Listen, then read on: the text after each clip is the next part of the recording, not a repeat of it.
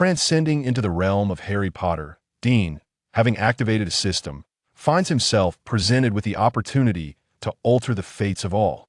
Upon his enrollment, Dean navigates the delicate balance between light and darkness, assuming the guise of a mysterious wanderer as he traverses the hidden corners of Hogwarts, delving into the arcane secrets of the wizarding world. On a serene morning in mid-July, a gentle rain had bestowed an unusual coolness upon London amidst the summer heat. Golden sunlight filtered through the gaps in the curtains, illuminating the furrowed brow of a raven-haired youth still lost in slumber. The door to the small bedroom creaked open, and a petite blonde girl, appearing no older than 4 or 5, tiptoed inside. She cast a furtive glance at the slumbering boy before pouncing upon him, her laughter ringing like silver bells. "Brother, it's time to wake up.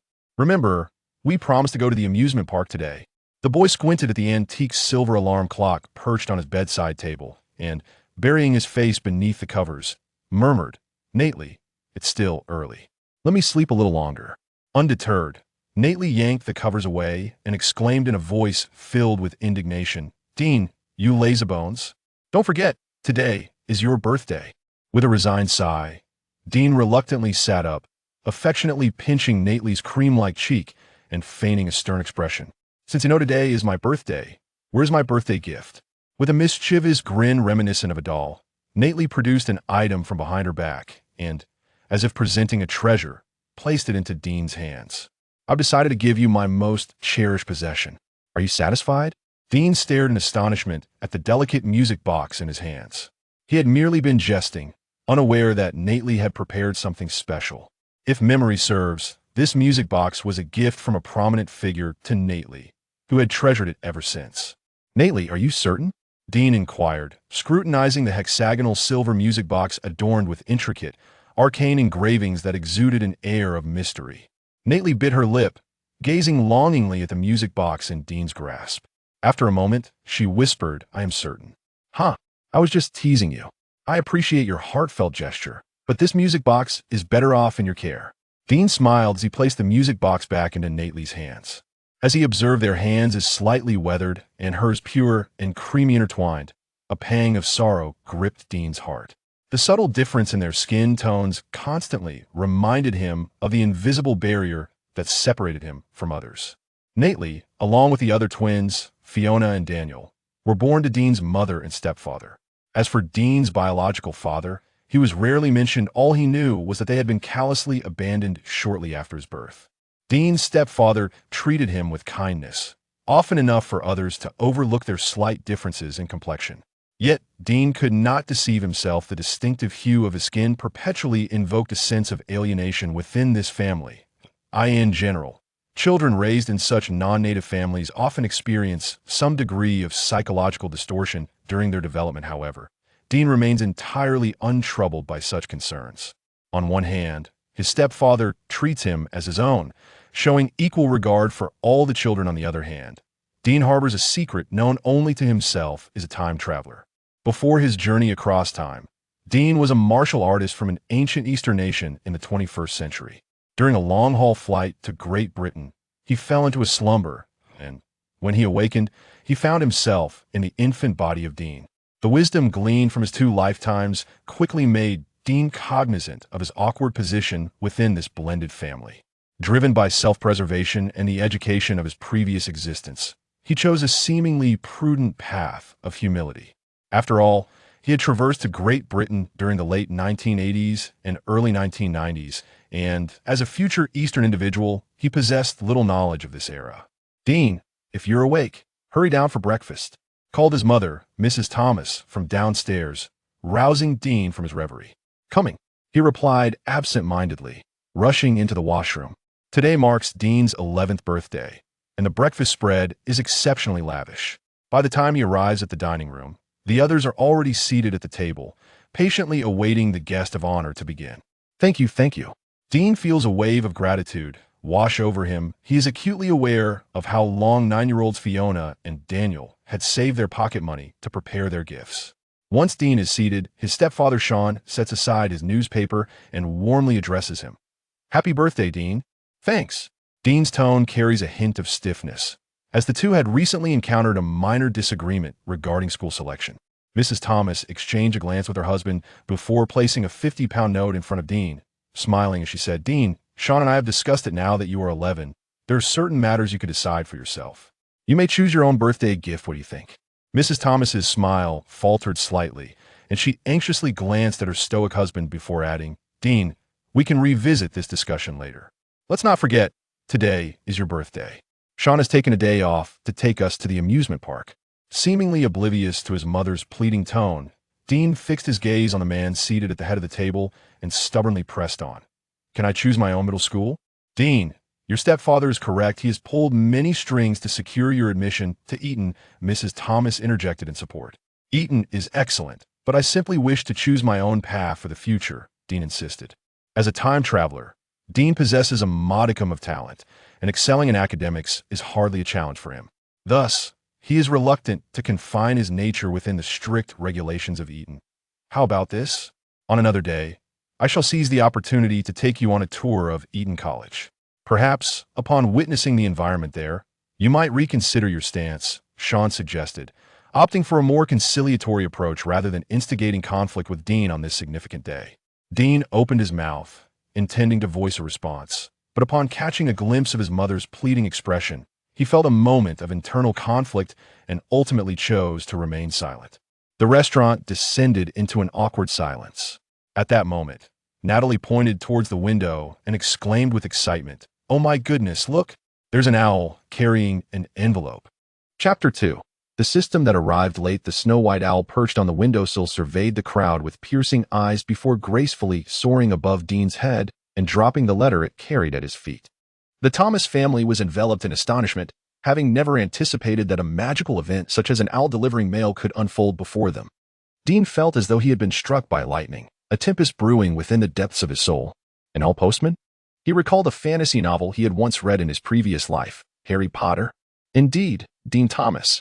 It finally dawned on him why his name felt so familiar. Was he not one of Harry's dormitory mates at Hogwarts? Could it be that he had crossed over into the magical realm of Harry Potter? Dean's spirits soared at the realization. However, he remembered that in the original narrative, he was depicted as a person of African descent. Perhaps due to the transmigration of his soul, his appearance in this world had subtly altered, transforming him into a vibrant individual with a healthy, wheat-toned complexion typical of East Asian descent.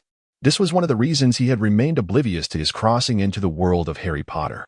Bending down, Dean picked up the slightly yellowed, unstamped envelope, upon which was inscribed in emerald green ink, 58, Gibbons Road, Newham District, Mr. Dean Thomas, by the dining table. Upon seeing the Hogwarts crest, a sound like a chime, which felt surreal, resonated in his mind as a translucent panel unfurled before him.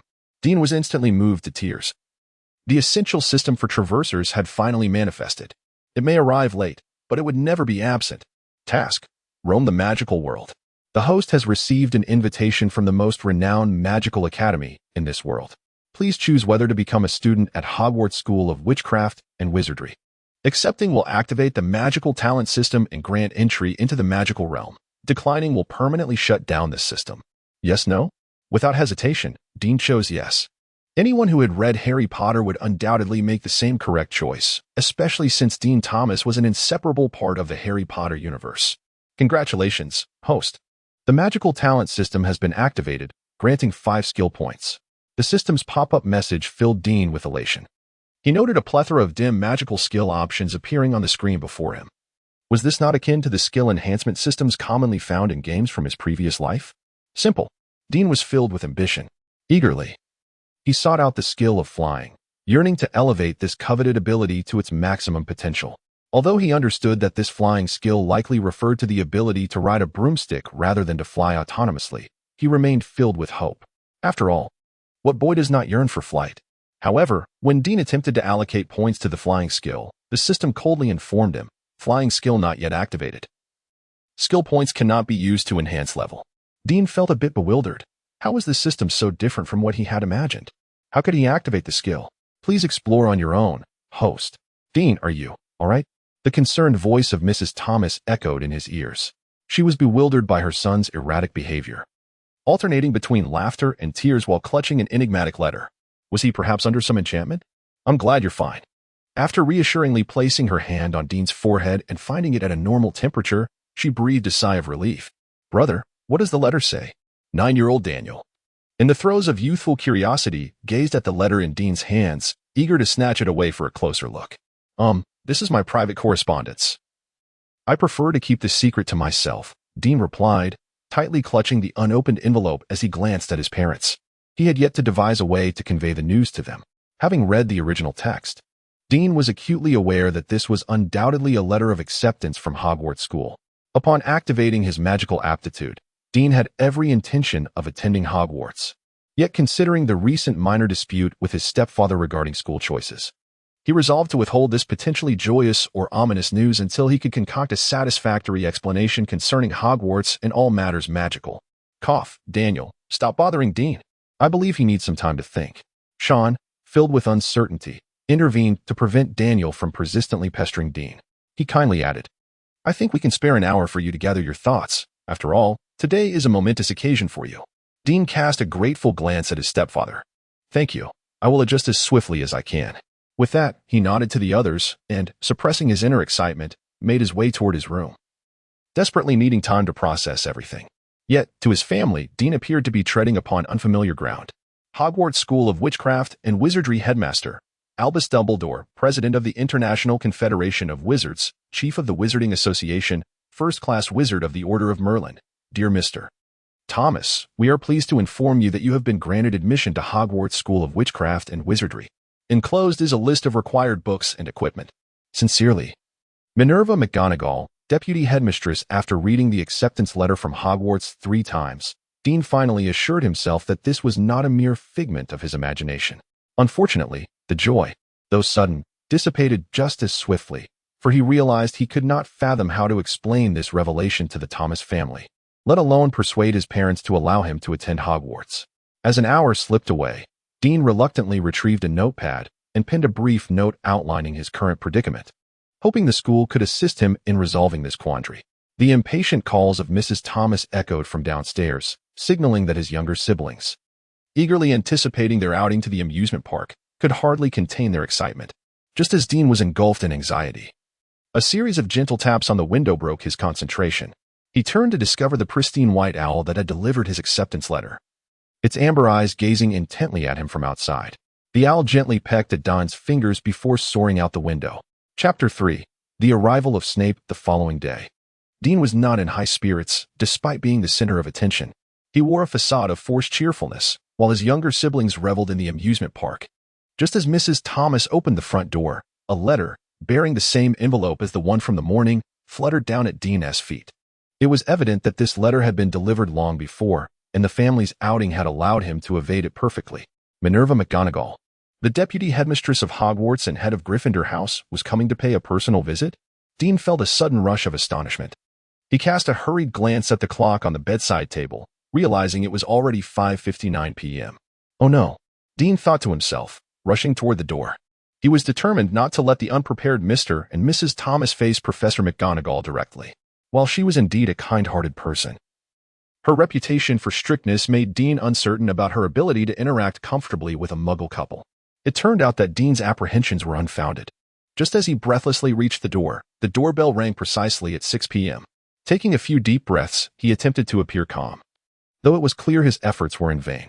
Upon opening the door, Dean was taken aback to find not Professor McGonagall standing before him, but rather a middle-aged man clad in a black cloak, with greasy black hair, a hooked nose, and sallow skin. Dean's heart raced. He instantly recognized the figure as Severus Snape, the head of Slytherin House. This must be a mistake. Wasn't it supposed to be Professor McGonagall visiting? How could it possibly be Snape? Those familiar with the original text knew that, no matter how severe McGonagall might be, she was infinitely easier to deal with than Snape. Dean's mind raced as he recalled the sections of the original story concerning Snape, desperately seeking a way to interact amicably with him. Unfortunately, he found himself at a complete loss. Swallowing hard under Snape's piercing gaze, Dean felt as if he were being scrutinized. At that moment, a system notification flashed before his eyes, detected host under the influence of legilimency, skill activated. Dean was taken aback. Could this truly be the method to activate magical skills? Was it necessary to endure a corresponding magical attack? Did that imply that if he wished to master the 3 unforgivable curses not taught at Hogwarts, he would have to experience each one firsthand? Panic set in. He did not believe he could survive the killing curse like the fated Harry Potter. The notion that one could only grow stronger through suffering was daunting. Knowing his ultimate fate, would Snape still make the same choices as in the original story? Could this alter the very course of history in the magical world? Realizing he had inadvertently stumbled into a significant predicament, Dean hastily quelled his spiraling thoughts, attempting to clear his mind. Sadly, for an apprentice wizard unacquainted with the art of mental shielding, this proved an impossible task. Meanwhile, across from Dean, Severus Snape felt a twinge of discontent. Under normal circumstances, Snape would be in his abode at Spinner's Inn concocting potions at this hour. Regrettably, just as he had completed a vial of stamina potion and was about to assess its quality, his enthusiasm was abruptly shattered by the unexpected arrival of an owl. Professor Minerva McGonagall, who had intended to visit the Thomas family, was hindered by a matter of greater importance and thus requested Snape to undertake the task on her behalf. One can easily imagine Snape's unwillingness and ire at that moment, akin to a sumptuous feast being abruptly overturned before him. Suppressing his discomfort, Snape forced himself to stand at the threshold of the Thomas residence, reluctantly ringing the doorbell. The door was opened by a tall, slender boy with yellowish skin, who, according to McGonagall's letter, was none other than the troubled Dean Thomas. Upon laying his eyes on the boy's youthful visage, Snape momentarily faltered, his typically composed demeanor suddenly beset by agitation. In an uncharacteristic impulse, Snape found himself casting legilimency upon Dean. Such an action was nearly unheard of from the usually self-possessed Snape. Had Dean been privy to the inner turmoil plaguing Snape's mind, he would have erupted into laughter, realizing that his previous anxieties were unfounded. At that moment, Dean was filled with resentment towards Snape, epitomizing the most unpopular professor in the original narrative, who had the audacity to employ legilimency on a student yet to enroll. Noticing the blend of fear and resentment in Dean's gaze, Snape offered a self-deprecating smile and felt compelled to justify his impulsive action. It seems you possess an extraordinary gift for language. Dean, taken aback, found himself momentarily perplexed by Snape's statement. Snape did not anticipate that a wizarding apprentice yet to formally enter Hogwarts would grasp his insinuation, and he fixed his gaze on Dean, affirming, "Dean Thomas? Why, yes. May I ask who you are?" Dean stammered. At this moment, he still could not fathom why Snape remained so composed after witnessing the revelation, but since the professor had not broached the earlier incident, Dean was content to play the fool. "I am here at Professor McGonagall's behest to assist you with a minor predicament regarding your enrollment," Snape stated, deliberately adopting a stern expression as he curled his lip. I hope you can explain everything regarding Hogwarts and the magical realm to my parents and persuade them to allow me to attend," Dean quickly replied. He had no desire to linger in Snape's presence any longer. "Dean, who is it?" Just then, noticing Dean had taken an unusually long time to open the door, the Thomas couple appeared behind him. Snape's gaze drifted past Dean, resting longer on Mrs. Thomas. As Dean pondered this curiosity, he was astounded to witness Snape raise his wand towards the Thomas couple. Chapter 4: The Punishment of Impulse Confounding the Senses. Before Dean could intervene, Snape languidly waved his wand, instantly rendering the Thomases' gazes vacant. For a fleeting moment, Dean fervently wished that Snape had cast the spell upon him, for then he could activate yet another magical skill. "What have you done to them?" Dean demanded, clenching his fists. It was evident that Snape had no intention of providing an explanation. Instead, he preferred to resolve matters with magic as he did now. Despite the knowledge that he stood before Hogwarts' most feared professor, Dean remained undeterred. He would not allow anyone to harm the Thomas family. Perhaps Snape regarded Dean as no threat. Yet Dean was certain that he could see Snape's wand before the next spell was cast. Let us not forget that Dean was a time traveler, and his martial skills honed in his previous life were still impeccable. Just ask the local ruffians in this neighborhood, and they would attest to the profundity of their impressions of Dean's prowess. "It's merely a confundish charm. I believe you should have no trouble learning it at Hogwarts," Snape remarked, turning to leave without even entering the door. In their minds, they considered Hogwarts to be a prestigious institution on par with Eton, and they would not impede your progress further. After taking a few steps, Snape paused to add, "You will not be obstructed any longer." Dean, however, appeared oblivious to his words, for just then, the system presented him with a new task, Snape's trust. The notoriously stern and unapproachable Professor Snape seems to have taken a liking to you. Seize this opportunity to earn his trust. Reward: randomly select one of Snape's skills. Activate the corresponding skill in the magical talent system. and receive 3 skill points. Upon encountering this task, Dean could hardly refrain from cursing. What kind of absurd system was this? It was clearly stirring the pot. He would much prefer to keep his distance from Snape, yet here he was, compelled to approach him. Just as Dean was about to angrily dismiss the system, he paused, realizing that the system could not possibly issue a task devoid of meaning. He noticed the phrase, "seize the opportunity" within the task description. Was it suggesting that he had a chance to fulfill this task at this very moment? With this thought, a bold idea took shape in Dean's mind.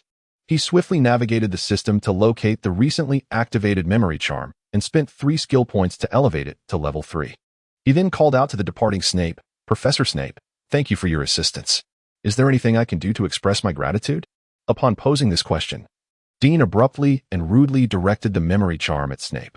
In Dean's imagination, once he posed this inquiry, Snape would instinctively contemplate the most pressing matters in need of assistance, thus providing a clue to win Snape's trust.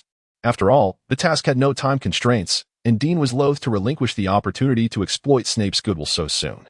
Dean was acutely aware that Snape was an exceptional occlumens. Even one as formidable as Voldemort could not casually penetrate his thoughts. Yet, he could not resist the temptation to gamble, betting on the notion that Snape would not be perpetually employing his mental defenses.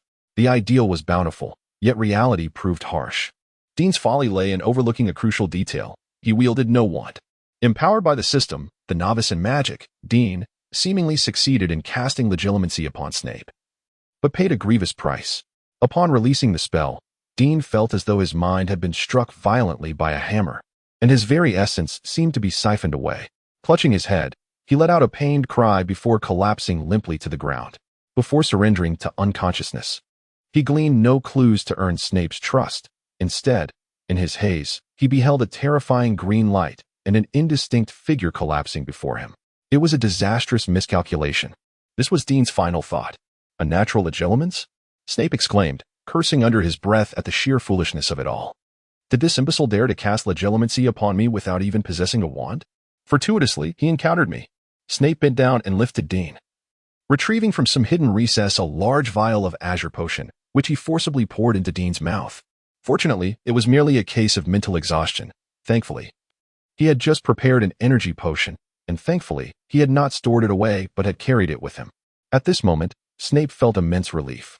As Dean's complexion gradually regained its color, Snape couldn't help but smirk in derision. What a pity.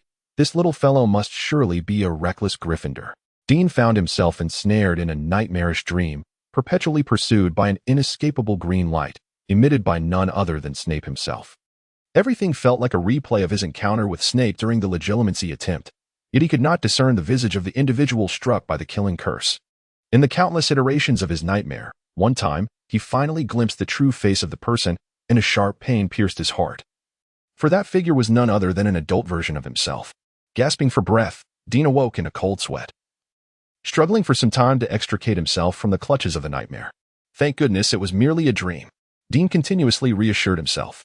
After all, in the original narrative, until Snape met his demise at the hands of Nagini, he had little to no interaction with Dean, who was indeed one of the survivors of the Second Wizarding War. Thus, it must have been nothing more than a vivid nightmare. It was all Snape's fault. How could he even contemplate using the killing curse at that time? Dean unhesitatingly cast the blame upon Snape. Observing the dawn creeping upon the horizon, he wondered if the events of the previous night had frightened anyone else. With this thought, unease settled within Dean. He now comprehended the grave error he had made the night before, recklessly wielding magic that had inflicted considerable harm upon his body. After a night of rest, Dean still felt a piercing pain in his brain, as if it had been steeped in sulfuric acid for an entire night. While his body felt as though it had been mercilessly trampled by a prehistoric beast, every bone seemingly crushed. Before him, a system notification flickered erratically. The host recklessly employed a spell beyond his physical capacity, resulting in magical depletion. He was currently in a state of mental exhaustion and could not utilize spells until his mental faculties were restored. Dean felt a wave of dismay. Could he truly be the unluckiest traveler in history? For a moment, he was disheartened and instinctively scrolled through the system interface, hoping to discover a remedy for his mental fatigue. When he noticed that the task of gaining Snape's trust was inexplicably marked as completed, he was suddenly overwhelmed with elation. This unexpected delight left Dean perplexed. From any perspective, there had been no clues or opportunities indicating the task's completion. Could it be that the system had malfunctioned? Shaking his head, he dismissed the ludicrous notion. Regardless, securing the system's rewards was the priority at hand. Chapter 5. Fortune or Misfortune. Dean eagerly opened the lottery interface. His heart set on acquiring the skill of occlumency from Snape. This particular skill was uniquely advantageous, as it could not be wielded against him by others, indicating that through the current channels of activating magical talents, he was destined to remain unable to learn it. Furthermore, for Dean, who possessed foresight into the future, mastering occlumency was imperative to circumvent the potential for further spoilers. Should Voldemort, who would soon rise again, unearth his secret, Dean would be compelled to confront the most notorious dark wizard in history. As Dean indulged in these musings, the lottery concluded, and instead of the coveted occlumency, he received a passive skill, Potion Mastery. Potion Mastery significantly enhances the success rate and quality of potion brewing for the host. This revelation left Dean in a state of ambivalence. Was he truly favored by fortune or cursed by misfortune? Undoubtedly, Potion Mastery was a formidable skill, arguably one of the best he could have drawn from Snape, considering Snape's reputation as one of the greatest potion masters in the original narrative. The most valuable aspect of Potion Mastery lay in its passive nature, unlike active spells such as Legilimency, which required additional points for activation. This skill functioned seamlessly without consuming any skill points. However, the dilemma resided in Dean's complete lack of knowledge regarding potion brewing, coupled with his inability to discover a method to learn it. As such, this skill remained a tantalizing but ultimately unutilized treasure within the system. After experiencing a whirlwind of emotions, Dean instinctively perused the system, hoping to find a shortcut. To his surprise, he uncovered a quest at the very bottom of the task list that he had not noticed before. Main quest, Salvation. The quest entailed rescuing Sirius Black, Dobby, Dumbledore, Snape, Fred, Lupin, Tonks, Moody, Cedric, and others. This world was rife with regrets and individuals who should not have perished, and the goal was to alter their fates and spare them from death. The reward was a random skill from the corresponding character, a friendship level of 100, and an additional 10 skill points. Note: this quest is a chain quest, requiring the host to save at least one person who ought not to die each academic year. Failure to do so would result in the quest being suspended. Upon discovering this task, Dean felt an overwhelming sense of relief. Perhaps this was the very purpose of his transmigration into this world. He vaguely recalled how the deaths of beloved characters in the Harry Potter universe left readers in deep sorrow, and Dean was no exception. Yet, his excitement was short-lived, as a frown soon replaced his smile. He could not fathom who he might save in his first academic year. Would it be Professor Quirrell, possessed by Voldemort? Dean harbored serious doubts about whether Quirrell would be considered by the system as someone who ought not to perish. In the ensuing days, a tranquil calm enveloped the household, leaving one to ponder how Severus Snape navigated the chaos of that night. The other members of the Thomas family remained unusually silent, refraining from troubling Dean with inquiries about school choices, and no one broached the events of that fateful evening. Even when Dean tentatively mentioned Hogwarts, it elicited no reaction, as though everyone had tacitly accepted the inevitability of his enrollment at the esteemed institution. Following the incidents of that night, Dean came to a profound realization. While magic is indeed a formidable force, it is not an omnipotent one. He could not guarantee that he would not encounter future situations in which magic would be rendered ineffective, especially as the coming years promised to be among the most perilous for the wizarding world. Thus, it became imperative for him to cultivate abilities that would allow him to safeguard himself without reliance on magic. Fortunately, Dean had been a proficient martial artist before his transference, and he continued to practice diligently in this new life. Thanks to his exceptional physical prowess, even as a minor, he found himself nearing the peak of his former abilities. He resolved to prioritize the mastery of martial skills, dedicating substantial time each day to rigorous training. After all, while magic has a system to support it, martial prowess must be honed through personal effort. Dean was steadfast in his determination to excel in both magic and martial arts, to grasp both disciplines with equal vigor. After several days of repose, Dean's physical condition gradually returned to normal. However, the label of mental exhaustion in his system remained, indicating that he was still unable to wield spells. This predicament filled him with anxiety, as he yearned to escape this frustrating state of being able to see but not partake. Moreover, he felt utterly lost regarding how to complete the rescue mission for his first academic year. Up until now, apart from Snape, he had not engaged with anyone else from the magical realm. With just over a month remaining until the 1st of September, he was reluctant to wait until then to immerse himself in the wizarding world. He desired more time to fulfill his rescue mission. Once his physical state was fully restored, even while still enduring mental exhaustion, Dean resolved to find ways to engage with the magical community. He considered a trip to Diagon Alley to procure necessary school supplies as the best excuse he could conceive. After a day of contemplation, on a weekend morning at the end of July, Dean penned a letter requesting the Wizarding World to send someone to escort him, a Hogwarts newcomer from the Muggle realm, to Diagon Alley for shopping. In a moment of whimsy, he addressed the envelope to Professor Snape of Hogwarts School of Witchcraft and Wizardry. It was only after completing the recipient's name that Dean realized he had made a blunder. He lacked an owl to deliver the letter. The Wizarding World is indeed wondrous. For just as Dean succumbed to frustration, an unexpectedly petite owl appeared at his window. "Dean, I think it would be best if you came down for a moment." Dean responded weakly, "All right." "My dear, you do not look well," remarked Mrs. Thomas, her voice laced with concern as she observed Dean's unsteady descent down the stairs. "Perhaps I did not sleep well last night," Dean offered, deflecting her worry with a casual remark. "Indeed, there is someone at the door seeking you. Though I have never seen him before, so I kindly ask him to wait outside," Mrs. Thomas said somewhat sheepishly. Dean, upon hearing this, felt a surge of curiosity. How could it be that his mother did not invite the guest inside? This was certainly contrary to the usual hospitality displayed by the Thomas family. Who could be seeking him? Could it possibly be Snape? No, that was out of the question. Dean swiftly dismissed his own conjecture. It had been less than 2 hours since he had sent the letter that morning, and he believed that even in the Wizarding World, an owl could not possibly deliver a letter to Snape so swiftly. However, Dean was soon to discover that he had underestimated the wonders of the magical realm, for indeed, it was someone from the Wizarding World who had come to visit. Chapter 6. Mundungus. Dean encountered the individual he had been looking for outside the door. The person was a short, stout man with a scraggly beard, clad in a tattered coat, with short, crooked legs, and a wild mane of ginger hair. His swollen, bloodshot eyes exuded a potent stench of smoke and alcohol, rendering him reminiscent of a despondent, short-legged hound. Indeed, he bore a striking resemblance to the common vagrants of London's streets, perhaps appearing even more destitute. It was no wonder that Mrs. Thomas refrained from inviting him into her abode.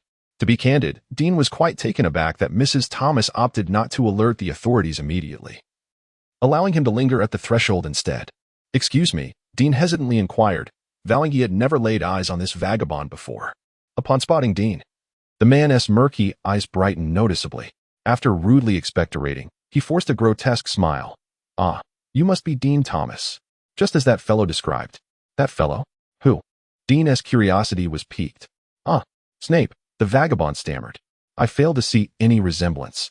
Dean scrutinized the man with suspicion. The vagabond's demeanor was exceedingly dubious. Had he not uttered Snape's name, Dean would have relished the opportunity to unleash his wrath upon him. I meant to say, you match his description perfectly." The vagabond, noticing Dean's clenched fists, chuckled nervously.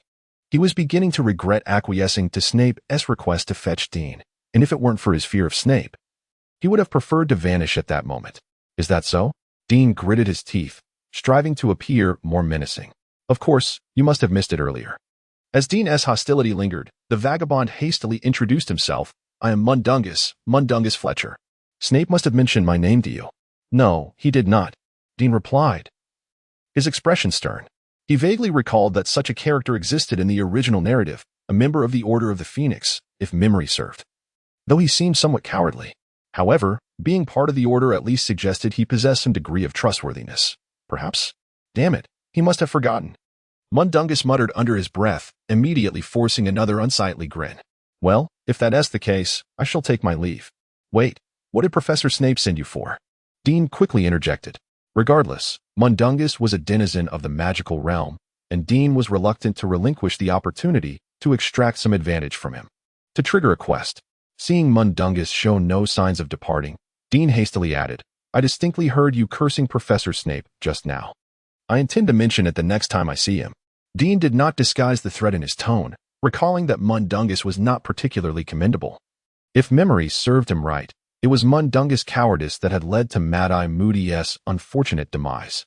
Upon receiving the rescue mission, Dean would certainly not treat Mundungus with any courtesy.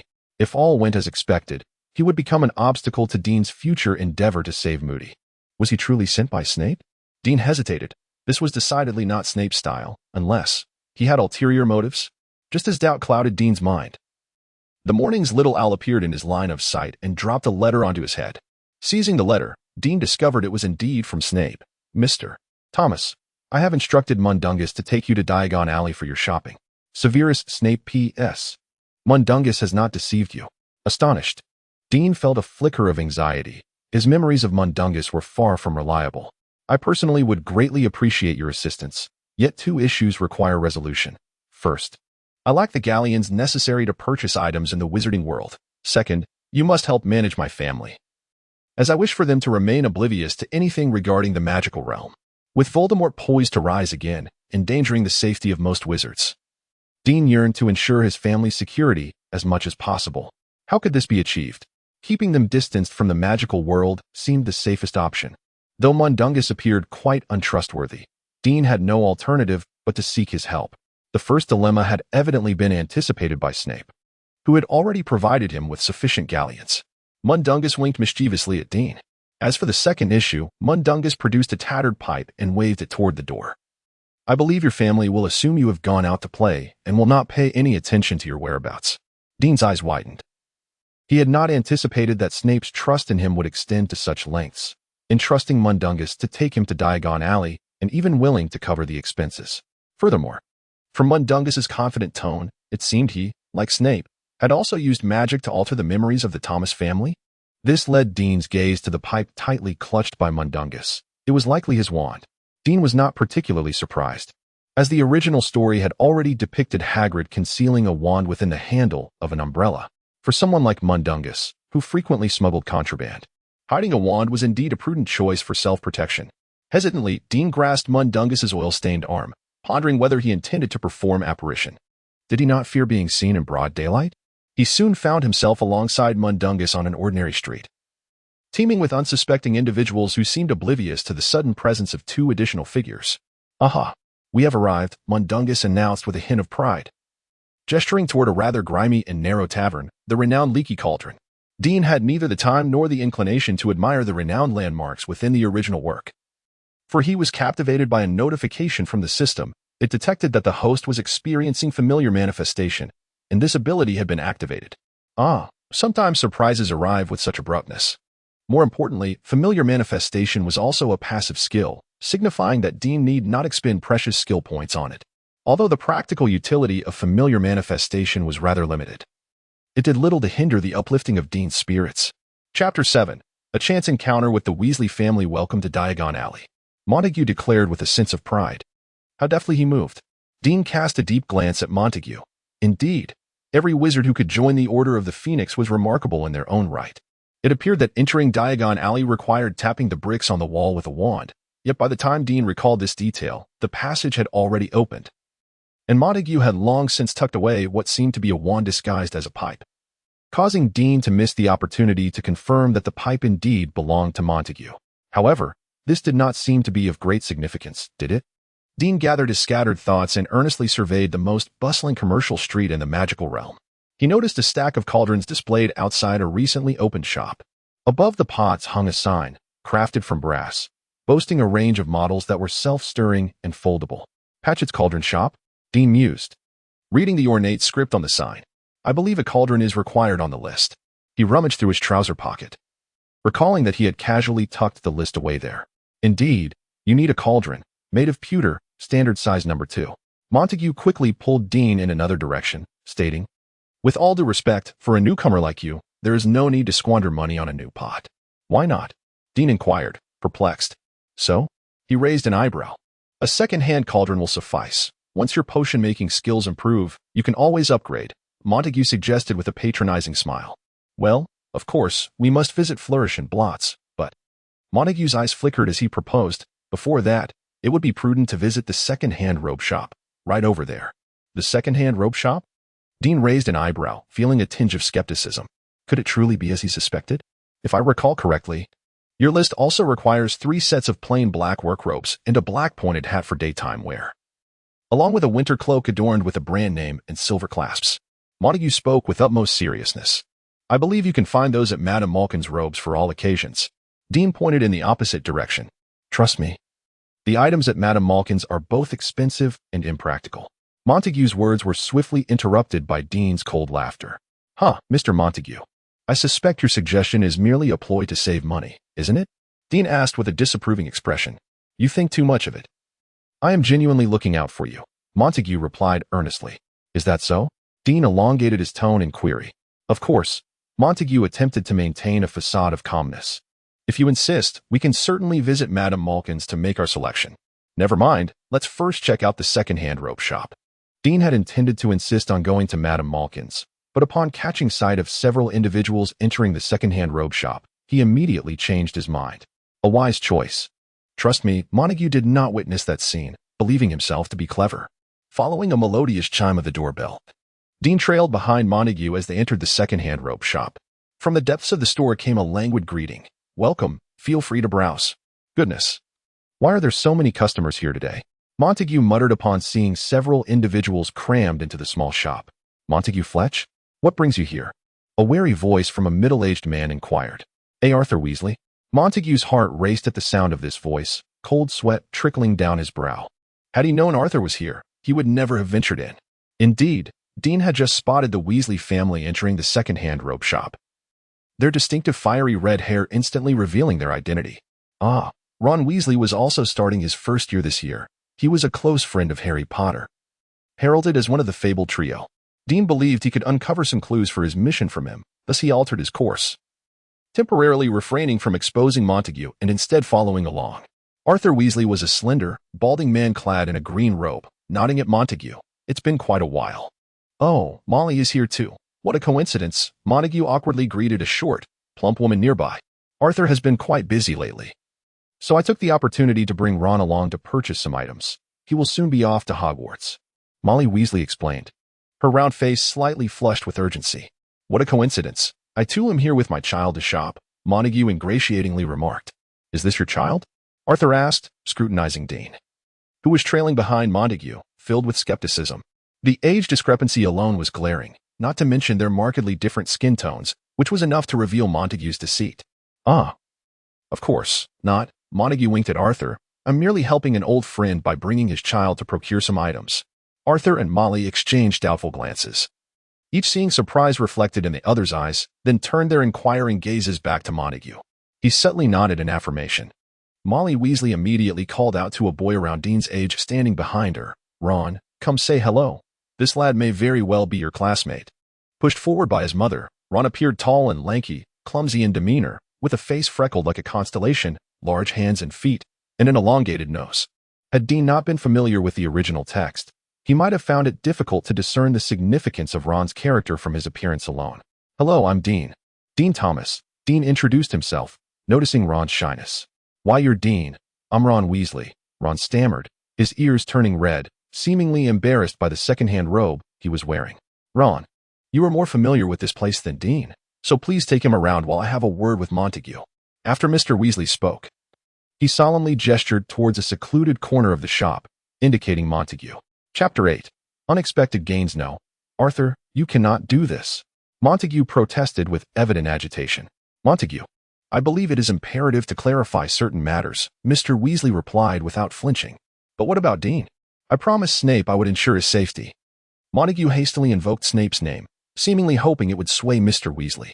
Then we must discuss this further. If necessary, I shall personally explain matters to Snape, Mr. Weasley asserted firmly. But Dean's safety. Montague attempted to make a desperate stand. I do not foresee any danger here, and moreover, Molly will assist in watching over them, Mr. Weasley declared, unyielding, as he wrapped an arm around Montague's neck, compelling him to venture deeper into the shop. Mrs. Weasley offered an apologetic smile to the shopkeeper, an elderly woman with silver hair reclining in a corner, before positioning herself centrally in the shop. This allowed her to keep an eye on Dean and Ron while inadvertently obstructing Dean's view of Montague. Dean glanced up at Mrs. Weasley, and through the shop's depths, he could faintly perceive Mr. Weasley and Montague engaged in a hushed conversation, occasionally gesturing towards him, clearly discussing matters pertaining to him. However, Dean was largely unfazed by this, directing most of his focus onto Ron. For just moments ago, the system had issued a new task related to Ron. Task: Ron's friendship. You have befriended Ron Weasley. As one of the oldest pure-blood families, the Weasley family is a rare gem within Gryffindor. Ron appears to possess some unique ability. Find a way to earn Ron's friendship and randomly acquire one of his special abilities. Dean was elated. He perceived no significant challenge in this task. Regardless of how remarkable Ron might become in the future, he was merely an 11-year-old child now, and forging a bond should not be difficult. Are you here to purchase robes as well? So am I, Dean declared with confidence, striving to convey an air of indifference towards second-hand goods, believing it might put his prospective roommate at ease. Ron, taken aback by Dean's enthusiastic selection of second-hand robes, widened his eyes in surprise. Dean, don't you think wearing second-hand robes for school is a bit embarrassing? Isn't it? Ron, I don't share that sentiment, Dean replied earnestly, gazing into Ron's eyes. These robes, though pre-owned, are not outdated in style, and they have been laundered thoroughly, hardly distinguishable from new. Really? Ron scrutinized the second-hand robe in his hands, noting the evident wear at the cuffs. Worn robes are quite normal, particularly at the cuffs and collar. In fact, even new robes will show signs of wear after a few uses. Dean maintained his composure, arguing his point resolutely. Well said, Dean, a voice sighed nearby. Though there was no one beside him, Dean suddenly looked up and scanned the room, only to find the shopkeeper smiling and nodding at him. Could it be that the shopkeeper has mistaken me for a pawn? Dean thought, feeling somewhat helpless. Out of courtesy, he returned the gesture with a slight bow, acknowledging the shopkeeper. Noticing the shopkeeper subtly gesturing towards a discreet corner near the entrance, Dean perceived the hint and called out to Ron, who was still dazed by his convoluted reasoning. Ron, with a careful selection, even second-hand goods can yield remarkable treasures, such as. Dean moved towards the corner indicated by the shopkeeper, and indeed, the second-hand robes here appeared considerably newer than those displayed prominently. Many had scarcely been worn more than twice before being put up for sale. Wow, Dean, you're truly impressive. These robes look almost brand new, Ron exclaimed as he joined him, his eyes sparkling with admiration. By now, Ron had already picked out 3 well-fitting black robes. Dean felt fortunate that the Weasley couple had only brought Ron to Diagon Alley today. Had his astute brothers, especially those troublesome twins, been present, his task would have been significantly more challenging. Dean, aren't you going to select a couple for yourself? Ron noticed that Dean had come away empty-handed while he had secured the latest robes. Feeling a bit embarrassed, he added, I could share one with you. Ron offered one of his newly acquired robes to Dean, their sizes being quite similar. No, I believe this one will suffice, Dean said, quickly grabbing a robe from the bottom of the rack to deflect Ron's generous offer. Your taste is impeccable, Ron remarked after scrutinizing the robe in Dean's hands with admiration. Oh, just lucky, I suppose, Dean replied, bemused, as he had not expected to randomly select such an almost pristine robe. The material was peculiar, at first glance. It appeared black, but upon closer inspection, it revealed a subtle, deep silver sheen. Most astonishingly, the robe fit him perfectly, as if it had been tailored specifically for him. Dean suspected that not only would Madame Malkin's shop be impressed, but even the finest ready-to-wear shops would consider this robe a masterpiece. He wondered which foolishly affluent individual had discarded such a gem in a second-hand store, inadvertently allowing him to make this serendipitous find. Ron, our attire is of little consequence. Kindness, sincerity, and authenticity are what truly matter. Genuine strength emanates from within. Dean calmly folded the extraordinary robe and tucked it under his arm, deliberately shifting the conversation. However, I believe you are aware that many exceptionally powerful wizards do not necessarily hail from affluent backgrounds, yet that does not diminish their greatness. Dean felt a twinge of regret, for his understanding of the wizarding world was somewhat limited, had he been more knowledgeable. Providing a few examples at that moment would have been far more persuasive. However, observing the excitement gradually building on Ron's face, Dean realized that this level of encouragement was already sufficient. You are right, Dean. Wearing second-hand robes is not our fault, Ron exclaimed fervently, shaking his fist in enthusiasm. I suddenly believe that perhaps I can change my circumstances through my own efforts. Trust me, you will succeed, Ron. For you are about to attend the most prestigious school of magic in the world, Hogwarts. Dean quickly seized the moment to affirm. He had a strong intuition that Ron's journey was nearing its pivotal point. What abilities could he potentially gain from Ron? The anticipation was truly thrilling. Chapter 9. The disheartening reward indeed. My brothers have produced a student council president, a Quidditch team captain, and a prefect. I shall not be inferior to them. Ron's face flushed with pride. In terms of lineage, you are certainly remarkable, Dean encouraged. If the future remains unchanged, Ron would become the Gryffindor prefect in his 5th year. But unfortunately, Dean could not disclose this to him at present. Lineage? Dean, You wouldn't. Ron perceptively detected a hint of envy in Dean's tone and cautiously inquired. Indeed, I hail from a Muggle family, Dean candidly admitted with a shrug, not considering it a source of shame. He believed that Ron's character would not lead him to discriminate against him. Rather, it was more likely to earn Ron's trust. After all, Hermione Granger, one of the trio, and Ron's future wife, also came from Muggle origins. Regardless of any inherent correlation, Dean felt that Ron subconsciously harbored a favorable disposition towards wizards of Muggle descent. I'm sorry, I didn't know. Ron timidly apologized, which indeed confirmed Dean's suspicion. There is no need to apologize. I do not perceive any disgrace in being of Muggle lineage, Dean reassured him.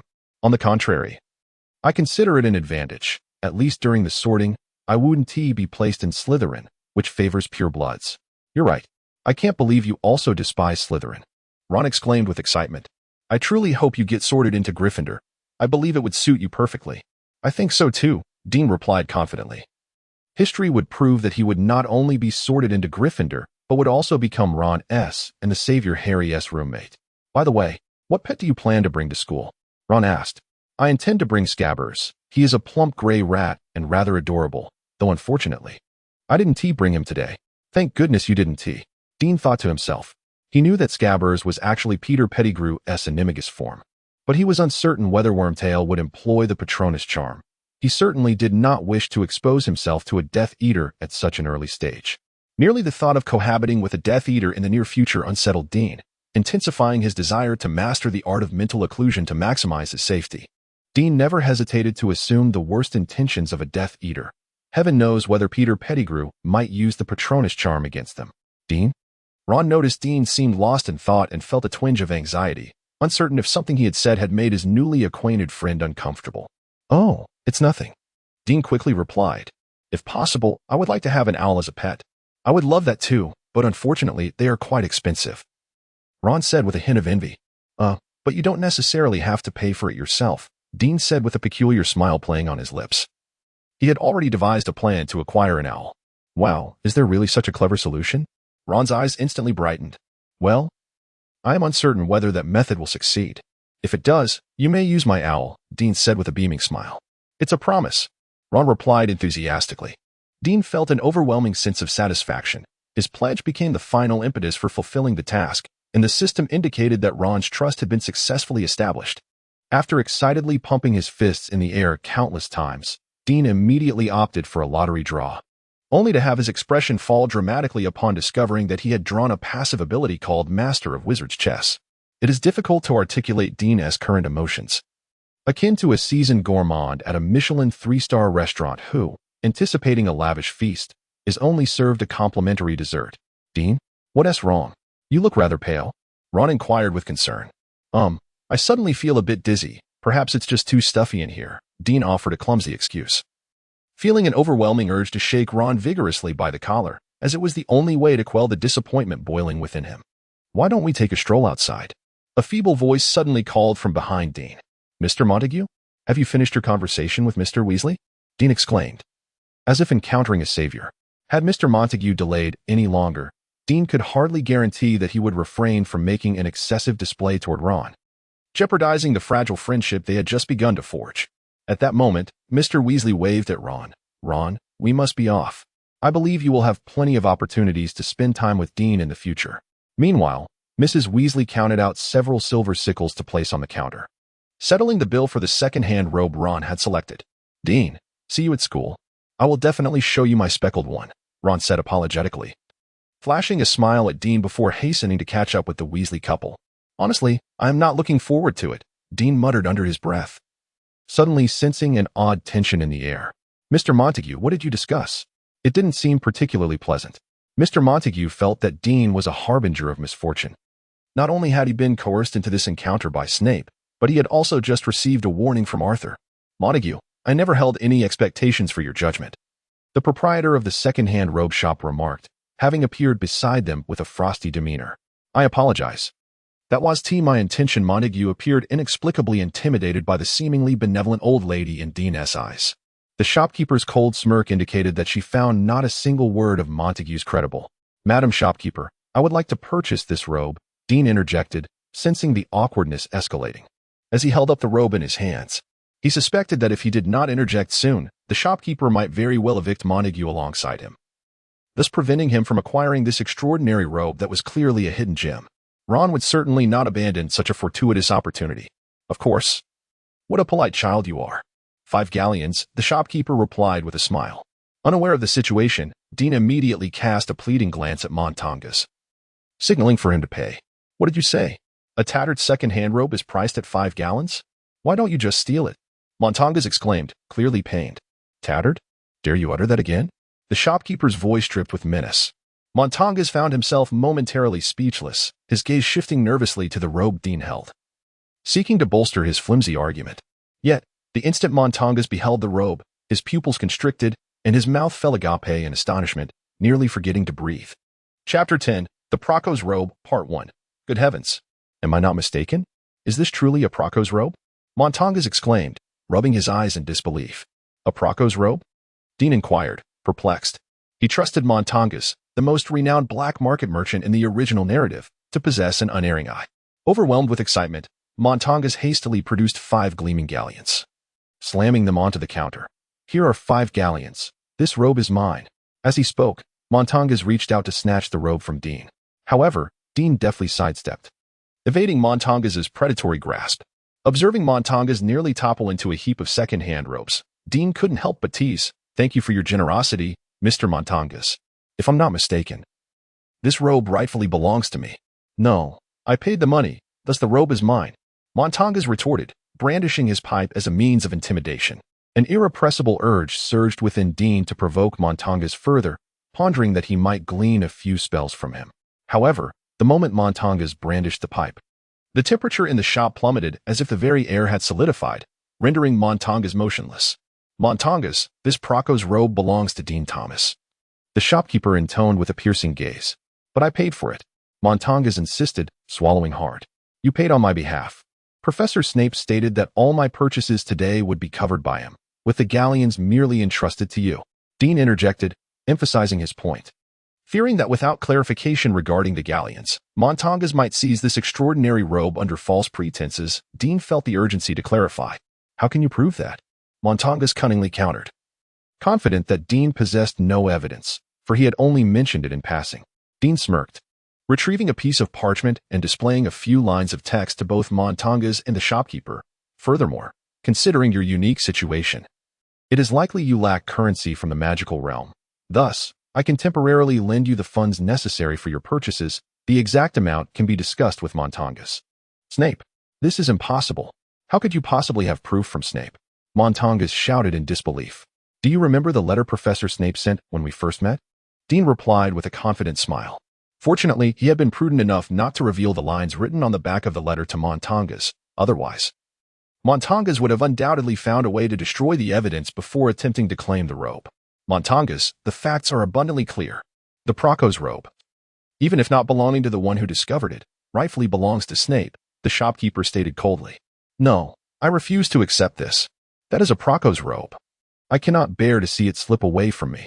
Montangus brandished a handful of galleons, his demeanor one of despair as he shouted towards the shopkeeper, "Mrs. Grafus, I am willing to pay 5-fold, no, 10-fold the price for that robe.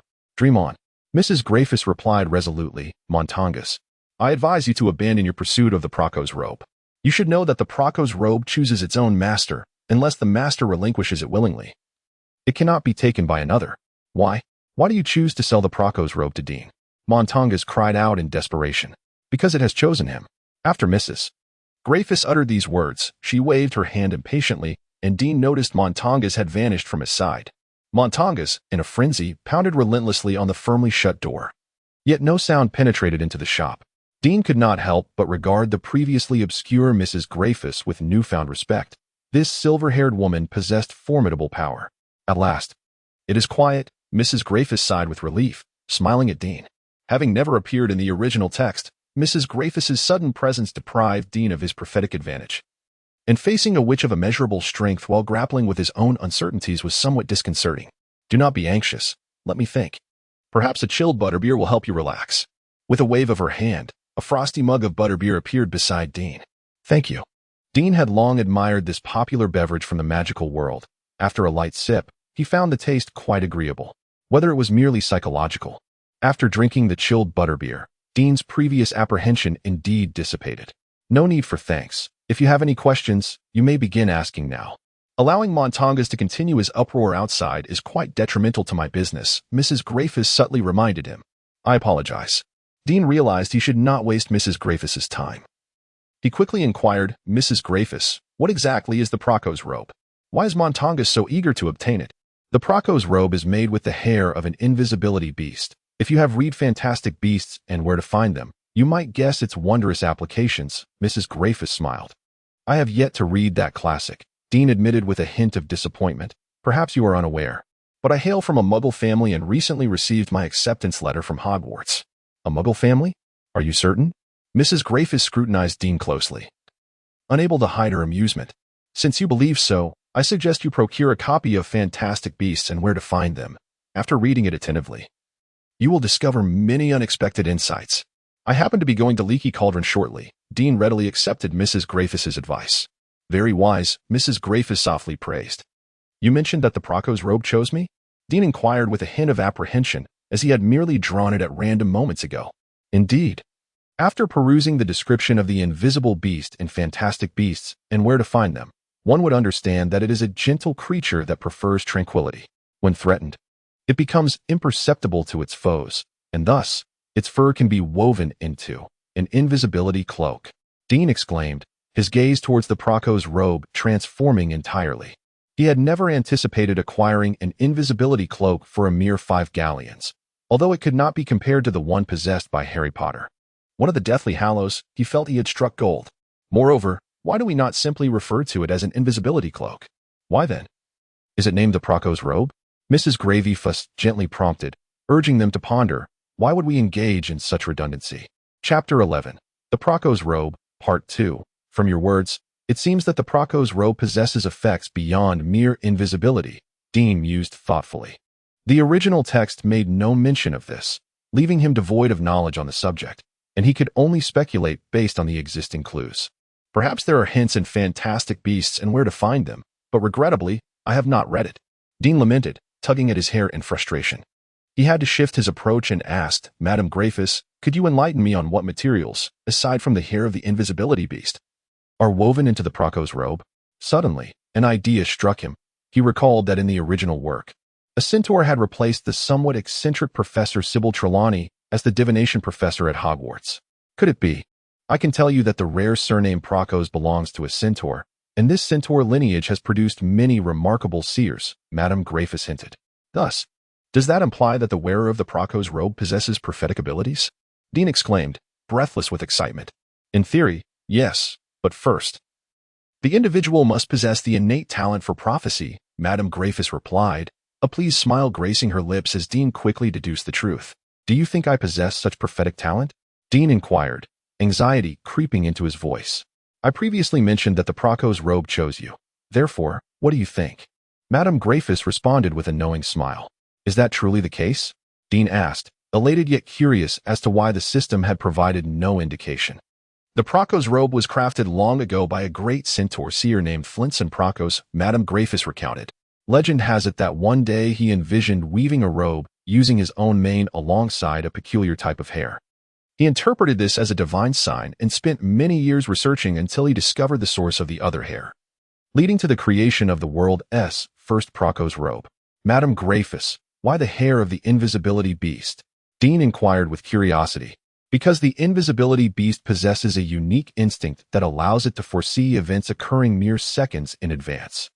This instinct grants the invisibility beast the ability to avert calamity and attract fortune, Madame Greyfus explained. Given the wondrous nature of the Procos robe, why hasn't it gained wider recognition? Dean questioned, perplexed. Observing Montangas's unscrupulous actions to procure the Procos robe, Dean speculated that its quantity must be exceedingly limited. Firstly, the invisibility beast is now an endangered species and quite difficult to find. Secondly, proud centaurs are seldom inclined to part with their mane. And lastly, those endowed with prophetic talent are exceedingly rare, Madame Greyfus lamented, shaking her head. In fact, very few Procos robes exist today, with the most renowned belonging to the seer Cassandra Trelawney. After her passing, it was passed down as a family heirloom, though it seems Sybil has misplaced it. Dean found himself lost in thought as he pondered. Cassandra Trelawney was hailed as a true prophet, but could her prophetic abilities be attributed to the Praco's robe? Was the inconsistency of Sybil Trelawney's prophecies a result of her losing the Praco's robe? It was indeed perplexing that Professor Trelawney could misplace such a precious family heirloom. Dean couldn't help but express his disbelief. Well, to be precise, it was that dark wizard, whose name must not be spoken, that seized the Trelawney family's Praco's robe, Mrs. Grathos corrected with a smile. Upon hearing this, Dean felt the Praco's robe in his hands become unbearably hot. He understood the weight of possessing such a treasure, especially now that the unscrupulous Montangus was aware of its presence in his possession. Fear not. I can assure you that this Praco's robe was certainly not acquired from the dark wizard. Mrs. Grathos consoled him half-jokingly upon noticing his concern. Yet, even if it bore no relation to the one in the dark wizard's possession, Mr. Montangus had already learned of the robe's existence with me, and I am certain he remains undeterred. It is difficult to guarantee that he won't divulge this information to others, Dean lamented. Mrs. Grathos suggested. Why not don the Praco's robe and experience its wonders firsthand? Ah, you are right. At least I need not worry about Mr. Montangus seizing it from me. Dean readily draped the Praco's robe over his garments. The moment he wore the robe, a chilling sensation coursed through him, only to be swiftly replaced by an astonishing occurrence. The chill vanished almost instantly, and the robe itself became invisible. This is simply incredible, Dean exclaimed, feeling the robe's presence, yet unable to see it with his eyes. How do you find it? Now you comprehend the marvel of the Praco's robe. As long as you do not speak of it, no one will know you are wearing it. They cannot see it, nor can they touch it. The most wondrous aspect is that if you wish, or if you find yourself in peril, the robe can render you invisible as well, Mrs. Grathos elaborated. Akin to an artist proudly showcasing their finest work. Then how can the prophetic powers of the Praco's robe be activated? Dean inquired further. I am not entirely certain myself, as I lack any prophetic talent, so you may need to explore this on your own. However, I have heard a rumor that the higher the prophetic gift of the wearer, the farther into the future they can foresee.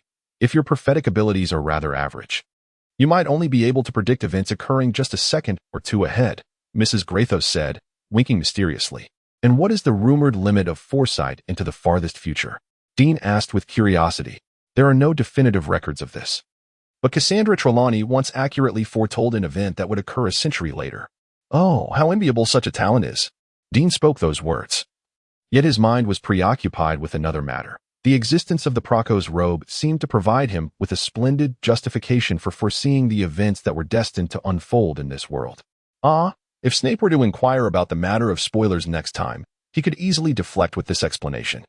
For he was certain that Snape had no knowledge of when the Praco's robe had come into his possession. Chapter 12. The Unmasking What? You claim you returned the Praco's robe to Mrs. Grathos? Montangus marveled incredulously in a hushed tone. What is so remarkable about that? After she regaled me with tales of the robe's miraculous qualities, was relinquishing it not the wisest choice? Dean casually explained while selecting textbooks from the list. I exchanged that very robe for 3 ordinary ones, hence sparing you any extra expense. At this moment, Dean had bid farewell to Mrs. Grathos and departed the second-hand robe shop, now accompanying Montangus to Lehan bookstore. As it was still early before the start of term, the bookstore was nearly devoid of patrons. To sidestep unnecessary complications, Dean uttered a benign falsehood, claiming the Praco's robe was too burdensome and thus had been returned to Mrs. Grathos. To further obscure his actions when leaving the second-hand shop, he had selected 3 robes which Mrs. Grathos kindly did not charge him for. You are truly a fool. Those 3 second-hand robes are scarcely worth 5 galleons. Montangus lamented with exasperation. Humph, Snape, you certainly found a commendable ally. Dean's mention of Snape left Montangus feeling both irate and restrained. What a pity. Even if you cannot keep the Praco's robe for yourself, you could at least have given it to me. Montangus sulked, deftly steering the conversation away from Snape. It's too late for such discussions now. If you truly desire it, you may as well seek out Mrs. Grathos. I doubt she will find a new buyer for the Praco's robe anytime soon, Dean remarked nonchalantly, fully confident that Montangus would not dare approach Mrs. Grathos again. I am certain that old hag would never sell it to me. Montangus replied in resignation. That is your dilemma, Dean said lightly, adding a copy of Fantastic Beasts and Where to Find Them to the shopping basket. Wait, what book did you just pick up? Montangus inquired, his keen eyes narrowing. This, Fantastic Beasts and Where to Find Them. Is there a problem? Dean feigned innocence. He had initially hoped to blend this substantial tome with the textbooks for a single transaction, but he had not succeeded in deceiving Montangus. "This book is not on the list, and it is far too expensive," Montangus exclaimed. "I believe the money you saved by purchasing second-hand robes is sufficient to acquire this book," Dean countered with a smile. Hey. That is not how the accounts are settled."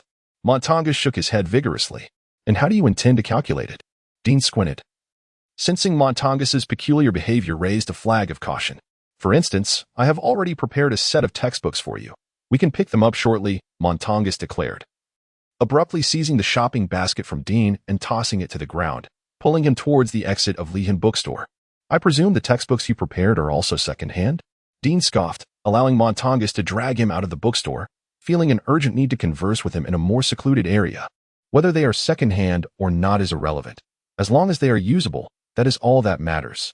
Montagues, in a fit of self-pity, lamented his earlier folly of attempting to deceive Dean into parting with the Praco's robe.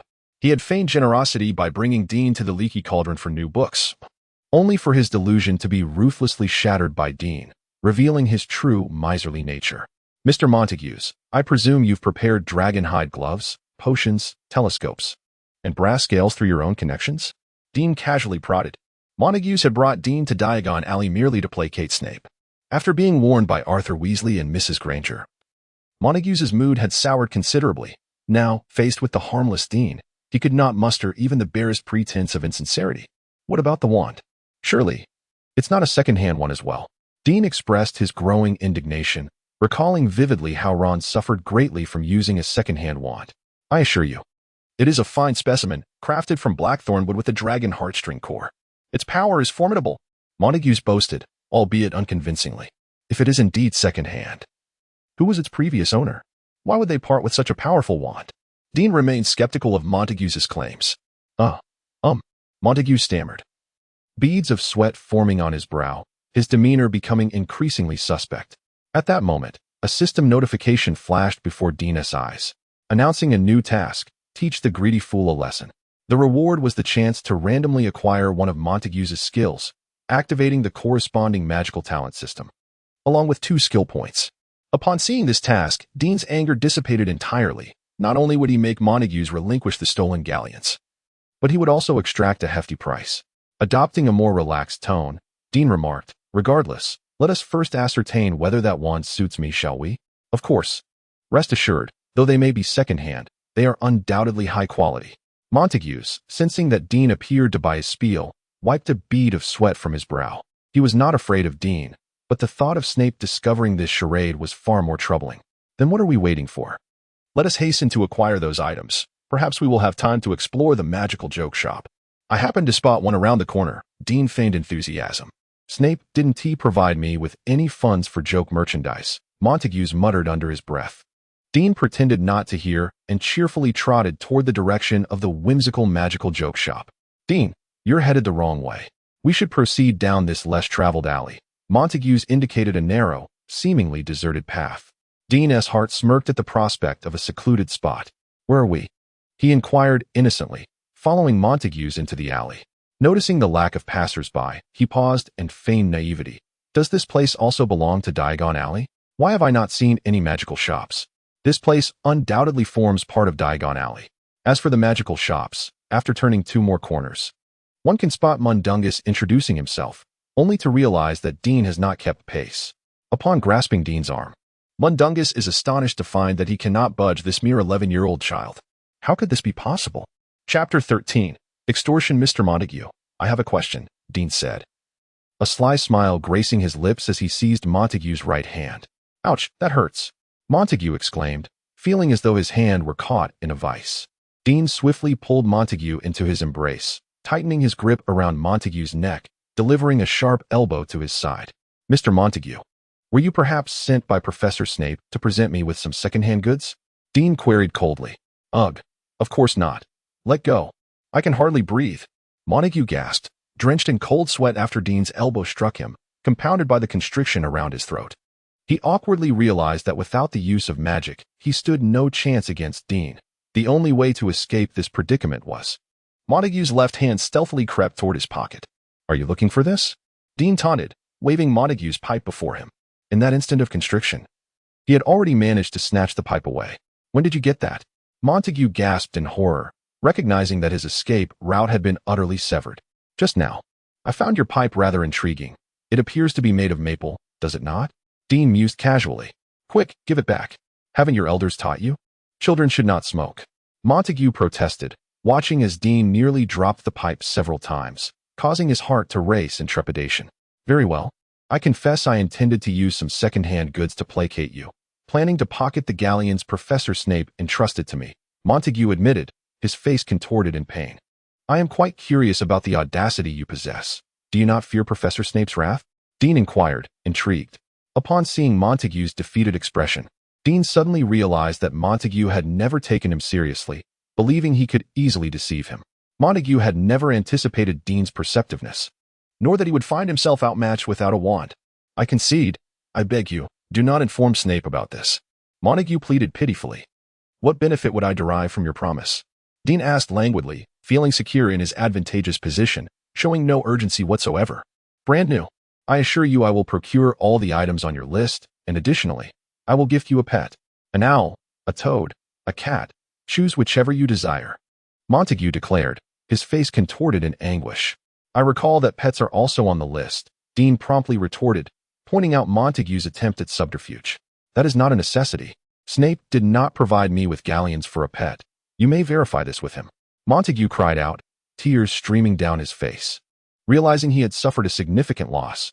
No, that is still insufficient, Dean replied, appearing far from satisfied. What more do you want? You are nearly exhausting all my resources. Montague lamented, his voice choked with emotion, clearly pained. You still want that wand you originally intended to give me, and you must not disclose what transpired today to anyone. Dean felt a twinge of regret. Had it not been for the first-year students being prohibited from bringing their own broomsticks, he would have surely extorted another Nimbus 2000 from Mundungus. In truth, Dean had already devised this scheme against Mundungus during his visit to the second-hand rope shop. He recalled from the original narrative that in his 7th year, he would be forced to leave Hogwarts in a state of wandering, and that his wand would be seized and broken by the hunting party, although Dean did not intend to repeat that fate. Preparing a wand in advance would not be a folly. You are far too greedy. You are nothing short of a devil.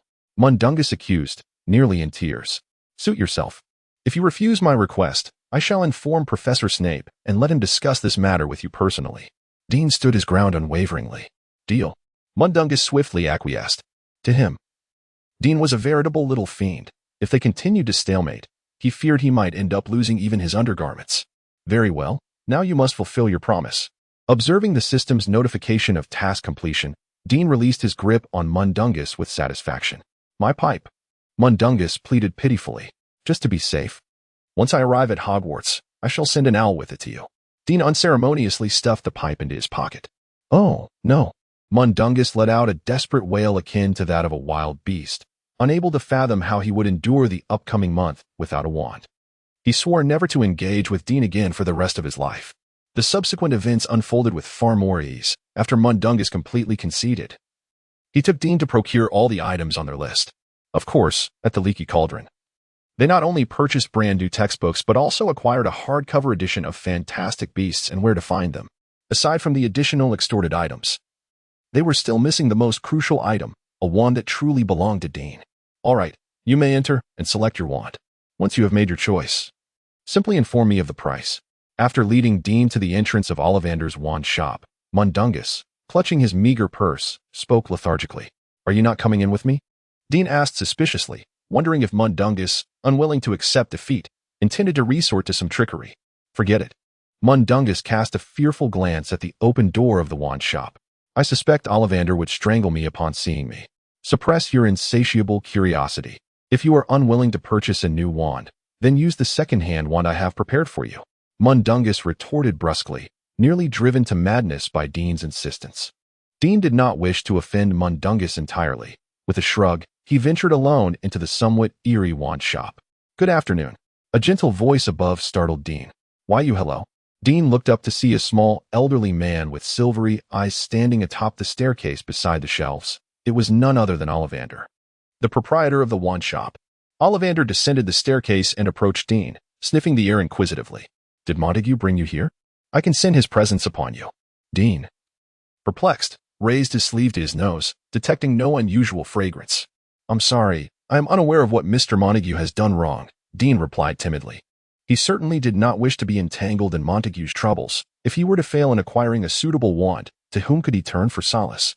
Chapter 14. Dean's Wand. Rest assured, my child, as long as you harbor no ill intentions towards the wand I have crafted, I shall not direct my ire at you. Ollivander reassured Dean, discerning the young man's apprehension. Upon hearing Ollivander's words, Dean began to understand. It seemed that Mundungus had taken the liberty of altering the wand purchased from Ollivander into the likeness of a pipe, thereby incurring the wandmaster's displeasure. At that moment, Ollivander produced a lengthy measuring tape adorned with silver markings. "Which arm will you wield the wand with?" he inquired. My right hand," Dean replied, extending his right arm. Ollivander promptly commenced taking Dean's measurements, first from shoulder to fingertips, then from wrist to elbow, shoulder to floor, knee to armpit, and finally, measuring the circumference of his head. "Considering your physique, I propose this wand, 13 inches, a combination of willow and unicorn hair, with remarkable flexibility." Ollivander retrieved a long box from the bottom shelf, extracting the wand within and presenting it to Dean. Tentatively, Dean waved it. Aside from the whoosh of the wand slicing through the air, it seemed nothing transpired. It appears ill-suited," Ollivander remarked, seemingly oblivious to the embarrassment etched on Dean's face. With a surprising agility for one of his years, he ascended a ladder to fetch another wand box from the top shelf. "Vine and hornhair antler. 12¼ inches, quite resilient. Give this one a try." However, an even more awkward incident unfolded. Scarcely had Dean grasped this wand when it inexplicably slipped from his grip, spiraling across the corner of the shop as if struck by a disarming spell. "Well, this is quite rare. It seems to be rejecting you," Ollivander mused, furrowing his brow. "Let me ponder. There might be another one that could suit you. Perhaps a combination of blackthorn and dragon heartstring?" Dean could not help but murmur to himself. Since Mundungus had procured this wand for him, he might as well seize the opportunity to consult the wand master. "Blackthorn? That is indeed an extraordinary choice, but are you certain?" Ollivander's eyes sparkled as he appraised Dean from head to toe. Is there a problem?" Dean inquired, feeling a twinge of anxiety. "My boy, tell me, do you aspire to become an Auror in the future?" Ollivander asked seriously.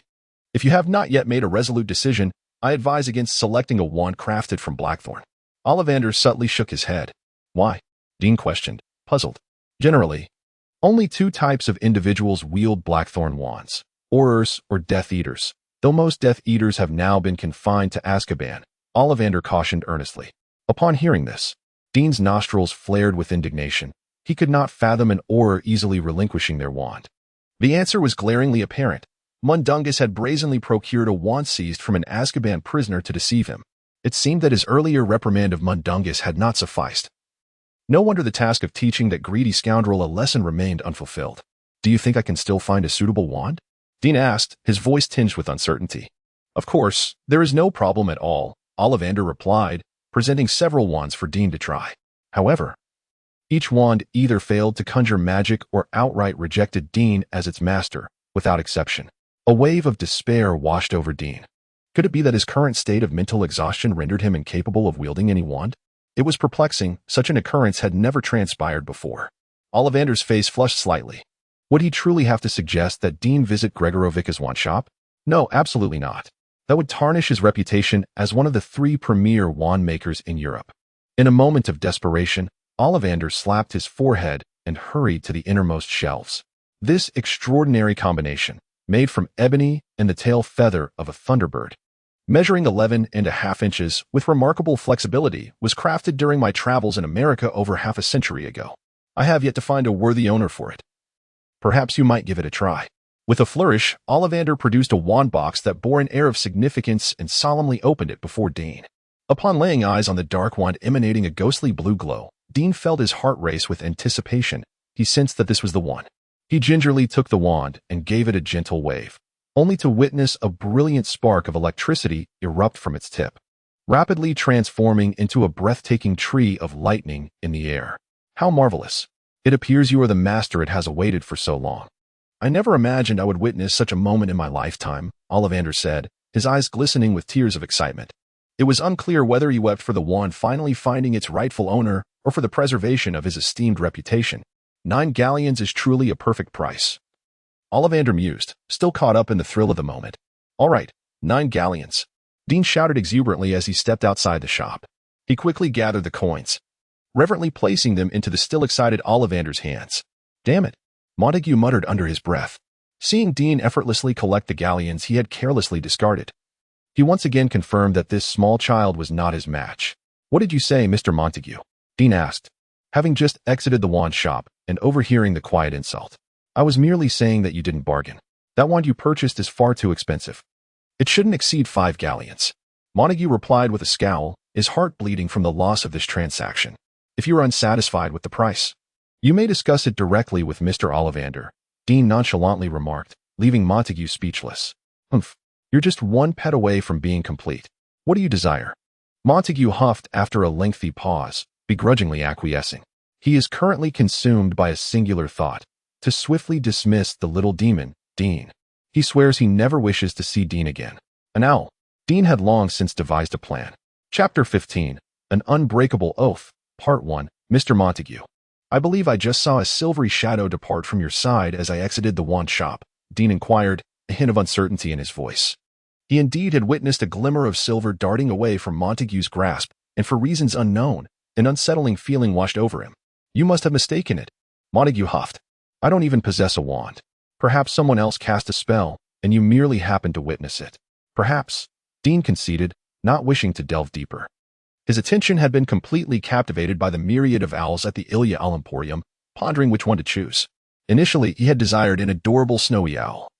But upon realizing that Harry would also own one, he dismissed the notion. Dean had yet to consider how to navigate his relationship with the future savior, especially since, according to the original narrative, they would become rivals in love.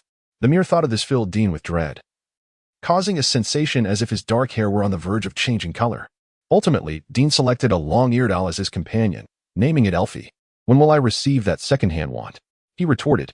You've already acquired a new wand. Montague gritted his teeth. What does that have to do with anything? Dean's smile belied his youthful appearance. Listen, kid, I advise you not to push your luck. If it weren't for Professor Snape. Montague growled. I'm merely leveraging Professor Snape's influence. What can you do about it? Dean replied, unperturbed. I can't shake the feeling that perhaps Snape's relationship with you isn't as solid as I imagined, Montague mused, a sudden realization dawning on him. That's not for you to decide, Dean countered, maintaining his composure. Even if Professor Snape is indifferent to our affairs, I suspect that if word got out about your intention to gift me a second-hand Blackthorn wand, you'd find yourself in quite a predicament. Dean deliberately emphasized the word Blackthorn. Kid, don't try to deceive me. No one would care about such matters. Montague blustered, though his bravado faltered. Is that so? Dean remarked, a cold smile gracing his lips as he pressed on. I believe the Aurors would be immensely intrigued to discover the identity of the wand's original owner. If they learned that the Death Eater they diligently captured was locked away in Azkaban while you had the audacity to sell his wand as a favor, they would undoubtedly be eager for a conversation with you. Montague's expression shifted dramatically as he stammered. How did you know? That old fool Ollivander told you. Didn't he? As Dean toyed with Montague's pipe wand, the threat was unmistakable. How dare you? Montague glared around anxiously, ensuring no one was watching before he lowered his voice, seething with rage. I was just contemplating a gift for Mr.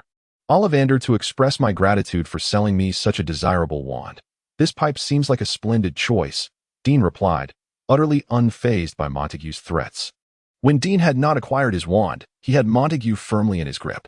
Now that he possessed his own wand, Montague was no longer a match for him. All right. I concede your victory once more. What more do you desire? Montague discerned Dean's intentions merely by observing his expression. I want that Blackthorn wand, Dean declared, lifting his chin defiantly. Very well. However, you must take a few more steps. It will take some time before you can obtain that wand. Montague appeared utterly resigned, his demeanor one of despondency. Yet, Dean failed to notice the flicker of delight that passed through Montague's eyes as he bowed his head. That is insufficient, Dean insisted. You. Montague adjusted his expression and glared at the insatiable Dean. I also desire a broomstick, the latest model, Dean said with a beaming smile. That is certainly feasible. But I seem to recall that first-year students at Hogwarts are not permitted to bring their own broomsticks, Montague cunningly reminded him. I am fully aware of that, which is why I request that you procure for me the latest broomstick when the need arises in the future. Initially, Dean intended to ask Montague to buy it for him next year, but upon recalling that the famed firebolt would not be released until the following year, he altered his request. Mr. Montague, let us agree on this. Once you procure the broomstick for me, I shall return your wand. Dean chuckled inwardly, fully aware of Montague's little scheme. Upon hearing this, Montague's expression fell. That is impossible. Without a wand, I can hardly survive until the promise can be fulfilled.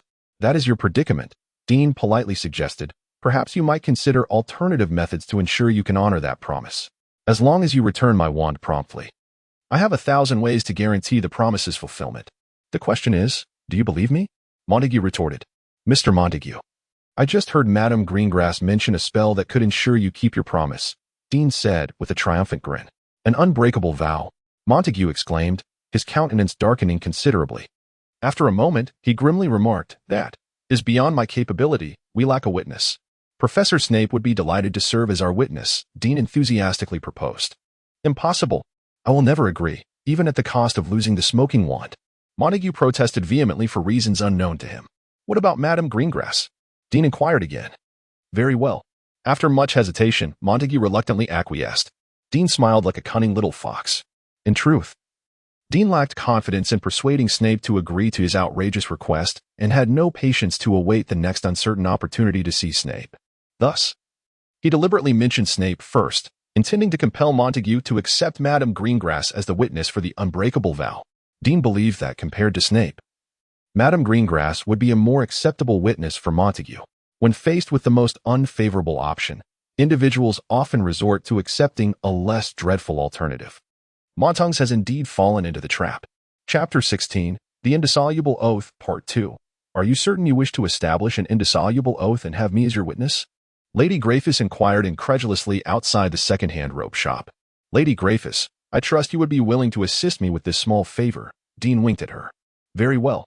With considerable reluctance, Lady Greyfus stepped aside, creating a narrow passage.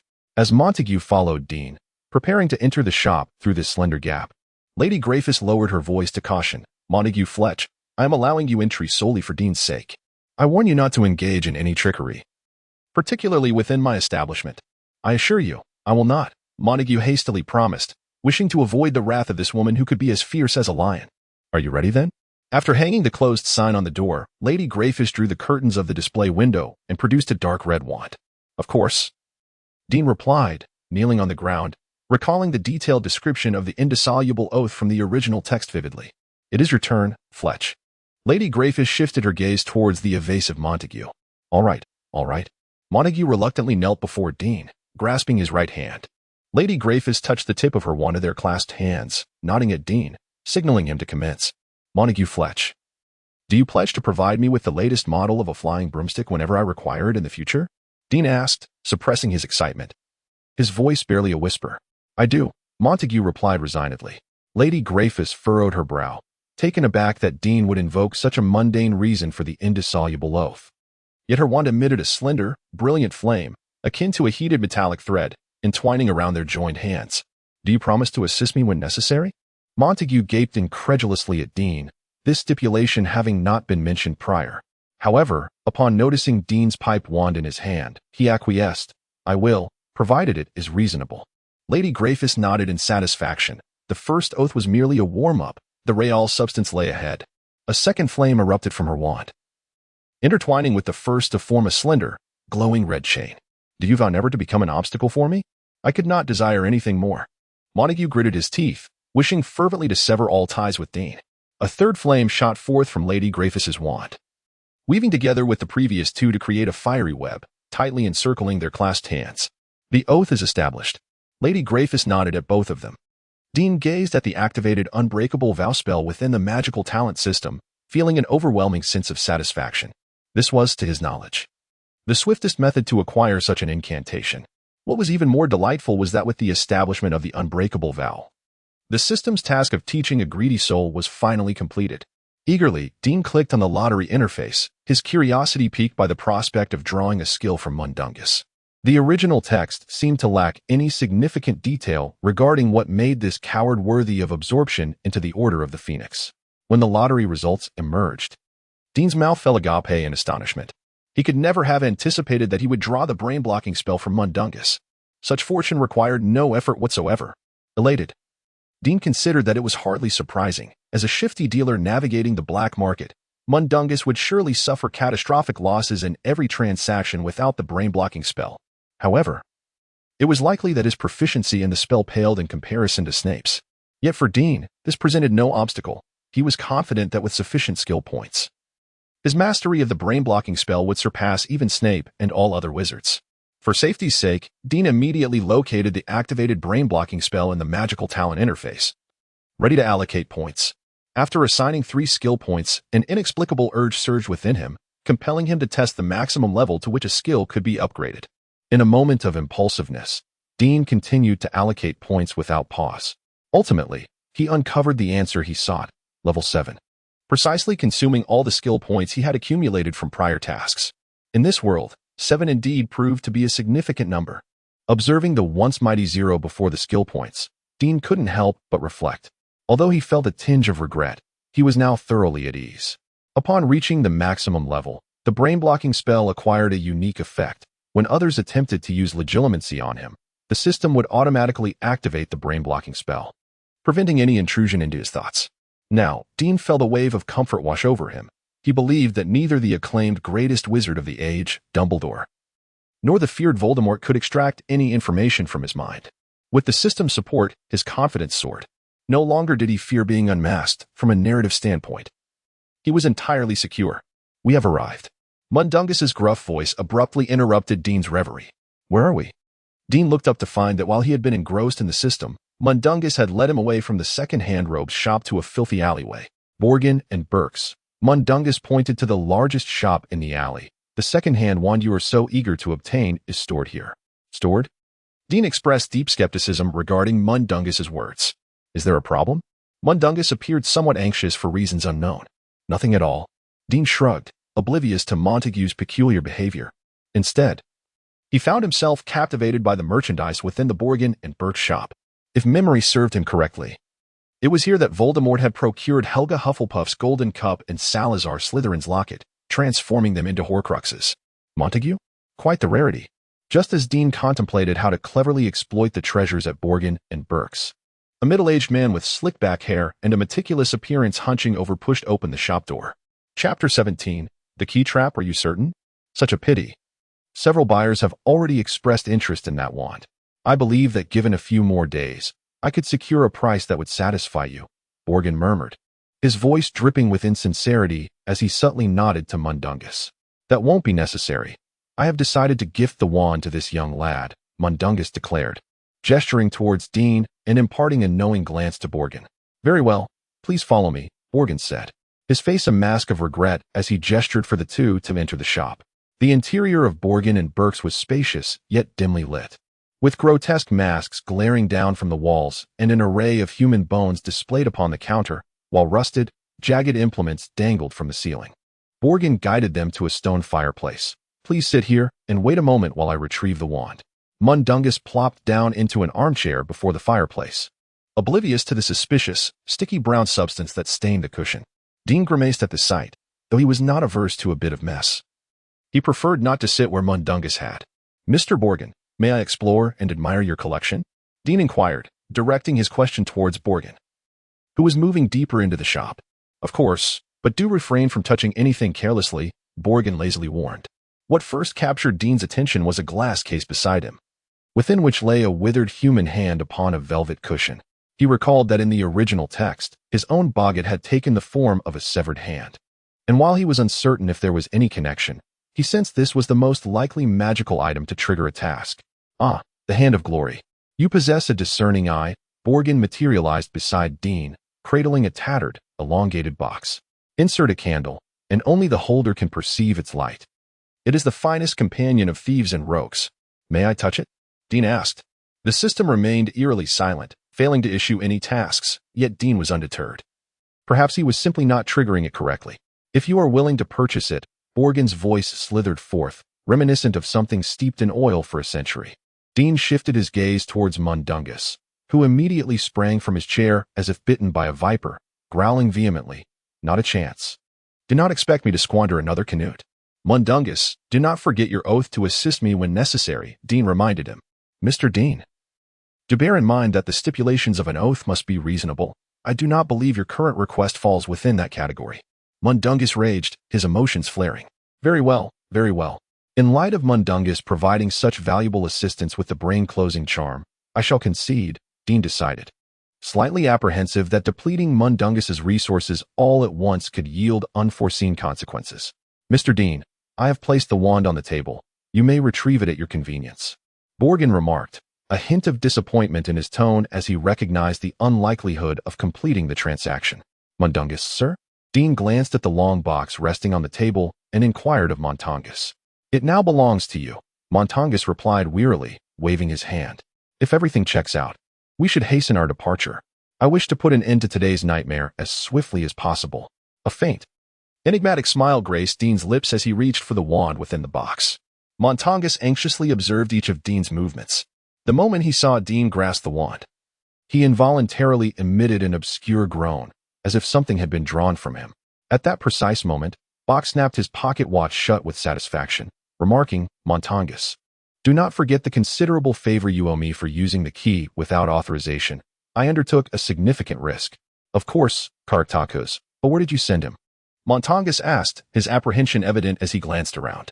Unless he had misplaced the wand, which had been temporarily transformed into a key. Bach shrugged, do not be so tense. How about a cup of coffee? Let us hope nothing goes awry, Mundungus said, taking a hearty gulp from his cup only to spit it out. Ugh, scalding. My old friend, what has come over you? Even if that lad's backing is formidable, it shouldn't instill such fear, Bach stated, eyeing the coffee stain that nearly splattered onto his prized possession. You do not understand. After I used the Patronus charm to communicate with you, I was compelled to forge an unbreakable vow with that boy. If anything were to happen to him, I fear. Mundungus suddenly covered his face, choking back tears. Had he known better, he would not have conspired with Bach to set this trap while Dean was selecting his wand. Mundungus, I cannot fathom what leverage he holds over you. Look at this, a seasoned merchant of the black market, completely outmaneuvered by a mere child. I cannot tell if you are the mad one or I am, Bach exclaimed, his mouth agape in disbelief at the absurdity of the situation. It seems you are indeed in quite the predicament. Why not simply use a memory charm on that boy? If one does not suffice, then employ two. Let him forget everything related to you. Bach's eyes sparkled with excitement, finding the situation rather amusing. It is settled then, Mundungus. I believe it is time for you to produce your wand, Bach reminded him. Chapter 18. Underhanded schemes cursed. Montague instinctively fumbled in his pocket, his smile abruptly freezing on his face as he recalled that his wand had been seized by Dean. Oh, I remember now. That wicked lad took your wand. Bach maliciously remarked, admitting his intentions were deliberate. Dear Caractacus, might I trouble you for a wand? Montague implored, his voice tinged with desperation. Certainly, but at a cost. However, I presume with your skills, casting without a wand should pose no issue? Bach feigned generosity after relishing Montague's predicament. Indeed, casting without a wand is feasible. Yet it will drain a significant amount of my magical energy, Montague lamented. After all, you've already managed to cast the Patronus charm without a wand, surely. A simple Confundus charm should not be too much to ask. Bach clearly hesitated to lend Montague his wand. True enough, Montague conceded helplessly, feeling a tinge of regret for having asked Bach for his wand. If Bach had agreed, Montague would have been left pondering the price he would need to pay. Being engaged in the black market, they were both acutely aware of each other's treachery. The time is nigh. If memory serves, he vanished from this very spot. If all goes well, he will reappear shortly in the same location. Bach raised his wand toward the place where Dean had been whisked away by the portkey. Gesturing to Montague, I can hardly contain my anticipation. Montague gritted his teeth, vowing to teach that scoundrel a lesson he would not soon forget. Before he could finish his sentence, a vortex materialized before him, resembling a gaping maw, and Dean was expelled from it. Confundus. Obliviate.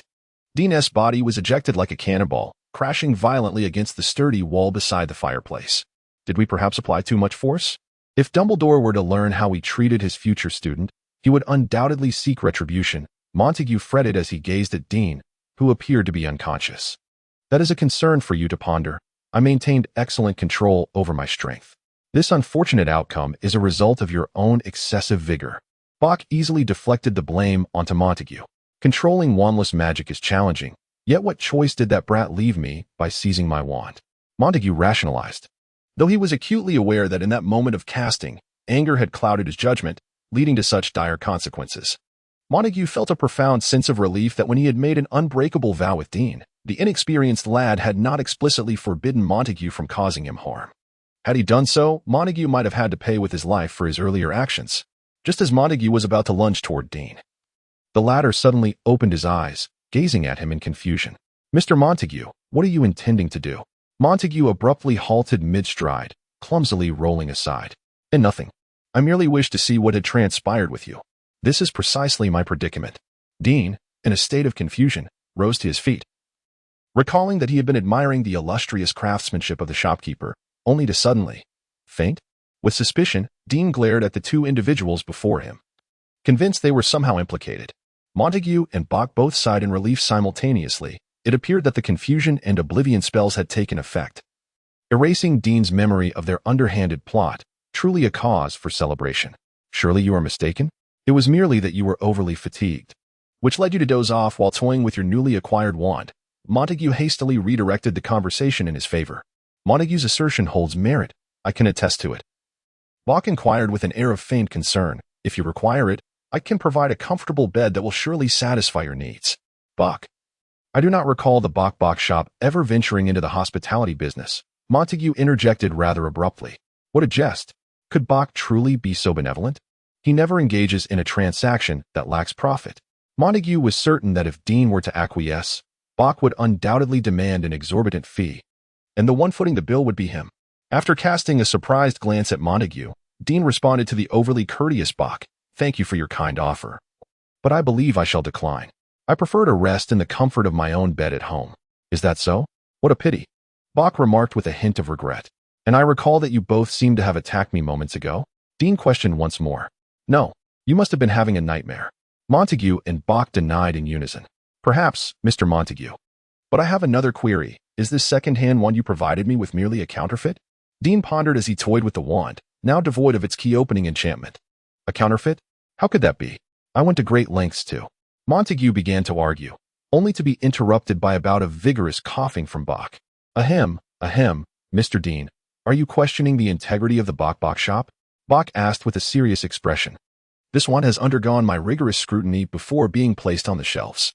The entire magical community of Great Britain is aware that Bach never sells fakes." "Mr. Bach, I certainly did not mean to imply that," Dean, appearing somewhat intimidated, quickly clarified. "However, you see, I am unable to cast any magic with this wand." As Dean spoke, he seemed to seek validation, waving the wand a few times, yet nothing occurred. Witnessing this, Bach could not suppress a chuckle. "Dear Mr. Dean, if I am not mistaken, you have yet to formally commence your studies in magic, and thus it is entirely normal that you cannot command the wand. Furthermore, the Blackthorn wand possesses a unique characteristic. It must endure peril and hardship alongside its master before it can truly bond with them. Clearly, you have yet to meet this requirement. Is that so? Then why do I have the distinct impression that I have already experienced something with this wand, yet I cannot recall any details?" Dean asked, looking perplexed at the two. "You must be mistaken." Montgomery was drenched in sweat, while Dean, despite being struck by the Confundus charm and the Oblivion charm in succession, remained as unyielding as ever. Chapter 19. A fruitless endeavor certainly. "However, before we proceed, might I suggest that you return my wand?" Mundungus still clung to hope, believing that Dean's memory, clouded by the forgetting and confusion charms, might allow him to forget the matter of the wand. "The wand? Is this what you mean?" Dean inquired as he retrieved Mundungus's wand from his pocket. Yes, indeed. I lent it to you before. Now it is time for you to return it to me." Mundungus longed to snatch his beloved wand from Dean's grasp, yet he hesitated, wary of Dean's agility. "You must be mistaken. Is this not your wand?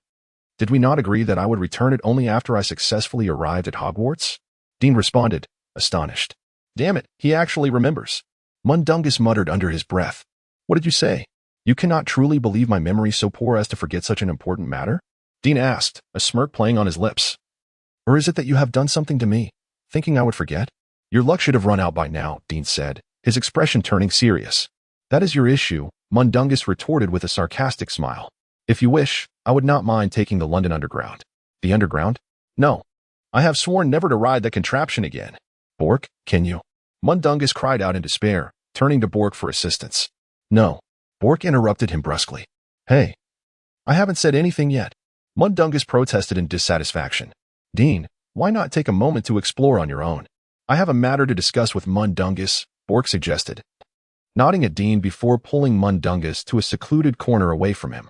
Lowering his voice, he said fiercely, Mundungus, you must understand that using an unregistered portkey is illegal. How did you know I was planning to use a portkey? Mundungus asked, astonished. Do not underestimate people's intelligence. In the absence of your wand, you have only this option, Bork scoffed. But did you not just transform that one into a portkey? If it can be used once, it can be used again. Mundungus reminded him. Do not forget, you paid a price for that last use. Bork replied dismissively. Are you referring to that egg? Mundungus scrutinized Bork, wondering if he had discerned the nature of the egg. Indeed, Bork replied with a hint of pride. If I am not mistaken, that is a Norwegian ridgeback dragon egg. Damn it, that cannot be. How did I not realize it was a dragon egg? Mundungus exclaimed. Keep your voice down. Bork clamped a hand over Mundungus's mouth, glancing nervously in Dean's direction. Once assured that Dean was oblivious to their discussion, he continued in a hushed tone. I have my own channels. But let us not dwell on that. If you desire me to create another temporary portkey, you must pay a price equivalent to that of the dragon egg. Montgomery, utterly oblivious to Bok's demands, was engulfed in profound regret. He could scarcely fathom that the seemingly unremarkable egg he had fortuitously acquired was, in fact, a dragon egg. The deepest source of his humiliation lay not only in his inability to recognize its true value, but also in having sold it at such a meager price to his rival, Bok, on the black market. This series of blows imparted a stark realization to Montgomery. Dean had become a terrifying nightmare for him. Since their connection was forged, misfortune had relentlessly pursued him. Bok, dear Bok, considering our long-standing friendship, could you possibly? Montgomery implored pitifully. Absolutely not. Bok replied with unwavering certainty. Do you have any idea of the risks involved?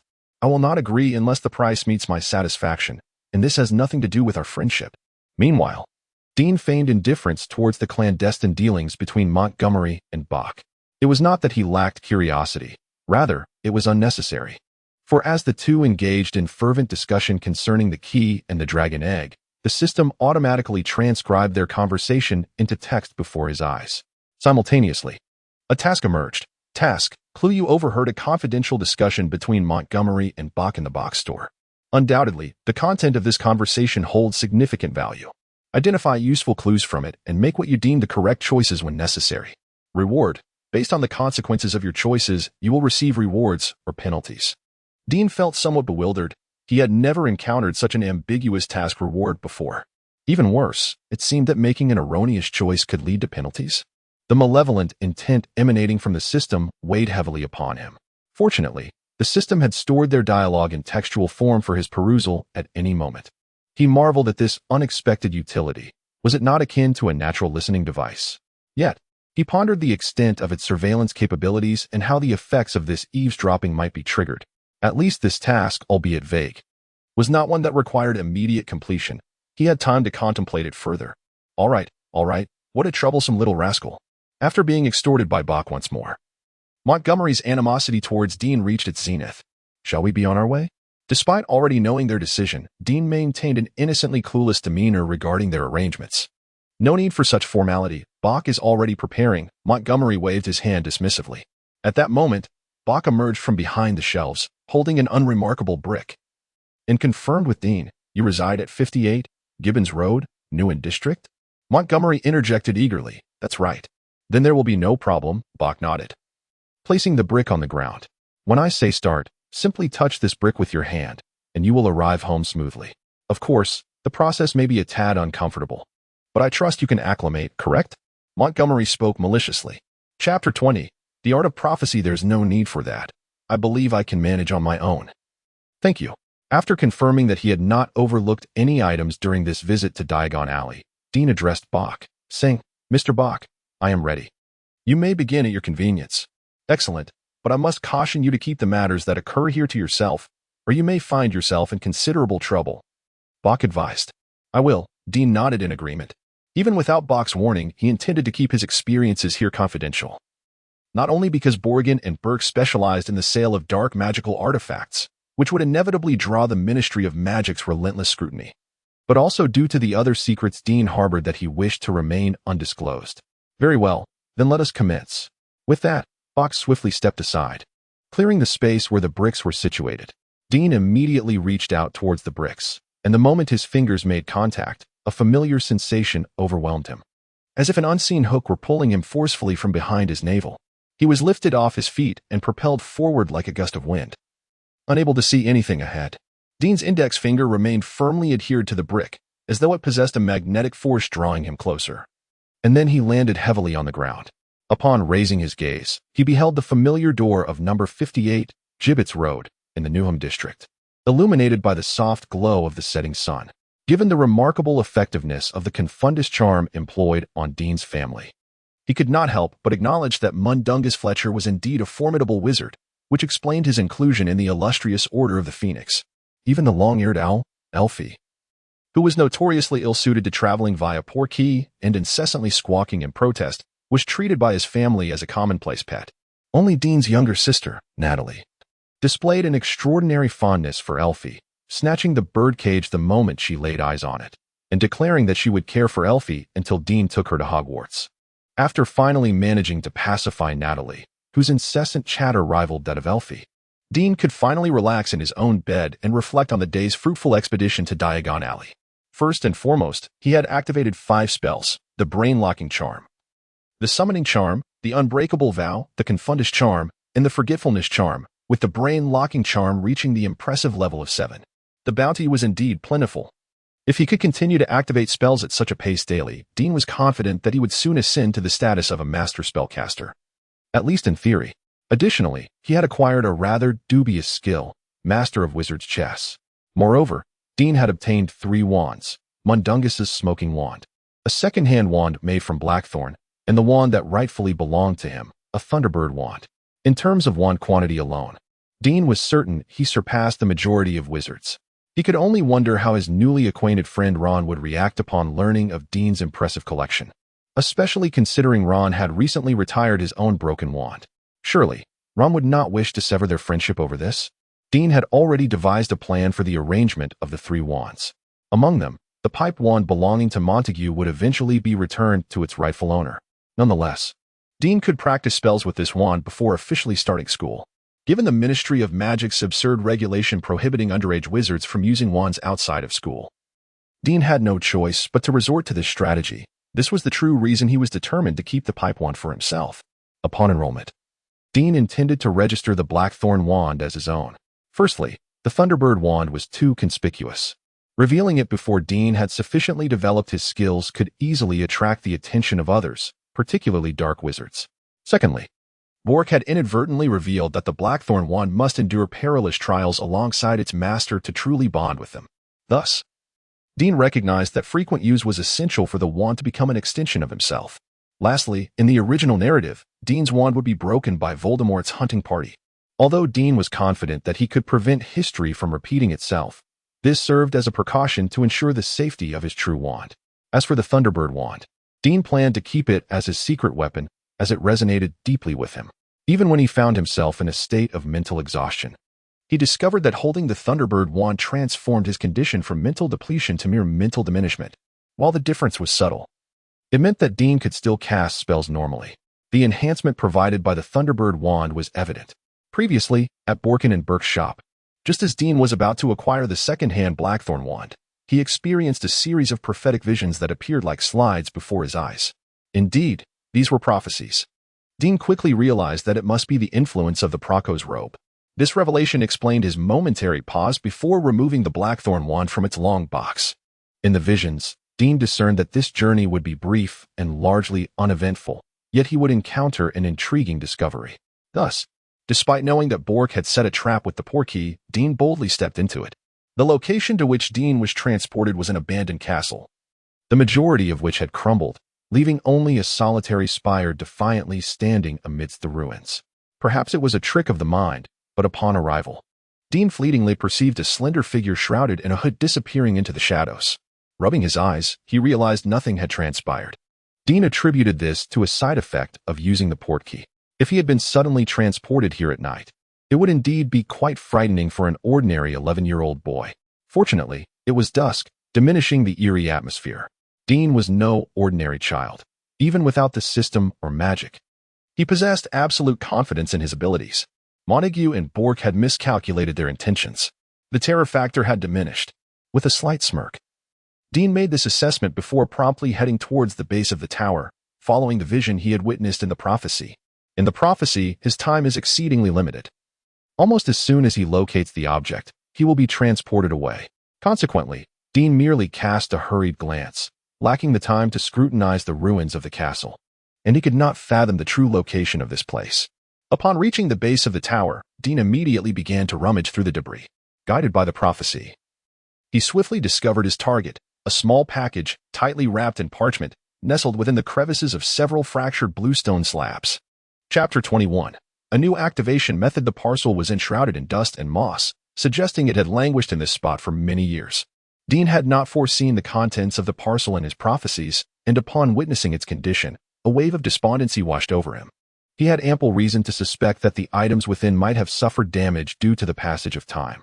It was particularly disheartening for Dean that the system had not issued any tasks. Such an anomaly indicated that he must be approaching the activation incorrectly. When Dean was struck by the confounding and forgetfulness spells from Montgomery and Bach, he found himself overwhelmed by the system's frantic notifications. Though he had indeed activated 2 practical spells, it did not imply that he was willing to endure the ensuing confusion and loss of memory as a consequence.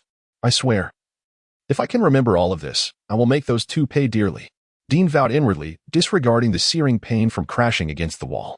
However, the anticipated confusion and amnesia did not materialize, leaving Dean perplexed as to the cause. Subsequently, under the non-effect of the confounding and forgetfulness spells, Dean feigned being affected and playfully toyed with the 2 old rogues. Nevertheless, he had ample time ahead, having devised a perfect plan for retribution and gathered sufficient evidence. He was confident that opportunities would abound to extract valuable recompense from both individuals in the future. After briefly sifting through the day's events in his mind to ensure nothing was overlooked, Dean retrieved the palm-sized parchment from the depths of his pocket and carefully placed it on the floor. He remained uncertain whether the parcel was cursed. He had once eagerly anticipated the resurgence of a prophecy, hoping for even a hint regarding this parcel, yet his hopes were in vain. Upon closely examining the system, Dean discovered that the prophetic ability acquired through the Proco's robe did not constitute genuine prophecy, but rather a passive ability called prophetic illusion. This meant that Dean could not actively wield this power.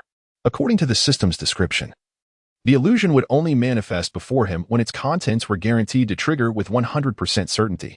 This realization left Dean disheartened, as the limitation significantly diminished the value of the prophetic illusion. It is well known that nearly no prophecy is 100% accurate.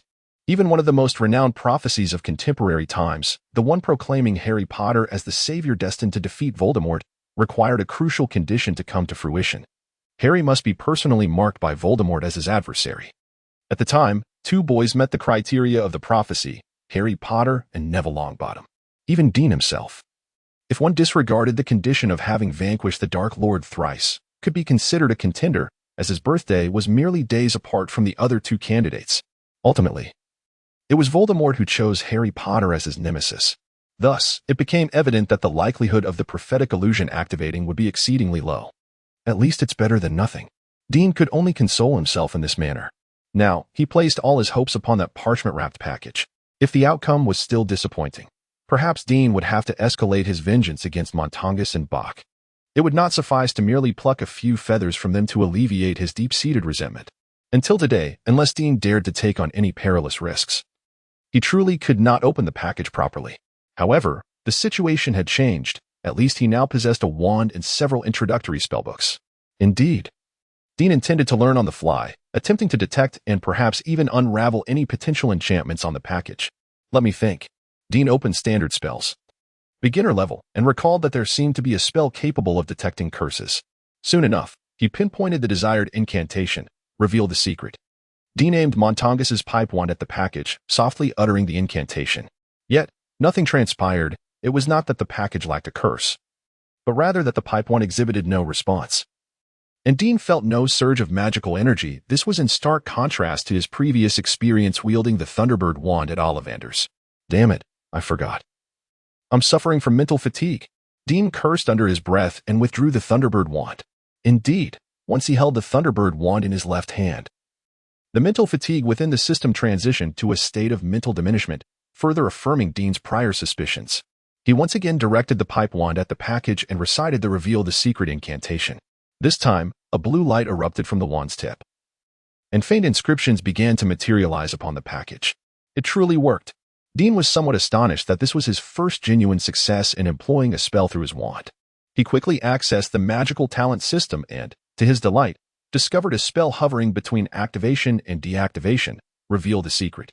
Beneath the spell lay an experience progress bar, currently positioned at approximately 5.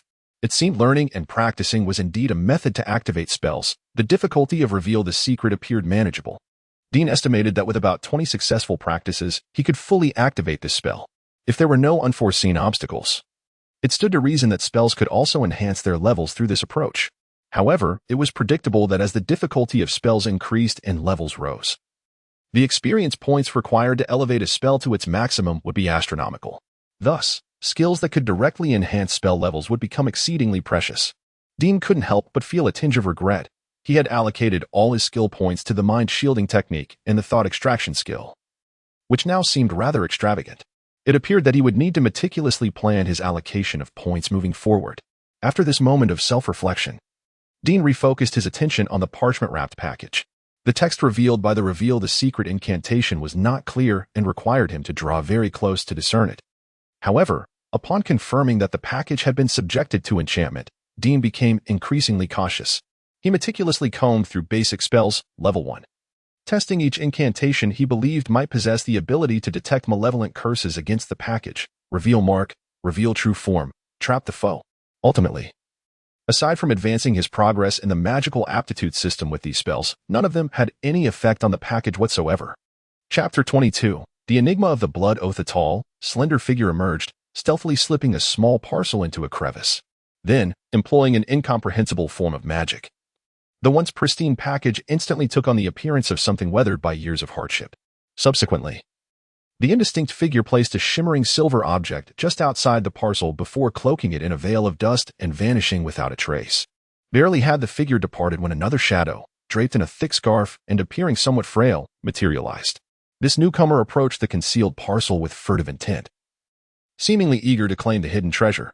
Unfortunately, he managed only to seize the gleaming silver object before the ominous signs of the door key-ish transportation began to manifest. Like a startled rabbit, the shadow hurriedly retreated, followed swiftly by the scene of Dean being transported here by the door key. A chill ran through Dean's heart. This seemed to connect with the vision he had perceived upon his arrival at the ruins, which he had initially dismissed as an illusion. Was this parcel deliberately left behind by the tall, enigmatic individual? For whom was it intended? The subsequent shadow, Dean, or perhaps someone else entirely? What was the nature of the silver object placed just outside the parcel? Was it meant as a lure for the next visitor, or as a protective measure for the parcel itself, anticipating the arrival of others? Did the latter shadow have a clear objective? Was it the parcel or the silver object that he sought? A torrent of questions swirled in Dean's mind, overwhelming him with confusion. Suddenly, a thought struck him. If that shadow's true aim was indeed the parcel, could it not turn its focus toward him? Instinctively, Dean felt a surge of unease. He sensed that the shadow would not easily overlook his presence. Was this a trap set specifically for him? As soon as this notion surfaced, Dean promptly dismissed it. Firstly, he did not believe that prophecies within the Harry Potter universe could be so precise, especially since even the system had only granted him a prophecy illusion with a minuscule chance of activation. He doubted that Professor Trelawney's prophetic abilities could transcend the limits of the system. Furthermore, Dean was skeptical that Mundungus and Bach had meticulously orchestrated the door key trap. Otherwise, he wouldn't have found himself ensnared so effortlessly. In truth, had it not been for the prophetic illusion, Dean would have preferred to view Mundungus and Bach's arrangement as merely an experiential journey with the door key. Dean's gaze returned to the parchment-wrapped parcel. He recognized that his wild conjectures were futile. The answers might well lie within, simply awaiting discovery upon opening it. Despite having conducted numerous magical tests on the parcel, he remained uncertain whether recklessly unveiling it might lead to dire consequences. The moment of truth had arrived, testing Dean's courage. He refused to falter now. Even if the parcel harbored a malevolent curse, as long as he survived, he could at least activate a spell within the system. Resolute, Dean stowed away his pipe wand and transferred the Thunderbird wand to his right hand, gently prodding the parcel with the tip of his wand. The package was abruptly torn open, and a dazzling silver light burst forth, almost blinding in its brilliance. It revealed an exquisitely crafted silver pendant, Intricately woven into the shape of a triangular eye, the pupil of which housed a teardrop-shaped miniature crystal vial filled with a viscous liquid as crimson as fresh blood. Dean instantly recognized the shape of this pendant. It was indeed the mark of the Deathly Hallows, once emblematic of the first Dark Wizard, Gellert Grindelwald. His curiosity piqued. Dean pondered whether this pendant was somehow connected to Grindelwald. He recalled the lines that had appeared on the parchment due to a prior revealing charm. And with the package now opened and devoid of curses, he swiftly retrieved the parchment. I and my love shall perish in the tower. You and your heart shall remain forever in midsummer. As Dean read the inscribed words, a bold hypothesis took form in his mind. Could this pendant be the blood oath pendant between Dumbledore and Grindelwald? Even Dean was taken aback by his own astonishing conjecture. Theoretically, the blood pact should have been dissolved before Grindelwald's defeat by Dumbledore in 1945. How then could this pendant exist? Perhaps only by seeking the truth from the individuals involved could clarity be attained. Dean did not believe that, having witnessed the fateful history of these two great wizards, any sorcerer would dare to forge a blood oath again. Indeed, great. It seemed imperative to pay another visit to Mr. Bach in Diagon Alley to inquire where he had previously sent him via the key. Perhaps a clue awaited him. Dean would never admit that his true purpose was to exploit Bach's resources. Absolutely not. He smoothed the parchment as he prepared to rewrap and store the blood oath pendant. Until the secrets within were unveiled, he must safeguard this fiery pendant from prying eyes, lest it bring him endless trouble. As his fingers brushed against the cool surface of the blood oath pendant, the system finally responded. Task: the enigma of the blood oath. You have discovered a blood oath pendant. Unravel its secrets. Reward: based on the host's choice, gain corresponding character favorability and acquire a skill from that character, with 10 skill points. Upon reading the task, Dean's breath quickened. The rewards were exceedingly generous, akin to a primary rescue mission, underscoring the pendant's significance. With the lure of the task's reward and a torrent of questions swirling in his mind, Dean eagerly anticipated the swift arrival of the new term. He longed to step into Hogwarts, to engage with those wizards who had leaped from the pages into reality, and uncover the secrets hidden within the original narrative. For now, he was safe, at least until the Shadow discovered that the blood oath pendant he obtained was a counterfeit. Dean exhaled softly, hoping that the revelation would come later, allowing him to enjoy the remaining days of summer. Once school resumed at Hogwarts, he would be entirely secure. He does not believe that the Shadow possesses the capability to pose a threat to him within the heavily protected walls of Hogwarts, safeguarded by ancient enchantments. Regarding the identity of that Shadow, Dean has formulated a bold hypothesis, one he intends to validate as soon as the school year commences. If necessary, Dean is even prepared to seek assistance from Snape. Despite having only encountered the potion's master once, Dean harbors a deep sense of gratitude towards him. Regardless of how others may perceive Snape in the future, it is undeniable that Snape has treated him well. Not only did he provide financial support for Dean's school supplies, but he also allowed Dean to leverage his reputation to extract numerous advantages from Mundungus. Truly, he is a remarkable individual. Chapter 23: Farewells and Promises with Snape's Assistance. Dean reached an agreement with his family regarding school selection, making the remainder of the summer quite pleasant for him. As he had anticipated, the Shadow seemed oblivious to the acquisition of the counterfeit blood oath pendant and did not trouble him. Dean suspected that the indelible influence of the savior, Harry Potter, played an indispensable role in this. The news of Harry Potter's impending enrollment had spread throughout the wizarding world, reaching even Dean, who had minimal connections to it, as he received numerous rumors about Harry from Ron. After Mundungus had endured enough hardships and vowed never to appear before Dean again, Ron became Dean's sole conduit to the magical realm. Dean firmly believed that the Shadow was undoubtedly scheming against Harry. Under the luminous aura of the savior, he, a muggle-born wizard, felt utterly insignificant. Wisely, Dean chose to remain low-key, dedicating himself to honing his combat skills and practicing spells with Mundungus's wand in the confines of his home, to avoid unnecessary troubles. He even reluctantly abandoned his plan to confront Borgin at Borgin and Burke's.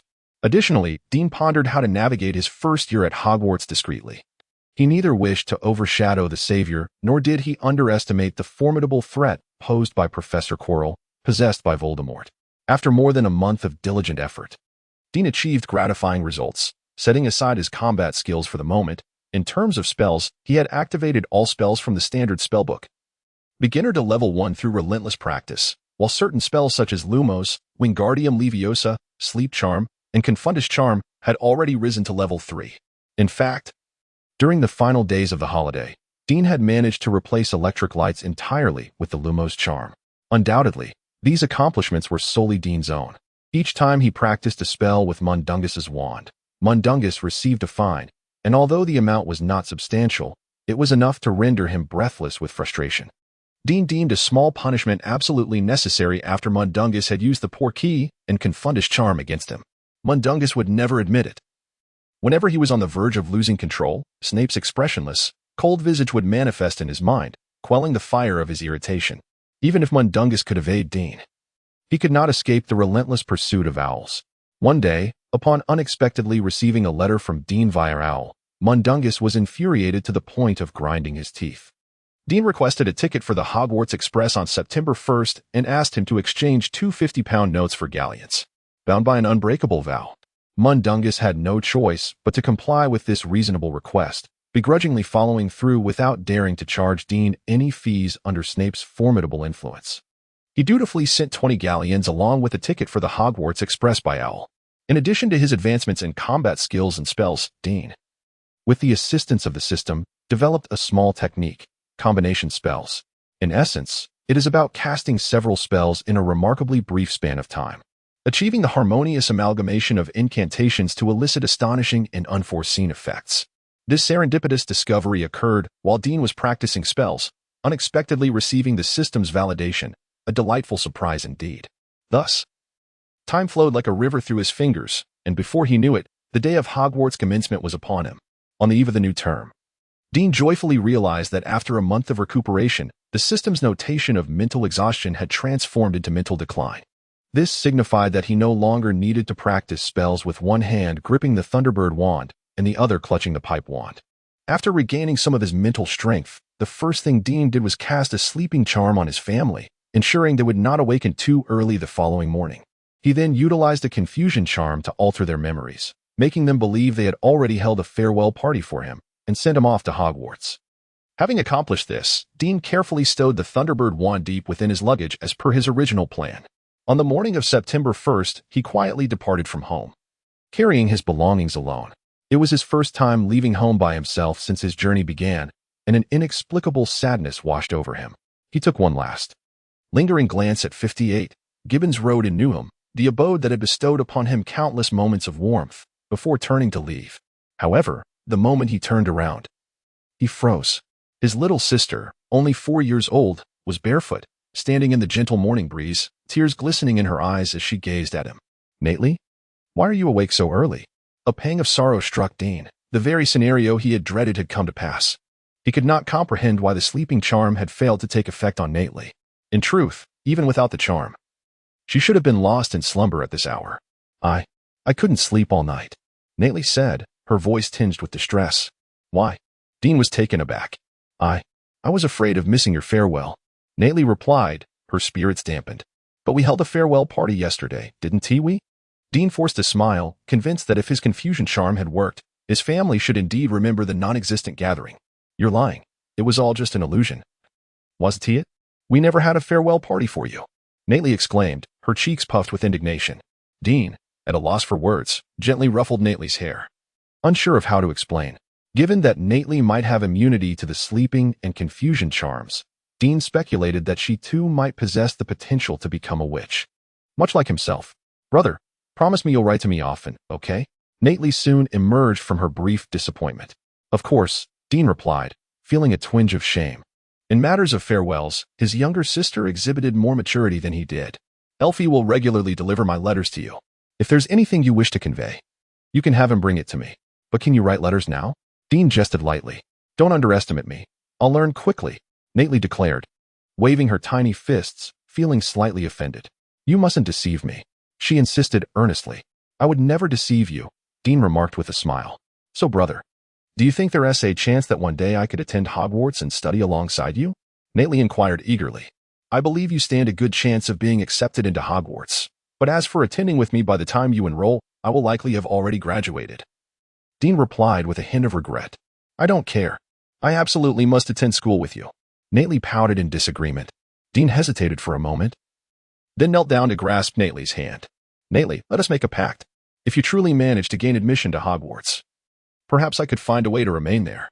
You're not actually considering repeating a year, are you? Nately asked with a playful smile. How could that be possible? Dean chuckled in disbelief. Chapter 24. The conflict in the compartment. Dean arrived at King's Cross Station at 10:30. With only 30 minutes to spare before the 11 o'clock departure. A large plastic sign displaying the number 9 hung above one platform, while another platform bore the number 10. Yet, nothing adorned the space between them. With time running short, Dean resolved to enter Platform 9 as described in the original narrative. He pushed his luggage towards the ticket barrier, jostled by travelers heading towards platforms 9 and 10. Quickening his pace, Dean surged towards the ticket booth. And as he approached the barrier, he widened his eyes in preparation for impact. However, to his astonishment, he miraculously passed through the barrier and found himself on a bustling platform filled with travelers. A deep crimson steam locomotive stood beside the platform, its sign reading, Hogwarts Express. 11 o'clock. Dean glanced around but saw no sign of Ron or the Weasley family, nor any trace of the savior, Harry. The thick smoke from the steam engine obscured his vision. The cacophony of murmured conversations and the clatter of heavy luggage overwhelmed Dean, who was accustomed to tranquility. Eager to escape the noisy environment, he pushed his luggage towards the nearest boarding area and boarded the train. There were numerous empty compartments, yet still no sign of Ron. Thus, he randomly selected an unoccupied compartment towards the middle of the train. Just as Dean had placed his luggage, the compartment door swung open. "Excuse me, is it just you in here? Could you save me a seat? My grandmother has burdened me with far too much luggage," a round-faced boy exclaimed. Struggling to manage his heavy bags, Dean shrugged. "Of course, no problem. Do you need a hand?" "Thank you so much. I'm Neville Longbottom," the boy beamed. "Neville?" Dean hesitated momentarily as he took the boy's luggage, realizing he was once again encountering a notable figure. "I'm Dean Thomas, pleased to meet you," he introduced himself, deftly stowing away Neville's bags. "You've really helped me out," Neville said, plopping down into the window seat and greeting an intimidating old witch outside. "That's my grandmother," he added, not forgetting to introduce her to Dean. Dean smiled stiffly at Mrs. Longbottom, who wore a green robe, draped in a moth-eaten fox fur. Her pointed hat adorned with a taxidermy vulture, and a large scarlet handbag swinging in her hand. "Oh, Neville, my dear. Seeing you make a friend so quickly fills me with joy," Mrs. Longbottom said, wiping a tear from the corner of her eye. "Please, not like this, Grandma." Neville replied timidly. "Neville, there's still a bit of time before the train leaves. You should come down. I have a few words to share with you," Mrs. Longbottom declared, not allowing Neville any chance to protest as she made her way towards the boarding area. "Hey, Dean, don't mind my grandmother. She's just like that," Neville said. Navi smiled apologetically at Dean and pushed open the door to the private booth. However, before he could step outside, he collided with a group of boys blocking the entrance.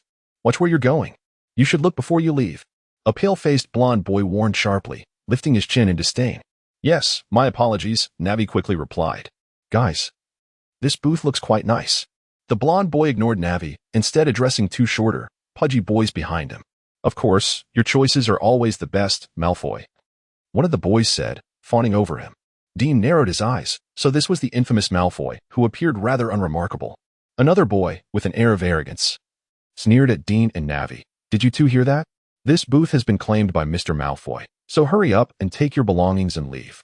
"Well said, Crabbe. Are you two deaf?" Malfoy chimed in, but when he saw Dean and Navi remaining still, annoyance flickered across his features. Navi instinctively shrank back. "It seems we settled in this booth first," Dean said, frowning. Even without a quest initiated, he was inclined to back down. "Listen closely. We're 3. While you are only 2, Malfoy threatened, stepping into the booth with his 2 lackeys. "Therefore, we have a greater claim to this space." "What? You think numbers will intimidate us?" Dean raised an eyebrow, stretching his limbs, disdainfully regarding Malfoy's slender frame. Did he truly dare to challenge him? "Crabbe, Goyle, go. Show him what you're made of." Malfoy cunningly stepped back, leaving room for his 2 followers. Just as it seemed an unbalanced confrontation was about to ensue, a voice from outside interrupted, rescuing Crabbe and Goyle. "Excuse me, is there any space left?" A boy with light chestnut hair peeked in, only to be startled by the tense atmosphere within the booth. With his arms laden with bags, he was undoubtedly another student searching for a booth. "Of course there is." Dean, quick to act, pulled him inside before he could retreat, wrapping an arm around his shoulder alongside Navi's, addressing Malfoy and his companions. "Now we are 3 as well." Dean believed that if reason could prevail, there was no need to start off on such unfriendly terms. Who knew if the system would issue a quest concerning Malfoy and his cronies? Malfoy, spotting an upperclassman passing by the booth, wisely chose to retreat, saying, in that case, "We shall temporarily concede this booth to you. We shall see how this unfolds." What will Dean do? That is Draco Malfoy. His family wields considerable influence in the wizarding world. Navi expressed his concern. The Malfoy family may not be as all-powerful as they think. Before Dean could respond, the boy he had forcibly pulled into the booth scoffed, "Hello, I'm Seamus Finnegan." Dean couldn't help but marvel at the inexplicable nature of fate. Unexpectedly, the steadfast Simon from the original story appeared before him. "Oh no, my leaf is missing," exclaimed Neville at that moment. "Leaf?" Simon responded with confusion. "My toad pet. I must ask Grandma if she left it at home." With that, Neville hurriedly departed. "Will he be all right by himself?" Simon inquired with a hint of concern, as it seemed that Malfoy and his companions had not wandered far, but rather secured a nearby compartment. No need to fret. Madame Longbottom is not one to be trifled with. If Malfoy dares to bully Neville in her presence, well, Dean said with a smirk, feeling quite unconcerned. He noticed that Madame Longbottom had waited for a considerable time without seeing Neville and had now taken the initiative to board the train, heading in their direction. Chapter 25. Lessons from Malfoy. After the Hogwarts Express departed, the melancholy of parting from family was swiftly replaced by the excitement of new beginnings. The two friends passionately debated which house they would be sorted into, weighing the merits and demerits of each, quickly reaching a consensus. Slytherin was undoubtedly the least desirable choice. "Dean, which house do you think you'll join?" Seeing Dean's lack of enthusiasm, Seamus inquired specifically. "I suppose it will be Gryffindor?" Dean had been contemplating his own sorting. Based on Harry Potter's experience, the sorting hat would likely respect the student's wishes to the greatest extent possible. Giving Dean the opportunity to choose a house, he hesitated between following the original storyline into Gryffindor or venturing into another house, feeling that the distinction was not particularly significant. However, Seamus's question solidified Dean's resolve, since he had already become acquainted with so many future Gryffindor companions. Why should he opt for another house and reacquaint himself with unfamiliar classmates? Dean despised the feeling of estrangement. Furthermore, remaining in Gryffindor would allow him to fully leverage the advantage of having read the original story. "But what if we aren't sorted into Gryffindor?" Neville said, his brow furrowed with concern. "Neville, listen to me." Dean, unable to bear Neville's anxious demeanor, recognized that given Neville's current state, it was entirely possible he could be sorted into Hufflepuff. Thus, he decided to offer some encouragement. "I can see that you possess extraordinary courage, which is precisely what Gryffindor values most. Therefore, I believe the chances of you being sorted into Gryffindor are quite high." "You think I have extraordinary courage?" Neville exclaimed, breathless with excitement. No one had ever affirmed him in such a manner before. "Absolutely." Dean nodded affirmatively. "How did I not notice?" Seamus asked half-jokingly. "Let me share a little secret with you all. Occasionally, I can glimpse the future," Dean said, feigning mystery. "Really?" Neville and Seamus exclaimed in unison, their surprise evident. "I truly can see us celebrating together in Gryffindor," Dean continued. "Fantastic. I must celebrate with my friends in advance." Seamus leaped up and dashed out of the compartment. Dean felt a wave of exasperation. It seemed this future enthusiast was quite the blabbermouth. It would be prudent to keep future secrets from him. "Neville, have you found your toad?" Dean kindly reminded him. "No problem. I'll stay and keep an eye out," Neville replied, shrugging. Unfortunately, the compartment remained intact, and Malfoy and his cohorts had yet to find an opportune moment. Now that Seamus had taken his leave, Dean intentionally nudged Neville away to create an opportunity for Malfoy and his companions. Dean aimed to see if he could trigger a task from them. Sure enough, shortly after Seamus and Neville departed, the trio of Malfoy arrived. Well, looks like it's just you now, kid. Let us see how arrogant you can be." Goyle taunted as he entered, flaunting his pitiful biceps. Dean could not suppress a chuckle. Setting aside the insignificance of Gaule's muscles, this was a world of magic. Should one seek to intimidate, ought they not first raise their wand? The three pitiful souls before him lacked even this basic awareness. Dean discreetly stepped back, feigning panic, when in reality he could have easily knocked Gaule down with a single blow.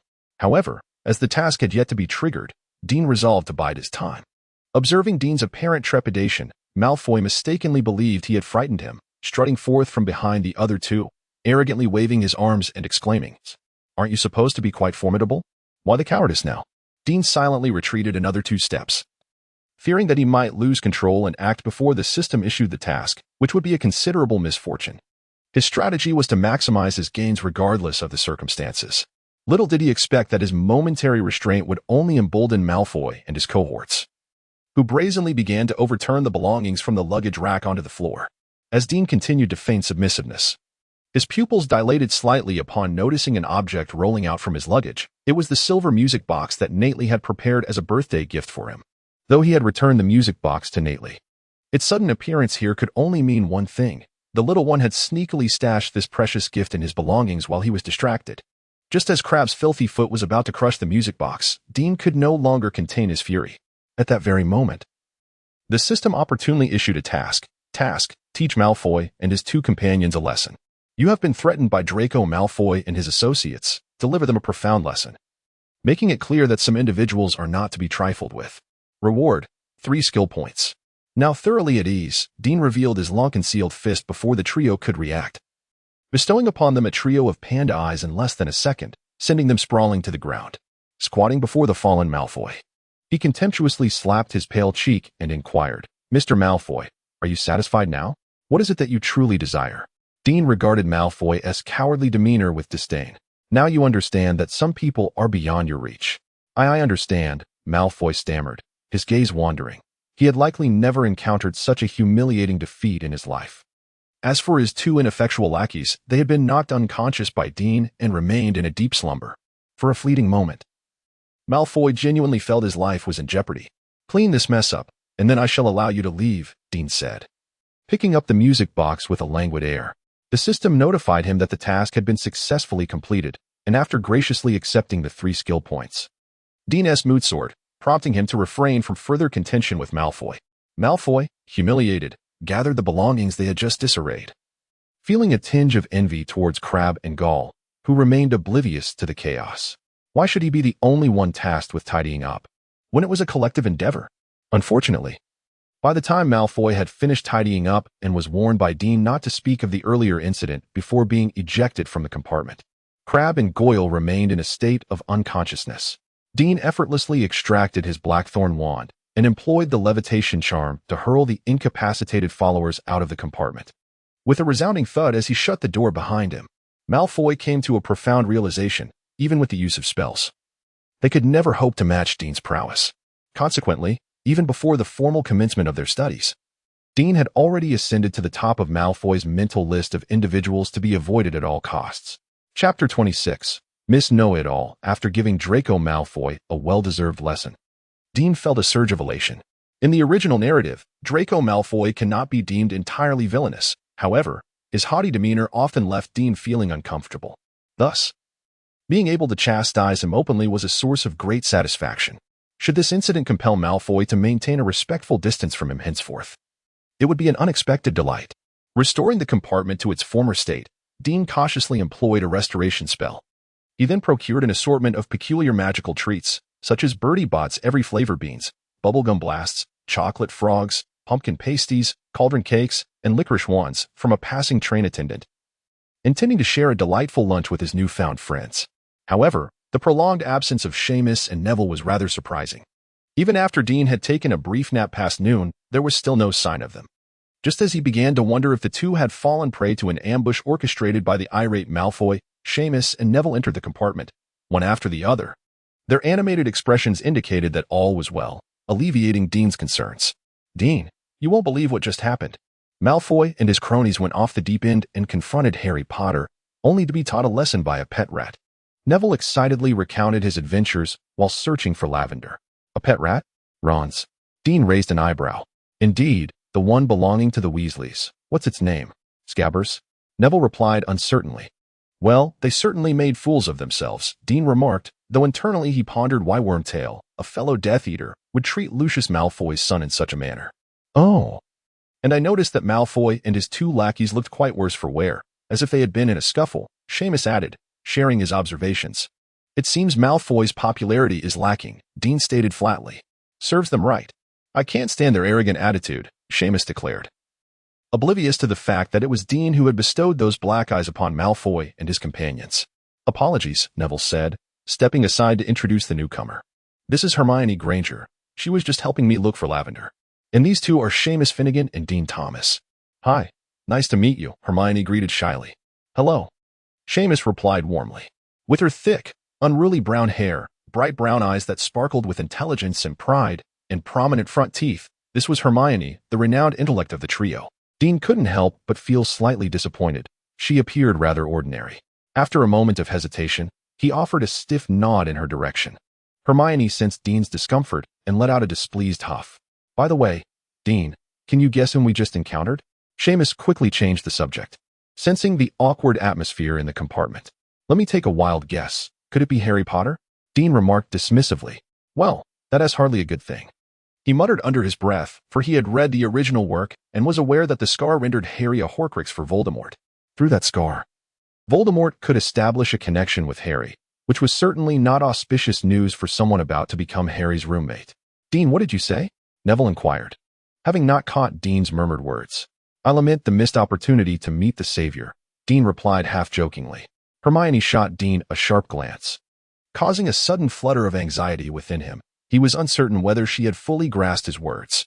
Mr. Thomas, I find it hard to believe you feel any regret. Perhaps you, like myself, are well-versed in matters concerning Harry Potter, which is why he fails to pique your interest. Hermione quietly probed. Have you also perused those reference books? A History of Modern Magic, The Rise and Fall of Dark Arts, Significant Magical Events of the 20th Century. They contain extensive records about Harry Potter. Miss Granger, how did you deduce that I harbor no interest in Harry? Dean retorted stiffly, unable to tolerate Hermione's condescending tone. To Dean, Hermione's overt attempt to display superiority was utterly ludicrous. If he wished, he could even inform her that in the future, she would marry Ron, whom she currently deemed insufferable. He could only imagine her expression upon hearing such news. Alas, I still have not located Trevor. If only I could perform the summoning charm. It would be effortless to call him forth, Neville lamented. For a fleeting moment, Dean felt an urge to invoke the summoning charm to summon Trevor. However, reflecting on the tribulations faced by Trevor in the original story and the countless times Neville had misplaced him, yet Trevor always returned safely, Dean dismissed this perilous notion. Such actions would contradict his intention to remain inconspicuous, at least until Voldemort was decisively defeated in the first year. It would be best for the Savior Harry to draw attention and absorb the fire. Neville, fret not. I have a strong hunch that Trevor is aboard this very train. By the time we arrive at Hogwarts, he may very well make his appearance, Dean reassured him.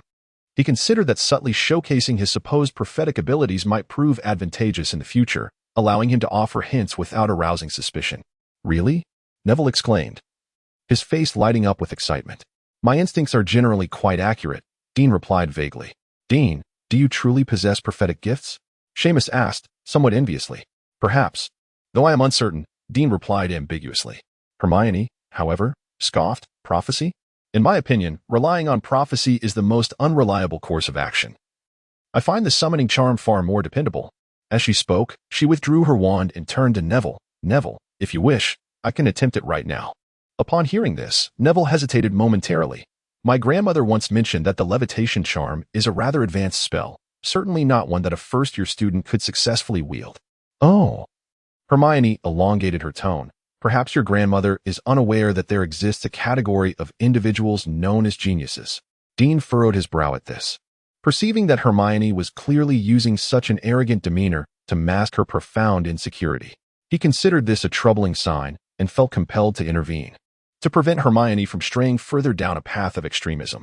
Chapter 27. New feature, Bond. Miss Granger, are you certain you can successfully perform the summoning charm? Mrs. Longbottom remarked. Indeed, for a first-year student, this spell is rather challenging, Dean interjected. I have practiced a few simple spells at home, and they all worked perfectly. Hermione replied with confidence. Although I haven't tried the summoning charm, I believe it is not overly complicated. Observing the girl who seemed to be overly self-assured, Dean silently sighed.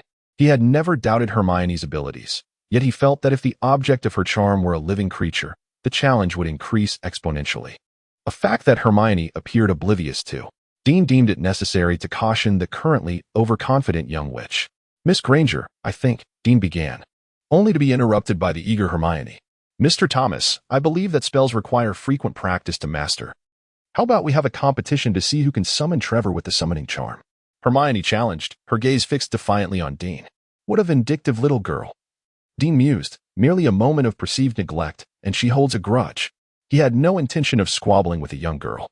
Dean even had a ready excuse to decline Hermione's challenge. It would be disrespectful to use Neville's toad as a contest object. Unfortunately, before he could refuse, the system issued a task, Hermione's challenge. Hermione Granger is arguably the most outstanding first-year student. She has now issued you a challenge. Seize the opportunity to demonstrate your prowess by defeating her in the upcoming contest, and let her know who the true genius is. Reward: acquire one of Hermione's skills. 50 favorability points, and 2 skill points. Only 2 skill points? That's even less than Malfoy. Dean scoffed inwardly, but even the smallest mosquito is still meat. Compared to tangible skill points, modesty is hardly worth considering. Very well, since you insist, I accept your challenge. Dean lazily drew his blackthorn wand. Shall we decide who goes first? Hermione appeared somewhat thrilled. Ladies first, Dean said, fully unconcerned about the possibility of losing. The summoning charm was already one of his well-mastered spells. Although he had not yet reached level 3 like the Lumos or levitation charms, he had achieved level 2. If he were to lose to Hermione, who was using the summoning charm for the first time, he might as well throw himself off the train. Then I shall not hold back. Trevor, come here, Hermione exclaimed, waving her wand vigorously. Dean keenly sensed a wave of magical energy emanating from the tip of her wand. Truly, she was a renowned talent. Achieving such a level on her first attempt was impressive. However, he mused, this amount of magic was unlikely to summon even a lifeless chocolate frog, let alone Trevor, a living toad. Neville and Seamus watched Hermione with great anticipation, having witnessed her successfully cast spells before in Harry and Ron's compartment. Unfortunately, a full 5 minutes passed, and still there was no sign of Trevor. During this period, Hermione had repeatedly attempted the summoning charm, yet Dean could clearly sense that the magical energy she exuded was diminishing, rendering her efforts destined to fail. It is my turn now. Once Dean was certain that Hermione had utterly relinquished hope, he announced her defeat. Mr. Thomas, at least one thing you have not misstated. The summoning charm is indeed too challenging for first-year students. Hermione, unwilling to concede, insisted that she firmly believed Dean would also be incapable of success, thus they were at least evenly matched. Dean, amused by Miss Granger's obstinacy, shook his head and elegantly waved his ebony wand, softly uttering, Levioso. Neville and Seamus exchanged bewildered glances to them. Dean's attempt at the summoning charm bore no distinction from Hermione's, as the object remained absent. Hermione's previously tense countenance noticeably relaxed upon witnessing Dean's failure, providing her a sense of reassurance. Noticing the peculiar atmosphere in the compartment, Dean regarded them with confusion. Why do you all look so strange? Seamus sighed, reassuring Dean with a comforting embrace. Dean, there's nothing to be ashamed of. The summoning charm is indeed exceedingly difficult. I suspect even upperclassmen would struggle to succeed on their first try. Dean looked at him with a quizzical expression. Surely, you do not think my attempt failed? Seamus, mistaking Dean's demeanor for distress, continued to console him in a patronizing tone. The answer is quite evident, Leviticus. Before he could finish, Neville suddenly shouted in astonishment. Levioso. A toad came soaring towards them as if propelled by a rocket. Wow, Dean, you actually succeeded. Seamus exclaimed incredulously. Hermione's face mirrored his shock. Perhaps the toad was simply hiding far away, which is why it took some time. I almost thought I had failed. Dean humbly allowed Hermione a semblance of dignity in her defeat. In truth, the delay in the spell's effect was due to his current state of mental fatigue. Dean's modesty starkly contrasted with Hermione's earlier assertiveness, and Neville and Seamus regarded Hermione with newfound eyes. Hermione appeared somewhat despondent, and Dean felt a twinge of regret. It seemed excessively cruel to defeat her in an arena where she excelled. Yet, when Dean noticed the system indicating the task had been completed, Hermione's challenge accomplished, any lingering guilt evaporated, replaced entirely by anticipation. Dean perceived Hermione as a veritable treasure. From her, he would never extract trivial skills like that of a wizard's chess master. Passive skill, diligent learner, which permanently enhances the host's speed in mastering spells through study and practice. The system detected a burgeoning affinity between the host and individuals in the magical realm, activating the bond feature. Bond, a close connection develops between the host and specific individuals.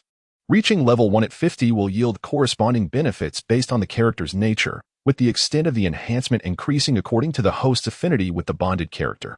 Hermione's bond slightly increases the efficacy of diligent learner. Meanwhile, a new bond interface had appeared in the system, currently displaying only Hermione's name. With a clear indicator, the bond progress bar was approximately halfway filled, and the affection level stood at 50. A flurry of system notifications left Dean somewhat dazed. He had not anticipated such a substantial reward for this task.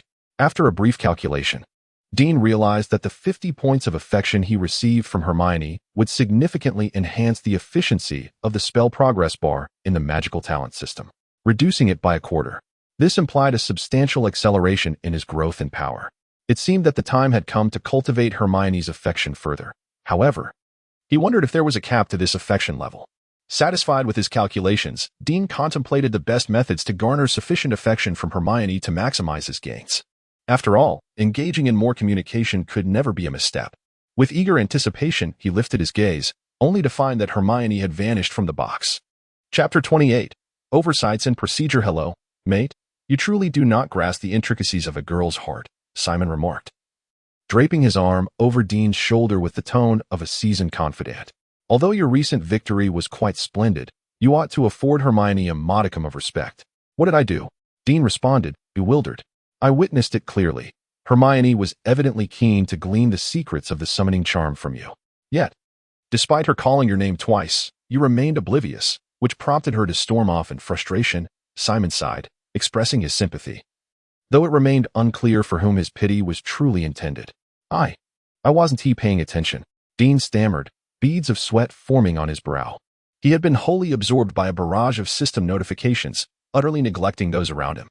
He hoped fervently that Hermione possessed a generous spirit and would not let his inattentiveness drastically diminish her fondness for him. Noticing that her affection level remained unchanged within the system, he exhaled in relief. You really think yourself a seer, don't you? Simon scoffed, clearly unconvinced. At that moment, Neville let out a distressed cry.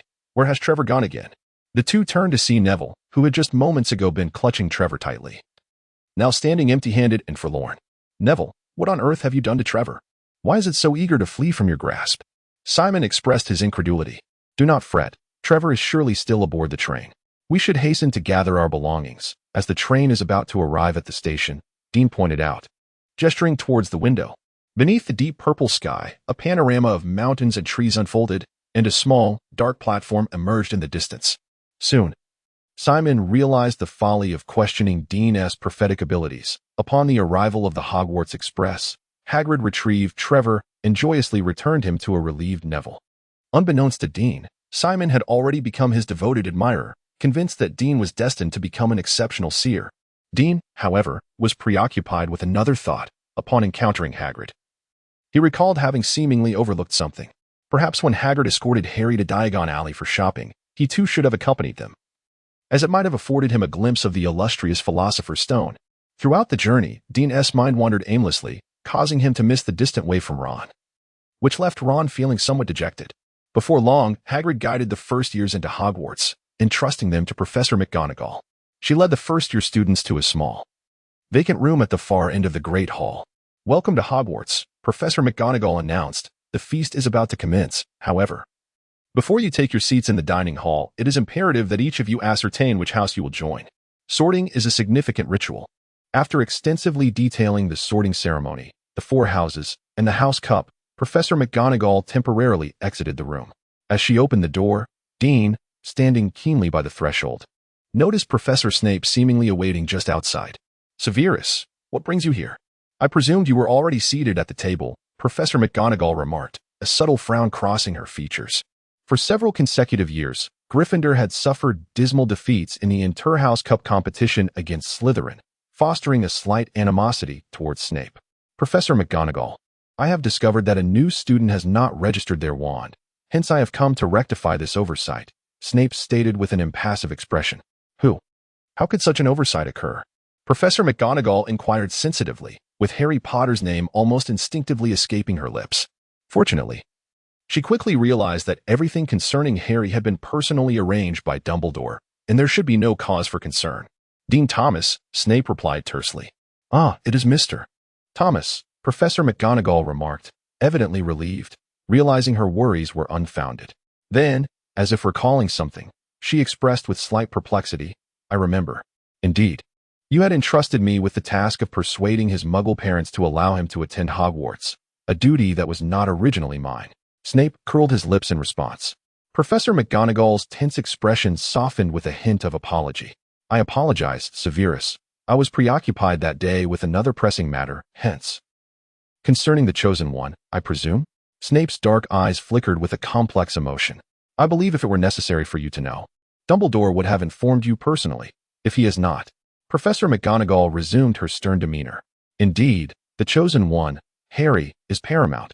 Yet, I must candidly say, this has not been official for the chosen one himself, Snape retorted with sarcasm.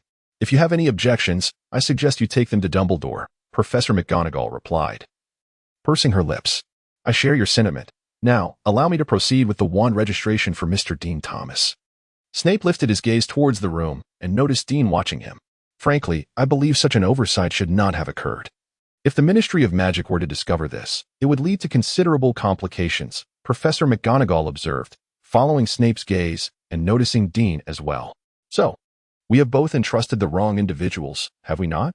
Snape spoke with a double entendre. No, Sirius. I firmly maintain that it was the correct decision to have you resolve Mr. Thomas's enrollment issues on my behalf, Professor McGonagall stated, pursing her lips.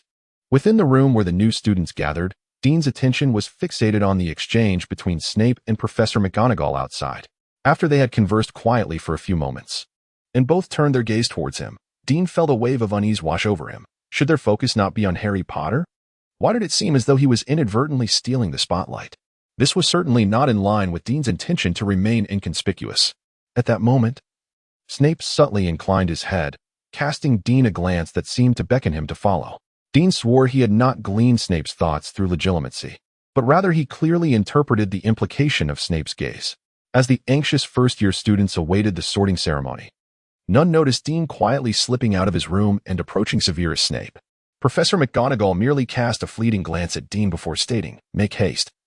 The sorting ceremony is about to commence," and promptly departed. "Professor," Dean began, only to be cut off by Snape's irritable interruption. "Silence. Mr. Thomas, follow me." With that, Snape led Dean into a smaller room adjacent, just spacious enough for the two of them to stand face to face. Chapter 29, Snape's Debt of Gratitude. Mr. Thomas, I have observed a matter of concern. It appears you have yet to complete your wand registration. Thus, I have brought you here to rectify this oversight, Snape remarked, extracting a piece of parchment and a quill without lifting his gaze. No one informed me that I needed to register my wand, Dean stammered, feeling somewhat apprehensive in the presence of Snape.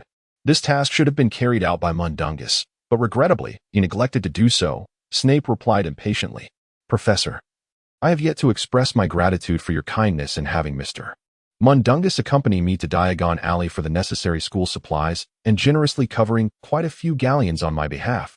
Dean hastily conveyed his appreciation. At the mention of this, Snape raised his head, his dark eyes piercing into Dean's. A sudden wave of unease washed over Dean, as for a fleeting moment, he feared Snape might employ the legitimacy on him. However, Snape refrained from such an action and, with a hint of mockery, inquired, "I have heard that you utilized my reputation to intimidate Mundungus." "I apologize," Dean stuttered, taken aback by the unexpected confrontation. "No need for apologies. Do you presume I care about such trivialities?" Snape waved dismissively. "I have been informed that you acquired a Praco's robe. How did you know that?" Dean questioned, puzzled. "Of course, Mundungus relayed the information to me. Do you think he would spend so many galleons without providing me any account?" Snape scoffed. "But I have already returned that Praco's robe to Madame Greengrass." Dean gulped, echoing the deception he had spun to Mundungus. Dean found himself momentarily speechless. Had Mundungus discerned his ruse from the outset? His ignorance of the magical world had left him vulnerable from the very beginning. Yet, Dean was perplexed as to why Snape appeared so incensed. Sensing his own loss of composure, Snape steadied his tone before continuing, "However, you need not worry. Mundungus was not initially aware of this. It was only upon reflection that he identified a flaw and subsequently speculated that the Praco's robe remained in your possession." "A flaw?" Dean queried, bewildered. Unsure if he had misheard, Dean sensed an undercurrent of suppressed anger in Snape's words regarding this matter. "No, Professor. I was unaware of any attacks against me," Dean firmly denied. To this day, he could not comprehend why the Confundus charm in the Obliviate had not affected him. He attributed it to the protection of the system, yet that system was his greatest secret, one he dared not reveal to anyone. A sardonic smile curled at the corners of Snape's mouth. "You know not? Then how do you explain your withdrawal since that day, rarely venturing beyond your home?" Dean awkwardly swallowed, realizing he had inadvertently exposed a lapse in his defenses. "There is but one explanation. The Proco's robe shielded you from the assaults of those two imbeciles, simultaneously alerting you to the danger, compelling you to make such a choice, Snape concluded. Dean suddenly realized that it was the Proco's robe that had come to his aid. Undoubtedly, Mrs. Greyfus must have been aware of the robe's defensive properties, which is why she had suggested he wear it beforehand. I must commend you, setting aside this oversight. Your actions were indeed prudent. A flicker of an inscrutable expression passed through Snape's dark eyes. Your seclusion at home has significantly minimized the likelihood of rumors regarding your possession of a Proco's robe spreading. Even Montague merely harbors suspicions. Montague would not be inclined to disseminate such information widely, would he? Dean chuckled nervously, fully aware that he should not place his hopes on Montague's integrity. Observing the frosty demeanor of Snape, Dean speculated that Snape must have keenly sensed Montague's indiscretion at the time, compelling him to divulge the events of that day, thereby uncovering that the Proco's robe remained in his possession. Coupled with the fact that he had been holed up at home, this confirmed Snape's suspicions. Professor Snape, you have surely helped me keep this matter entirely under wraps, haven't you? Dean inquired, filled with anticipation. Mr. Thomas, I believe you currently owe me 2 favors. Snape reminded him. Upon hearing this, Dean felt a great weight lift off his shoulders. He need not concern himself with how Snape had dealt with Montague. He trusted that as an accomplished legilimens and a distinguished potions master, Snape had numerous ways to ensure Montague remained silent. I will certainly find a way to repay you, Dean exclaimed, unable to suppress the thought that Snape's trust was immensely reassuring, perhaps due to his solitary childhood and lack of friends. Repay? Snape scoffed with a faint smile. I merely hope you do not cause me any trouble while you are here at school. I assure you, that should not be the case. Dean's voice faltered as he spoke. Hogwarts was entering a tumultuous period, and barring unforeseen circumstances, Dean would once again share a dormitory with the source of chaos, Harry. Even though Dean had resolved to remain low-key, it would be challenging to ensure his own peace. Snape appeared unconcerned by Dean's assurances and gestured with the parchment and quill in his hands. Now, take out your wand.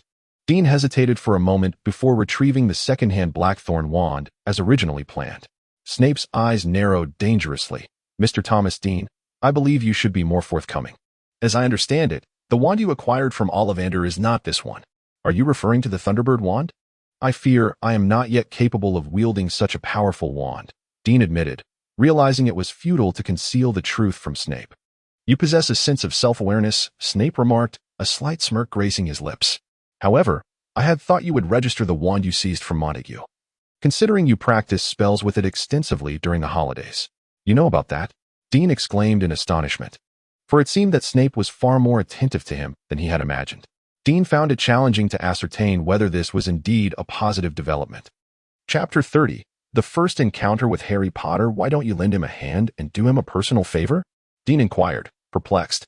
If you were to personally request it, I would find it exceedingly difficult to refuse. Very well, should Mundungus adhere to the agreement, I shall promptly return the wand to him. Dean immediately acquiesced. With the school year now underway, Dean could confidently wield the Blackthorn wand, while Mundungus's pipe wand had become akin to a mere trifle. Perhaps by the next holiday, Dean could borrow it from Mundungus for an additional 2 months. So your final decision is to register this second-hand Blackthorn wand? Snape remarked as he took the wand from Dean's hands, gently waving it twice before confirming. Excellent. Dean Thomas, second-hand Blackthorn wand, core, dragon heartstring, 10 inches, gnarled and sturdy in texture. Dean, this is indeed an extraordinary wand. After accurately recording the details of Dean's wand, Snape flicked his finger, igniting the parchment with a golden flame, which consumed it entirely in an instant. Dean felt a dryness in his throat. At the moment the parchment ignited, an odd sensation washed over him, as if an invisible thread had connected him to the Blackthorn wand, extending from an unknown source. All done. Snape, after stowing away his quill, solemnly addressed Dean. Until you possess the ability to defend yourself, I advise against using the Thunderbird wand to cast any spells. Otherwise, you may inadvertently breach the Ministry of Magic's laws and find yourself pursued. I will be cautious, Dean nodded, hesitating slightly. However, Mr. Ollivander is aware that the Thunderbird wand is my true wand. Snape sighed softly.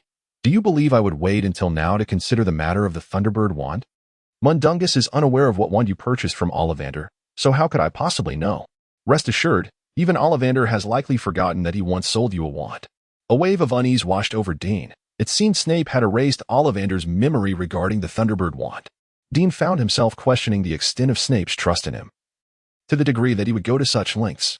As Dean pondered this perplexity, the system suddenly presented a new task. Snape's affection. Professor Snape appears to harbor an unusual fondness for you. Seek to uncover the reason and reveal the truth behind it. Reward: a random spell from Snape, 3 skill points, and 50 points of Snape's favor. Dean was resigned. The infernal system clearly sought to draw him closer to Snape. Dean? Snape, noticing Dean had drifted off in thought, raised his voice in displeasure. My apologies, Professor. Dean quickly replied, not wanting to squander the hard-earned trust he had built. If this were my potions class, you would have already lost at least 5 points, Snape warned, curling his lip. I swear it shall not happen again. To speak candidly, Dean harbored little confidence in his own assurances. If it would not be too much trouble, perhaps you could present your Thunderbird wand to me at an opportune moment. I might be able to assist you in concealing its extraordinary nature from prying eyes. Sirius said after gazing at Dean for several seconds. Very well, Dean replied, genuinely overwhelmed by Sirius's intense and somewhat overwhelming concern. You may take your leave now. The sorting ceremony is nearing its conclusion. Sirius gestured toward the door. Certainly, I shall bring the Thunderbird wand for you at our next chance. Farewell, Professor, Dean exclaimed, relieved, and after a hasty bow, exited the room. Dean was certain that having spent such time alone with Sirius was undoubtedly one of his proudest accomplishments. Upon hastening to the dining hall, Dean found that most of the first-year students had already completed the sorting ceremony, with only a few remaining in line, including Harry Potter and Ron Weasley. Dean quietly joined the end of the queue. Dean, where have you been? Ron exclaimed joyfully upon seeing him. I couldn't find you on the Hogwarts Express. If Neville and Seamus hadn't mentioned you were with them, I would have thought you weren't coming to school. How could that be?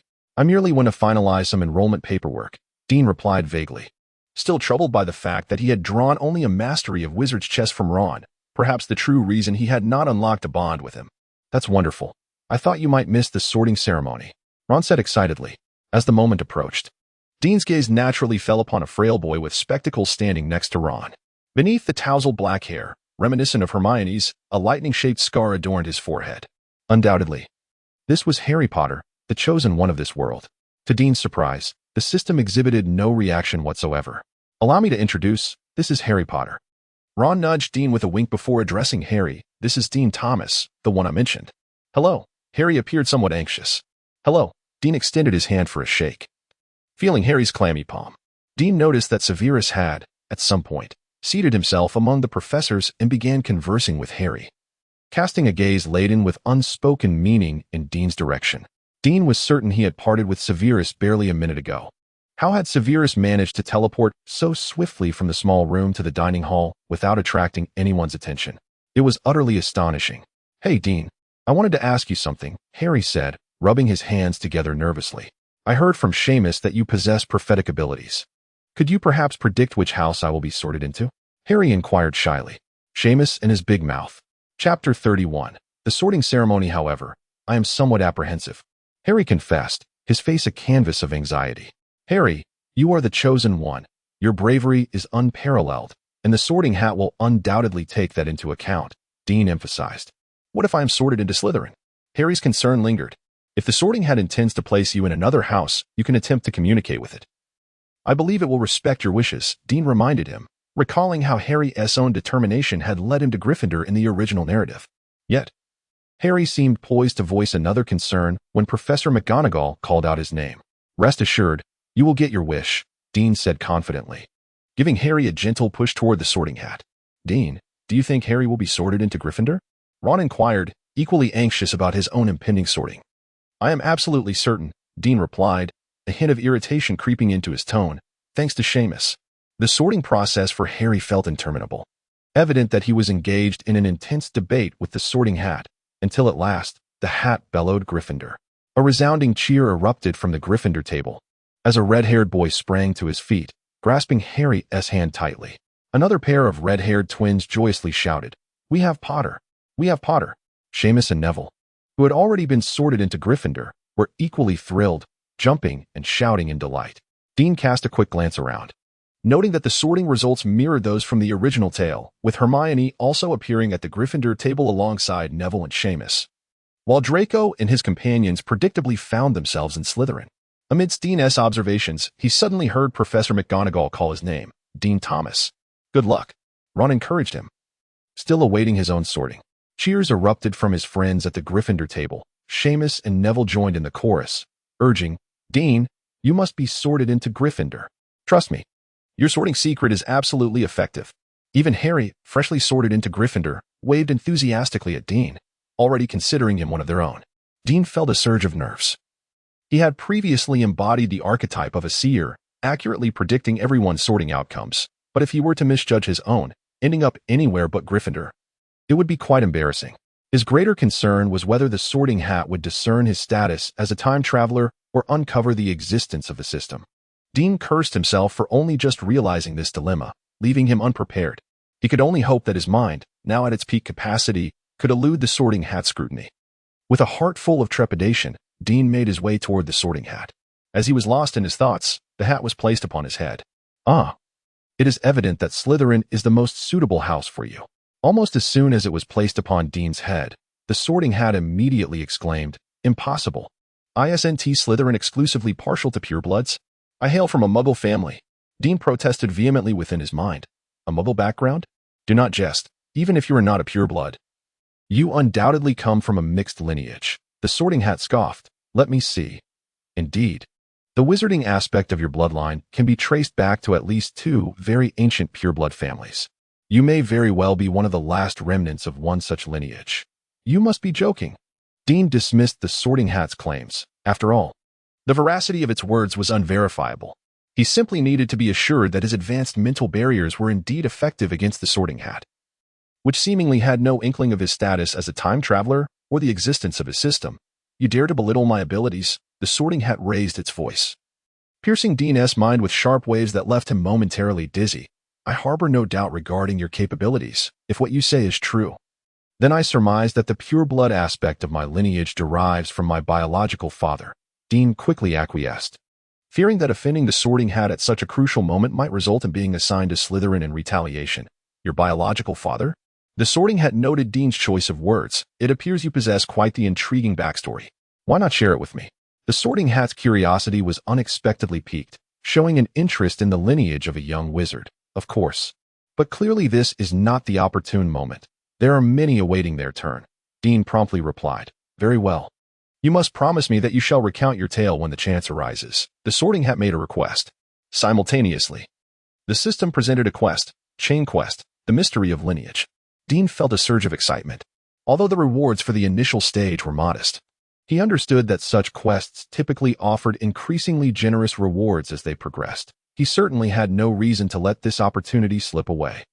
"Regardless, I absolutely refuse to go to Slytherin," Dean firmly asserted. "What of Ravenclaw? Your intellect would surely find a place there." The sorting hat suggested amiably. "No, I refuse to exert myself intellectually," Dean retorted, dismissing the idea with a trivial excuse. His vanity would not permit him to consider any house other than Gryffindor. "I have encountered many gifted wizards, yet they squandered their talents for various reasons. You may very well follow in their footsteps." The sorting hat attempted to persuade Dean in its own way. "To put it plainly, I will go nowhere but Gryffindor," Dean declared outright. "Are you certain?" "To my mind, Gryffindor is the least suitable place for you, though you shall encounter significant obstacles," the sorting hat kindly warned, suggesting that even Hufflepuff would be a better fit. "Are you implying that I lack courage?" Dean's face flushed with indignation. "I did not say that," the sorting hat slickly denied. "Should you fail to place me in Gryffindor, I shall refuse to divulge my story to you." In a bid to preserve his dignity, Dean boldly threatened. At that very moment, the sorting hat resounded with the proclamation of Gryffindor. The lengthy sorting ceremony had come to an end, and it seemed the years of monotony had compelled the hat to reach a compromise. The decision of the sorting was irrevocable, and Dean exhaled, relieved. Had the hat delayed even a few seconds longer, it might have been he who had to concede. Thankfully, he could not bear to relinquish the opportunity for that intricate task. With a sigh of relief, Dean felt that his honor had been preserved. Chapter 32. Dean's predicament. As Dean removed the sorting hat, he heard Professor McGonagall call out Ron's name, prompting him to stand aside and await the outcome of Ron's sorting. In a mere blink, the sorting hat proclaimed, "Gryffindor." With a pale complexion, Ron collapsed into his seat, and Dean promptly assisted him to his feet under Professor McGonagall's approving gaze as they made their way to the Gryffindor table. Harry, along with the others, applauded loudly to welcome their new companions. The red-haired boy who had previously shaken hands with Harry leaped over him, exclaiming with exaggerated enthusiasm, "Fantastic, Ron. I almost thought you would be the only Weasley not to join Gryffindor." "Shut up, Percy," Ron shouted in anger. At that moment, the last new student, Blaise Zabini, was sorted into Slytherin. Professor McGonagall rolled up the parchment list, concluding the sorting ceremony, and departed with the sorting hat in hand. During the ensuing feast, the first years animatedly discussed all things Hogwarts, exchanging thoughts and experiences. However, Dean appeared somewhat distracted. He noticed Snape conversing with a young professor adorned with an absurd scarf. A sinking feeling enveloped him as he recalled a suspicion he had harbored earlier, now confirmed by the sight of the individual who had arrived at the castle ruins before him to retrieve a silvery object.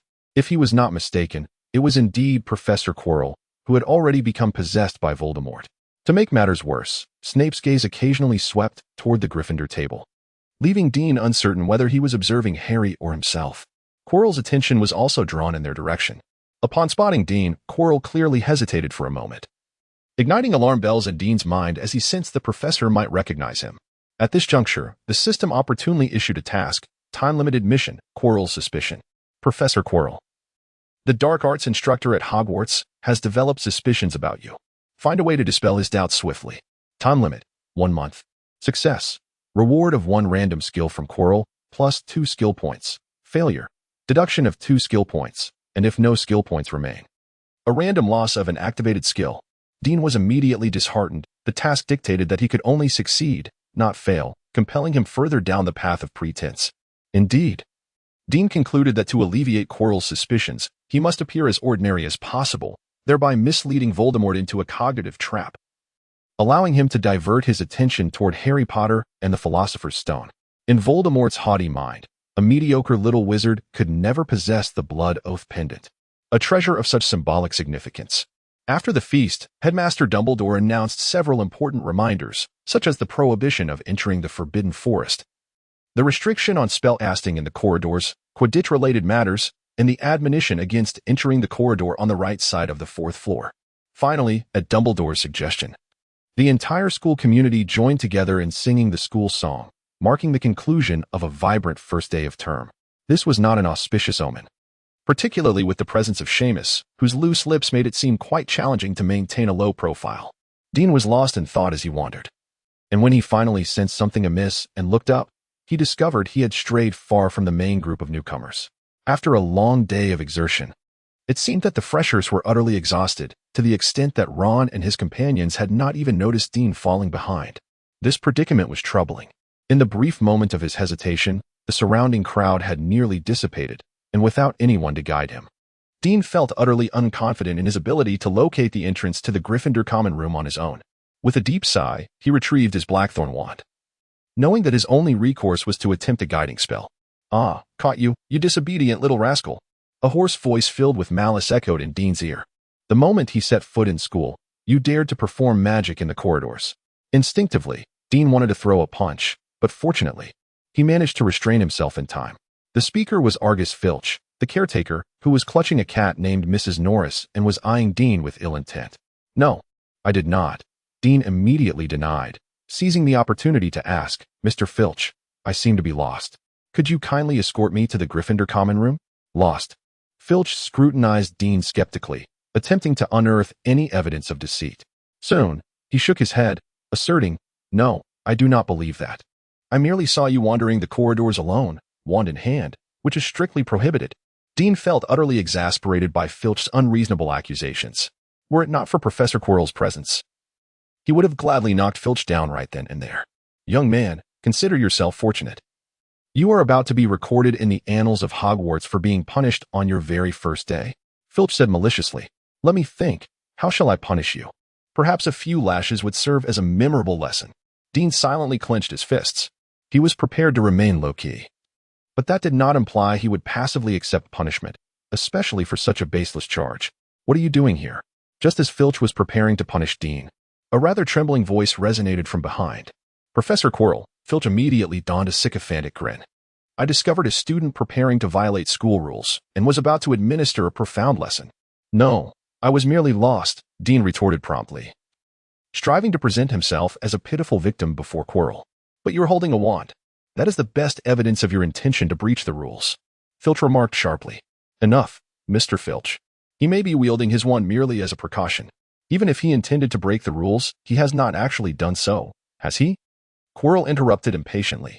But Professor, I believe it is essential to set a good example for these newcomers, which would facilitate future management, Filch insidiously argued. Today marks the first day of school. It should be a joyous occasion. Quirrell, typically lacking the courage to argue, appeared exceedingly nervous, one eye twitching uncontrollably. Filch swallowed hard, forcing a semblance of a smile. Very well, Professor, since you insist. He shot Dean a fierce glare. Consider yourself fortunate this time. Don't let it happen again. Dean lowered his eyelids, remaining silent and docile like a little kitten, yet internally he raged, I swear there will be no next time. Soon I shall make you submit entirely to my iron fist. Chapter 33. The temptation of Quirrell at that moment, as Dean contemplated imparting a profound lesson to Filch. The system before him erupted with frantic warnings, indicating that someone was attempting to invade his thoughts. Among those present, Filch was utterly oblivious, leaving only Quirrell as the possible perpetrator. Fortunately, the fully leveled mind shield spell activated automatically upon being attacked, preventing Quirrell from gleaning Dean's true intentions. What a pitiable child. Quirrell feigned wiping non-existent tears from the corners of his eyes. What Dean projected to him was a meticulously crafted tale of woe. Dean had anticipated that those with ill intent might use thought invasion against him while he was unguarded. And thus he had prepared himself. In Dean's fabricated narrative, his circumstances underwent considerable alteration. His stepfather routinely subjected him to beatings and scoldings. His younger siblings never regarded him as an elder brother, but rather treated him as a servant, and his mother remained coldly indifferent, choosing to turn a blind eye. This approach served the dual purpose of fortifying his own defenses while indirectly safeguarding his family. Should a malevolent individual read this tragic tale in a moment of vulnerability, Dean's family would likely not become his Achilles heel. Surely no one would be foolish enough to believe they could leverage his family's mistreatment against him. Yet, Dean had not anticipated that Quirrell would be the first to unearth this narrative. Professor, I do not comprehend what you are saying. Dean deliberately adopted a guise of confusion, concealing his awareness of Quirrell's attempt at thought invasion. Nothing, Quirrell quickly masked his intentions. I am merely exceedingly curious about your past. Perhaps when you have the time, you might come to speak with me. I shall, Dean responded with an outwardly agreeable demeanor. Though inwardly he mocked, only a ghost would wish to approach this vessel possessed by Voldemort. That would be tantamount to courting disaster. Nevertheless, Dean overlooked the fact that the system he bore was a root of turmoil eager to sow chaos, just as he resolved to keep his distance from Professor Quirrell. The system presented him with an irresistible bait. Academy task. The curse of the Defense Against the Dark Arts class. The Defense Against the Dark Arts course at Hogwarts has been afflicted by a curse, with each professor's tenure lasting no more than a year. Uncover the reason behind this curse and find a way to break it. First year, Quirrell's secret. Begin with Professor Quirrell, unveil the secret of this curse, and devise a method to dispel it. Rewards will be granted based on completion. The system's description was deceptively simple. However, Dean understood that this was undoubtedly a large-scale task akin to a chain of quests. Well, this irreverent system was clearly compelling Dean to engage deeply in the magical realm of Harry Potter, where he had originally intended to remain a mere spectator to the hero's exploits in saving the wizarding world. Alas, for the sake of those precious rewards, Dean found himself compelled to alter his intentions and engage in an intimate encounter with the very Professor Quirrell he had sought to avoid. Professor Quirrell, if you would be so kind, could you personally escort me to the Gryffindor common room? Dean quickly donned a smile as he implored. Currently, he had no inkling of how to accomplish this task, yet one thing remained certain. Engaging in conversation with Quirrell often yielded clues for task completion. Quirrell cast a doubtful glance at Dean. The abrupt shift in Dean's demeanor raised his suspicions.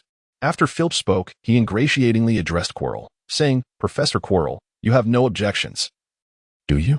Let us go, you little rascal. Filch forcefully kicked Dean and bellowed. Dean shot an indignant glare at Filch. Are you never satisfied? Noticing Dean's discontented expression, Filch arrogantly retorted, what are you staring at? Mind your behavior, you little brat. Filch, I believe you ought to show more courtesy to the students, Quirrell unexpectedly interjected. Filch appeared momentarily flustered. Was not Professor Quirrell supposed to be on his side?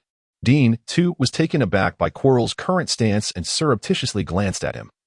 Noticing a fleeting complexity in Quirrell's expression, it seemed he was recalling something. Perhaps this was an opportune moment to unearth Quirrell's secret. An audacious and reckless thought crossed Dean's mind. What if he were to employ the Confundus charm on Quirrell at this juncture? Just as Dean was preparing to take this perilous risk, Snape's icy voice suddenly pierced the air behind him, dousing his fervent thoughts like a bucket of cold water. Professor Quirrell, Filch, and Mr. Thomas, what are you doing here?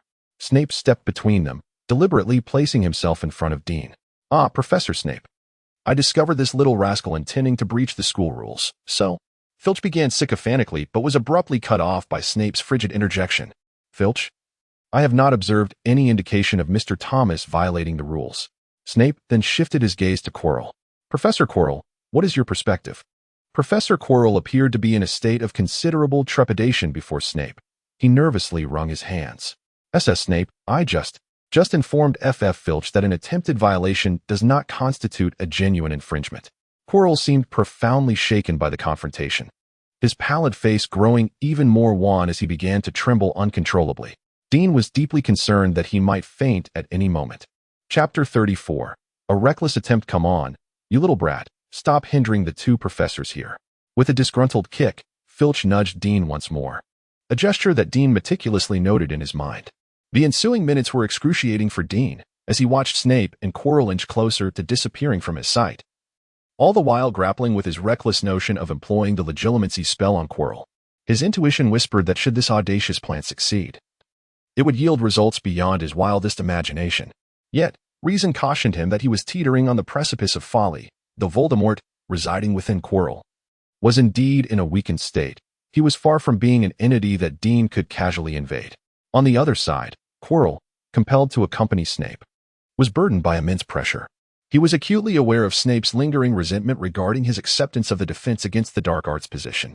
When Voldemort had taken hold of him, he had been forewarned to maintain a distance from Snape and to refrain from obstructing any of Snape's actions.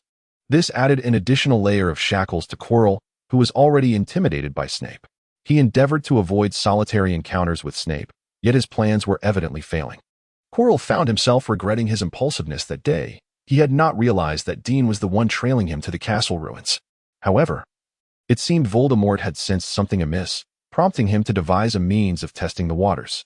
Regrettably, Quirrell not only failed to extract any information but instead encountered his nemesis, Snape. Voldemort was acutely aware of Snape's exceptional capabilities as one of his former loyal subordinates. Driven by an inexplicable instinct of caution and a profound sense of shame regarding his current vulnerability, the weakened Voldemort preemptively shut down all sensory perceptions as he approached Snape, in a bid to prevent Snape from discovering his presence. This left Quirrell feeling utterly helpless. Snape, what exactly do you intend to do? Once he was confident that Dean and Filch could not overhear their conversation, Quirrell lowered his voice to question him. Indeed, Quirrell felt an overwhelming sense of frustration and truth.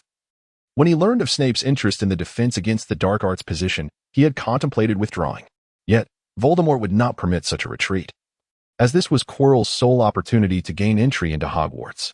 Voldemort could not bear to watch the chance to seize the Philosopher's Stone slip away. It was the only avenue he currently envisioned that might restore his former strength. Snape, I assure you, I will only serve as the defense against the dark arts professor for 1 year at most. Next year, I promise to recommend you to Dumbledore for the position, Quirrell declared earnestly. In truth, had it not been for Voldemort's coercion, Quirrell would not wish to linger in Hogwarts for even a minute. Engaging in schemes beneath the gaze of the so-called greatest wizard of all time was an absolute torment for the inherently timid Quirrell. Upon hearing this, Snape abruptly turned, his gaze piercing as it fixed upon Quirrell, a smirk curling at the corner of his mouth as he mockingly replied, Quirrell, do you genuinely believe I would accept your charity? No, you misunderstand. I certainly did not mean that. After Voldemort's self-imposed isolation, Quirrell found himself utterly incapable of confronting Snape's formidable presence. Nearly paralyzed by fear. Quirrell, regardless of your intentions for coming to Hogwarts, remember this, under no circumstances should you oppose me, Snape warned, his dark eyes glinting with a perilous light. I will, Quirrell stammered, casting a glance alongside Snape towards the direction where Dean and Filch had vanished, only to find it empty, save for a fleeting crimson glow outside the tall window. Do you sense it too? Snape inquired, an odd expression gracing his face. Is someone casting legilimency? Quirrell asked uncertainly. How intriguing, Snape mused, his lips curling slightly. Ever since discovering Dean's innate talent as a seer, Snape had taken to employing mental shielding techniques whenever he encountered him, an insight that Quirrell evidently lacked. What do you think? Snape countered. Certainly not you, Quirrell replied, half in jest, half in probing. Of course, if it were me, you would not have the slightest inkling, Snape replied with a cryptic tone. Quirrell's face paled momentarily, vowing to keep his distance from Snape in the future. Could it be Filch? Quirrell suggested with a forced smile. To my knowledge, Filch absolutely lacks such ability. Snape asserted with conviction. Then who could it be? Surely not that student? Quirrell questioned, even he struggling to believe it. Do you think it possible? That mysterious individual, whose name cannot be spoken, likely lacks the prowess at such a young age, Snape scoffed. Moreover, as far as I am aware, the target of legitimacy must be within sight. The further away, the less effective it becomes. That is true, Quirrell conceded, realizing that both Thomas and Filch could indeed provide alibis. So who could it be? Suddenly, Quirrell recollected the faint flicker of flame he had glimpsed outside the tall window, leaving him momentarily speechless. Ah, it seems you have noticed as well. The direction from which that firelight vanished appears to be the 8th floor of the castle. Snape concluded. Professor Quirrell, what were you just thinking? I trust it was nothing unbecoming? It was precisely due to his childhood experiences that the inherently timid Quirrell became increasingly sensitive and fragile, thus consumed by self-doubt. Quirrell fervently pursued the power of dark magic after graduating from Hogwarts, naively believing that only through immense strength could he avoid the pitfalls of his youth. Quirrell reassured himself.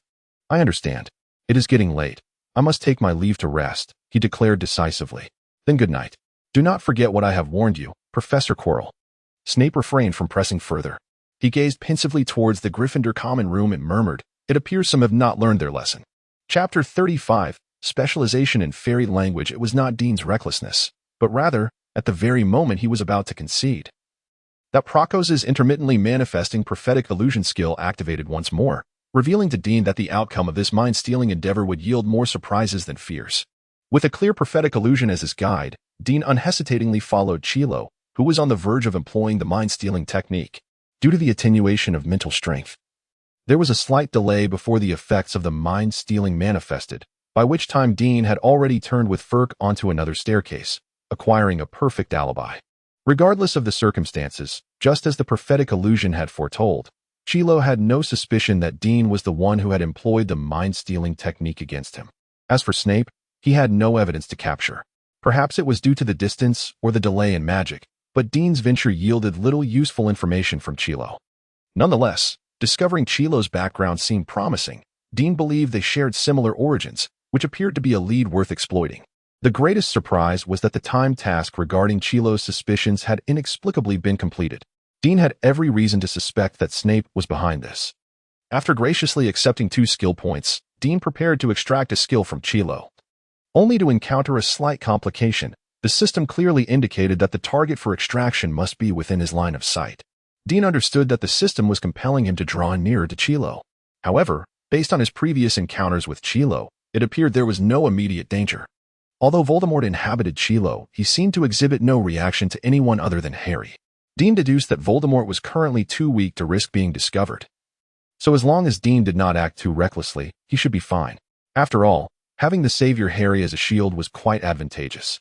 As Dean had anticipated, Harry became the center of attention as soon as he enrolled. Students frequently found excuses to linger near Harry, eager for a glimpse of the savior. As a member of the same dormitory, the 5 of them initially banded together, which inevitably drew Dean into the spectacle. Even though he was merely a supporting character in the eyes of others, he found it quite bothersome. On the very first morning of school, they caught the attention of Furk, and Dean, having been the first freshman to clash with Furk, became the primary target. The incident was quite simple. While searching for their classroom, the 5 of them lost their way, and as the class time approached, Ron bravely volunteered to lead them through a shortcut that led to a locked door. However, just as they prepared to force their way in, Furk appeared. Caught once again. Furk was utterly triumphant, fixating his gaze on Dean and articulating each word with deliberate emphasis. I warned you last night. Do not, ever, violate school rules. Dean felt a surge of exasperation, unable to comprehend the depth of Filch's animosity towards him. After discovering Filch's presence, he had made a concerted effort to blend into the crowd and diminish his visibility, yet he was still unceremoniously singled out by Filch. Was it not more enticing to capture the illustrious savior, Harry, for a breach of school regulations? Why, then, did Filch persist in targeting an inconspicuous individual like himself? Dean deemed it imperative to expedite his plans to teach Filch a lesson.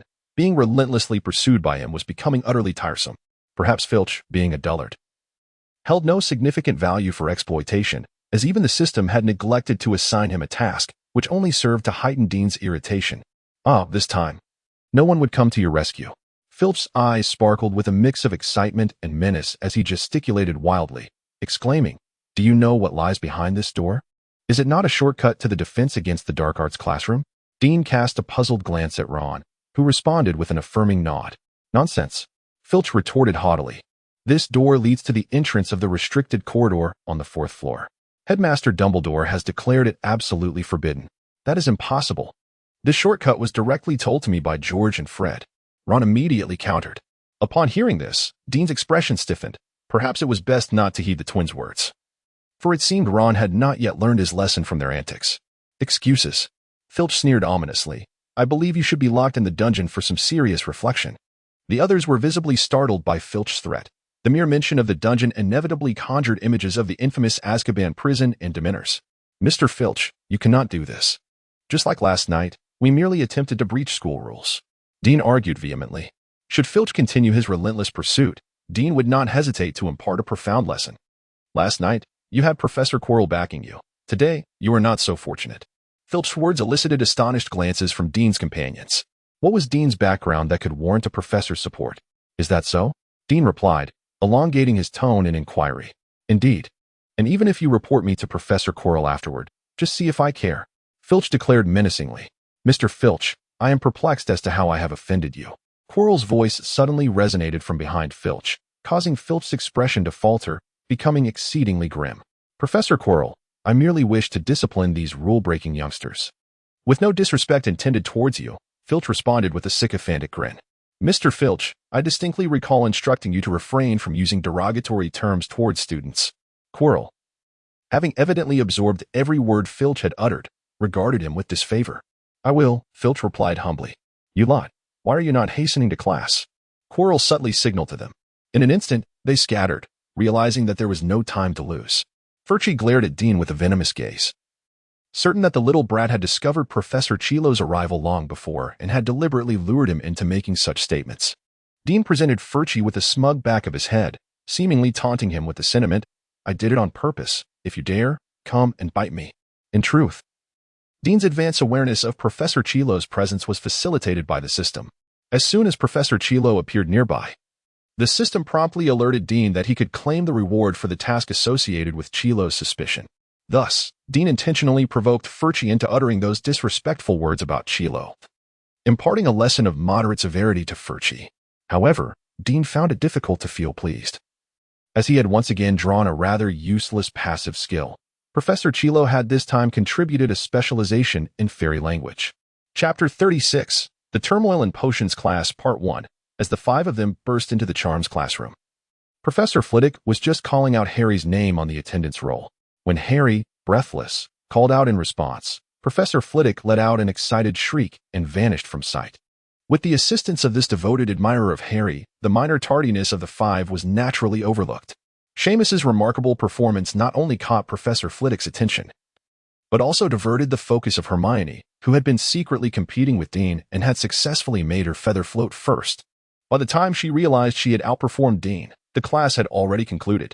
Hermione couldn't help but feel vexed. Dean was well aware of Miss Noatal's desire to prove her superiority over him. However, he found it futile to engage in such a battle for superficial glory, especially since the system had not issued any relevant tasks. In truth, Dean understood that before his mental fatigue dissipated, it would be challenging to surpass Hermione. The Blackthorn wand did not recognize Dean's abilities in the same manner as the Thunderbird wand did, making it rather unwieldy for him. It seemed that taming this second-hand wand would be a formidable task. Dean was eager to inquire about the original owner of the Blackthorn wand, if possible. He wouldn't mind reclaiming it from that individual, as it might be the key to winning the wand's allegiance. After narrowly avoiding failure thanks to Dean's clever maneuver, Hermione appeared to gain boundless confidence and zeal, displaying exceptional enthusiasm in the subsequent classes, whether in Professor McGonagall's Transfiguration class or Professor Binz's History of Magic. Miss Know-It-All became the center of attention, even eclipsing Harry's spotlight. Dean, however, found this quite agreeable. He preferred to have more distractions around him, allowing him to remain inconspicuous, ideally forgetting his proficiency in divination. As for repeatedly losing to Hermione, he felt no concern, for even in defeat, there would be no repercussions. Moreover, he had not truly competed against Hermione. Could such encounters be deemed losses? Dean did not believe Professor Quirrell needed to study gobbledygook, as most goblins who interacted with wizards were fluent in human languages, thus eliminating any communication barriers. Perplexed, Dean had intended to seize the opportunity to question Professor Snape during their afternoon potions class, convinced that their acquaintance would yield an answer. However, during lunch, when Dean read an article in the Daily Prophet, a sudden realization dawned upon him. The latest report on the Gringotts break-in incident. The investigation into the unlawful intrusion at Gringotts on July 31st continues. It is widely believed that this act was perpetrated by unidentified dark wizards, both male and female. The goblins of Gringotts reiterated today that nothing was stolen. The underground vault that was searched had, in fact, been completely emptied earlier that day. A spokesperson for the goblins stated this afternoon, "We cannot disclose what the vault contained. It is best not to interfere in this matter." Dean calculated the days. It must have been the day Hagrid took Harry shopping in Diagon Alley, suggesting that the intended target of the theft was the Sorcerer's Stone, and it was evident that the thief was Quirrell, possessed by Voldemort. Now Dean understood. Quirrell's mastery of gobbledygook was clearly a preparation for infiltrating Gringotts to steal the Sorcerer's Stone. Unfortunately, Dumbledore had preemptively sent Hagrid to relocate the stone, thwarting Quirrell's plans, forcing him to resort to entering Hogwarts to steal the stone instead. It seemed that Quirrell's proficiency in gobbledygook was one of the abilities taught to him by Voldemort. Yet it ultimately proved futile, benefiting Dean instead. Despite grasping all this, Dean felt no joy. He had no intention of robbing Gringotts and could not envision any other use for his gobbledygook expertise, deeming it a rather useless skill, far less beneficial than any random spell. In potions class, Professor Snape treated Dean as if he were a stranger, ignoring him completely. Meanwhile, he tormented Harry relentlessly, finding excuses to deduct numerous points from Gryffindor, inciting resentment among nearly all Gryffindors towards Snape. Dean might have been the only exception. Having owed Snape too many favors and knowing the eventual twist regarding Snape, he felt he had no grounds to despise him, instead understanding Snape's actions. On one hand, Snape redirected his hatred for James Potter onto Harry. On the other, due to his deep love for Lily Potter, he was compelled to protect Harry. This conflicting emotion made it difficult for anyone to remain rational, even someone as composed as Snape. To avoid appearing so out of place, Dean chose to observe quietly. He had yet to devise a way to resolve the conflict between Snape and Harry and was uncertain if he should intervene, knowing it would undoubtedly disrupt Dumbledore's plans. Since his enrollment, Dean had deliberately maintained distance from the so-called greatest wizard of the age, believing that if anyone could see through him, it would only be Dumbledore. Thus, since Snape intentionally kept his distance, Dean was content to remain in his current state, not intending to display any warmth towards Snape in front of others. Consequently, the primary purpose of potions class seemed to revolve solely around mastering potion recipes and experimenting with potion specialization effects. From beginning to end, Dean observed everything with a smile. While Snape's teaching methods for Gryffindor may be debatable, his approach towards Hermione was undoubtedly appropriate. It was high time for this self-righteous young girl to face some challenges. However, Dean's amusement was short-lived, for in the subsequent potion-making session, he and Hermione were assigned to the same group by Snape. It was evident that Snape had done this on purpose. Chapter 37, The Turmoil of Potions Class, Part 2, as it was the inaugural potions lesson. Professor Snape merely instructed the students to concoct the simplest potion for treating scabies. Nevertheless, this task proved formidable for the majority of the first-year students, including Hermione. She anxiously rifled through her potions textbook, striving to identify the imperfections in her brewing process. In contrast, Dean found the exercise rather tedious, despite being a novice himself. His specialization in potions afforded him a considerably elevated perspective. To him, Hermione's method appeared clumsy and unrefined. "Miss Granger, do you not think you have added a tad too much dried nettle?" Dean could no longer restrain himself when he noticed Hermione had exceeded the required quantity by a full quarter. His experience in potion-making warned him that such an excess of dried nettle would undoubtedly culminate in a cauldron explosion. While Dean appreciated Hermione's inclination to err on the side of caution, potion-making was one of the few disciplines in the magical realm that demanded precise measurements. Allowances were not made in this regard. After a moment's contemplation, Dean, guided by his potion-making expertise, located some diluted bubituber pus. He resolved that if an explosion were to occur during Hermione's brewing, the timely addition of this diluent could avert disaster. As fate would have it, Professor Snape, passing by, caught a glimpse of Dean's subtle maneuver and regarded him with unexpected scrutiny, his lips moving as if to speak but ultimately refraining. Unaware of Snape's gaze, Dean remained fully engrossed in Hermione's endeavor, prepared to assist her in rectifying her mistakes, a laborious task, to say the least. As Dean had anticipated, just as Snape began to commend Draco Malfoy, showcasing the perfection of his method for boiling a slug with antennae, a noxious green smoke suddenly erupted from the classroom, accompanied by a loud hissing sound. Neville, somehow, had managed to distort Seamus's cauldron into a grotesque shape. It appeared that Mundungus had not deceived Dean on this matter. The likelihood of first-year cauldron sustaining damage was indeed alarmingly high. The potion within the cauldron splattered onto the flagstone floor, scorching holes into several students' shoes. Neville was drenched in the potion, with his arms and legs afflicted by swollen, painful scabies, causing him to wail in distress.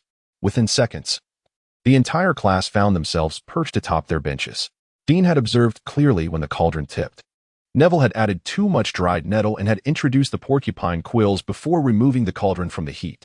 Unfortunately, the distance between them was too great for Dean to intervene in time, and calamity ensued. "Fool!" Snape bellowed as he rushed over, brandishing his wand to sweep away the potion that had spilled onto the floor. "You certainly did not follow the steps outlined in the textbook." Neville, overcome with emotion, began to weep as numerous painful scabies erupted on his nose. "Take him to the infirmary," Snape ordered sharply, directing his reprimand at Seamus, who was working alongside Neville. He then circled around Harry and Ron, who were situated close to Neville during the mishap. "Potter, why did you not inform him to refrain from adding the porcupine quills? Do you believe that his mistake reflects well upon you? Gryffindor has lost a point due to your actions." As Snape spoke, his gaze shifted towards Dean, hoping this incident would serve as a warning to Dean to cease his presumptuousness. However, Dean remained oblivious to Snape's intentions. Seizing the moment while everyone's attention was captivated by Neville, he swiftly completed the preparation of the scabious potion based on Hermione's work. To Snape's astonishment, Dean's concoction was flawless. It was an achievement even he would struggle to surpass. Dean carefully transferred the completed potion into a glass vial, ensuring the cauldron was spotless before anyone took notice. "Miss Granger, your distraction has lasted too long, causing you to miss the optimal moment for the potion. Had I not intervened, your concoction would have yielded results akin to Neville's. I presume you do not wish to accompany him to the hospital wing, do you?" Dean remarked with a smile, gently touching the potion vial hidden in his pocket. Hermione glared at Dean, her frustration palpable. And just as he thought she might see through him, the bell signaling the end of class rang. Observing Hermione's discontent, Dean felt a twinge of sympathy and slowed his pace, uncertain of how many points Snape might deduct from Gryffindor when she faced him alone. "Miss Granger, I am pleased to see your enthusiasm for potions is so fervent. However, it is regrettable that I believe you are ill-suited for this environment." As the classroom began to empty, Snape's oily voice resonated in their ears. Hermione appeared greatly startled, as though subjected to a profound humiliation. The universally lauded know-it-all had never encountered such blatant discourtesy from a professor. Tears brimmed in her eyes, yet she fought to hold them back. Seeing this, Dean let out a weary sigh. Snape was indeed a cantankerous individual. Why must he perpetuate such a negative impression? "Mr. Thomas, I would like to request your presence to address the disarray here," Snape suddenly said just as Dean prepared to leave. "I have just noticed your adeptness with the cleaning charm." He gestured to the surrounding mess, "so I shall leave this to you. If you do not finish, you may continue after dinner." With that, Snape flicked his cloak and glided towards the classroom door like an old bat. Chapter 38. Lessons from Filch. As Dean brushed past Snape, the latter discreetly uttered, "After dinner, I hope you will bring the Thunderbird wand to see me." It appeared that Snape sought a pretext for a meeting. Once Dean confirmed that the potions classroom's basement was nearly deserted, he withdrew his blackthorn wand and vigorously cast a powerful cleaning charm he had mastered to level 3. Unfortunately, fate was not in his favor. Before he could exit the classroom, the ever-persistent Filch obstructed his path once more. "Ah, young scoundrel, I have caught you again," Filch declared, clutching Mrs. Norris, who was as gone as a shadow, at the doorway. "Mr. Filch, what excuse do you have this time for harassing me?" Dean inquired, glancing at the loathsome feline that undoubtedly summoned Filch yet again. It was apparent to Dean that Filch had taken it upon himself to antagonize him. Mrs. Norris informed me that Professor Snape requires you to tidy up this place before you leave, yet I see it remains in utter disarray, Filch said, petting the cat with malicious intent. You now have two choices, either clean this mess immediately and depart, or face detention on the grounds that you have disobeyed Professor Snape's orders. Disdainful of engaging in a war of words with Filch, Dean recognized that. With no one else around, this was an opportune moment to retaliate. He brandished his wand at Filch and asked, Mr. Filch, do you know what this is? Filch's expression shifted immediately, and he stammered in intimidation. What do you intend to do, you little wretch? Do you mean to cast a spell on me? I warn you. That would be a serious violation of school rules, and should you proceed, you will be expelled. Feigning a leisurely curiosity, Dean replied, Is that so? The rules merely prohibit casting spells upon you. Are there no other constraints? Filch, clearly oblivious to Dean's implications, failed to recognize that the regulations contained no further stipulations. In fact, this rule was established by Dumbledore specifically to protect Filch, who, despite his greatness, could only foresee that disgruntled young wizards might utilize hexes against him, never considering that someone might employ physical force beyond magic to subdue Filch. Indeed, force in its most literal sense. By the time Filch comprehended the gravity of opposing Dean, he found himself flat on the ground, every bone in his body seemingly crushed, yet this torment remained concealed beneath his outward appearance. During Filch's assault, Mrs. Norris had attempted to rescue her master, but before she could extend her claws, Dean seized her by the scruff and hurled her against the hard wall. Fortunately, Mrs. Norris did not meet her demise upon impact, thanks to Hogwarts Castle's robust safety measures. The moment she collided with the wall, it transformed into a yielding surface, gently bouncing her to the ground. Nonetheless, the experience left Mrs. Norris utterly terrified, prompting her to abandon Filch and vanish in a flash, not knowing where she had fled. Mr. Filch, I trust you now comprehend the folly of opposing me. Dean looked down condescendingly at Filch, who lay crumpled on the ground. You have gravely violated school regulations. You shall be expelled. Filch glared at Dean with fierce intent, yet in his current state, he lacked any persuasive power. Mr. Filch, you have just confirmed that as long as I did not employ any spells against you, I have not breached the rules, correct? Dean cheerfully retorted. Filch was momentarily speechless. While he could report to Professor McGonagall or even Dumbledore, he possessed no evidence. Dean had indeed refrained from using any incantation and had merely bested him with brute force. The issue lay in the mystery of how Dean had achieved this, for despite Filch's agony, he bore no marks of a beating. Lacking evidence, Filch found himself powerless against Dean. Mr. Filch, I believe we can reach a mutual understanding. Dean scanned the surroundings, noting the absence of murals or portraits, signifying that everything that had transpired would remain a secret between them, provided neither spoke of it. Firstly, I have no intention of deliberately violating school rules, so if your scrutiny is solely due to that, it is entirely unnecessary. Dean gave Filch a knowing look. I understand. Filch, ever pragmatic, recognized that pursuing trouble with Dean would be an exercise in futility, now that the other party had promised not to willfully breach the rules. He could willingly turn a blind eye. Excellent. Dean nodded in satisfaction. I believe you now grasp that my temper can be quite volatile and at times difficult to restrain. So for your own safety, it is prudent to avoid my presence. Very well. Filch conceded, having resolved that unless absolutely necessary, he would steer clear of any location Dean occupied, opting for the philosophy of out of sight, out of mind. Furthermore, the events of today shall remain a secret between us. I do not wish for a third party to learn of it. Dean warned. Of course. Filch feigned utmost compliance. Mr. Filch, I greatly admire your magnanimity. If there is nothing further. Dean was in remarkably high spirits. At the moment he had vanquished Filch. A task to teach him a lesson had been issued by the system, rewarding him with 1 skill point and the ability to extract a skill from Filch. Upon completing the task, Dean promptly acquired a passive skill in cat language proficiency from Filch, intrigued by what merits this mute might possess. This skill aptly elucidated why Madame Norris served as Filch's most effective informant. Well, it became evident to Dean that not only was he fated to acquire passive skills, but he also shared an inexplicable affinity for various languages. I believe I ought to patrol other areas of the castle now. Filch, ever astute, recognized Dean's dismissal and promptly rose, wincing as he prepared to depart. Mr. Filch, please bear in mind that it was you who was seeking trouble just now. I have completed Professor Snape's task, Dean said languidly behind Filch. And also inform Madame Loris that I would prefer she not keep her gaze fixed upon me.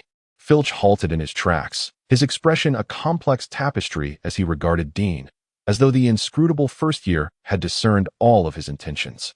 However, what left Filch astounded was that right before his very eyes, Dean made no motion.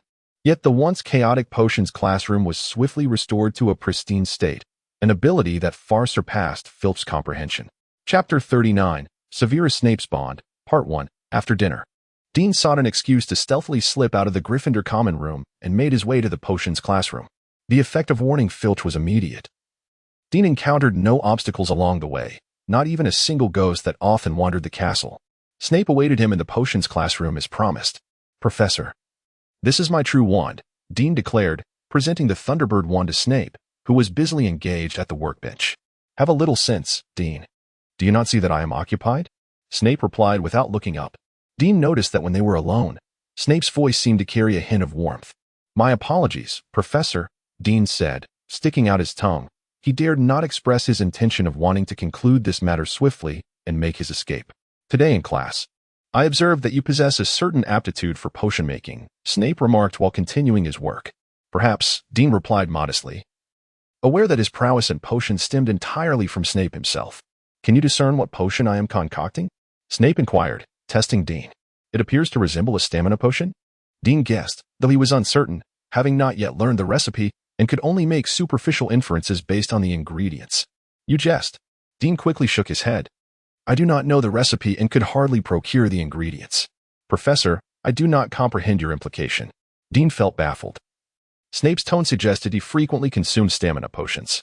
"If it were not for the effects of the stamina potion, I would find it difficult to understand how you have recovered so swiftly," Snape remarked, puzzled. "Recovered? You mean?" Dean grasped Snape's meaning. "Magic exhaustion. The after-effects of your reckless use of legilimency against me that day." Snape confirmed Dean's suspicion, albeit with different terminology, yet the meaning remained the same. "Impossible. One cannot cast spells in a state of magic exhaustion," Snape countered, shaking his head. "That is the extraordinary nature of the Thunderbird wand. With it, I am able to practice spells." Dean hesitated before deciding to speak the truth, eager to understand the phenomenon. An intriguing wand, Snape concluded his task, wiped his hands, and accepted the Thunderbird wand. The combination of ebony wood and Thunderbird tail feathers? Indeed quite rare. Snape waved the wand gently, frowning slightly. "Yet I did not perceive any unique quality that would allow a magic-drained wizard to cast spells." "I can demonstrate for you," Dean said, withdrawing his blackthorn wand and pointing it at a vial on the table, uttering, "Wingardium Leviosa." From the perspective of a first year, that was quite impressive. Considering it is not nearly weightless as a feather, Snape assessed fairly. "Professor, please continue to watch." Dean put away the blackthorn wand, then took the Thunderbird wand from Snape's hand and once more directed it at the same vial, casting the levitation charm. Severus Snape could hardly conceal the astonishment in his eyes. The ability to execute the levitation charm to such an extent could only be achieved by upperclassmen who had successfully completed their O.W.L. ordinary wizarding level examinations. Even at a lower standard, such proficiency would suffice to pass the N.E.W.T. nastily exhausting wizarding tests as well. "Professor, did you notice the distinction?" Dean, oblivious to Snape's astonishment, continued to explain that due to magical exhaustion, there was a delay in the effectiveness of any spell he cast, and the results were rather mediocre. However, using the Thunderbird wand eliminated this issue, allowing for immediate and remarkable effects. Had Hermione heard Dean's humble remarks, she surely would have been incensed. For even the levitation charm he deemed mediocre, cast with the Blackthorn wand, was beyond Hermione's current capabilities. "I believe I comprehend," Snape remarked slowly. "You are indeed still affected by magical depletion, yet the disparity in performance when using two wands for the same incantation should not be so vast. I surmise there are two reasons."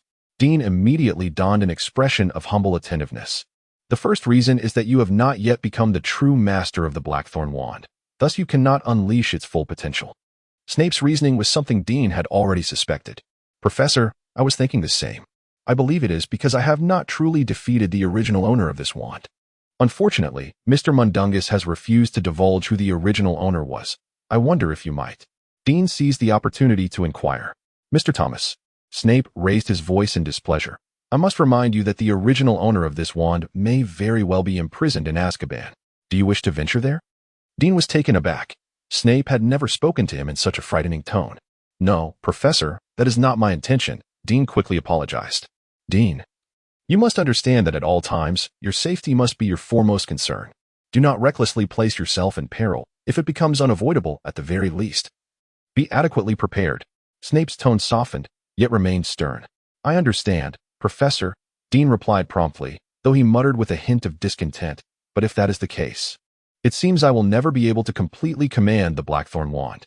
"Dean, are you aware that wands crafted from Blackthorn possess a particular characteristic?" Snape inquired gently. "Are you suggesting that a Blackthorn wand must endure dangers and trials alongside its master to truly bond with them?" Dean asked. "It appears you have already inquired about this with Ollivander," Snape acknowledged with approval. "Therefore, as long as you persist in wielding the Blackthorn wand, one day you shall tame it. However, regarding the Thunderbird wand, I shall not recklessly wield its power until I can fully command it," Dean blurted out without hesitation. "Dean, this quality is precisely what I admire about you. Your mind is remarkably calm, not at all resembling an impulsive Gryffindor." Snape did not conceal the admiration evident in his eyes. Chapter 40. The Bonds of Snape. Part 2. Dean was tempted to inquire, "Professor Snape, does what you say not weigh on your conscience?" Gryffindor has never lacked for bold and astute students. However, Dean merely entertained this thought in silence, too apprehensive to voice it. Should Snape discover his true sentiments, it would undoubtedly disrupt the relatively harmonious atmosphere. "Professor, what is the second reason?" Dean hastily cast aside his dangerous musings. "The second reason, of course, was that you and this Thunderbird wand share a remarkable affinity, even in a state of magical exhaustion. The ability to draw upon the wand's power is exceedingly rare."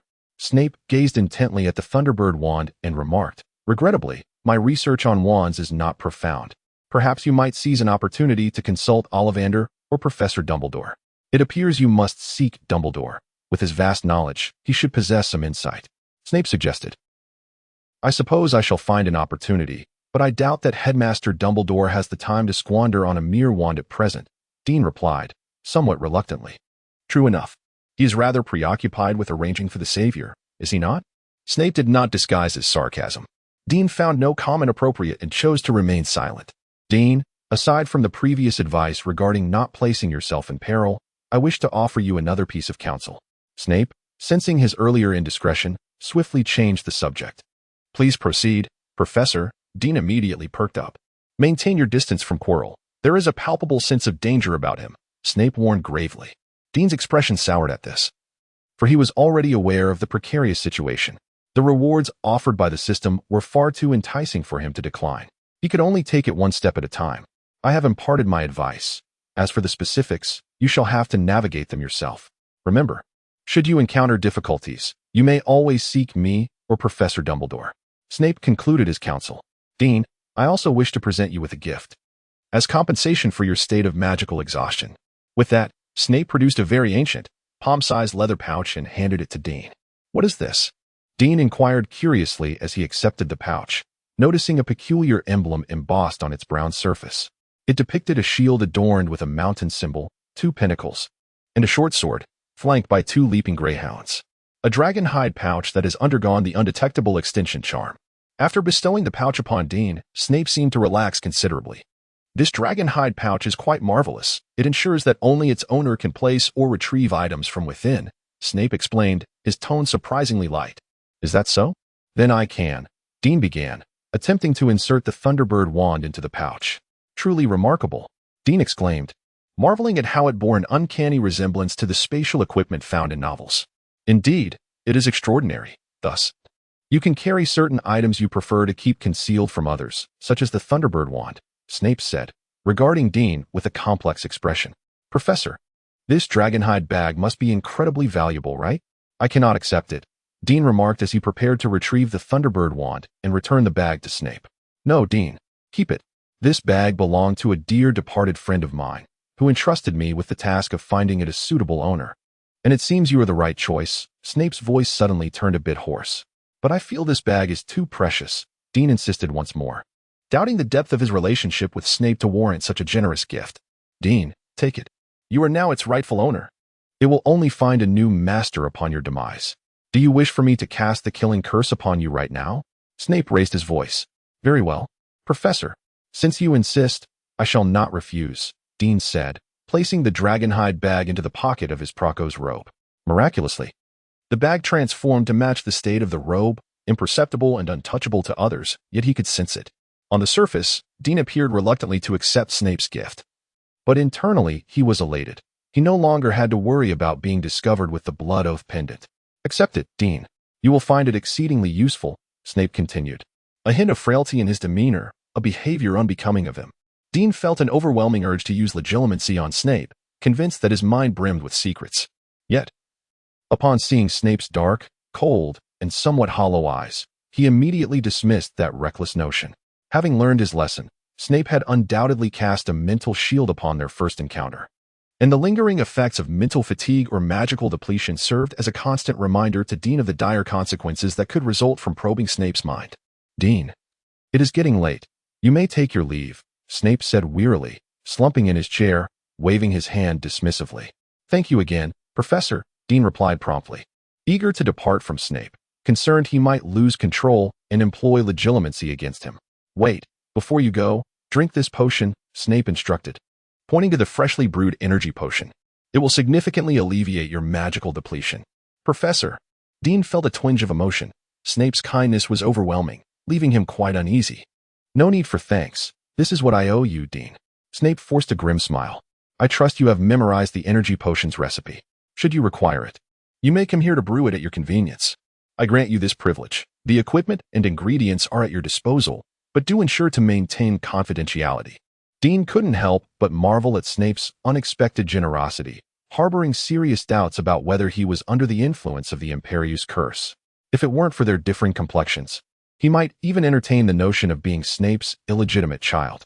At that moment, a line of text appeared before Dean in the system, indicating that he had also unlocked the bond feature with Snape. Even more astonishingly, the bond progress bar immediately reached the halfway mark of level 2, affection level 150. Unlike his bond with Hermione, the benefits of the bond with Snape allowed Dean to access Snape's office and the potions classroom at will, freely utilizing the equipment and materials within. This further convinced Dean that the task of affection from Snape the system had provided was far from baseless. There undoubtedly existed a hidden secret between Snape and himself. Chapter 41. The Enigmatic Walker's Badge. As the school year progressed, the professors began to reveal their true nature as taskmasters, inundating the newly admitted young wizards with a plethora of assignments. While Dean was stuffing these materials into his dragonhide bag, he suddenly discovered an inconspicuous hidden pocket within, seemingly sealed by some form of magic. Dean was uncertain whether Snape had noticed this concealed pocket. Even if he had, it was likely beyond his ability to unlock. The seal on the pocket appeared intact, showing no signs of having been tampered with, and it was evident that a rigid object was concealed within, resembling a gold galleon. Instinctively, Dean touched the seal of the hidden pocket, not expecting to decipher it. After all, that was a feat even Snape could not accomplish. And Dean was not arrogant enough to presume he surpassed Snape. However, at the moment his fingers grazed the seal, an extraordinary occurrence transpired. Dean felt the seal magnify before him, spiraling until it transformed into a grand silver door adorned with ancient, esoteric symbols. His hand rested upon the door's knocker. The door slowly creaked open, revealing an unfathomable cosmos beyond, where countless dazzling stars formed bizarre constellations, gliding along their respective paths in the vastness of space. What was happening? Am I hallucinating? Dean was momentarily awestruck by the universe behind the door before swiftly regaining his senses.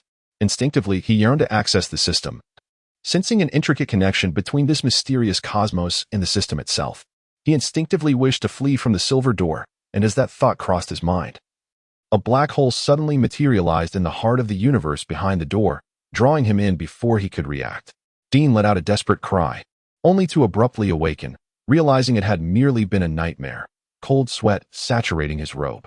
This seemed to confirm the absence of the seal on the hidden pocket, leaving no trace behind. Dean suspected that the nightmare had been a result of his contact with the seal, which had shattered. Enigmatic Walker? What a peculiar name. At that moment, the system responded, presenting a new type of quest. Inheritance Quest. Enigmatic Walker Reward. Unlock the inheritance of the Enigmatic Walker based on completion. Upon examining the description of the Mist State skill, Dean was struck by an absurd thought. Could this mysterious Enigmatic Walker be a vampire? Nevertheless, this skill was undeniably powerful. granting the wearer the ability to transform into mist, akin to acquiring a magical shield. Dean attempted to activate the mist state and immediately felt as though something was tearing open his mind, continuously drawing something from within. His body indeed transformed into a swirling gray mist. He tried to move, discovering that while he could do so, his speed was severely hindered, and the depletion of his magical energy accelerated dramatically. After barely a minute, Dean emerged from the mist state, drenched in sweat. This was the limit of his endurance without testing the diminished effects of his attacks. Although the mist state proved to be quite effective, Dean came to a profound realization regarding his insufficient magical power. He deeply reflected upon his earlier naivety, believing that mastering spells through the system would allow him to navigate the magical realm with ease. Ultimately, it is the extent of one's magical abilities that determines a wizard's strength. Regrettably, the system has yet to offer a shortcut for enhancing magical power, likely to prevent Dean from effortlessly ascending to the pinnacle of the wizarding world, lest Voldemort be rendered obsolete. Acknowledging this, Dean could only let out a resigned sigh, recognizing that he must diligently work to augment his magical prowess. Nevertheless, he was aware that his advantages had already expanded considerably. Suddenly, Dean recalled that he was still in a state of diminished mental capacity, and upon his complete recovery, his magical energy should increase, thus rendering the mist state even more beneficial. In a moment of inspiration, he realized he could amalgamate various spells with the mist state to create a plethora of innovative techniques, potentially revolutionizing the entire understanding of the magical community. Of course, this would necessitate continuous practice and experimentation, yet it undeniably presented an intriguing challenge. Dean understood the importance of finding a sufficiently secluded location to practice his conceptualizations. Within Hogwarts, only one place could meet his requirements, the Room of Requirement. Since the beginning of the term, Dean had yet to take the opportunity to explore this renowned feature of Hogwarts, as Dumbledore's office was conveniently located nearby, and he wished to avoid attracting the headmaster's attention for the time being. However, he now found it imperative to prioritize a visit to the Room of Requirement. Chapter 42. Professor Trelawney's warning and the severed hand. Dean, either intentionally or unintentionally, lagged behind, seeking an opportunity to slip away to Hagrid's hut by the Forbidden Forest, hoping to trigger a task related to Hagrid. He was particularly intrigued by Hagrid's partial giant lineage and wished to acquire relevant abilities through a quest. Such lineage was an asset unattainable through mere study or association within the system, leaving Dean to rely on chance encounters through tasks. Furthermore, as the keeper of keys at Hogwarts, Hagrid had connections with a plethora of magical creatures residing in the Forbidden Forest, presenting a veritable treasure trove for Dean. Thus, even if he could not initiate a task, he was determined to cultivate a good rapport with Hagrid. After successfully forging bonds with two individuals, Dean grew increasingly fascinated by this new feature. He speculated that if he could establish a connection with Hagrid, the resulting benefits would likely pertain to the magical beings in the forest.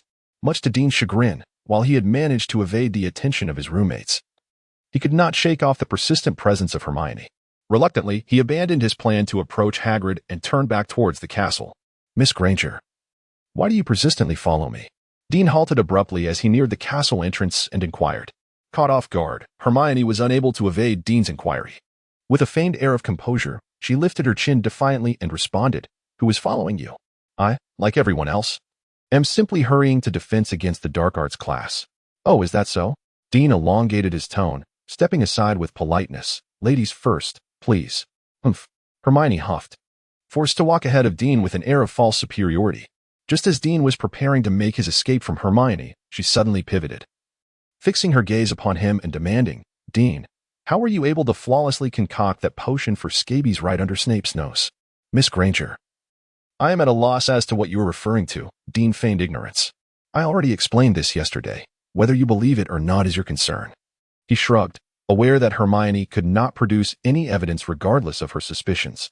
With a resigned sigh, Dean lamented over Seamus's loose lips. "You don't mean to suggest that you obtained the potion from Madame Pomfrey, do you?" Hermione swiftly interrupted. "I already inquired with Madame Pomfrey, and she assured me she has never provided such a potion to any student." Seeing Dean poised to retort, Hermione continued, "I had Seamus take the leftover potion from Neville to Madame Pomfrey for evaluation. She praised it highly, stating that it was far superior to the common alternatives and likely Professor Snape's exclusive formula."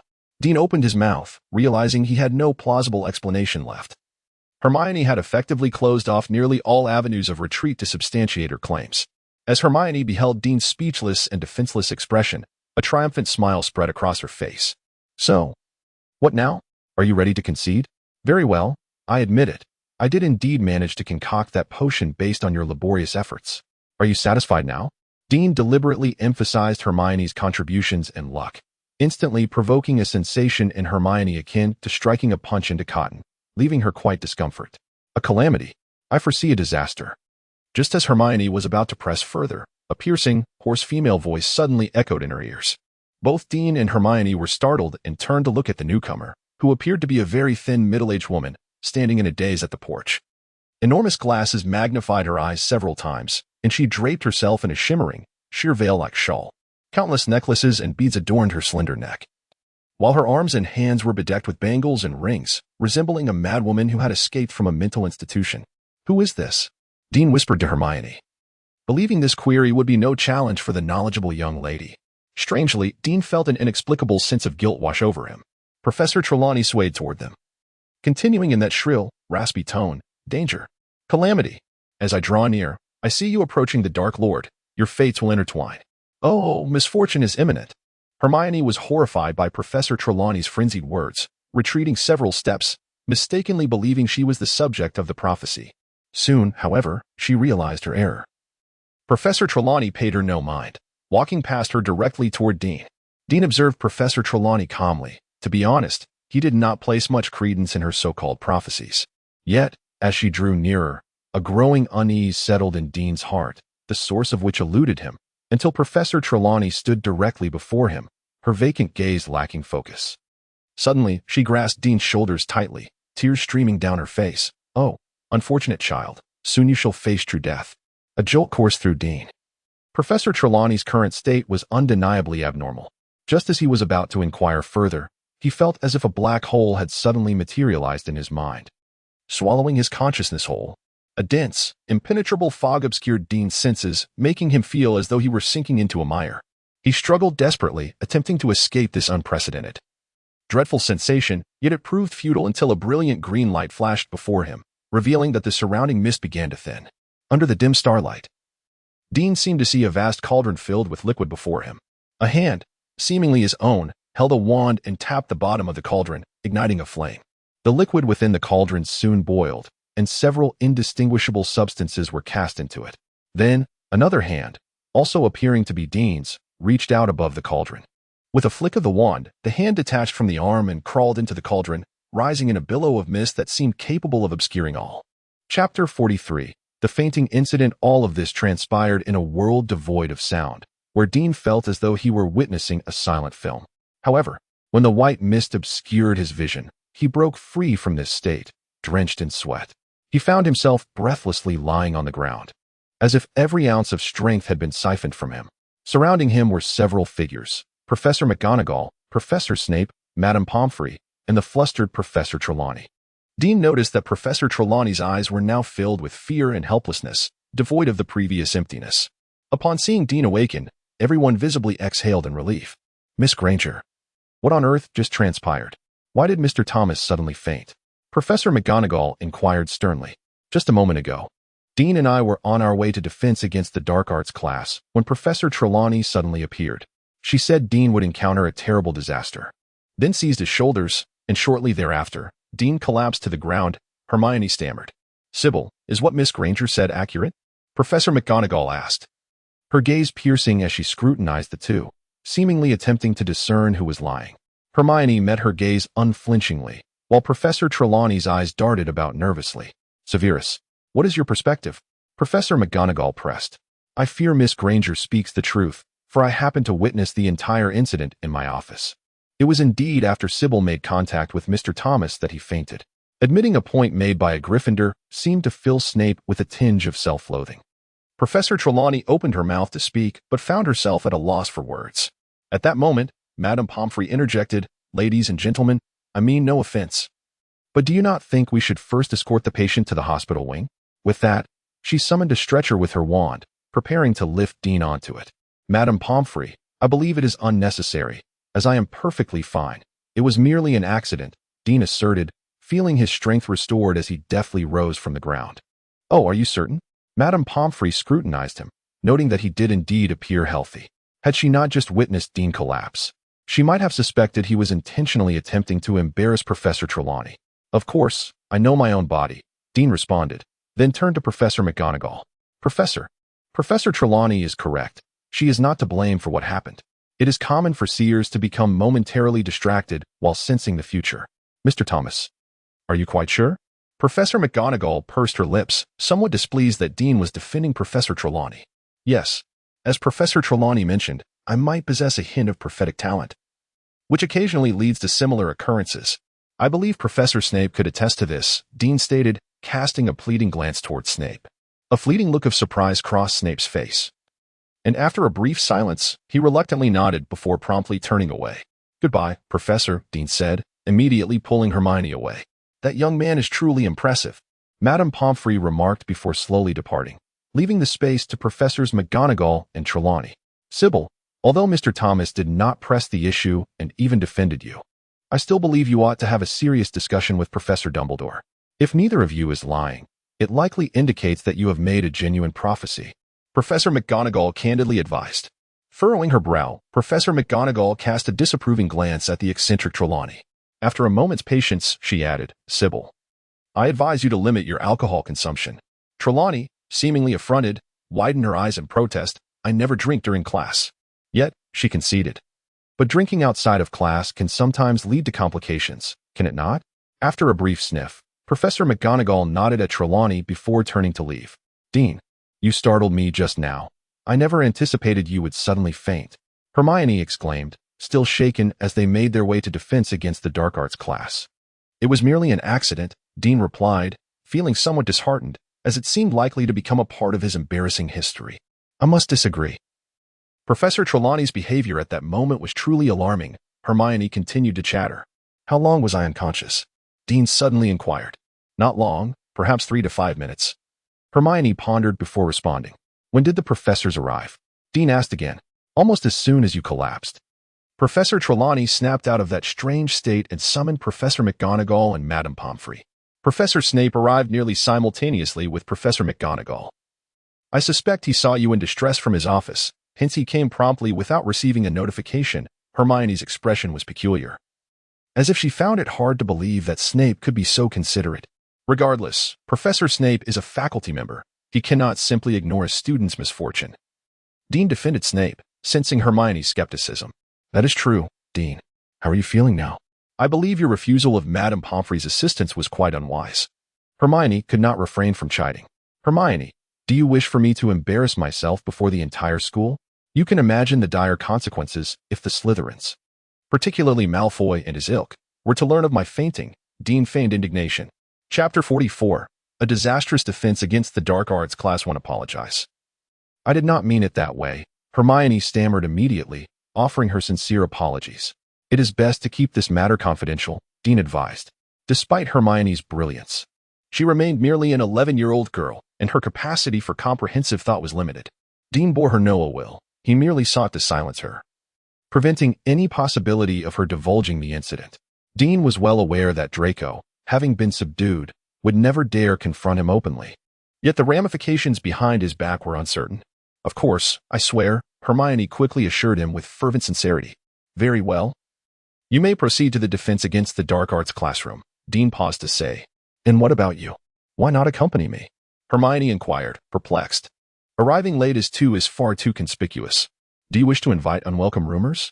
Dean sighed. "Then why not go to the classroom first?" Hermione suspected Dean might be plotting something behind her back. "You go ahead. I shall arrive in 5 minutes," Dean reassured her. "What can be accomplished in 5 minutes?" she remarked. "See you soon," Hermione exclaimed, hastening towards the classroom for defense against the dark arts. Meanwhile, Dean leisurely slowed his pace, ambling in the same direction. Though 5 minutes might seem inconsequential to Hermione, for Dean, it was an opportunity to reflect on the unexpected turn of events. Indeed, it was a windfall. Upon awakening, Dean had inexplicably received 2 tasks from the system. Task: the true prophecy Sybil Trelawney is the great-granddaughter of the genuine prophet Cassandra Trelawney and occasionally makes authentic predictions.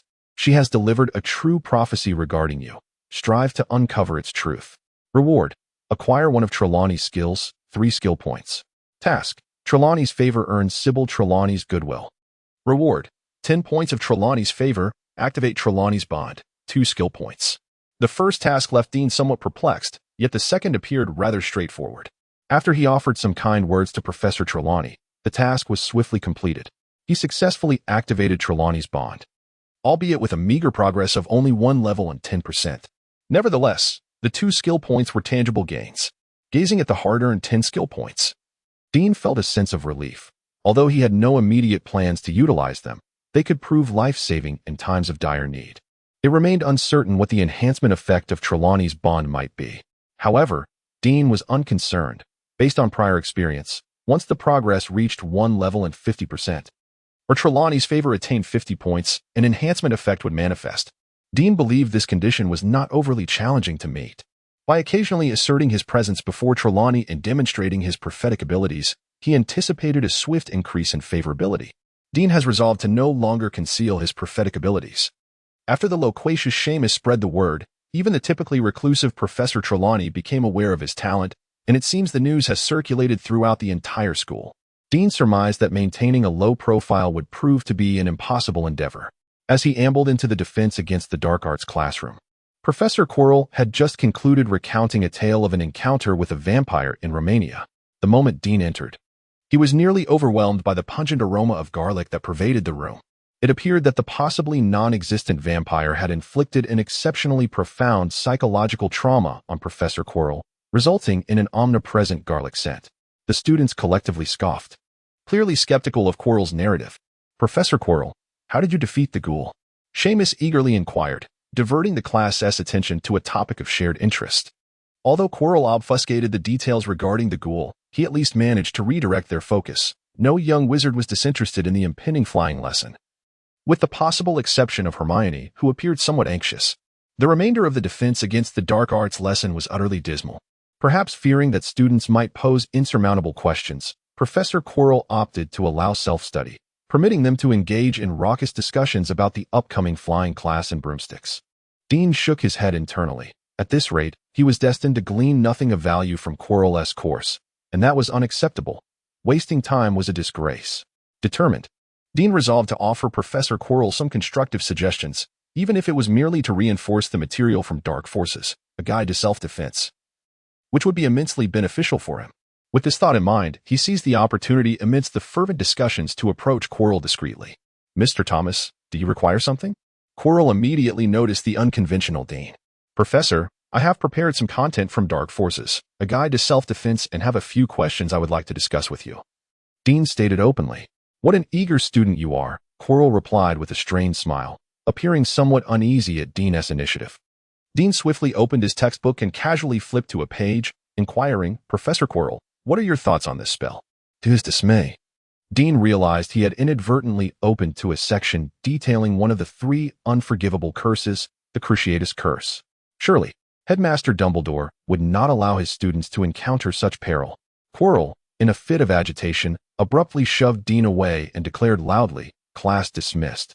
Chapter 45. The twins' favor. What did you say to Professor Quirrell that made him so angry? As soon as class ended, Hermione approached Dean once more. "Nothing much. I merely explained the reason for our tardiness." Evidently, he was not satisfied. Dean replied with a shrug, his tone vague. Hermione remained silent, her gaze fixed on Dean with skepticism. In her eyes, their excuse for being late was entirely justified, and Professor Quirrell had no right to be upset. Dean, however, was too preoccupied to concern himself with the little girl's feelings. His mind was consumed by another matter. It seemed he had squandered what little goodwill he had managed to cultivate with Professor Quirrell. Undoubtedly, this would significantly complicate the task of completing Quirrell's secret mission. He needed to devise a strategy to appease Quirrell and regain his trust. Driven by the system's objectives, Dean had long since discarded his initial plan to steer clear of Quirrell. He understood clearly that certain matters could not be evaded. Since he shared a dormitory with Harry and had inevitably crossed paths with Quirrell, it was only a matter of time before Voldemort's attention turned towards him. Rather than waiting passively, he preferred to take the initiative. At the very least, he could benefit from the system's rewards. If he could glean information about Voldemort through Quirrell, that would be even better. Such opportunities were rare. "Dean, what did you show Professor Quirrell just now?" I noticed he only became angry after looking at it. Hermione pressed for more information, but Dean interrupted her impatiently. Apologies, Miss Granger, but I suddenly feel unwell and wish to consult Madame Pomfrey. Farewell. Dean fabricated a quick excuse before decisively leaving Hermione behind. Wait, I can accompany you. Hermione began, but she soon realized she had already lost sight of Dean. Once Hermione was out of earshot, Dean emerged from a hidden corner, exhaling a sigh of relief. Fortunately, the invisibility charm of his Praco's robe had allowed him to escape the clutches of the ever-inquisitive Miss Granger. Dean hoped that soon, once the trio was fully formed, Hermione would redirect her attention from him to Harry and Ron. Dinner time had arrived, and most students were gathered in the dining hall. Seizing the opportunity, Dean slipped away to the potions classroom. Besides wishing to discuss Professor Trelawney's prophecy with Snape, he sought to utilize his privileges granted by Snape to concoct some potions. Having fainted earlier that afternoon, he could easily attribute it to magical exhaustion, and thus, brewing would not raise Snape's suspicions. In fact, Dean intended to prepare a reserve potion that could be used to curry favor with Professor Quirrell if the need arose. The potions classroom was desolate. Even Slytherin students tended to avoid it when not in class. Dean was unaware of Snape's whereabouts at that moment, so he set to work, gathering equipment and ingredients, patiently awaiting Snape's return while brewing an energy potion. Unfortunately, Dean had clearly miscalculated. As bedtime approached, Snape still had not appeared. Yet he had successfully brewed several bottles of the energy potion. With the enhancement of his potions expertise, 2 of the bottles even achieved an exceptional quality. Before departing, he discovered a bottle of Veritaserum prominently placed in Snape's potion cabinet. Dean hesitated for a moment, but ultimately took the potion as well. He vowed that his intention was merely to study the properties of the Veritaserum to avoid falling under its influence. Unbeknownst to him, that night, Snape remained absent, while a light burned throughout the night in an office on the 8th floor of Hogwarts. Although he had given Filch a thorough reprimand, which he believed would deter further trouble, Dean resolved to adhere to the school rules and refrain from wandering the castle after curfew. He was convinced that the events of the afternoon had left a negative impression on the normally strict Professor McGonagall, and he did not wish to further provoke her wrath at this juncture. There was a matter he wished to consult with Professor Snape, but unfortunately, he had waited all night without encountering him. After a moment's deliberation, Dean opted for honesty. It would be exceedingly reckless for a first-year student to attempt deceiving a professor at Hogwarts. Such a feat was likely beyond even what Voldemort had accomplished in his time. Perhaps next time, you could schedule an appointment by L. Also, it seems I am the head of Gryffindor. Professor McGonagall expressed her discontent slightly. My apologies, Professor. I had some inquiries regarding potions, and I was unsure whom else to approach, Dean replied diplomatically. At his words, McGonagall's expression stiffened, and she quietly remarked, Perhaps the sorting hat erred. You should not have been placed in Gryffindor. I assure you, I meant no offense. Dean felt a wave of despair wash over him at the thought of having offended the head of Gryffindor so early in the school year. It was certainly not an auspicious beginning. Now, he could only hope that McGonagall was a fair-minded individual, allowing him the chance to regain her trust through exemplary conduct in the future. Very well, Mr. Thomas, it is time you retire for the evening. And do try not to linger so late in the future, McGonagall advised, then called out the entrance password to the fat lady, Dragon Dung. The fat lady curtsied slightly before granting access, and a throng of small heads that had gathered at the entrance immediately scattered upon the door's opening. Clearly agitated, McGonagall recognized several of the faces among the crowd: George, Fred, Seamus, Ron, and Harry Potter. I believe you should all be nestled warmly in your beds rather than eavesdropping on our conversation. 5 points from Gryffindor. Hey, mate. I reckon you have the most potential among the newcomers to join our class, far surpassing our useless brother. As soon as Dean entered the dormitory, he was enveloped in an embrace by one of the Weasley twins. Ron, nearby, waved his fist in indignation at the comment. Sorry. I don't quite understand what you mean, Dean feigned ignorance. On the very second day of school, you dare risk violating school rules by staying out all night. Another twin remarked with a hint of jealousy. Regardless, I see that restless spirit of yours. Truly a Gryffindor at heart. The twins patted Dean heartily on the back. Just as a sudden task from the system diverted his attention, Dean nearly succumbed to the urge to retaliate. Task, the favor of the mischievous. The most renowned prankster duo at Hogwarts, the Weasley brothers, believe you possess a remarkable talent for mischief. Find a way to prove this. Reward, activate the bond with the Weasley twins, earning 2 skill points. Chapter 46. Enthusiastic troubles upon encountering this unexpected task, Dean adopted a cautious stance. Firstly, the promised reward was rather unappealing, and secondly, he harbored significant doubts about the potential benefits that the Weasley twins' camaraderie could bestow upon him. The last thing he wanted was to jeopardize the goodwill of a substantial number of Hogwarts students. Given the incessant antics of the Weasley twins as depicted in the original narrative, such a scenario seemed all too plausible. Thus, Dean deemed it prudent to temporarily set this task aside. Having been ensnared by the twins that morning, compounded by a recent subtle jab, Ron was thoroughly exasperated with his two brothers. Haha, little Ron is angry. Oh dear, what should I do? The twins laughed heartily as they exited the dormitory, leaving Ron on the brink of apoplexy, feeling utterly humiliated. At that moment, Seamus approached with an air of mystery. Dean, is that matter true? What matter? Dean replied, eyeing the notorious gossip with suspicion. You just mentioned that you sought out Professor Snape, didn't you? Seamus's eyes sparkled with a kind of admiration. Neville, already in bed, shivered at the mention of the name. What do you think? Dean countered. I think you're bragging, Seamus shrugged. Bingo. Congratulations on your correct answer. Dean chuckled in response. Having endured several painful lessons, Dean had grown hesitant to share the truth with Seamus. Dean, how dare you deceive Professor McGonagall? Harry gasped, slightly breathless with anxiety. Dean, does that mean the rumor is true? Ron's eyes widened in disbelief. What rumor? Dean instinctively glanced at Seamus, wondering if this was yet another fabrication from the gossip mill. Are you a bit directionally challenged? Ron inquired with a hint of embarrassment. You got lost after the sorting ceremony, and it happened again just now. You were also late for today's defense against the dark arts class. Hermione Granger mentioned you too had lost your way. Neville chimed in, adding fuel to the fire. Dean felt a wave of embarrassment wash over him. I don't think so, but the paths at Hogwarts can indeed be rather convoluted. Caught between the embarrassment of fainting and the label of being directionally challenged, Dean resolutely opted for the latter, rationalizing that he wasn't truly directionally impaired. He understood that the twins possessed the Marauder's map, and now that they had begun to take notice of him, it was uncertain whether they might use it to track his movements. With this guise of being directionally challenged, many situations could be conveniently explained away. However, he soon found himself regretting this decision, as he had severely underestimated the power of Seamus's loose tongue. The following day, en route to breakfast, numerous upperclassmen from Gryffindor appeared, either intentionally or inadvertently, to offer Dean enthusiastic directions. Naturally, the well-meaning Gryffindors were particularly attentive to the new student. Initially, Dean perceived no harm in this attention. Rather, he was touched by the warmth of the Gryffindor family. Yet, it swiftly dawned on him that this was far from a favorable development. He discovered that he was subjected to treatment akin to that of Harry, with prying eyes and whispers following him wherever he went. Within the castle, even the slightest hint of hesitation on his part would prompt unfamiliar individuals to approach him with enthusiastic inquiries about whether he was lost, eagerly offering to guide him, and even intruding upon his moments of privacy, such as when he wished to use the restroom. The fervor of Gryffindors was palpable, surpassing even Hermione's previous enthusiasm. Leaving Dean bereft of all personal space, Dean felt on the verge of madness, realizing that there exists a type of disorientation known as being perceived as lost by others.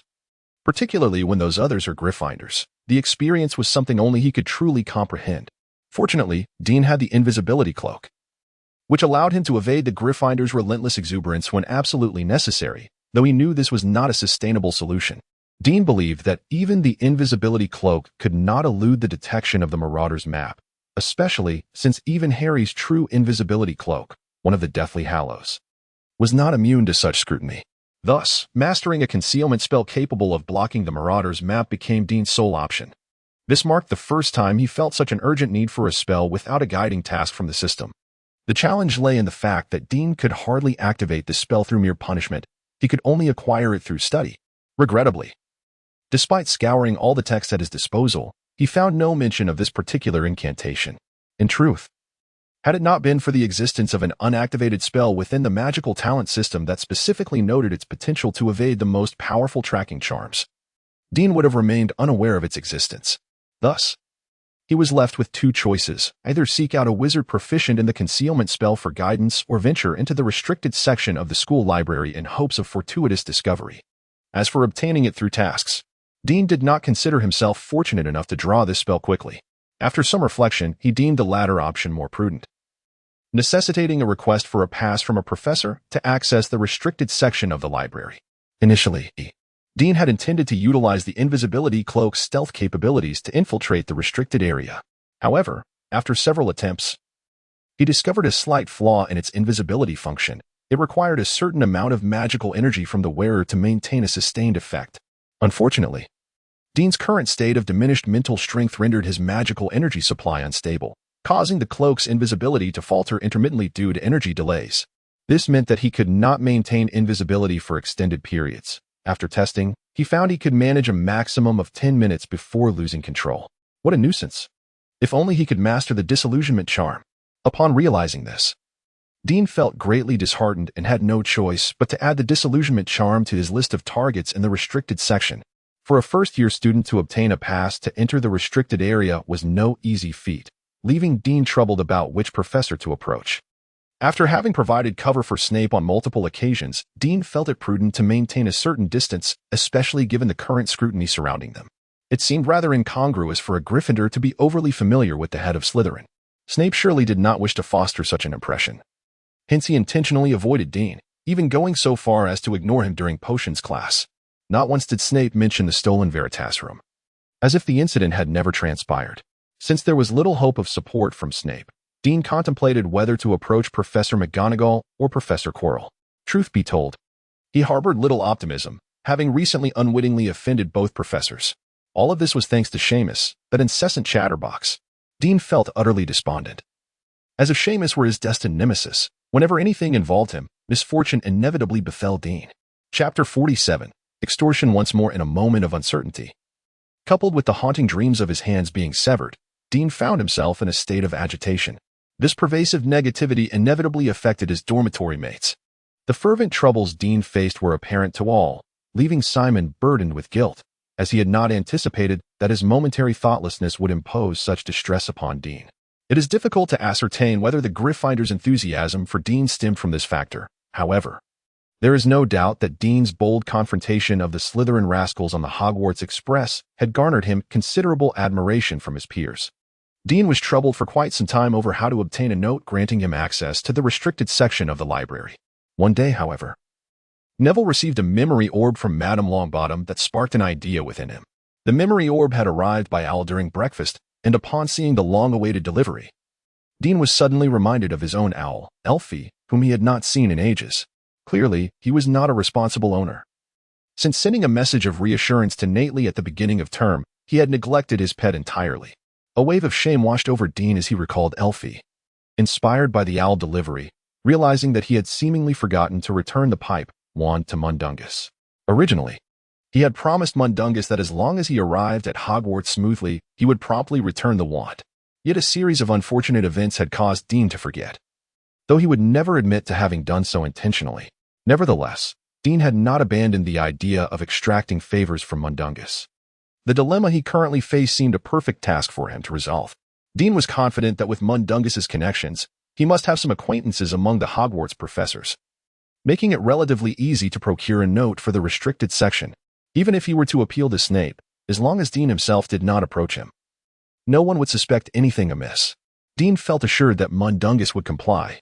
The pipe wand remained in his possession, and according to the unbreakable vow, Mundungus was obligated to provide assistance when necessary. Dean believed that his request was entirely reasonable, and Mundungus had no valid reason to deny him, particularly if it meant hastening the return of the wand. With this thought in mind, Dean promptly set off for the Ollery to send a letter to Mundungus. The Ollery was situated at the pinnacle of the West Tower. Dean ascended the narrow spiral staircase from the 8th floor of the tower, easily reaching his destination, thus proving that he was not entirely directionally challenged, though regrettably, no one noticed his endeavor. The windows of the Ollery, designed for the owl's easy ingress and egress, were unglazed.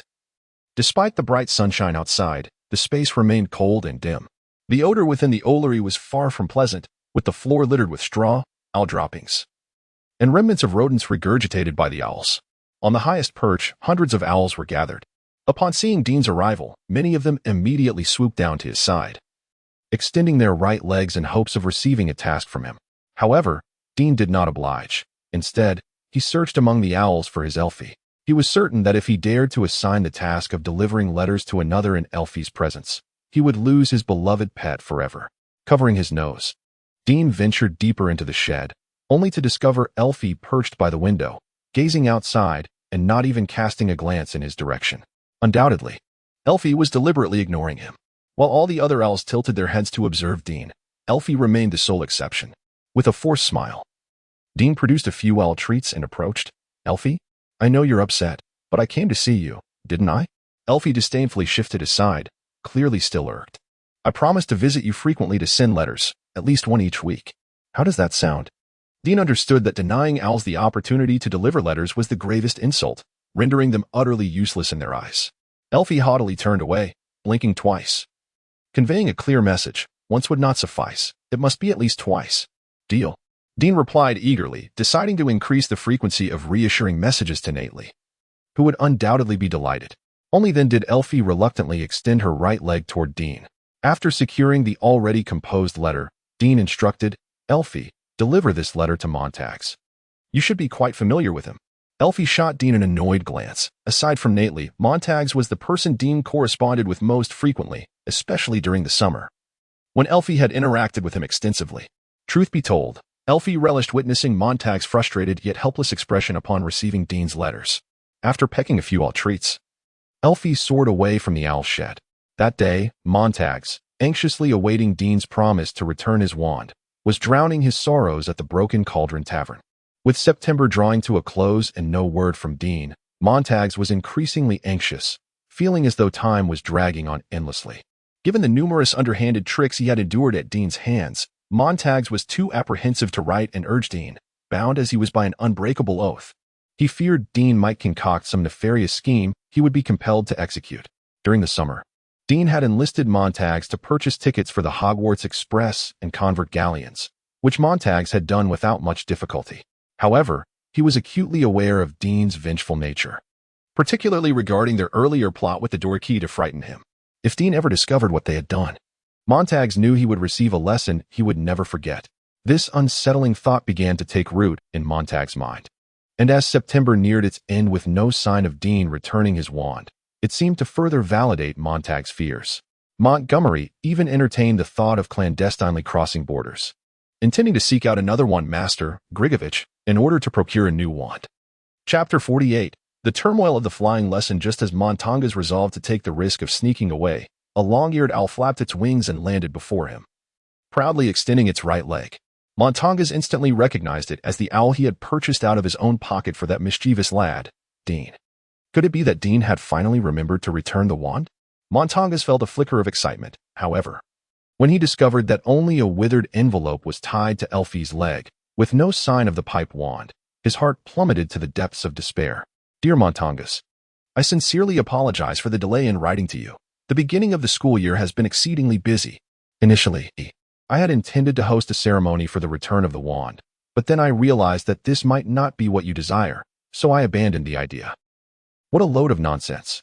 Montangas cursed silently as Dean meandered through his words without getting to the point. Now, I find myself in a bit of trouble and hope you could assist me. Of course, I assure you that whether you choose to help or not, it has no relation to the pipe wand. How absurd. This is nothing short of an overt threat. Montangas ground his teeth in frustration.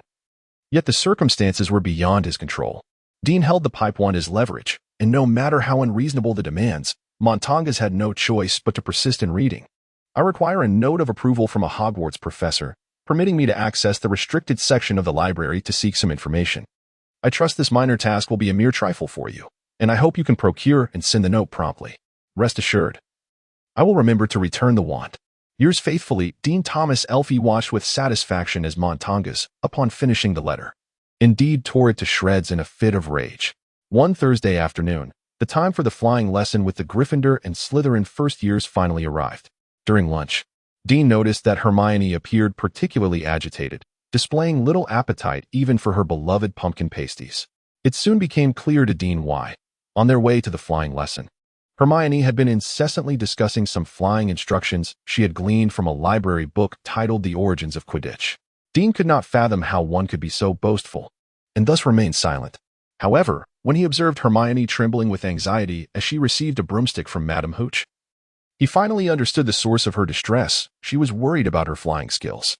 It was evident that such a hands-on course could not be mastered merely by reading and memorizing from a book. Dean suspected that Hermione had attempted flying previously, and the experience had not gone well. In contrast, Neville appeared even more anxious than Hermione, confessing that his grandmother never allowed him to touch a flying broom. Dean wholeheartedly agreed. Even when Neville's feet were firmly planted on the ground, he had a knack for creating a series of mishaps. At 3:30 in the afternoon, Dean and the other Gryffindor first years arrived punctually at the grounds in front of the castle. It was a clear day with a gentle breeze. Regardless of whether Professor Quirrell was truly oblivious, the weather today was undeniably perfect for flying. The Slytherin students were already present, and 20 flying broomsticks were neatly arranged on the ground. Dean grimaced at the sight of the antiquated Nimbus series. Once everyone had gathered, Madame Hooch, the flying instructor, arrived. With her short, gray hair and sharp, eagle-like yellow eyes, she commanded attention. "What are you all waiting for?" she barked, urging everyone to stand beside a broomstick. "Hurry up. Extend your right hand and place it above the broomstick's handle." Madame Hooch shouted, then commanded, "Up, up," echoed the students. As expected, Harry's broom immediately leaped into his hand, while Ron and Seamus, who had been exposed to the magical world since childhood, followed suit, albeit slightly slower than Harry. In contrast, Hermione Granger's broom merely rolled on the ground, and Neville's broom remained utterly still. As for Dean's broom, it lagged considerably due to a lack of mental focus, only responding obediently after Hermione's broom had already soared into her grip. Following this, Madame Hooch demonstrated how to mount the broom without slipping off. She walked among the students, occasionally correcting their grip, and consistently criticized Malfoy for his mistakes, which left him visibly agitated while the Gryffindors secretly reveled in his discomfort. Dean surmised that Malfoy's poor performance was largely due to their proximity, as Malfoy must have been worried about receiving another beating. Since the start of term, Malfoy had been avoiding Dean, even trying to maintain distance during potions class. He had noticed that even though Professor Snape favored him, he did not seem to be harsh on Dean, prompting Malfoy to wisely abandon his intentions of seeking Snape's support against Dean. The overly anxious Neville, fearful of being left behind, took off before the whistle even touched Madame Hooch's lips, propelling himself upward with great force. However, Neville shot up like a rocket, soaring 12 feet, then 20. Dean observed the panic-stricken, pale face of Neville staring down at the rapidly receding ground, gasping for breath as he slid towards the broomstick's handle. This was dire. Dean quickly drew his blackthorn wand and pointed it at Neville, chanting, "Wingardium Leviosa." He hoped to save Neville with the levitation charm, but unfortunately, the spell was delayed, and despite casting it several times, he failed to produce timely results. Then, with a thud, Neville plummeted from the broomstick. And just as he seemed destined to become a mere splatter upon impact, Dean's first levitation charm barely kicked in, albeit too late. Neville lay face down in the grass, curled up in a ball. Madame Hooch leaned over Neville, her face as pale as his. "Your wrist is broken," she murmured gently. "All right, dear. You're going to be fine. Get up now. I'll take you to the hospital wing, and I assure you Madame Pomfrey will mend you in no time." Poor Neville, tears streaming down his face, clutched his fractured wrist as he limped alongside Madame Hooch towards the hospital wing. Chapter 49. An unexpected note. Dean felt profound sympathy for Neville's misfortune, yet he was helpless to intervene. He was acutely aware that had he employed the Thunderbird wand moments earlier, he could have averted Neville's plight. However, the multitude surrounding them deterred Dean from exposing the wand's presence. While others may not have noticed Dean's wand movements, he was certain Hermione had been observant. Although Dean's levitation charm mitigated the severity of Neville's fall, it still left a disquieting feeling within Dean. He could have acted decisively with the Thunderbird wand, yet his fleeting hesitation cost him the chance to save Neville. Was this the outcome he desired? As Madame Hooch and Neville moved out of earshot, Malfoy erupted into laughter. "Did you see that fool's face?" he jeered, with the other Slytherins echoing his mockery. Immersed in self-doubt, Dean found himself unwilling to partake in the derision, inadvertently bolstering Malfoy's arrogance. Ascending into the air, Malfoy hurled Neville's memory ball high into the sky, prompting Harry to accelerate in pursuit of the glass orb. Harry's chase was fraught with peril, particularly as the memory ball began its descent. In a bid to prevent its shattering, Harry dove swiftly, catching the ball just a foot from the ground. "What a restless bunch," Dean mused, finally releasing his grip on the Thunderbird wand nestled in his dragonhide bag upon witnessing Harry's safe landing. He noted Professor McGonagall striding purposefully from the castle, realizing that his involvement was no longer necessary. What transpired next was both unexpected and inevitable. Due to Harry's remarkable flying prowess, he faced no repercussions. Instead, Professor McGonagall appointed him the youngest seeker in a century, igniting a fervor within the school and successfully diverting attention away from Dean. He felt a sense of satisfaction with this turn of events. During dinner, a disgruntled Malfoy sought out Harry, proposing a wizard duel in the trophy room after hours. Harry and Ron readily accepted the challenge, disregarding Hermione's vehement objections, who deemed their blatant flouting of school rules as unwise. With her pleas falling on deaf ears, Hermione turned to Dean for assistance, having found him the only one capable of engaging in a reasonable discourse after so many days of school. "I do not believe I possess that capability," Dean replied, his expression betraying no emotion. Yet, he felt detached from the situation. Dean believed that with Dumbledore's covert support, Harry would not face any real danger at Hogwarts, and he had more pressing matters to attend to that evening. To his surprise, the note was indeed authorized by Professor Quirrell. Dean was uncertain how Mundungus had managed this, but it seemed inconsequential. Eager to seek out the concealment and disillusionment spells in the restricted section, Dean paid little mind to the almost farcical duel between Harry and Malfoy. Having finally extricated himself from the maelstrom of public opinion, Dean had no intention of brazenly wandering into the restricted section, as such a display would be far too conspicuous. He resolved to wait until the majority of students had vacated the library before approaching Madame Pants, the librarian, to explain his situation. He was confident that with Professor Quirrell's note in hand, Madame Pants would grant him this favor. As Dean patiently awaited the opportune moment, he estimated that Harry and Ron had likely retreated to the common room, prompting him to rise as well. It was not that Dean had a sudden change of heart. Rather, he was taken aback by Harry and Ron's remarkable composure, which delayed their actions until this moment, thereby derailing Dean's original plan to visit the restricted section later. In truth, even if he postponed his search for the concealment spell until the following day, it would not be an issue. However, the restless system presented him with a task, compelling Dean to temporarily assume the role of a caretaker for Harry and Ron. The task read, Caretaker of Gryffindor.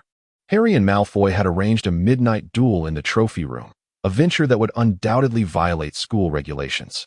Now, it was Dean's responsibility to shield Harry and his companions, ensuring their safety while keeping their reckless escapade hidden from the authorities.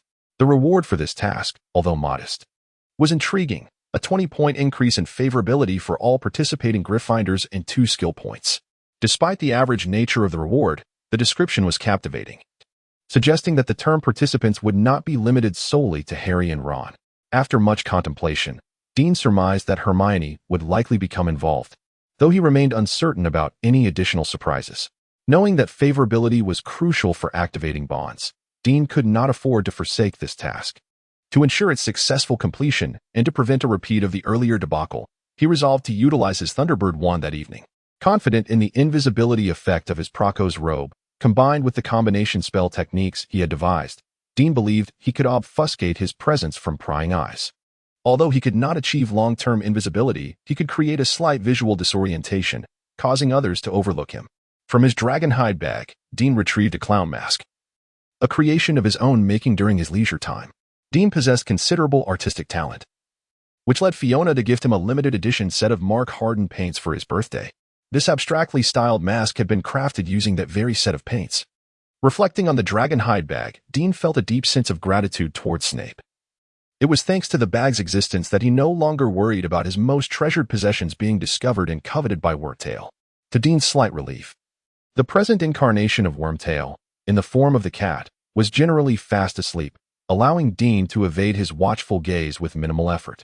He tidied his bed, disguising himself as one who was deeply asleep, knowing that as long as no one lifted the covers, he would remain undetected.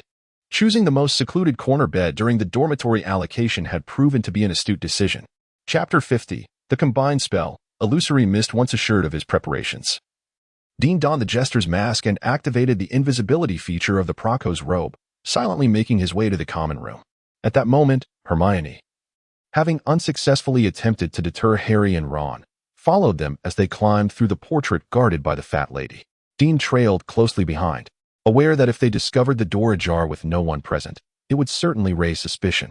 As expected, Hermione erupted in fury, engaging in yet another heated argument with Harry and Ron.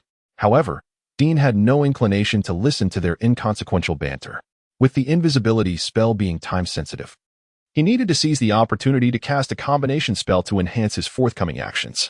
He slipped into a shadowy corner and first cast a mist spell around himself, then invoked a confundus charm within the generated mist, and finally employed a levitation charm to ensure the mist enveloped him at all times.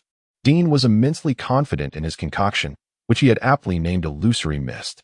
His confidence stemmed from the fact that this combination spell had recently been validated by the system within the room of requirement, successfully adding a new entry to the magical aptitude system, illusory mist, a combination spell composed of the mist, confundus, and levitation spells, non-upgradable, with effects enhanced as the levels of the individual spells in the combination increased.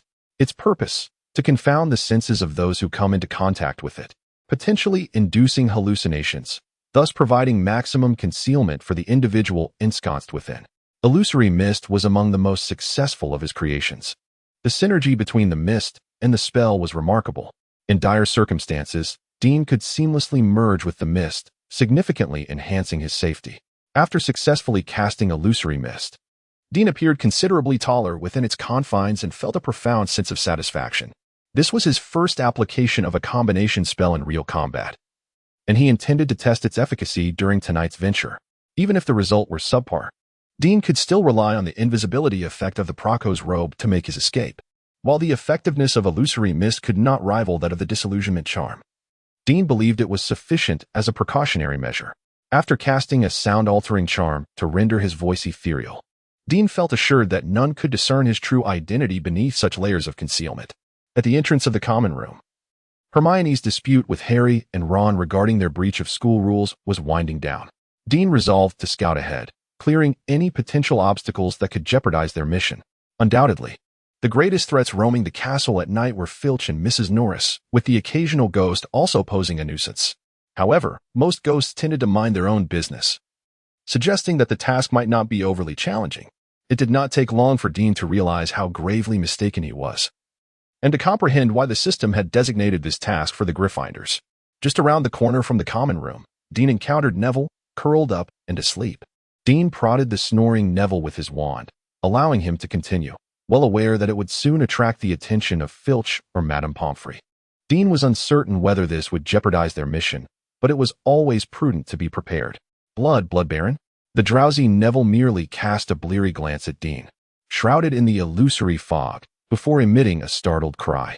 Thankfully, Dean swiftly cast a silencing charm, preventing any ensuing chaos.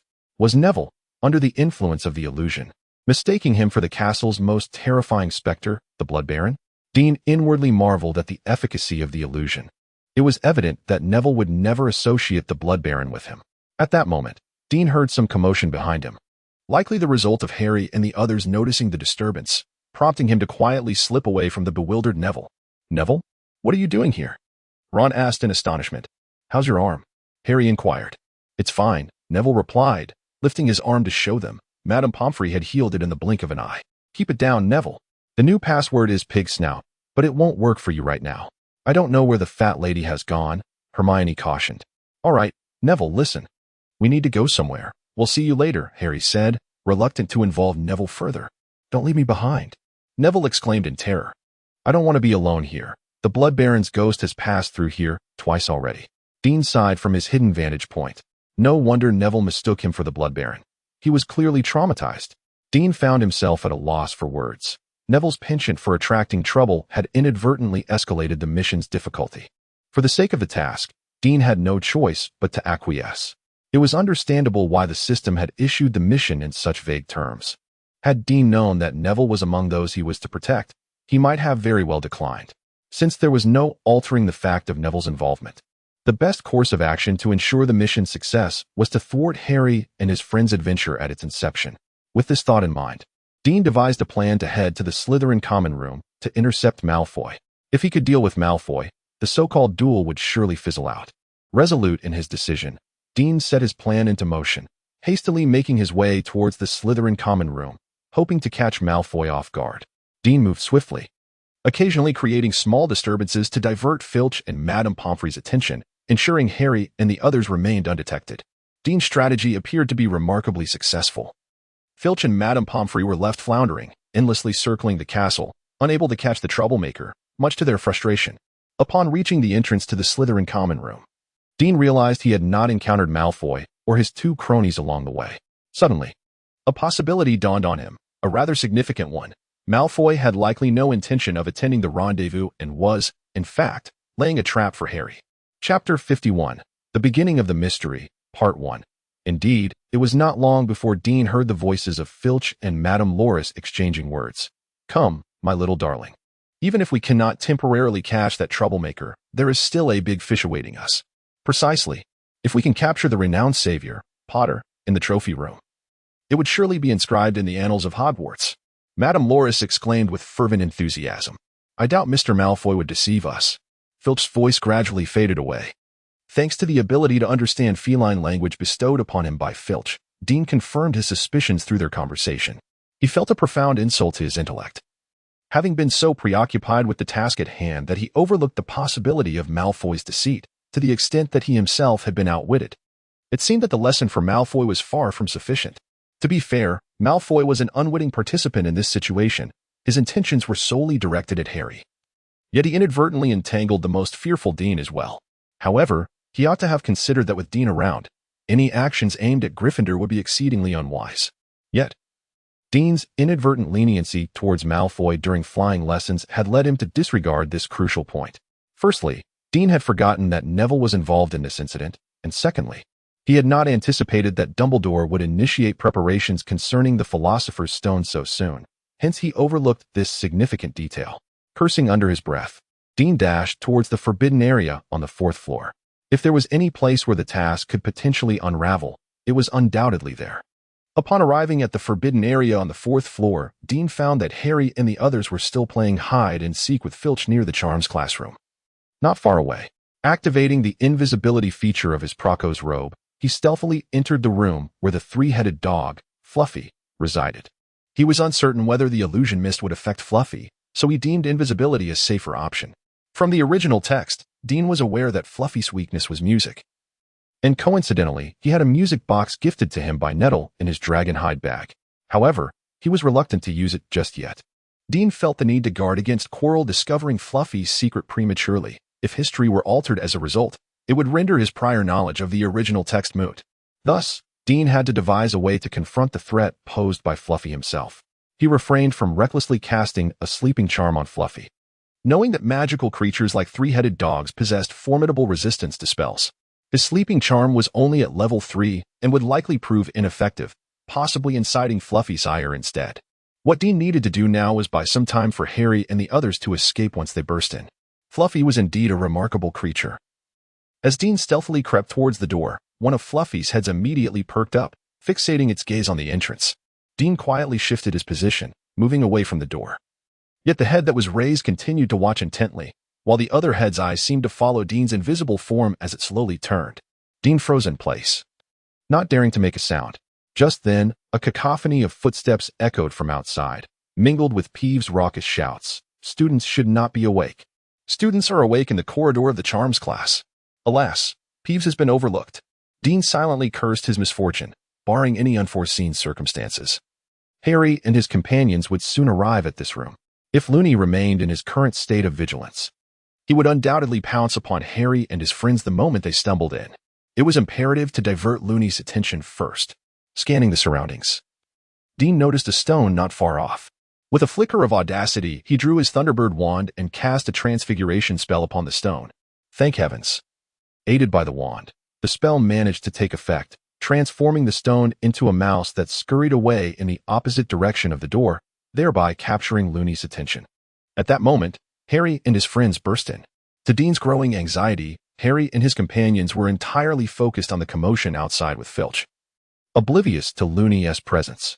As the little mouse reverted back to its original stone form, no longer capable of distracting Looney, Dean realized he had to act swiftly. For failure in this mission would be trivial compared to the threat of Looney's wrath directed at him. Resolutely, Dean accessed the magical talent system, reluctantly expending 4 skill points to enhance the Confundish charm to its maximum level. Initially, he had intended to gradually train to elevate his skills. But time was of the essence now. Which way did they run? Peeves. Tell me quickly, he urged. Say please. Don't mess with me, Peeves. Just tell me where they went. Seizing the opportunity amidst the loud dispute between Filch and Peeves outside, Dean stealthily approached Looney and quietly cast the fully leveled Confundus charm.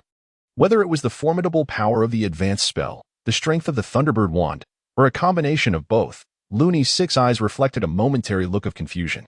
Dean understood that Looney's bewilderment would not last long. It was crucial for Harry and his companions to vacate the premises before Looney regained his faculties. If not, Dean would have to risk being discovered while casting the Confundus charm once more.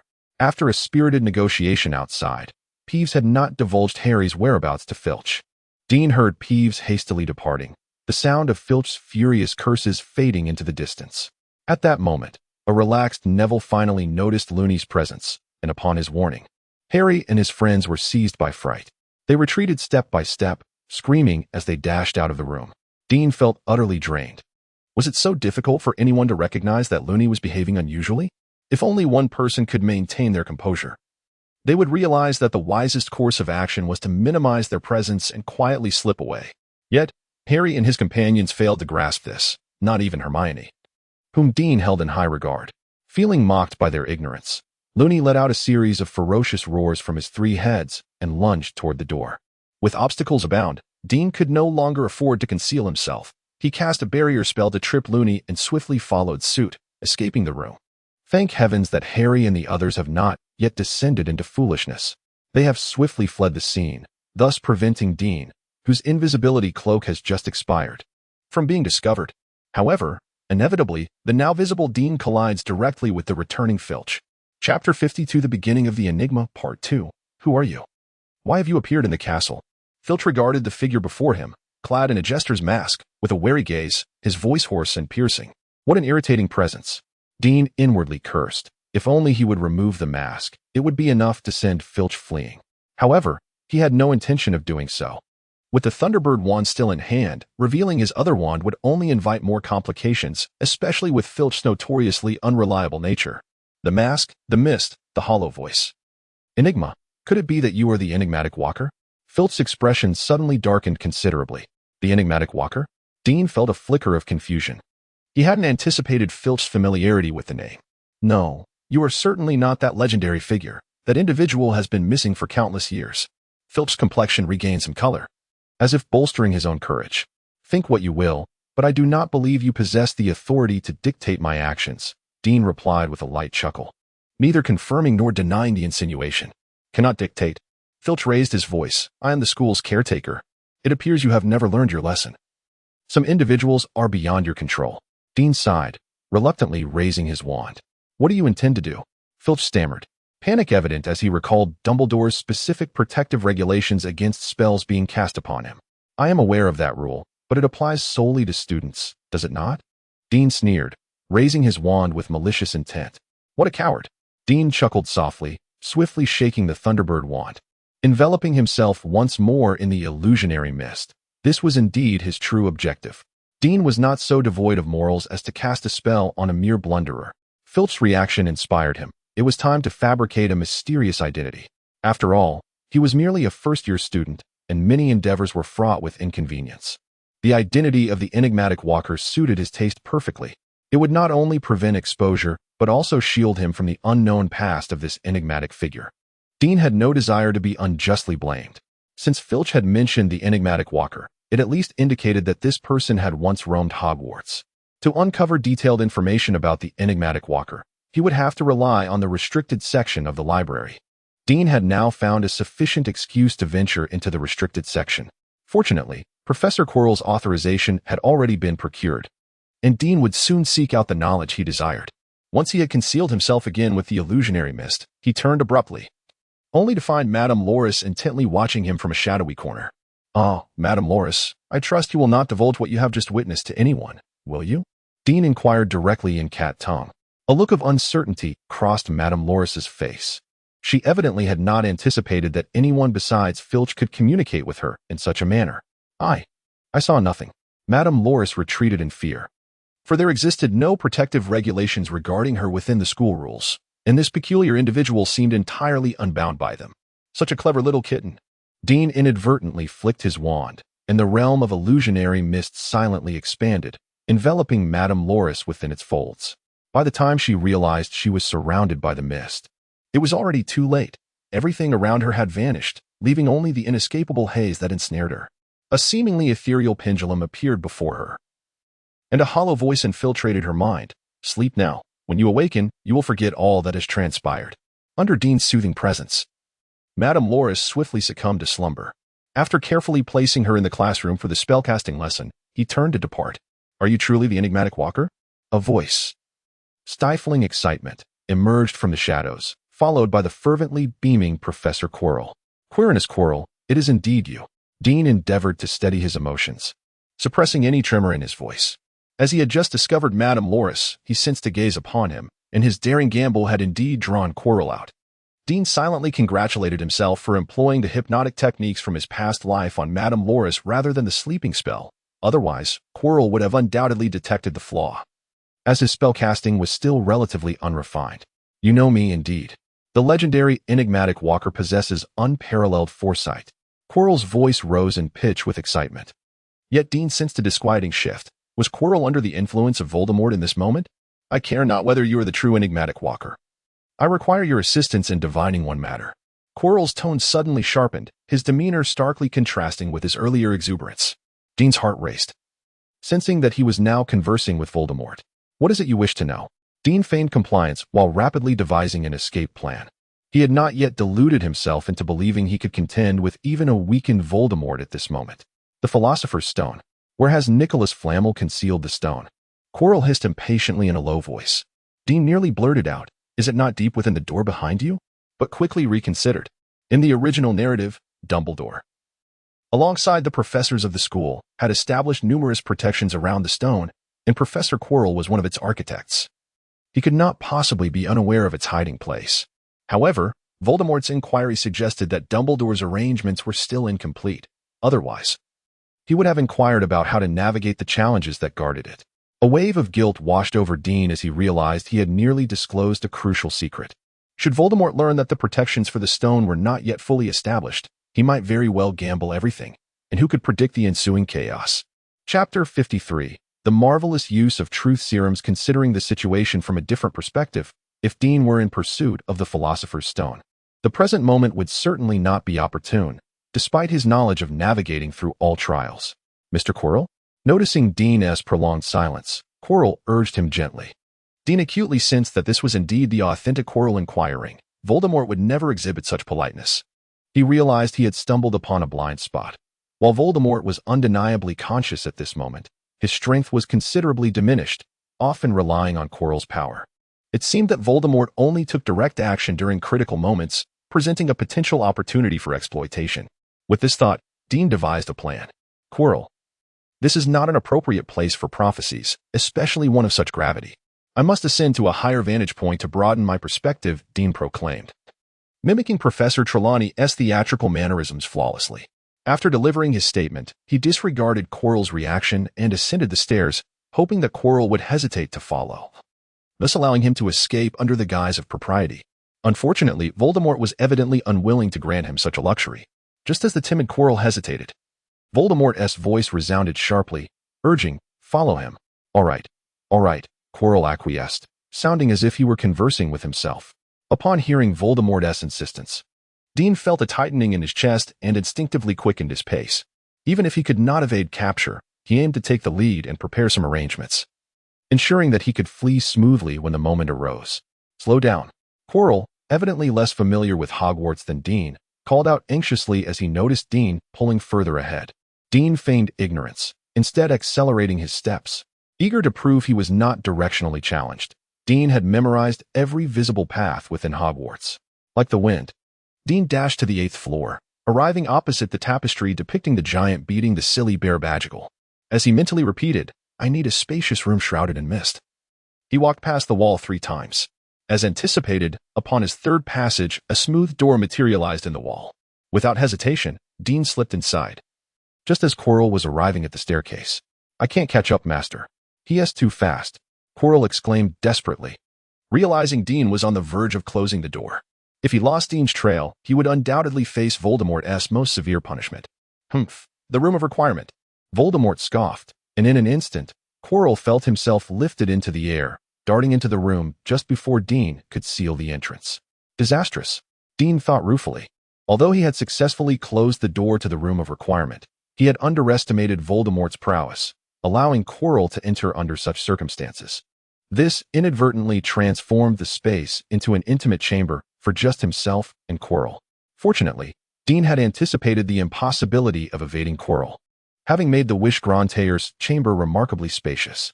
Coupled with the dense, inky fog, Dean felt confident in his ability to engage Quirrell, provided that Voldemort refrained from excessive interference. Retreating to the depths of the room, Dean expanded the illusionary mist, intertwining it with the existing fog and adding several confundus charms. Consequently, it became exceedingly difficult for Quirrell to swiftly locate him. "Quirrell, you nearly missed this opportunity," Dean's hollow voice echoed from all directions, instilling a profound sense of dread within Quirrell amidst the fog. "Mr. Mysterious, you were moving far too quickly just now." Quirrell's voice trembled, nearly breaking into tears. "Quirrell, you sound quite frightened. Am I truly that terrifying?" Dean elongated his tone, inquiring. "Legends? I am curious to know how much you are aware of my legends." A sudden thought struck Dean. This might be an opportune moment to delve into the enigma of the Mysterious One's identity. Initially, Voldemort had not pressed for information about the Philosopher's Stone, but had instead engaged Quirrell in idle chatter. This seemed promising, as Quirrell's responses lacked the confidence typically exhibited when Voldemort was lucid. Thus, could it be worth the gamble? How long is a long time? Dean probed further. And what else? He continued to cautiously shift his position, wary of being discovered by Quirrell. Your identity is exceedingly enigmatic. No one knows your true self.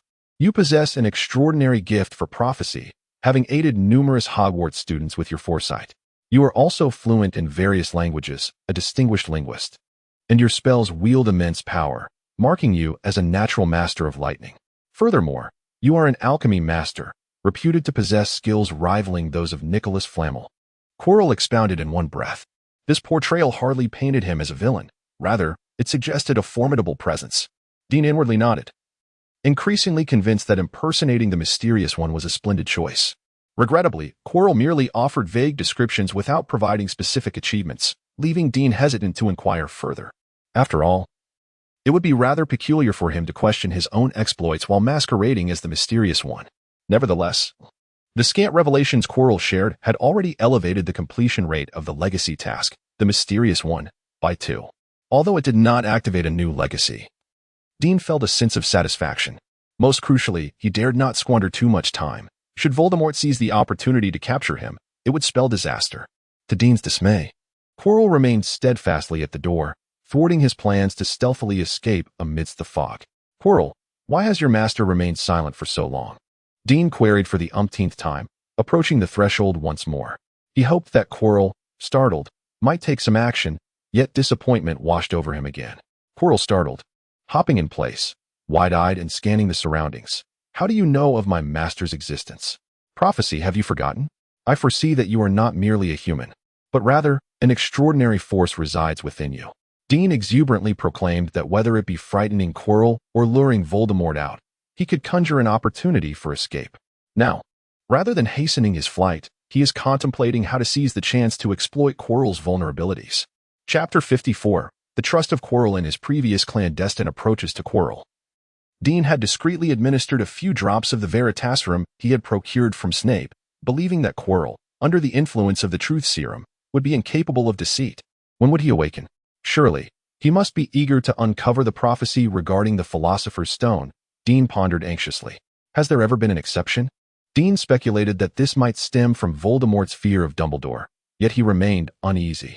Never. Moreover, the headmaster's office is nearby. The master never reveals his presence here, Quirrell assured Dean, providing him with a sense of reassurance. Then, Quirrell, aside from your curiosity about the whereabouts of the Philosopher's Stone, what else do you wish to know? Dean inquired enticingly, attempting to trigger a task related to Quirrell. Power. I desire to know how I can become more powerful, Quirrell exclaimed, covering his mouth in horror afterward. How had he inadvertently revealed his innermost thoughts? There are many forms of power. Which do you seek? Dean inquired softly, employing a hypnotic tone. To no longer be scorned. To be powerful enough to break free from the master's control. Under the dual influence of hypnosis in the Veritaserum, Quirrell, aside from a fleeting moment of hesitation, divulged his deepest desire without resistance. Fascinating. Dean stroked his chin, realizing that Quirrell was not utterly devoted to serving Voldemort. Perhaps his current plight stemmed from a yearning for strength that would shield him from contempt. He had always been frail, regarded as a burden in his impoverished household, enduring humiliation and abuse. When he received his acceptance letter to Hogwarts, he was elated, believing he finally had a chance to escape his wretched family. However, reality proved harsh.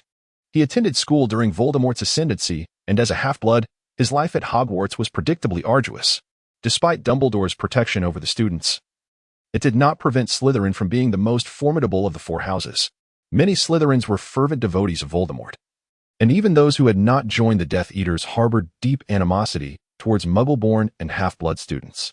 Though he was sorted into Ravenclaw, his timid and reclusive nature made it challenging to forge friendships, inevitably rendering him a target for bullying by Slytherin students. His cowardice prevented him from seeking refuge from professors, fearing harsher retaliation. This unfortunate upbringing twisted Quirrell's character, instilling in him an urgent desire to prove himself. He longed for the world to recognize him, leading him down the path of pursuing power and dark magic. From Dean's perspective, it seemed as though he could glimpse the shadow of Chilo within his memories. Had he not been a time traveler with a mature psyche, had his stepfather not treated him as his own, and had the Thomas family not possessed a certain affluence, Dean felt it likely he might have tread the same path as Chilo. Those who suffer from extreme insecurity often resort to formidable power, abundant wealth, and illustrious fame as a fade. Undoubtedly, Chilo was no exception. Yet now, astonishingly, Chilo entertained the notion of liberating himself from Voldemort, a thought Dean deemed to be a potential opportunity. At that moment, Dean observed a slight alteration in the system's task interface. While no new missions had been issued, the previous Academy task titled The Curse of the First Year, Chilo's secret mission had undergone a modification. Among the 4 achievements marked by question marks, the first had transformed into Chilo's Trust. Earn Chilo's Trust, with a reward of extracting 1 skill from Chilo, granting 5 skill points. Revitalized, Dean realized this significant mission was indeed intricate. Considering Chilo's current state and the intelligence gleaned from the prior mind-reading spell, he surmised that accomplishing this achievement would not pose too great a challenge. With this thought in mind, Dean cleared his throat and spoke. "I empathize with your plight, Empathy. You know nothing of my circumstances. What do you know of empathy?" Chilo erupted in a fit of laughter. "Do not forget, I am well-versed in prophecy. I have foreseen everything that has transpired within you." At that moment, Dean's tone echoed that of Professor Trelawney, the seer. "This is impossible. I refuse to believe it," Chilo exclaimed, shaking his head and retreating a few steps. "Do not mention it again," he shouted vehemently. "Yet you are exceedingly intelligent. Having entered Ravenclaw and acquired numerous spells beyond the grasp of ordinary wizards," Dean's tone softened. Perhaps Chilo's commendable achievements were among his few moments of brilliance, and gradually, Chilo's emotions calmed. However, that did little to alter his circumstances. The Slytherins were relentless in their pursuit of trouble, and instead of serving as a shield, Chilo's academic excellence only brought him further distress and complications. With a sigh, Dean reflected on Chilo's youthful naivety, unaware of the dangers of standing out too prominently. His desperate need for validation had inadvertently invited tremendous trouble. In truth, you possess the capability to vanquish those provocative Slytherins. Yet your fear of the power they represent has led you to retreat, even shying away from seeking protection from professors, thus laying bare your weakness before your enemies and enduring even harsher repercussions. Dean, filled with a sense of disappointment, lamented that had Chilo only demonstrated a fraction of the strength befitting his achievements, he might not have found himself in such dire straits. Alas, Chilo's retreat merely solidified his reputation as one with theoretical knowledge but lacking in practical prowess. Please, Chilo curled up on the ground, deeply affected by the weight of Dean's words. "When you graduate, the Dark Lord will have fallen. You will begin to deliberately seek out his traces, partly out of curiosity and partly from a yearning for the significance you have never been afforded." Dean's tone gradually grew severe. It was from this moment that Chilo officially embarked on a misguided path. Chapter 55. The memory isolation charm. You dream of being the one to uncover the mysterious figure, and perhaps even aspire to acquire the skills that would render you immune to ridicule, do you not? Dean inquired softly, his tone laced with skepticism. "Indeed, that is the case," Chilo murmured, his voice tinged with sorrow. "I must say, your aspirations are both naive and presumptuous," Dean replied with a hint of mockery. "Do you truly believe you can navigate the complexities of confronting the mysterious one? Alas, even in his most vulnerable state, you would still be no match for him. Rather, you would find yourself ensnared by his influence. Dean's voice rose sharply as he posed a pointed question. Your master is the mysterious one, is he not? Yes, you are entirely correct. Can you liberate me from his grasp? Chilo implored, his gaze filled with desperation. Regrettably, I cannot. You do not genuinely desire to break free. You have yet to attain the power you covet most from him. How could you so readily relinquish this opportunity? Dean's words struck a deep chord within Chilo. In that moment, Dean fully immersed himself in Chilo's perspective, leading him to this conclusion. Chilo embodied the quintessential duality of wanting to draw strength from Voldemort, while simultaneously resisting control, all without being willing to pay any price. How could that be possible? Please, I beg of you, Chilo pleaded, unwilling to forfeit this chance. In his mind, the enigmatic figure had risen to a status comparable to Voldemort. At least formidable enough to contend with Voldemort in his current weakened state. Dean felt a twinge of irritation. If he possessed sufficient power, this might indeed be a pivotal moment to wrest Chilo from Voldemort's influence. With Voldemort temporarily dormant and unable to exert control, along with the effects of Veritaserum and hypnosis, Dean genuinely believed that such an opportunity was rare.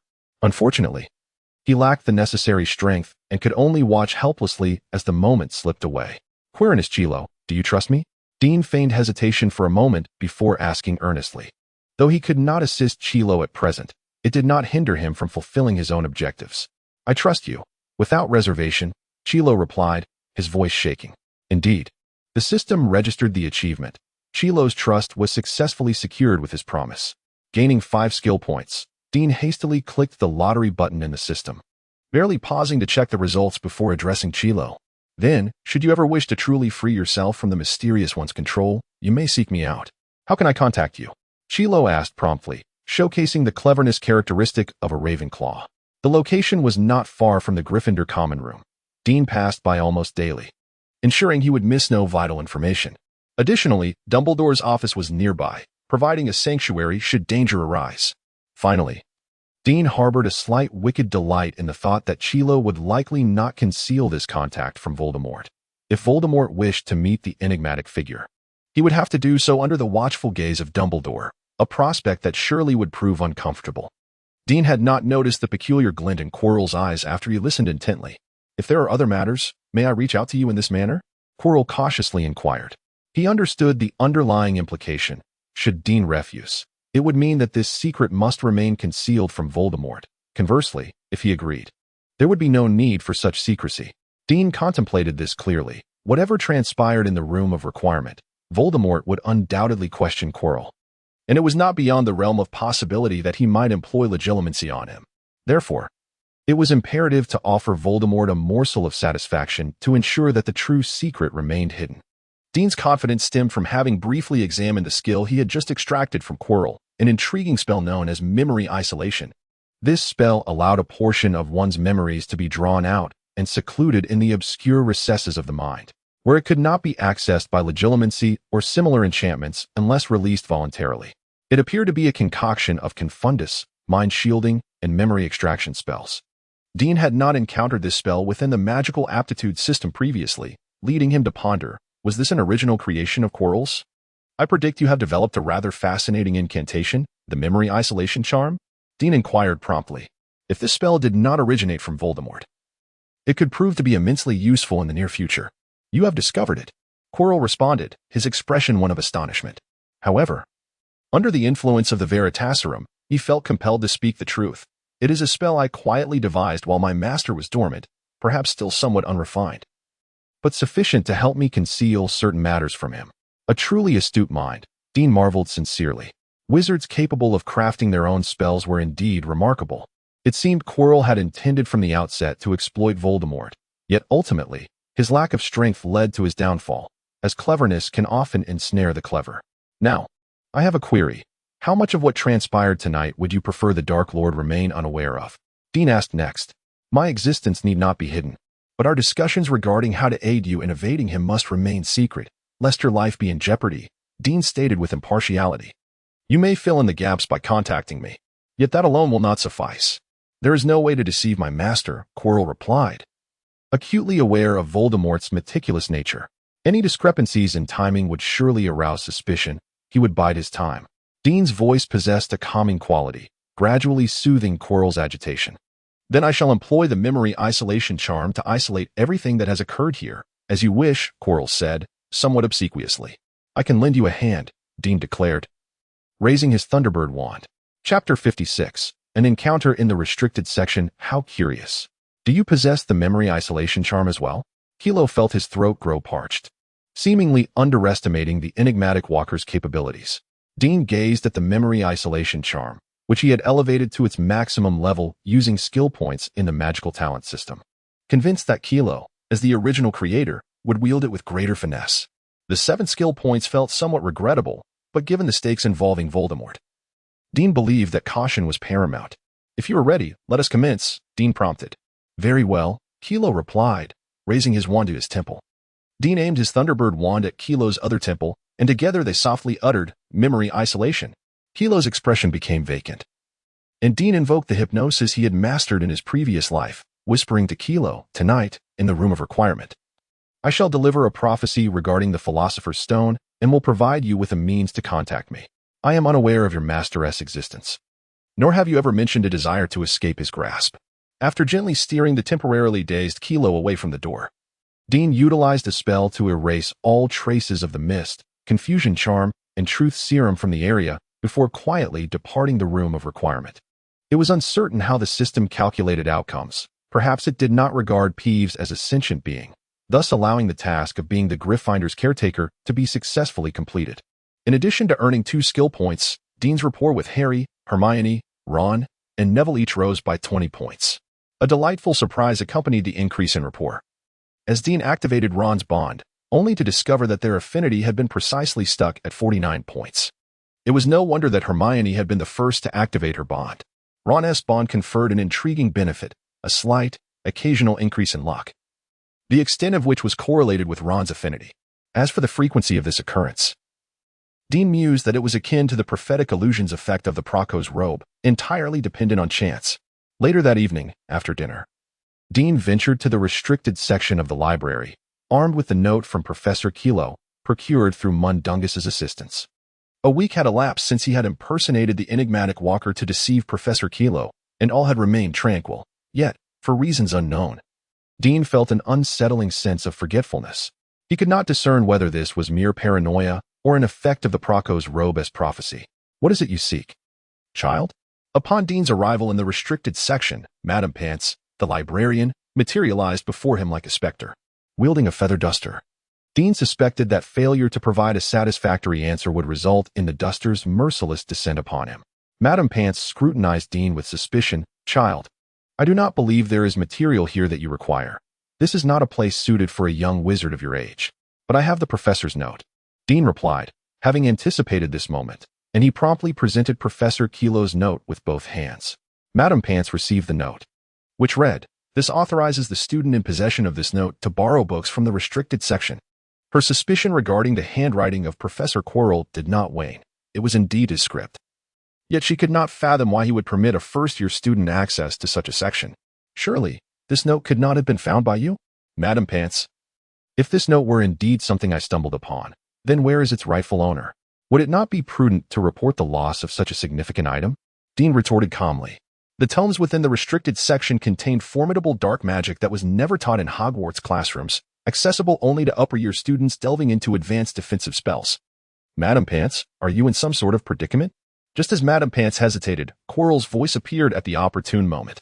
Ah, Professor Quirrell, your arrival is most timely. This student possesses your note and wishes to enter the restricted section. I am uncertain of its validity. Madame Pants began. Ah, yes. I am acquainted with this diligent young man, Dean Thomas. I indeed granted him this note not long ago.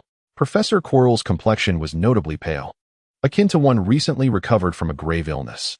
He cast a fleeting glance at Dean without exposing him. Professor Quirrell, I fail to comprehend your reasoning behind granting him this note. You should be aware that the books in the restricted section are unsuitable for a student of his age. Madame Pants admonished. My apologies, Madame Pants. I am quite fascinated by the magical creatures mentioned by Professor Quirrell in class. However, the descriptions in Fantastic Beasts and where to find them are rather insufficient, hence my desire to seek additional resources in the restricted section, Dean interjected hastily. Though uncertain of Quirrell's motives for providing him cover, Dean did not believe he would craft a reason for him, thus he resolved to forge ahead on his own. Fantastic Beasts and Where to Find Them is the preeminent tome on magical creatures, and if its descriptions are lacking, there can be but one explanation. Those creatures are far too perilous for the general populace to be aware of. You are correct, Madam Pants. However, Professor Quirrell did mention trolls in class, and coincidentally, the book provides scan information on them. So, Dean cast a pleading glance towards Quirrell. Quirrell regarded Dean with a knowing look before reluctantly stating, "Indeed, I did speak of trolls, Madam Pants. If you would permit, I can keep an eye on Dean to ensure he does not peruse any other tomes related to trolls." Chapter 57, The Bond of Chilo with a Smile. Chilo watched as Mrs. Pings turned the corner, only to retract his expression and seize Dean, leading him into a secluded corner of the restricted section. Ever since someone had entrusted me with a note granting access to this area, I had been pondering which inquisitive students sought to explore its depths and what their intentions might be. Chilo fixed his gaze upon Dean, inquiring intently. The system relentlessly indicated that someone was attempting to penetrate his thoughts, yet Dean remained unfazed. "So you have been stationed here all along, have you? No wonder the moment I produced the note, you conveniently appeared," Dean remarked, striving to synchronize his words with his thoughts to evade Chilo's detection of the mental shielding he had employed. "I already mentioned that I seek knowledge regarding trolls." Dean feigned innocence with a flutter of his eyelashes. "Do not attempt to deceive me. I do not recall discussing trolls with first-year students," Chilo replied, furrowing his brow. The mind reading revealed no deceit from Dean, which was rather perplexing. "However, you have lectured third-year students on the topic. It was among your first lessons of the term. I surmise you will eventually cover it with us, perhaps by the end of the semester, when we are a bit older. Thus, I wish to prepare in advance. So when you do teach us about trolls, I can play the role of Mr. Know-it-all." Dean cleverly alluded to his grievances regarding Hermione's tendency to answer questions, attempting to lead Chilo to believe it was a competition between him and Hermione. The information about trolls had been gleaned from the Weasley twins. During a mischievous escapade involving Peeves, he had inadvertently completed a task that endeared him to the twins, earning himself 2 skill points and a boost of 50 affinity points with each twin, thereby activating a bond with them. The enhancement from his bond with the twins increased the success rate of pranks, which had left Dean rather vexed for some time. Had it not been for his lack of skill points, he would not have willingly undertaken that task. "Ah, Mr. Know-it-all. It seems you too harbor some disdain for Miss Granger's behavior, do you not?" Chilo smiled benevolently. The mind reading showed no abnormalities, indicating Dean spoke the truth. Hopefully, Hermione would notice this soon. Otherwise, she would find it challenging to forge genuine friendships. Dean feigned exasperation, shrugging lightly. "As a friend, you might consider offering her this advice," Chilo remarked, his face devoid of expression. "Regrettably, I cannot yet call her a friend," Dean thought to himself, though he redirected the conversation, saying, "Professor Chilo, I must apologize. During that defense against the dark arts class, I should not have subjected you to the unforgivable curse.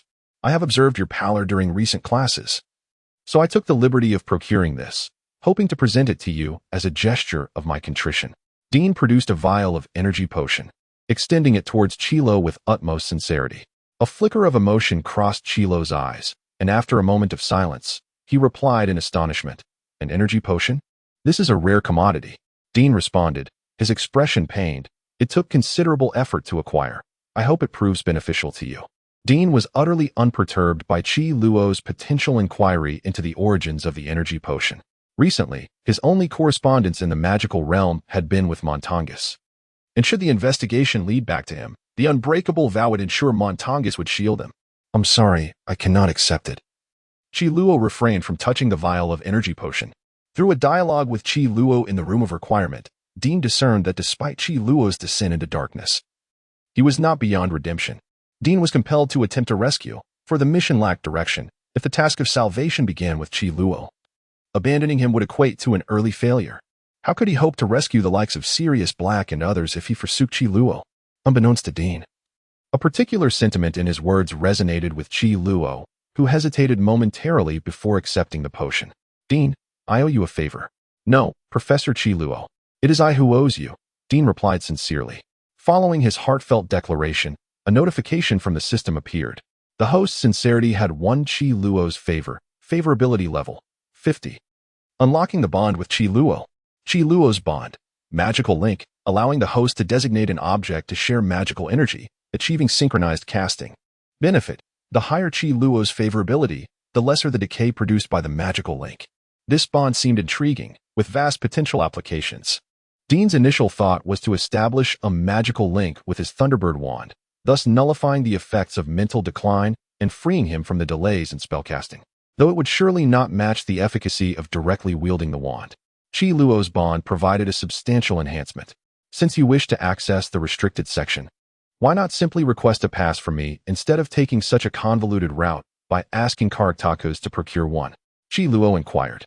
His demeanor noticeably softened after accepting the potion. Dean could only chuckle. Before the bond was established, Chi Luo would never have granted him a pass. However, Dean's attention was captured entirely by the name Chi Luo mentioned, which appeared to be Bach's full name. It was unexpected that Montangus had ultimately turned to Bach for assistance, indicating a significant connection between Montangus and Bach. As Dean pondered the implications of Chi Luo's relationship with Bach, he quickly added, "I wasn't aware that obtaining this pass would be so challenging, so I casually mentioned it when writing to a friend, and to my surprise, he managed to secure it for me, Professor. Might he now owe you a considerable favor? If possible, I would like to repay him. Feel free to instruct me, however." I fear regarding Mrs. Pants. Dean expressed his hesitation. "I will handle matters with Mrs. Pants," Chi Luo replied nonchalantly, lowering his voice. "I would like to ask for your assistance in researching information about the Veiled Walker." Veiled Walker? That sounds rather ominous. Dean feigned a shudder, while a sense of foreboding settled within him. It seemed that Voldemort had indeed begun to harbor suspicions. Chapter 58. The spell class before Halloween. Have you seen him? Dean inquired with curiosity. "I have met him once," Chi Luo replied after a brief pause. "All right, I will certainly keep an eye out for him," Dean assured, his heart brimming with joy, for he intended to investigate the enigmatic Wanderer's information, and now he could do so openly. "This is a secret between us, and I do not wish for others to know," Chi Luo whispered earnestly. "Rest assured, I am quite discreet," Dean thought to himself, relishing the confidentiality. As fewer people knowing about the enigmatic Wanderer would render his masquerade all the safer. "Then I shall entrust this to you." Chi Luo nodded towards Dean and made his way toward the restricted section. Before he could reach the door, Dean heard Snape's voice. "Chi Luo, what are you doing here?" The sounds of their argument gradually faded away, and Dean shook his head, realizing that the events of that night in the Room of Requirement had significantly impacted Chi Luo. In the days that followed, Dean dedicated 1 to 2 hours each evening after dinner to the restricted section. Madame Pants' expression was consistently grim upon seeing him, yet she did not impede his access. Persistence bore fruit. After several nights, Dean finally discovered the disillusionment charm and the vanishing charm within a tome titled A Guide to Medieval Sorcery. However, the activation progress of these spells left Dean feeling despondent. Even with his diligence, daily practice would not suffice to activate them before his second year concluded. Hermione found Dean's privilege of accessing the restricted section utterly astonishing. She attempted on numerous occasions to extract the reason from him, but Dean remained tight-lipped. Yet Hermione never relinquished her pursuit. Eventually, during a study session in the common room, Dean, exasperated by Hermione's incessant queries, retorted, "I believe you ought to concern yourself with Harry Potter. As the youngest seeker in a century, his inaugural Quidditch match is imminent. Or perhaps you should inquire about the Firebolt 2000 that Professor McGonagall gifted him. It is the latest broomstick model." Dean shrugged toward Ron, who sat opposite him, eliciting a knowing smile. None among the Gryffindor first years were particularly fond of Hermione. Few students were inclined to attend class at such a moment. Professor Flitwick divided the class into pairs for training. Dean's partner was Neville, a choice that instilled a sense of clarity within him. At least he need not worry about the feathers they were to experiment with exploding, a concern that Harry ought to bear, as he was regrettably paired with Seamus. Meanwhile, Ron found himself partnered with Hermione, who appeared quite displeased with the arrangement. Dean suspected that Hermione had noticed his unsuccessful attempt to save Neville during flying class with the levitation charm. Thus, when the pairings were announced, Dean promptly chose Neville, who was often overlooked as a partner. Professor Flitwick ultimately assigned Ron to Hermione, leaving both visibly irked. "Now, do not forget the subtle wrist motion we have been practicing." Professor Flitwick stood, as usual, atop his stack of books, sharply reminding the students of the incantation techniques. A flick and a swish. Remember, a flick and a swish.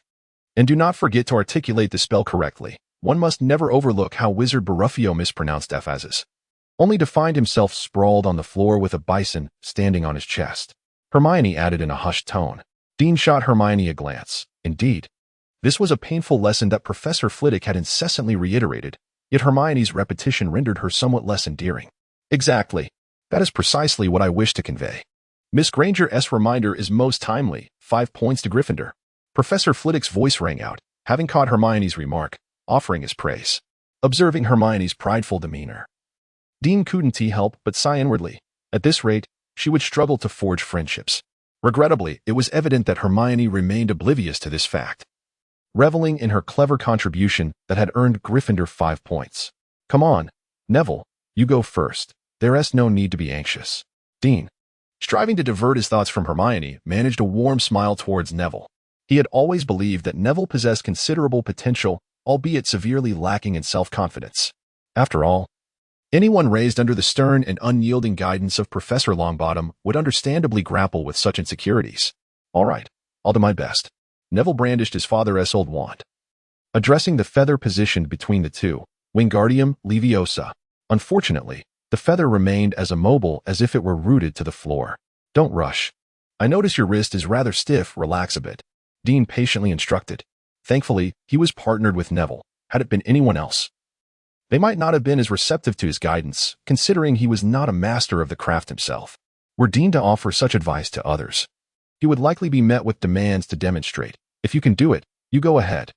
Chapter 59. Preventing Chilo. What endears Neville to others is his remarkable humility towards all those who assist and guide him, never causing discomfort to anyone. This allowed Dean to truly relish the experience of instructing others. Meanwhile, Ron, seated at another table, appeared to be having an unfortunate time. He shouted the incantation for the levitation charm loudly, flailing his arms in exaggerated motions akin to a windmill. Ron's antics drew a disapproving glance from Hermione, who couldn't help but correct him. Your pronunciation is incorrect. It is Wingardium Leviosa, with some letters needing to be elongated. Almost immediately, the scene Dean had previously worried about unfolded. Ron bellowed at Hermione, if you were so clever, why don't you give it a try? Hermione, undeterred, shot Ron a fierce glare and waved her wand at the feather. Wingardium Leviosa. The feather lifted gracefully from the ground, hovering 4 feet above their heads, eliciting an audible gasp of admiration from Professor Flitwick. Everyone, look! Miss Granger has succeeded. Hermione's triumph captivated the attention of all the students, earning her a round of enthusiastic applause. Ah, is it truly commendable to seek the limelight so fervently? It was merely a levitation charm. Dean gently tapped the feather before him with his blackthorn wand, which he had previously linked to Chilo's magic, free from the constraints of magical delay. The feather promptly floated into the air. Hermione's success undoubtedly provoked Ron, leading to a significant deterioration in his demeanor as the lesson progressed. After class, Ron, seething with indignation, complained to his roommates, no wonder everyone can't stand her. She's an absolute nightmare. She ought to notice that she has not a single friend. At this moment, he was jostled sharply, and everyone noticed Hermione hurriedly passing by, tears in her eyes. I think he heard what you said, Harry remarked, glancing at Ron. I didn't say anything wrong. Ron appeared somewhat unsettled. Yet, Seamus cast a sidelong glance at Dean. What are you looking at me for? Dean felt an ominous premonition. Being around Seamus seldom brought good tidings. Shouldn't you go comfort her? Seamus asked with a mischievous squint. Our relationship is not at that level. Dean replied, deliberately maintaining a stern expression. He had indeed contemplated seizing the opportunity to reach out to Hermione, but Seamus's comments rendered him hesitant. Can you predict when Granger will make her first friend? Seamus inquired, seemingly relishing the chaos. Dean regarded him coolly. Soon, and not just one. The others scoffed, their expressions rife with skepticism, perceiving his declaration as a grand boast. Dean silently shook his head in resignation, pondering why they were so unwilling to accept the truth. He recalled what was to unfold next, and recognized the need to prepare in advance. As anticipated, Hermione did not make an appearance throughout the entire afternoon, leaving Ron exceedingly anxious. During the intermission, Ron discreetly sought out Dean, imploring him to predict Hermione's whereabouts. Fortunately, Patil and Lavender happened to pass by, secretly discussing that Hermione was sorrowfully weeping in the girls' bathroom, refusing any consolation, which ultimately preserved Dean's reputation as a seer. Ron, may I have a look at your wand? Dean suddenly remarked, confirming his memory from Patil and Lavender's words. What do you intend to do? Ron inquired, handing his wand to Dean. I've noticed your wand has seen better days. The unicorn hair is nearly protruding from the tip. Such a wand can be perilous. A moment's inattention could result in a backfired spell. You ought to be cautious. Dean casually fabricated a pretext, while in truth, he was transferring the magical link from his Thunderbird wand to Ron's wand. I am aware of the unfortunate situation at home, but unless this wand is rendered utterly unusable, they will not procure a new one for me, Ron whispered. Perhaps you shall soon acquire a new wand. Dean initially contemplated lending Ron money for a new wand, but reconsidered, weighing Ron's pride in the fact that the current wand had not yet fulfilled its role. Changing it prematurely could alter the course of history. Thus, Dean altered his words. Is this a prophecy? Ron's eyes gleamed at the notion. As long as I can obtain a new wand, I would be quite content. However, a tinge of disappointment flickered in Ron's expression. Ron, did you know? A troll's weakness lies at the back of its head, Dean suddenly reminded him, despite knowing that Harry possessed the protagonist's aura in the ensuing events. Dean still felt a sense of unease. What? A troll? Why do you suddenly bring this up? Ron queried, bewildered. You know I've been researching in the restricted section lately and couldn't resist sharing this tidbit. Dean's excuse sounded rather flimsy, drawing a skeptical glance from Ron. Just as the feast commenced, with everyone relishing the delicious fare, Professor Quirrell burst into the dining hall, panic-stricken, exclaiming to Dumbledore, "A troll is in the underground classroom." With that, he collapsed onto the floor, unconscious. Amidst the chaos, Dean slipped away from the Gryffindor crowd into an unnoticed corner. Before long, he spotted Harry and Ron sneaking out, heading towards the girls' bathroom, undoubtedly to rescue Hermione, and he hoped Ron remembered his earlier warning. Shortly thereafter, Dean observed Snape making his way toward the forbidden area on the 4th floor. An impulse surged within him. He ought to intervene to prevent Snape from being bitten by the troll. However, upon witnessing Quirrell stealthily exiting the dining hall, Dean resolved to address the issue at its source. Using a jester's mask, illusion mist, and voice-altering charm, Dean disguised himself as a mysterious figure and pursued Quirrell. Chapter 60. The unseen blade. Dumbledore and the other professors were likely nearby, prompting Dean to proceed with utmost caution. It was not yet an opportune moment for the marauder to confront Dumbledore. Fortunately, Quirrell was equally vigilant, allowing Dean, who was more familiar with the corridors, to take a shortcut and intercept Quirrell in the trophy room on the 3rd floor. "Mr. Marauder? I did not expect your sudden appearance," Quirrell remarked, his expression shifting to one of unease upon encountering Dean. "Professor Quirrell, it seems you harbor doubts regarding my prophetic abilities," Dean retorted, his tone laced with displeasure. "And no, I do not," Quirrell stammered.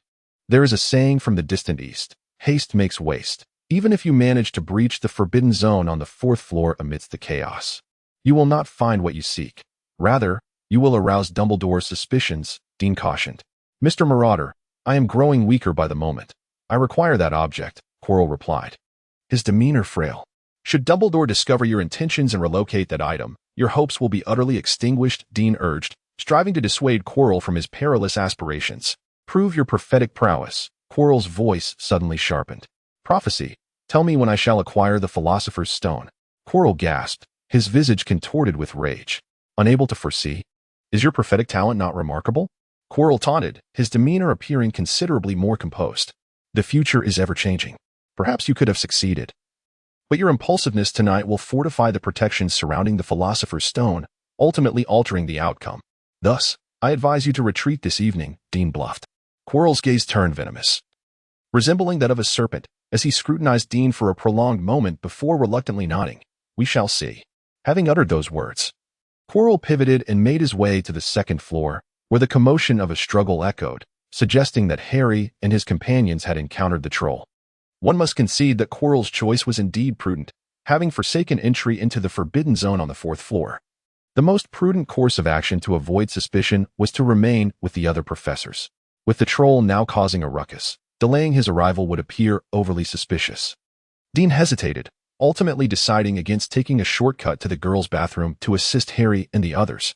Firstly, in the original narrative, Dean did not partake in this upheaval, and he was uncertain whether his sudden appearance would alter the course of history. Secondly, he had made prior arrangements to aid Ron when he cast the levitation charm on the troll through a magical link, for which he wielded the Thunderbird wand to prevent any delay in the spell's execution. Thirdly, he believed there was still time to ascertain Severus Snape's condition, for from any perspective, he wished to ensure the safety of the professor who had shown him such kindness. With his decision made, he hastened toward the forbidden zone on the 4th floor, shedding the guise of the marauder. grasping the blackthorn wand firmly in one hand, while keeping the Thunderbird wand tightly clutched within his dragon hide bag. Dean had yet to devise a suitable explanation for Severus regarding his masquerade as the Marauder. He decided to confront Severus with his true self, believing this might prove to be a more fortuitous approach. As Dean approached the doorway, he was met with Severus's sharp commands and the furious growl of the three-headed dog. Fluffy. A sense of trepidation gripped Dean's heart. Had Severus already engaged with Fluffy? Without a moment's hesitation, Dean burst through the door, only to hear Severus lazily utter the killing curse. Instantly, Dean felt an ominous aura enveloping him. Fortunately, his reflexes were swift, allowing him to dodge just in time. He felt a cold breeze brush past his ear and a few strands of hair fell away, sending a chill down his spine. Immediately afterward, Severus's tone shifted dramatically as he exclaimed, "What are you doing here?" Dean's heart raced. Was that truly the killing curse? The silent and formless nature of it was indeed formidable. Had it been anyone else, they would surely have met with a grim fate. Dean Thomas, how could you recklessly wander about? And in a restricted area at that? Severus's face contorted with rage as he bellowed at Dean. "Why, yes, I apologize, Professor. I lost my way. I heard your voice outside and sought your assistance," Dean stammered, a sense of dread washing over him as he acknowledged his earlier audacity. He surveyed the room and quickly grasped the situation. Severus had employed a similar tactic to the one he had used before, commanding a mouse to tease Fluffy.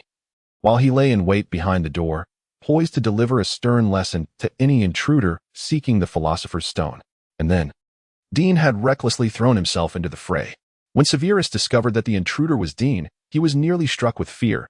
Had anything untoward happened to Dean, he would have been haunted by regret for eternity. Severus was relieved that his aim had faltered slightly, for he had not discerned Dean's electrifying evasion. Perhaps deep down he had never intended to endanger Dean's life, which ultimately spared him from peril. Dean resorted to the well-known excuse of being direction-only challenged to justify his reckless intrusion, leaving Severus momentarily speechless due to Dean's unexpected entrance. Severus's attention was entirely diverted to him. The mouse, now bereft of guidance, bounded a few times before reverting to a mere stone, devoid of a target. Fluffy promptly redirected its focus onto the other two intruders. Unfortunately for Severus, he was now the closest to the beast, rendering him the primary target. "Professor, be careful," Dean shouted urgently. "Sleep now," Severus bellowed as he cast the sleeping spell. Fluffy's nearest head, directly in line with Severus, soon became dazed. At the same moment, Dean attempted to trip Fluffy's four hooves, but regrettably, his magic was insufficient. Fluffy merely stumbled momentarily before lunging towards Severus under the guidance of its two other alert heads. Chapter 61. Snape's Guilt. "Dean, hurry," Snape urged, giving Dean a shove. "Professor, you hold it off. I have a plan," Dean replied calmly. As long as Snape could buy him some time, he was confident he could handle the three-headed dog. "What plan could you possibly have?" Snape questioned, clearly skeptical. Yet he cast a barrier spell against the creature. True to his prowess as a skilled wizard, Snape's spell was several magnitudes more potent than Dean's, momentarily immobilizing the beast, which roared in fury, unable to reach them. Dean retrieved the music box that Nettle had gifted him from his dragon hide bag. As the melody filled the air, the creature visibly faltered, succumbing to slumber within mere seconds. Snape gazed at Dean in disbelief. "How did you know that music could lull a Cerberus to sleep?" "Dean, you are clever, but do not attempt to deceive me," Snape drawled. "Do not tell me you have ever raised a three-headed dog. Reading extensively is always beneficial." Dean replied with an air of composure. "You should be aware that I have been spending my nights in the restricted section. If the restricted section indeed contains information on how to deal with the Cerberus, I would advise Dumbledore to close it," Snape stated, locking eyes with Dean earnestly. "Perhaps," Dean shrugged, "but I think that would only serve to alert others, directing the attention of those with ill intentions towards the restricted section. I shall consider your suggestion. Now leave this place immediately," Snape commanded, his tone brooking no argument. "Professor, will you not leave with us?" Dean feigned innocence. "This music box is a gift from my sister. I cannot abandon it. Do you truly believe you can handle the Cerberus alone?" Upon hearing this, Snape's expression darkened, his lips curling in irritation. "Are you questioning my abilities?" "If it weren't for your safety, I am grateful, Professor," Dean interjected earnestly, "but I mean to say that you need not remain here any longer." Snape's gaze flickered momentarily. "Do you know something?" He had barely finished his sentence when a shimmering silver mist wafted through the door, swirling above Snape's head before dissipating into the air. "Is that a Patronus message?" Dean speculated silently, regrettably unable to discern any sound. The silver mist lacked form. presumably concealed intentionally. Otherwise, Dean felt he could surmise who had cast the Patronus. After absorbing the message brought by the Patronus, Snape regarded Dean with a complex expression. It seems you were right. I no longer need to remain here. Under Snape's probing gaze, Dean offered an awkward smile. It appears my prophetic talents can be quite effective at times. I have heard rumors about you, Snape inquired, his eyes glinting. Can you predict what message I just received? Dean felt a wave of unease wash over him. Was he being set up? I would guess it is to inform you that the individual who might come here will likely not be arriving. Dean calculated the time. Quirrell should have already met with the other professors. If Dumbledore had known from the beginning that Quirrell was coveting the Philosopher's Stone, he would likely have relayed this information to Snape, sparing him from waiting in vain. Indeed, quite astute, Snape remarked slowly. He probably realized that this piece of information was not difficult to deduce. He was certain that Snape would never willingly venture into that place. Perhaps not. But if you wish, I can have Filch guide you, Snape complexly refused. Never mind, I shall find my way myself. I am confident I will not get lost this time. Dean expressed his disbelief in being directionally challenged perfectly. Or I could escort you near Gryffindor Tower, Snape reluctantly compromised. At that moment, the system notified Dean that Snape's bond had inexplicably increased by 1 level, now at level 3, 0. Upon examining the prompt closely, Dean noticed a line of small text. Snape nearly used the killing curse on you, hence he feels a sense of guilt, favorability 50, and has granted you the spell. Avada Kedavra. Such a turn of events? Dean inwardly pumped his fist, feeling triumphant. Just as Dean was reveling in his excitement, he heard Snape softly intone, Avada Kedavra. Professor, what are you doing? Dean was bewildered by Snape's actions. I truly appreciate your care, but there is no need for the killing curse. A simple slicing spell would suffice. After expressing his sincere gratitude, Dean conveyed his confusion. Do you believe a mere slicing spell could conceal the wounds from the other professors? Snape retorted. So, the killing curse. Dean hesitated. This is my unique magic, known to few, Snape explained, and I possess the counter curse.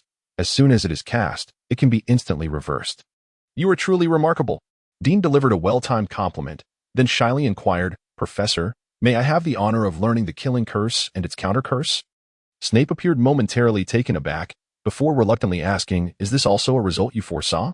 I merely predicted that you would impart to me some self-defense techniques, Dean shyly replied. Can you guarantee that you will not use it recklessly against others? Snape inquired after a long pause. I assure you, Dean responded immediately. If the day comes when he must resort to the killing curse, Snape would certainly be suspicious. Professor, I will assist you, Dean quickly added with flattery. Chapter 62. Advanced Potion Making. At that moment, the commotion from the second floor grew increasingly intense, clearly indicating that Harry and his companions had yet to subdue the troll. Dean caught sight of Professor McGonagall racing towards the second floor, and it seemed that resolution was imminent. As he approached a staircase leading directly to the 8th floor, he proactively informed Snape, Professor, I believe I have found my way. If I ascend this staircase and turn right at the top, I shall encounter the portrait of the fat lady. Are you certain? I recall it being a left turn, Snape inquired, his concern evident. I remember distinctly. It's a left turn at the top, Dean affirmed with a nod. Given your mobility issues, there's no need for you to accompany me. Exercise caution. Snape replied after a moment of contemplation. The tumult was clearly originating from below, and Dean, even if he were to wander aimlessly, likely wouldn't encounter the troll. Allowing Snape to relent.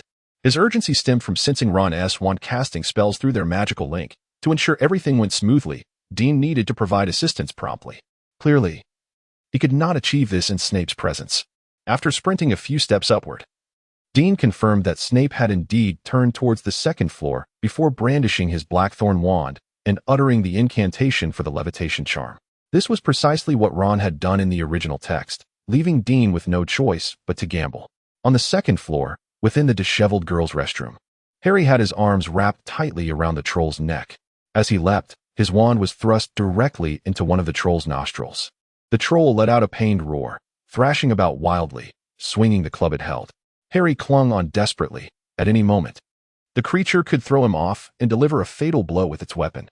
Hermione was utterly paralyzed with fear, collapsed on the floor. Ron realized that he was the only one who could save Harry. Drawing his wand, he felt a wave of uncertainty wash over him until he recalled Dean's earlier remark. The troll's weakness lay at the back of its head. An idea suddenly struck him. Pointing at the hefty club in the troll's hand, he shouted, Wingardium Leviosa. The troll's erratic movements made it difficult for Ron to aim, but fortuitously. This delay bought Dean a brief moment of time. At last, the levitation charm took effect. The club soared from the troll's grasp, spinning high into the air before crashing down, striking the troll on the back of its head with a thunderous bang. The troll staggered momentarily before collapsing face-first onto the floor, causing the entire room to tremble with the impact. Surely, that must have done the trick? Through the magical link, Dean sensed the successful activation of the levitation charm, yet from such a distance. He could not ascertain the extent of magical attenuation or whether it had produced the same effect as in the original text, until an abrupt silence enveloped the area, followed by Professor McGonagall's sharp, furious voice echoing through the halls. What on earth are you playing at? Consider yourselves fortunate to have escaped unscathed. Why weren't you all simply staying in your dormitory? Dean swore he had never witnessed Professor McGonagall so enraged. Yet this indirectly signified that Harry and the others were safe. Dean triumphantly stowed away his wand, humming an unknown tune as he sauntered towards the fat lady, relishing the very effect he had sought. As for who held the reins, Dean was indifferent. The sole consequence of the matter for him was the burgeoning fame of his prophetic talent. After all, that very morning, he had predicted that Hermione would soon acquire friends, more than one, in fact. The events of that night involving the troll had enabled Hermione to achieve what seemed an almost impossible feat of friendship in the eyes of others. With Seamus's incessant chatter spreading like wildfire, Dean once again basked in the limelight reminiscent of the beginning of the school year. This rather unfortunate situation did not begin to alleviate until November, when the Quidditch season commenced. As a time traveler, Dean found it perplexing to comprehend the wizard's fervor for Quidditch. "Professor, how is your leg faring? I've noticed your movements are still somewhat cumbersome," Dean inquired before delving into the matter at hand. "I could recover instantly if I wished, but someone advised me to put on a proper show," Snape replied, impatiently waving a hand. "Let us discuss the matter, Mr. Thomas. Professor, you previously promised to teach me the disarming charm and its countercharm." Dean felt a twinge of embarrassment after being called out. "Mr. Thomas, your timing leaves much to be desired," Snape remarked sternly, his expression unyielding after closing the classroom door with a wave of his wand, once all the students had departed. "My apologies, Professor. I simply cannot contain my eagerness," Dean admitted, a hint of entitlement in his tone, convinced he had deciphered Snape's disposition. Snape's lips curled slightly as he drawled, "Mr. Thomas, I have noticed you have previously utilized my potion brewing apparatus and wasted a considerable amount of rare ingredients." "Professor, that was at the beginning of the term. I thought you might have forgotten," Dean said, scratching his head in confusion as to why Snape would bring it up now. "I have not yet reached the age of senility," Snape retorted with a veiled sarcasm. "Then, do you require compensation?" Dean asked, raising his palms in inquiry. "Compensation?" A flicker of displeasure crossed Snape's face. "Perhaps I should not have allowed you to interact with Mundungus." "What?" Dean gazed at Snape in bewilderment, uncertain of the insinuation. "Perhaps it is his influence that has rendered you so mercenary," Snape observed disapprovingly. "Very well, regarding the reward I previously promised you, I have decided to impose a small test," Snape declared, visibly pleased with Dean's acknowledgement of his previous misstep. "What kind of test?" Dean inquired, feeling a slight tension.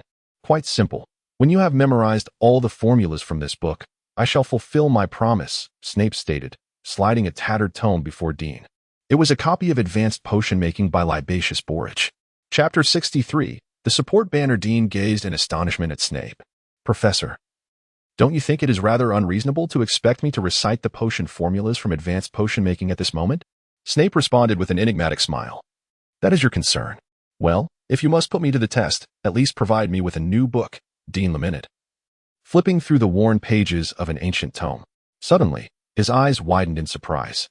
On the back cover, in a minuscule, densely packed handwriting, it read, "This book belongs to the Half-Blood Prince." Could it be? Dean immediately began to study the book with great seriousness, and indeed, nearly every page was filled with annotations in the same handwriting. When he discovered a blank space where the Sectum Semper spell was inscribed, accompanied by 3 intriguing words regarding enemies, he was certain this copy of Advanced Potion Making was the very one that Harry had acquired in the original narrative, from which he had learned powerful spells developed by Snape, such as Sectum Sempra, Levi Corpus, and others. Dean was impressed. Snape, that proud individual, had devised this subtle method to fulfill his promise. He was exceedingly pleased with Snape's arrangement, for it meant he could not only openly employ the activated Sectum Sempra, but also had the opportunity to learn other spells crafted by Snape. thereby enhancing his potion-making skills through the professor's insights recorded in the book. While potion specialization passively increased Dean's success rate and efficacy in potion making, it could do little to refine his techniques. This book perfectly addressed that shortcoming. The only regret was the absence of the counter curse for Sectum Sempra. Yet Dean believed that once he mastered the contents of the book, he could return to Snape to learn it.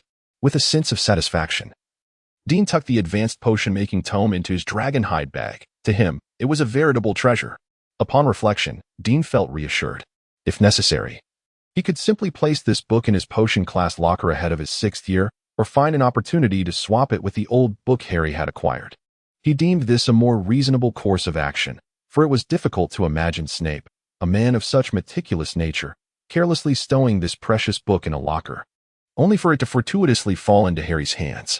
If not for someone orchestrating events behind the scenes, Harry's luck would be exceedingly improbable. Now, let Dean assume the role of that unseen orchestrator. Hey, mate, have you been detained by Snape again? Just as Dean was lost in thought, Seamus ambled over, draping an arm around his neck. Nothing much. Professor Snape just asked me to help tidy up the potion classroom, Dean replied nonchalantly. Huh. Snape only bullies us Gryffindors. He never asks Slytherin students to clean up, Ron grumbled indignantly. Each head of house tends to favor their own students. It is quite natural, Dean replied with fairness. You are actually defending Snape? Let me check if you've been placed under the Imperious Curse. Seamus exclaimed in astonishment. Seamus. No one would dare to audaciously cast the killing curse on a student at Hogwarts, especially not a professor, Dean remarked, somewhat irritated by Seamus' lack of discernment. Oh. Come on, mate, it was just a joke, Seamus replied nonchalantly. That joke is hardly amusing, Dean muttered before inquiring. What were you discussing just now? Quidditch, Ron exclaimed, his eyes sparkling with excitement. We had intended to watch Harry's Quidditch practice, but would turned us down. So you're pestering Harry to fill you in? Dean asked, glancing at the slightly embarrassed Harry and immediately surmising his discomfort. I think you should at least let Harry take a hot bath first. He must be freezing after training in this dreadful weather. I doubt you want your seeker to miss the match due to a cold before he even takes the field. Do you? You're right, Ron exclaimed, smacking his forehead and hurriedly urging Harry, you should go now. Moreover, since wouldn't he allow you to observe their practice? He must be preparing some secret tactics, so it's best not to pry too much, Dean added, his gaze resting on Seamus. What are you looking at me for? Seamus replied, perplexed, while the others grasped Dean's implication. Except for Seamus himself, all the Gryffindors were acutely aware of his propensity for loose lips. If he learned of something, it practically guaranteed that the entire school would know. For the sake of victory, the Gryffindors were willing to temporarily suppress their curiosity. Harry, preparing to take a bath, cast a grateful glance at Dean. Without his intervention, it would have been difficult for Harry to decline the enthusiastic requests of his friends. Can't we do something? Ron asked, clearly a bit disheartened. He had initially hoped to leverage Charlie's past as Gryffindor's Quidditch captain to offer Harry some constructive suggestions, but that plan was now dashed. Why don't we think of ways to cheer Harry on? Dean proposed, feeling a sudden inclination to engage, especially since a task had just been presented to him. Task: cheer for Gryffindor. The first Quidditch match of the term is approaching, and non-Quidditch players must find ways to participate and contribute to Gryffindor's victory. Reward: if Gryffindor wins, earn 100 flying skill points and 2 skill points. Although I'm not entirely sure whether the flying skill pertains solely to broomsticks or encompasses all forms of flying, I certainly want to pass up this task, Dean resolved. What do you have in mind? Ron inquired. How about a cheering banner? Dean suggested with a knowing look. What is that? Ron replied, evidently unfamiliar with the concept. In the Muggle world, we often create banners to support our teams, adorned with phrases like Go Team, or Victory is ours, to boost morale, Dean explained. That seems like a splendid idea, Neville, who had been silent until now, chimed in.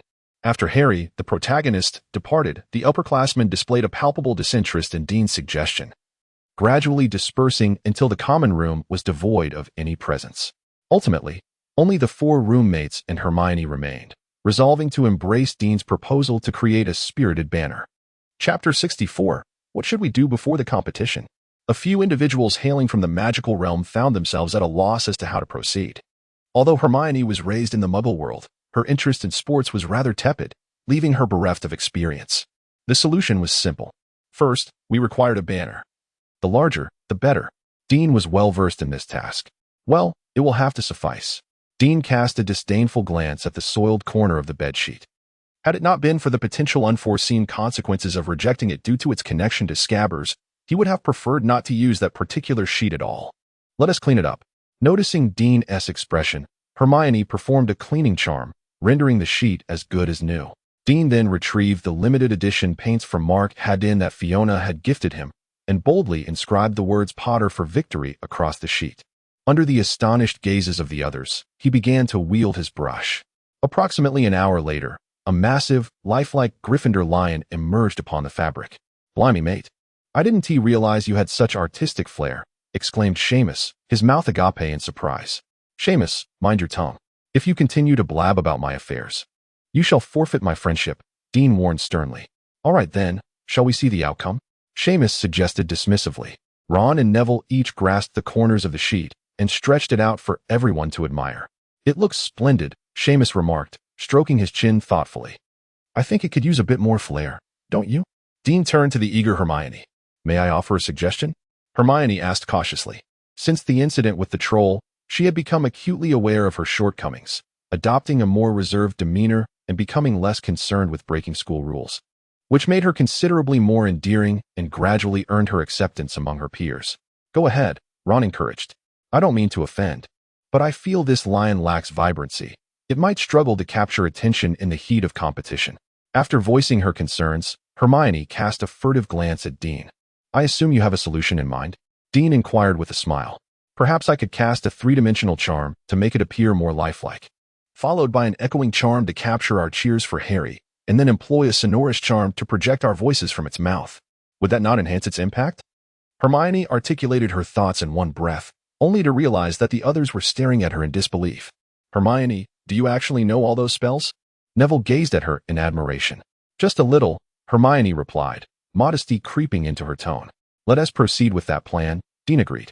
Then, Hermione showcased her remarkable spellcasting talent and skill.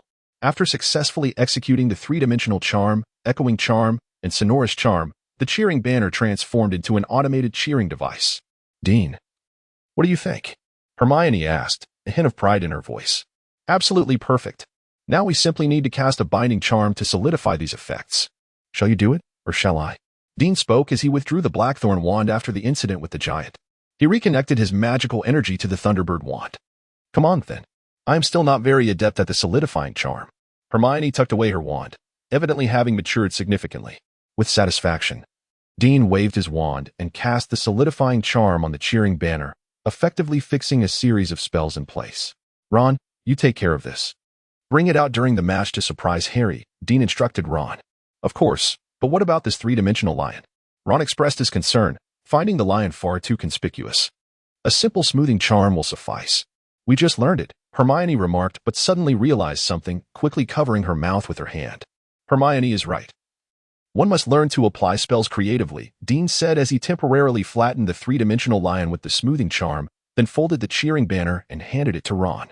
Ron, Seamus, and Neville regarded Dean and Hermione with puzzled expressions, as if wondering when the two had become so in sync. The day of the first Quidditch match soon arrived, pitting Gryffindor against Slytherin. On the morning of the match, Harry appeared exceedingly anxious, lacking even the appetite for breakfast.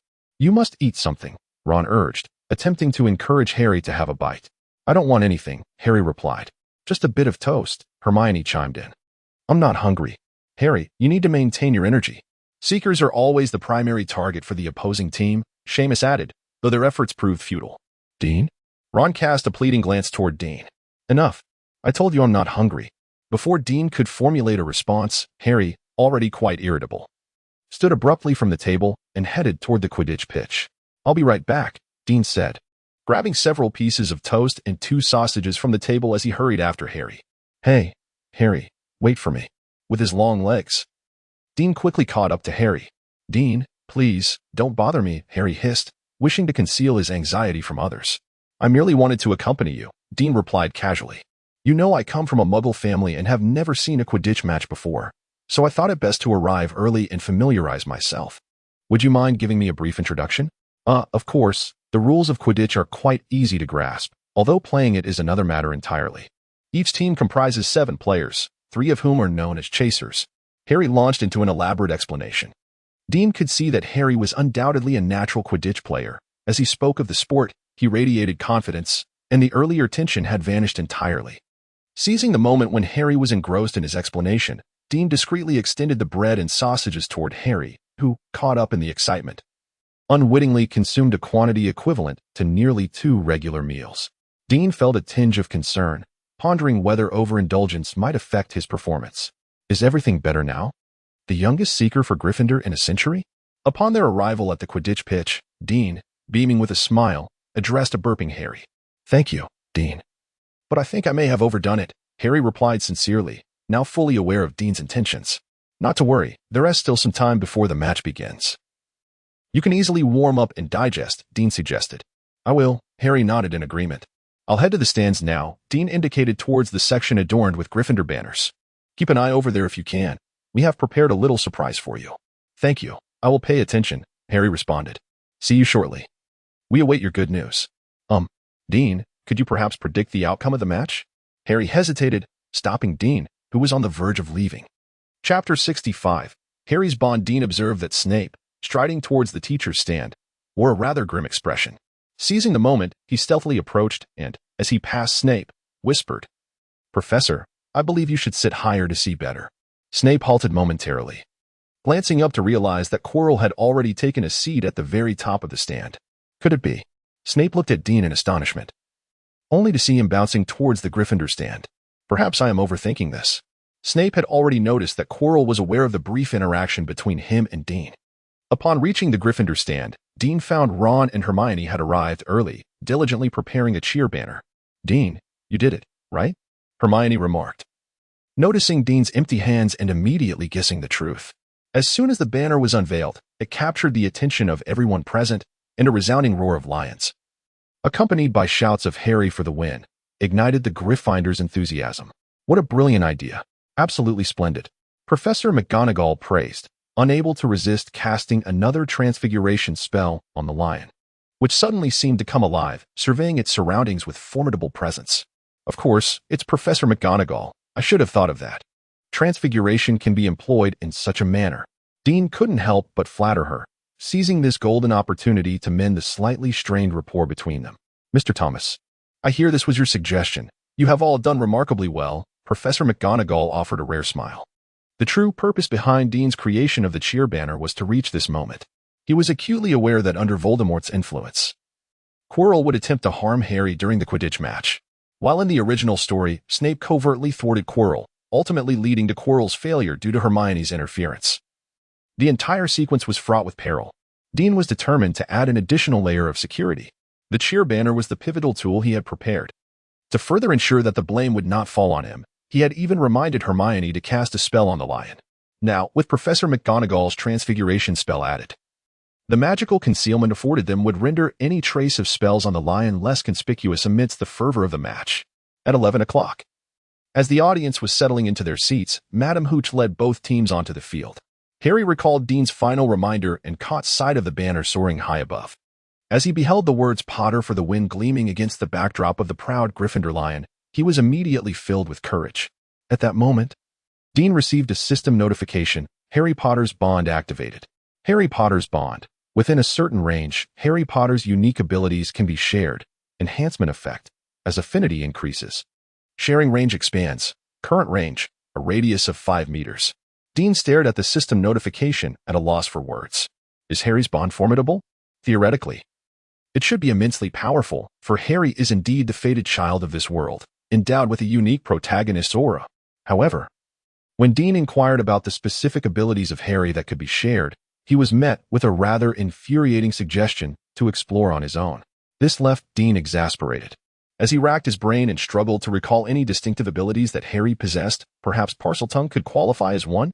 Furthermore, the stipulation regarding the range of this sharing was rather vexing. Currently, it was confined to a mere 5-meter radius, implying that Dean would have to remain glued to Harry's side to enjoy any of his special abilities. The fact that it took so long for Harry's bond to activate suggested that Harry's favor was not easily garnered, pushing Dean towards the path of a devoted admirer. Dean pondered the precarious nature of balancing his relations between Harry and Snape. Given their tumultuous history, a misstep could leave him ostracized by both. Unless Dean could resist the allure of Harry's extraordinary abilities and temporarily disregard the bond, this seemed a viable option, especially since the main quest did not appear to necessitate altering Harry's destiny. Thus, until a more prudent solution presented itself, he could only observe the unfolding events. At that moment, the Quidditch match was fervently in progress, and Dean, lost in thought, felt out of place amidst the exuberant crowd. Seamus could not help but poke Dean. "Hey, mate, what are you thinking about?" "I was contemplating the rules of Quidditch," Dean evasively replied, just as he witnessed Marcus Flint deliberately collide with Harry. Without hesitation, Dean shouted, "Send him off, referee. Red card." "This isn't football in the Muggle world, Dean," Ron reminded him. "In Quidditch, players cannot be sent off, and what's a red card?" "I believe Thomas is right," Hagrid exclaimed, forcefully clapping Dean on the shoulder. "They ought to revise the game rules." Flint nearly knocked Harry off his broom. Dean winced in pain, having not noticed Hagrid's arrival. Fortunately, Dean's regular training had endowed him with a robust physique. Had it been someone else, they might have found themselves seeking Madame Pomfrey in the hospital wing after such treatment. As the Gryffindors seethed over Flint's boorish conduct, Harry's broomstick suddenly trembled ominously. Harry gripped the broom tightly with both hands, his knees clamping down firmly. Yet, it seemed as if the broom were desperately attempting to throw him off, shaking uncontrollably. Here it commenced. Dean's expression sharpened as he glanced towards the teacher's stand, and indeed, Quirrell and Snape were both intently focused on Harry, muttering incantations. Dean reached into his dragonhide bag, grasping his Thunderbird wand, and kept his gaze fixed on Harry, poised to act at a moment's notice. Chapter 66, a critical moment. The surrounding spectators remained oblivious to Harry's predicament. The Nimbus 2000 thrashed wildly, twisting and turning, gradually lifting Harry higher and higher, away from the pitch. Hagrid, noticing this, raised his binoculars and muttered, "What is he doing? If I weren't so familiar with him, I would think." Before he could finish, more spectators noticed Gryffindor's seeker and gasped in unison. Harry's broom was tumbling uncontrollably, and he could barely cling on. "Levitate," Dean whispered urgently, casting the levitation charm. The spell soared from the Gryffindor banner at the highest point of the stands, directed towards Harry. Just then, the broom twisted violently again, throwing Harry off. Fortunately, Dean's charm took effect just in time, allowing Harry to momentarily suspend in midair, grasping the broom handle. "Did Flint damage the broom when he collided with him?" Seamus asked quietly. "Impossible." Hagrid's voice trembled slightly. "Unless it's powerful dark magic, nothing can disrupt a broom. Flint could never achieve that." Hermione seized Hagrid's binoculars, not bothering to look at Harry, but instead anxiously scanning the direction of the teacher's stand. "What are you doing?" Ron asked, his face ashen. "I should have suspected it earlier." "Look, it's Snape causing trouble," Hermione shouted furiously. Dean wanted to counter Hermione, pointing out that Quirrell was also casting spells at Harry, but he had to concentrate fully on Harry to ensure everything went smoothly. In an instant, Hermione had left the Gryffindor stand, and Dean figured she had gone to disrupt Snape. His focus sharpened. If Hermione only affected Snape without hindering Quirrell, then everything would rest on his shoulders. At that moment, Harry's broom shook even more violently, despite Dean's continuous application of the levitation charm to counter Snape's interference. Harry could not remain airborne for much longer. The audience stood in horror, and the Weasley twins soared upward, attempting to pull Harry safely onto their broom. Unfortunately, their approach obstructed Dean's line of sight, causing the levitation charm to misfire, and Harry nearly fell several times. "Hurry, Hermione," Ron whispered desperately. Finally, chaos erupted in the teacher's stand. Snape's robes had been ignited by the stealthy Hermione.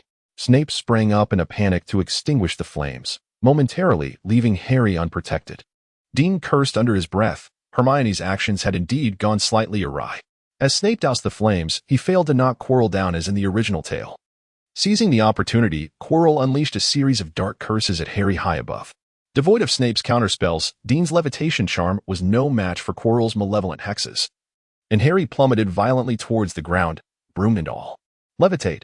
In a hurried manner, Dean cast a levitation charm on Harry. Hoping to alleviate the impact of his impending fall, he swiftly drew his blackthorn wand and directed his voice towards Quirrell, exclaiming, "Blindness." It was evident that Dean's spell took effect, as Quirrell, suddenly deprived of sight, stood up in a fluster, rendering his malevolent curse against Harry ineffective. Harry, clutching his mouth as if to stave off nausea, crouched on the ground, coughing incessantly until a golden object fell from his lips into his hand.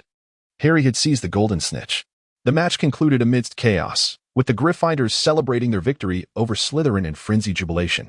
However, Hagrid, standing beside Dean, witnessed Dean's reckless act with wide-eyed astonishment. His face contorted in disbelief as he gazed at Dean. "Mr. Thomas, how dare you? How could you cast a spell at the teacher's stand? Didn't Hermione do the same?" Dean retorted, his spirits low. Although he had successfully rescued Harry, the earlier risk had likely not gone unnoticed, and it could lead to significant trouble for him. To divert Hagrid's attention, Dean quickly threw Hermione, his natural shield, into the conversation and discreetly surveyed the surroundings, noting that the students were engrossed in the thrilling match, likely oblivious to his small maneuver. "Professor Snape's robes do not catch fire without reason," Dean murmured.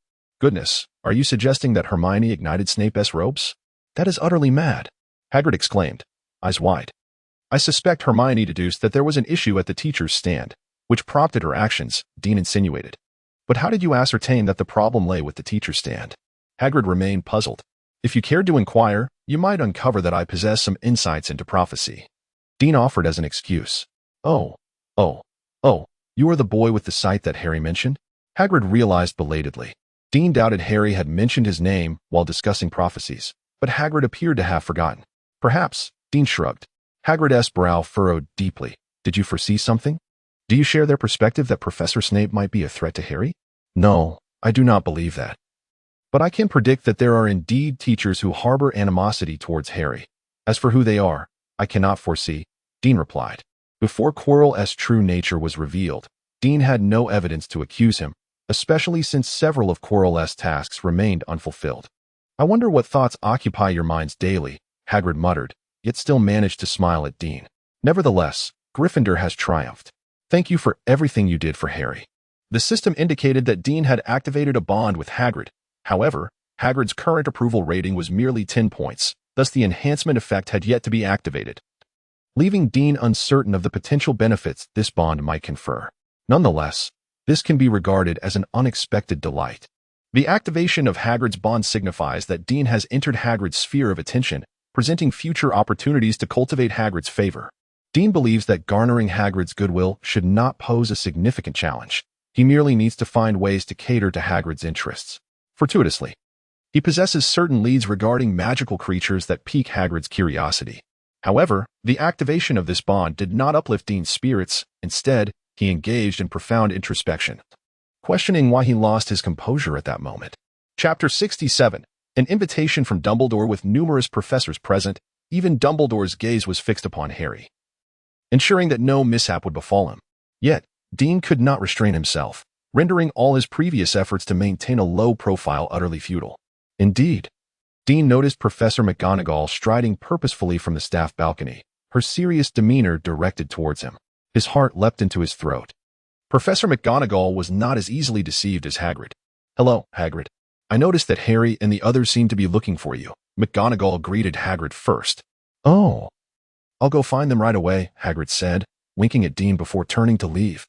Once Hagrid had departed, McGonagall pursed her lips and addressed Dean. "Mr. Thomas, Professor Dumbledore wishes to see you in his office after the celebrations. You know the way to the headmaster's office, I trust?" Realizing that rumors of his poor sense of direction had undoubtedly reached McGonagall, Dean cursed Seamus for his loose tongue. With a sense of despair, Dean quickly replied, "I believe I can find it, Professor." "Very well, the password is Fizzing Wisby. Do not tarry too long, Mr. Thomas," McGonagall instructed. Dean's thoughts churned like boiling water. Since his enrollment, he had deliberately kept his distance from Dumbledore, feeling unprepared to confront the greatest headmaster in Hogwarts history. An impulsive moment now left him exposed under Dumbledore's scrutiny. Would he be able to successfully conceal his secrets?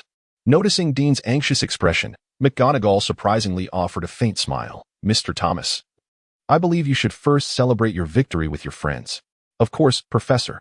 Despite McGonagall's reassuring demeanor, Dean could not shake his unease. Upon entering the Great Hall, the atmosphere at the Gryffindor table was exuberant, yet Dean did not spot the familiar trio, likely still with Hagrid. After a hasty meal, he found himself ascending to the 8th floor of the castle, where the entrance to the headmaster's office lay behind an exceedingly ugly stone gargoyle. Having passed this way on numerous occasions without ever intending to enter, today he had no choice. Fizzing Wisby. Dean knew that the password frequently changed, and he pondered what this one might signify. As soon as he spoke, the gargoyle sprang to life, leaping aside, and the wall behind it split open. Despite his trepidation regarding the impending encounter, Dean could not help but marvel. The experience of witnessing magic firsthand was incomparable to mere words. Beyond the wall lay a spiraling staircase, slowly ascending like an escalator in the Muggle world. As Dean stepped onto it, he heard a resounding thud behind him as the wall closed once more. The staircase twisted higher and higher.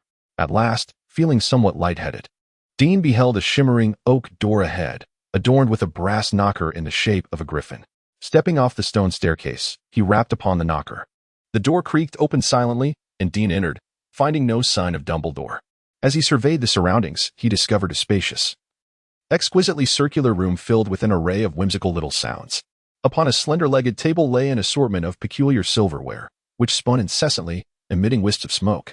The walls were adorned with portraits of past headmasters and headmistresses who had previously engaged in soft conversation within their frames, but upon Dean's arrival, they instantly succumbed to gentle snores, as if they had been slumbering all along. A cursory glance revealed no sign of Gryffindor's sword. Additionally, there was a grand table with claw-shaped legs. Behind the table, on a shelf, rested a tattered, crumpled sorting hat. "Aha, I remember you, Dean Thomas," exclaimed the sorting hat with exuberance upon spotting him. "I had been pondering when you would fulfill your promise to recount your story. Fortunately, you have not kept me waiting too long. I fear this may not be an opportune moment, as Professor Dumbledore seeks my attention." Dean swiftly declined, still uncertain whether to share his true experiences or the fabricated tales that had deceived Quirrell. He noticed the portraits of the snoozing headmasters subtly opening their eyes, evidently intrigued. Dean found himself momentarily tongue-tied, acutely aware that evasion was no longer an option. The pressing question was which story he should share with the sorting hat. Through the sorting ceremony, Dean understood that a fully mastered mental occlusion spell would indeed affect the sorting hat. While the hat could discern his lineage, it could not penetrate his thoughts. If he recounted the fabricated narrative that had successfully misled Quirrell, there was a high likelihood of deceiving the hat as well. However, Dean felt it unnecessary and inappropriate to deceive the sorting hat, especially given the ongoing series of tasks. He was uncertain whether lying would result in failure, and he did not wish to take that risk. "If you must hear my story," Dean pondered, speaking slowly, "I fear I have little to offer, for my origins remain somewhat unclear. Speak as much as you can quickly. I can hardly contain my excitement." The sorting hat urged impatiently. "Very well, since you insist," Dean replied, casting a glance at the sorting hat. "I am Dean Thomas, bearing my stepfather's surname. My mother once told me that shortly after my birth, my biological father abandoned us." "Abandoned? Are you certain he did not leave?" The sorting hat interjected. Dean shrugged. "That is what my mother said." "Then my mother and stepfather had 3 more children, the eldest being a pair of twins, Fiona and Daniel, who are 9 years old this year. The youngest is a girl named Nately, who is only 4. Do your siblings possess magical talents like you?" The sorting hat inquired with enthusiasm. "At present, it remains unclear." Dean hesitated momentarily, choosing not to disclose the peculiarities exhibited by Natty. "So, your mother and stepfather's family must be Muggles, which implies that your magical lineage is inherited from your biological father," pondered the sorting hat. As far as it was aware, there existed a minuscule chance for Muggle families to give rise to wizards, with Hermione Granger serving as a prime example. "No, I cannot possibly be mistaken. You undoubtedly possess the bloodline of at least 2 pureblood families," the sorting hat reiterated emphatically. "Which 2 families?" Dean queried internally, sensing that this might present an opportunity to trigger the next quest.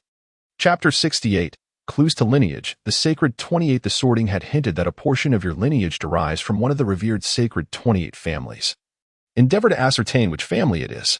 Reward: gain the bloodline power of that family and 3 skill points. Dean was somewhat astonished. He had not anticipated possessing blood from the esteemed Sacred 28. Yet, upon reflection, a sense of despondency washed over him. What significance did it hold, after all? His mother was undoubtedly a Muggle, which meant his bloodline was no longer pure and would not be recognized by the Sacred 28, nor inscribed in any family tree. Were it not for the existence of the system, he might never have accessed the powers of his ancestral bloodline. In contrast, he found himself more intrigued by the portion of wizarding blood that traced back to the east. Dean harbored a hunch that this aspect of his lineage might be linked to his transference into this world. Regrettably, the system had yet to issue any related quests, and Dean lacked any further clues. Is the presence of the Sacred 28 bloodline the reason you initially sought to place me in Slytherin? Dean inquired softly. His heart raced. He had always perceived himself as lacking ambition, yet it seemed that the Sorting Hat viewed this as a reason for his suitability for Slytherin. You consider yourself unambitious? The Sorting Hat appeared to pierce through the veil of his mental barriers, unveiling Dean's true thoughts. How do you know? Dean stammered, a flicker of panic igniting within him. Could it be that his mental defenses had faltered? Ambition resides within you like a seed. Given the right conditions, it will take root and flourish. This holds true for the vast majority of individuals. Just as the Sorting Hat's words nearly sent Dean into a state of cardiac distress, a sudden chuckle emerged, leaving Dean uncertain whether he was being cautioned or jested with. My apologies for my tardiness. At that moment, a buoyant voice echoed from the office door. Albus Dumbledore, with his silver hair and beard, appeared at the entrance, his crescent-shaped spectacles framing a pair of bright, cerulean eyes brimming with wisdom.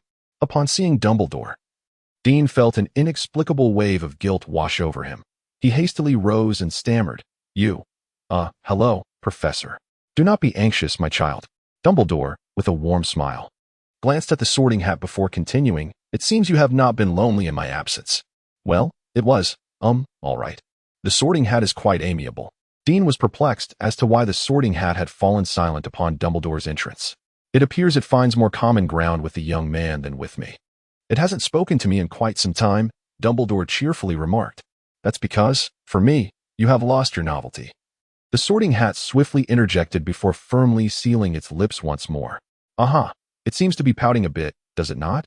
Dumbledore mischievously winked at Dean. Dean could only manage a few awkward chuckles, still unable to decipher the true purpose behind Dumbledore's summons. Now, let us address the matter at hand. Dumbledore seated himself behind the desk, studying Dean intently, his 10 slender fingers interlaced. Dean, I have actually been following you for quite some time. The very first words from Dumbledore nearly caused Dean's heart to leap from his throat. A sense of apprehension washed over him. Had Dumbledore learned of his acquisition of the Praco's robe, the theft of Montague's wand, and his escapades at the Borgin and Burke's shop? How much did he truly know? When I learned from Snape that you might very well be a natural-born soul reaper, my interest in you intensified, for such talent is indeed rare. Dumbledore added with a smile. Alas, there is also the risk of straying off the path. Dean silently chastised himself, realizing that his momentary impulse had led to an array of unforeseen consequences. Just as Dean worried that Dumbledore might hold him accountable for the incidents during the holiday, he was taken aback to find that Dumbledore had not even mentioned them. Nevertheless, I must apologize to you, Dumbledore said, his voice softening. I have committed a common error of the elderly, focusing too intently on those I wish to prioritize, thereby neglecting others. No, Professor, I do not feel overlooked. Dean quickly interjected, wishing fervently for Dumbledore to concentrate all his attention on Harry. Yet, it is indeed the case, is it not? Dumbledore continued. Particularly upon discovering your remarkable talent for prophecy, I became acutely aware of my oversight. Dean's heart skipped a beat. What if Dumbledore directly requested him to foretell information regarding Voldemort? Should he speak the truth as it was written or fabricate a tale? Dean, if you wish to cultivate your prophetic abilities, I suggest you enroll in Professor Trelawney's divination class from now on. Dumbledore was cut off mid-sentence by Dean's impulsive interruption. No, Professor, I do not wish to pursue prophecy, Dean instinctively interrupted Dumbledore, only to realize his rudeness afterward. I apologize, Professor. What a jest. To suggest he studied divination under Trelawney, that eccentric woman? It was uncertain who would end up teaching whom.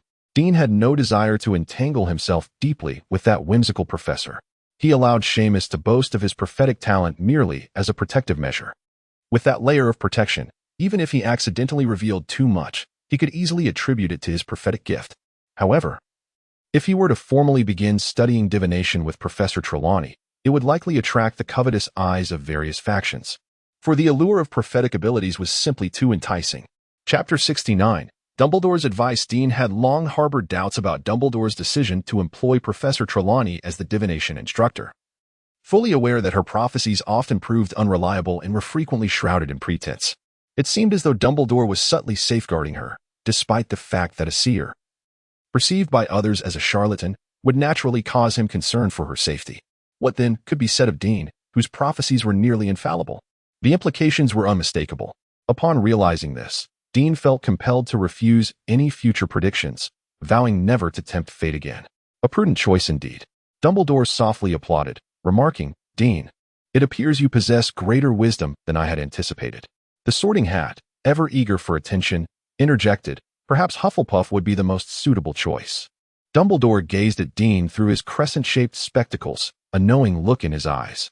Excuse me, but has there ever been a precedent for changing houses midterm at Hogwarts? Dean inquired hesitantly.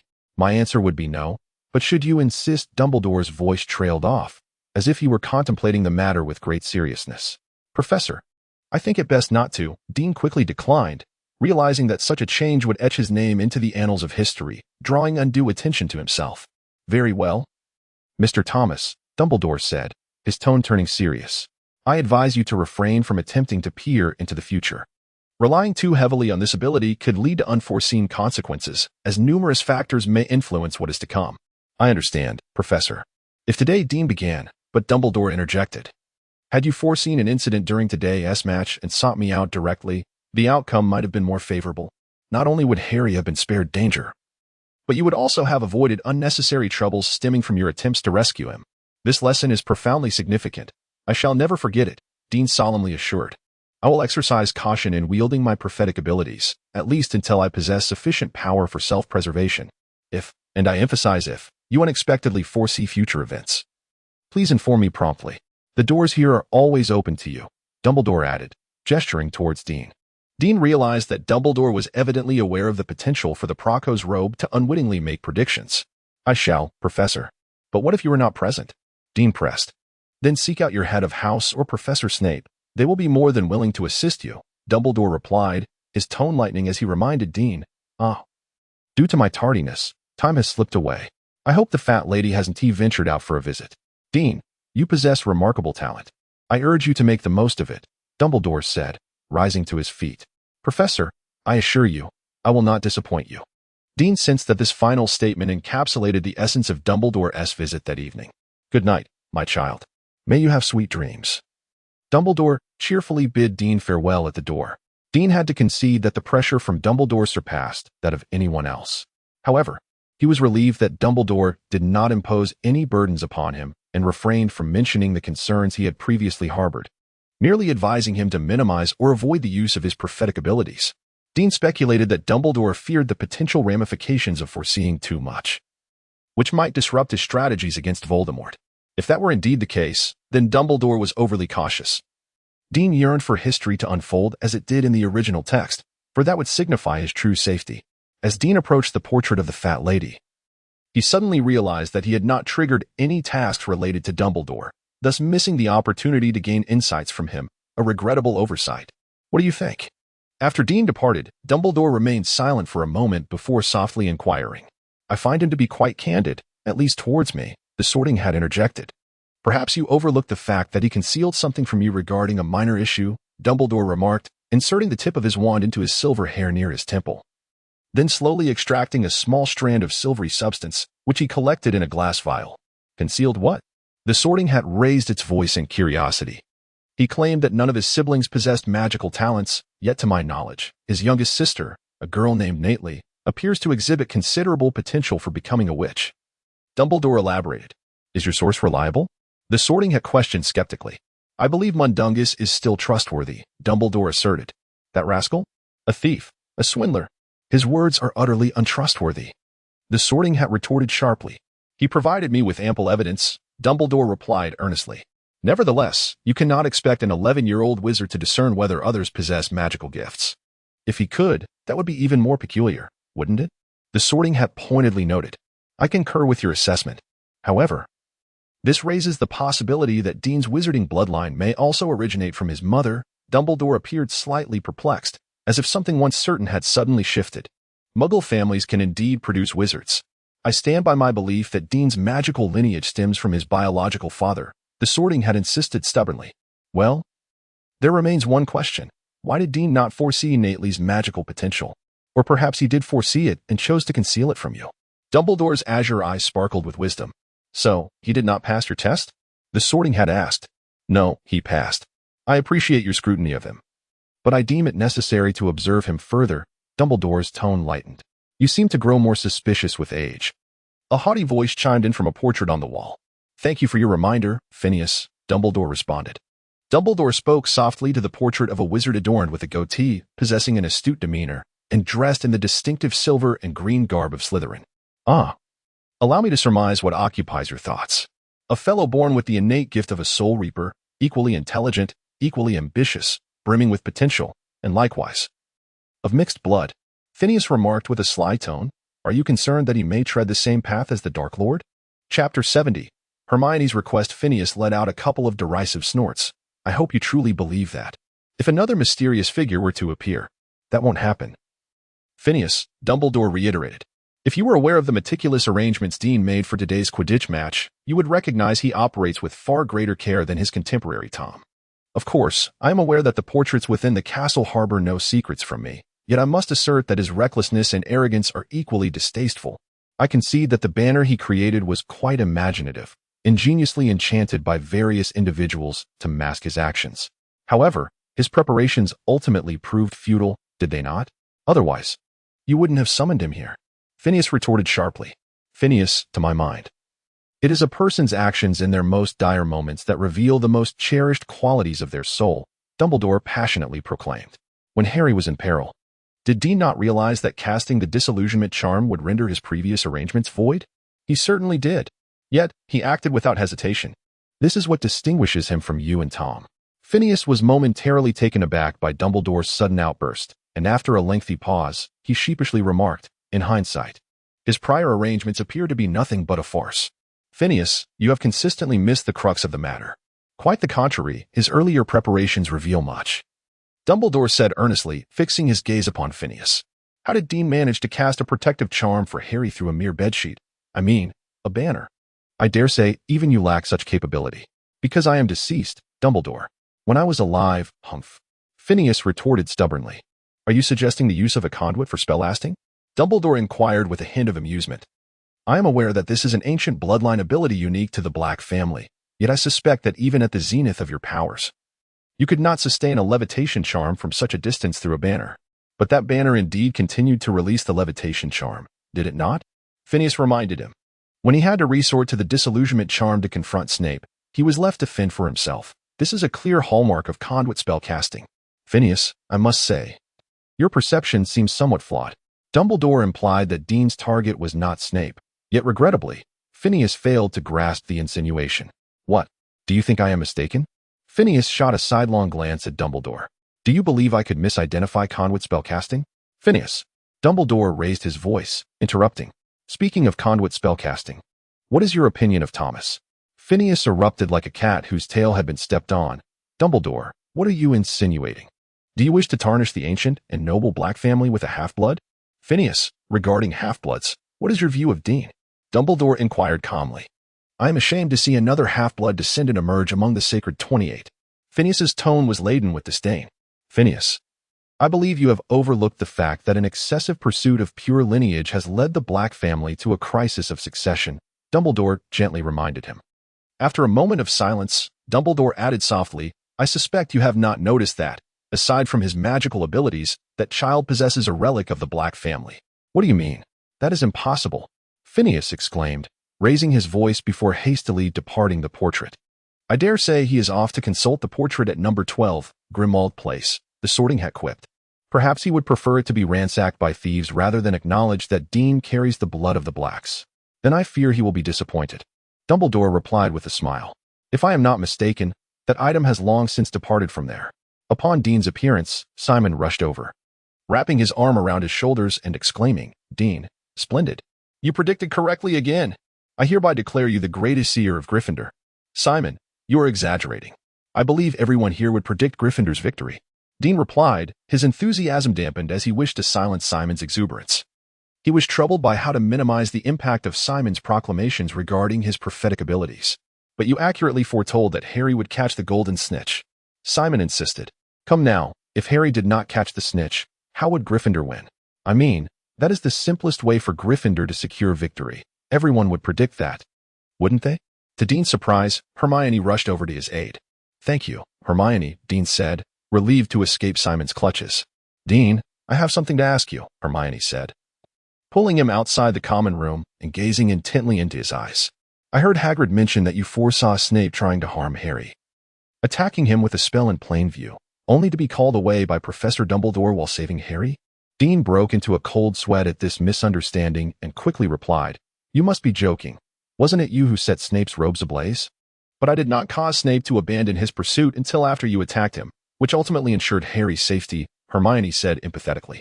"I understand your concerns, which is why we have not informed anyone else and instructed Hagrid to keep it quiet."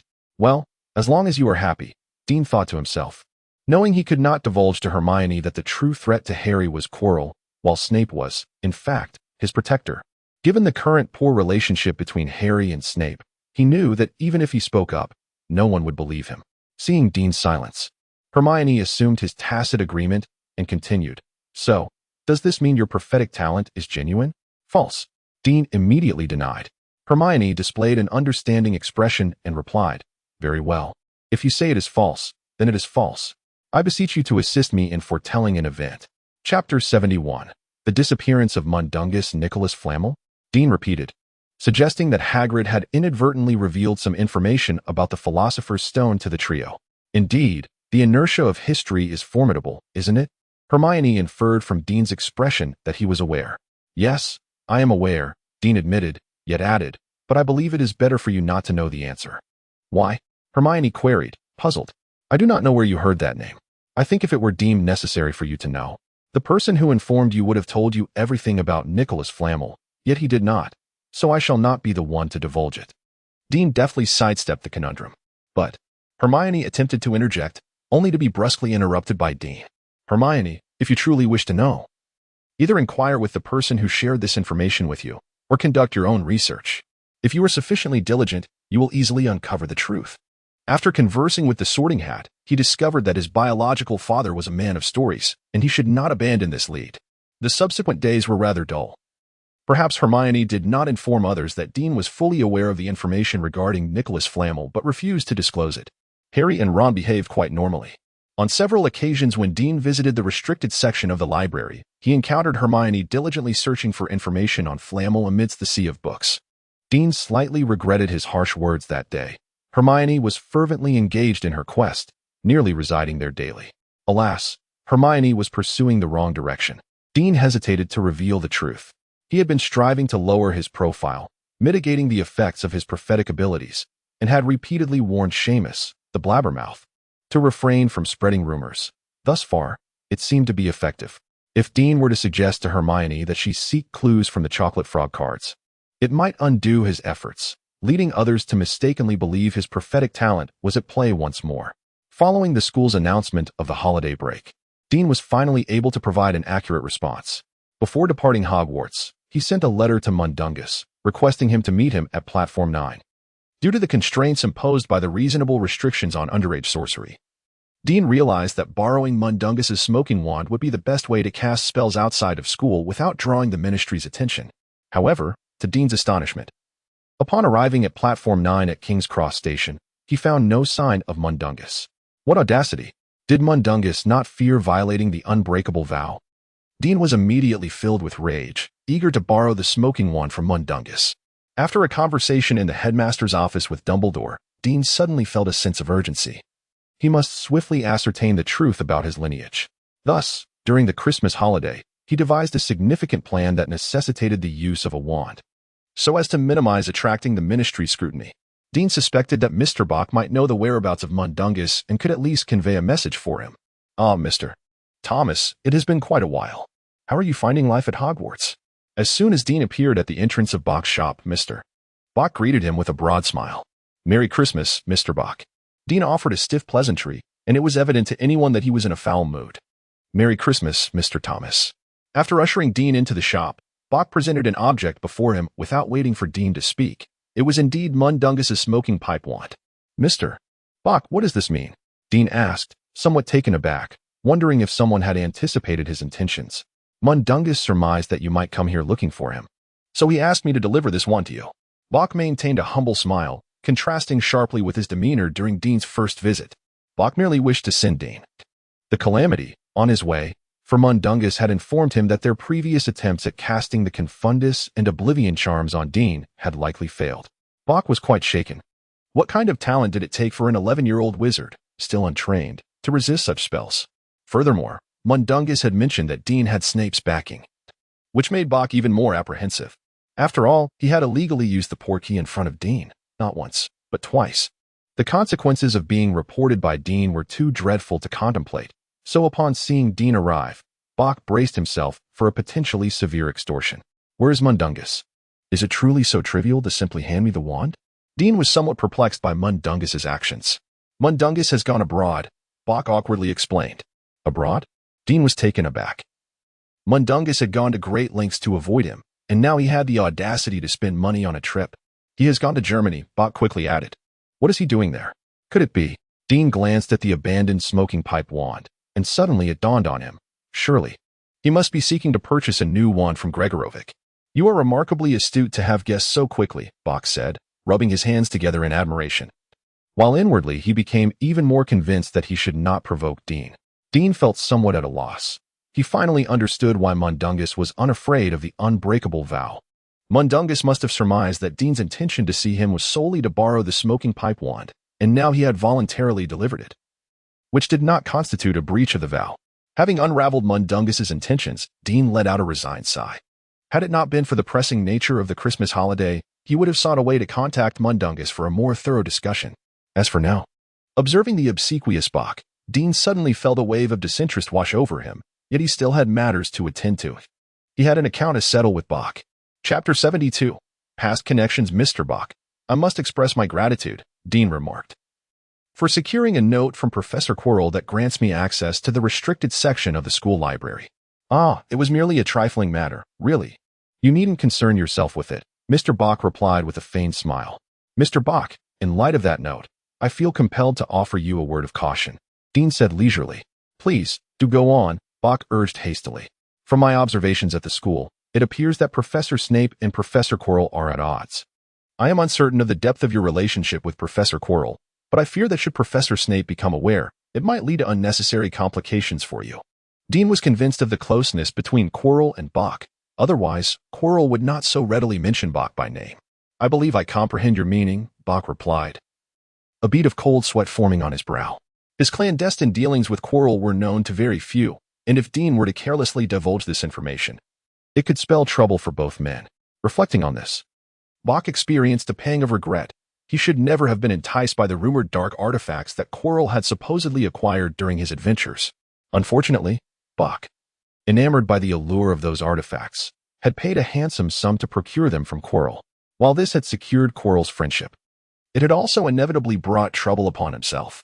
The artifacts, though of high quality, were strictly prohibited from personal collection by the Ministry of Magic.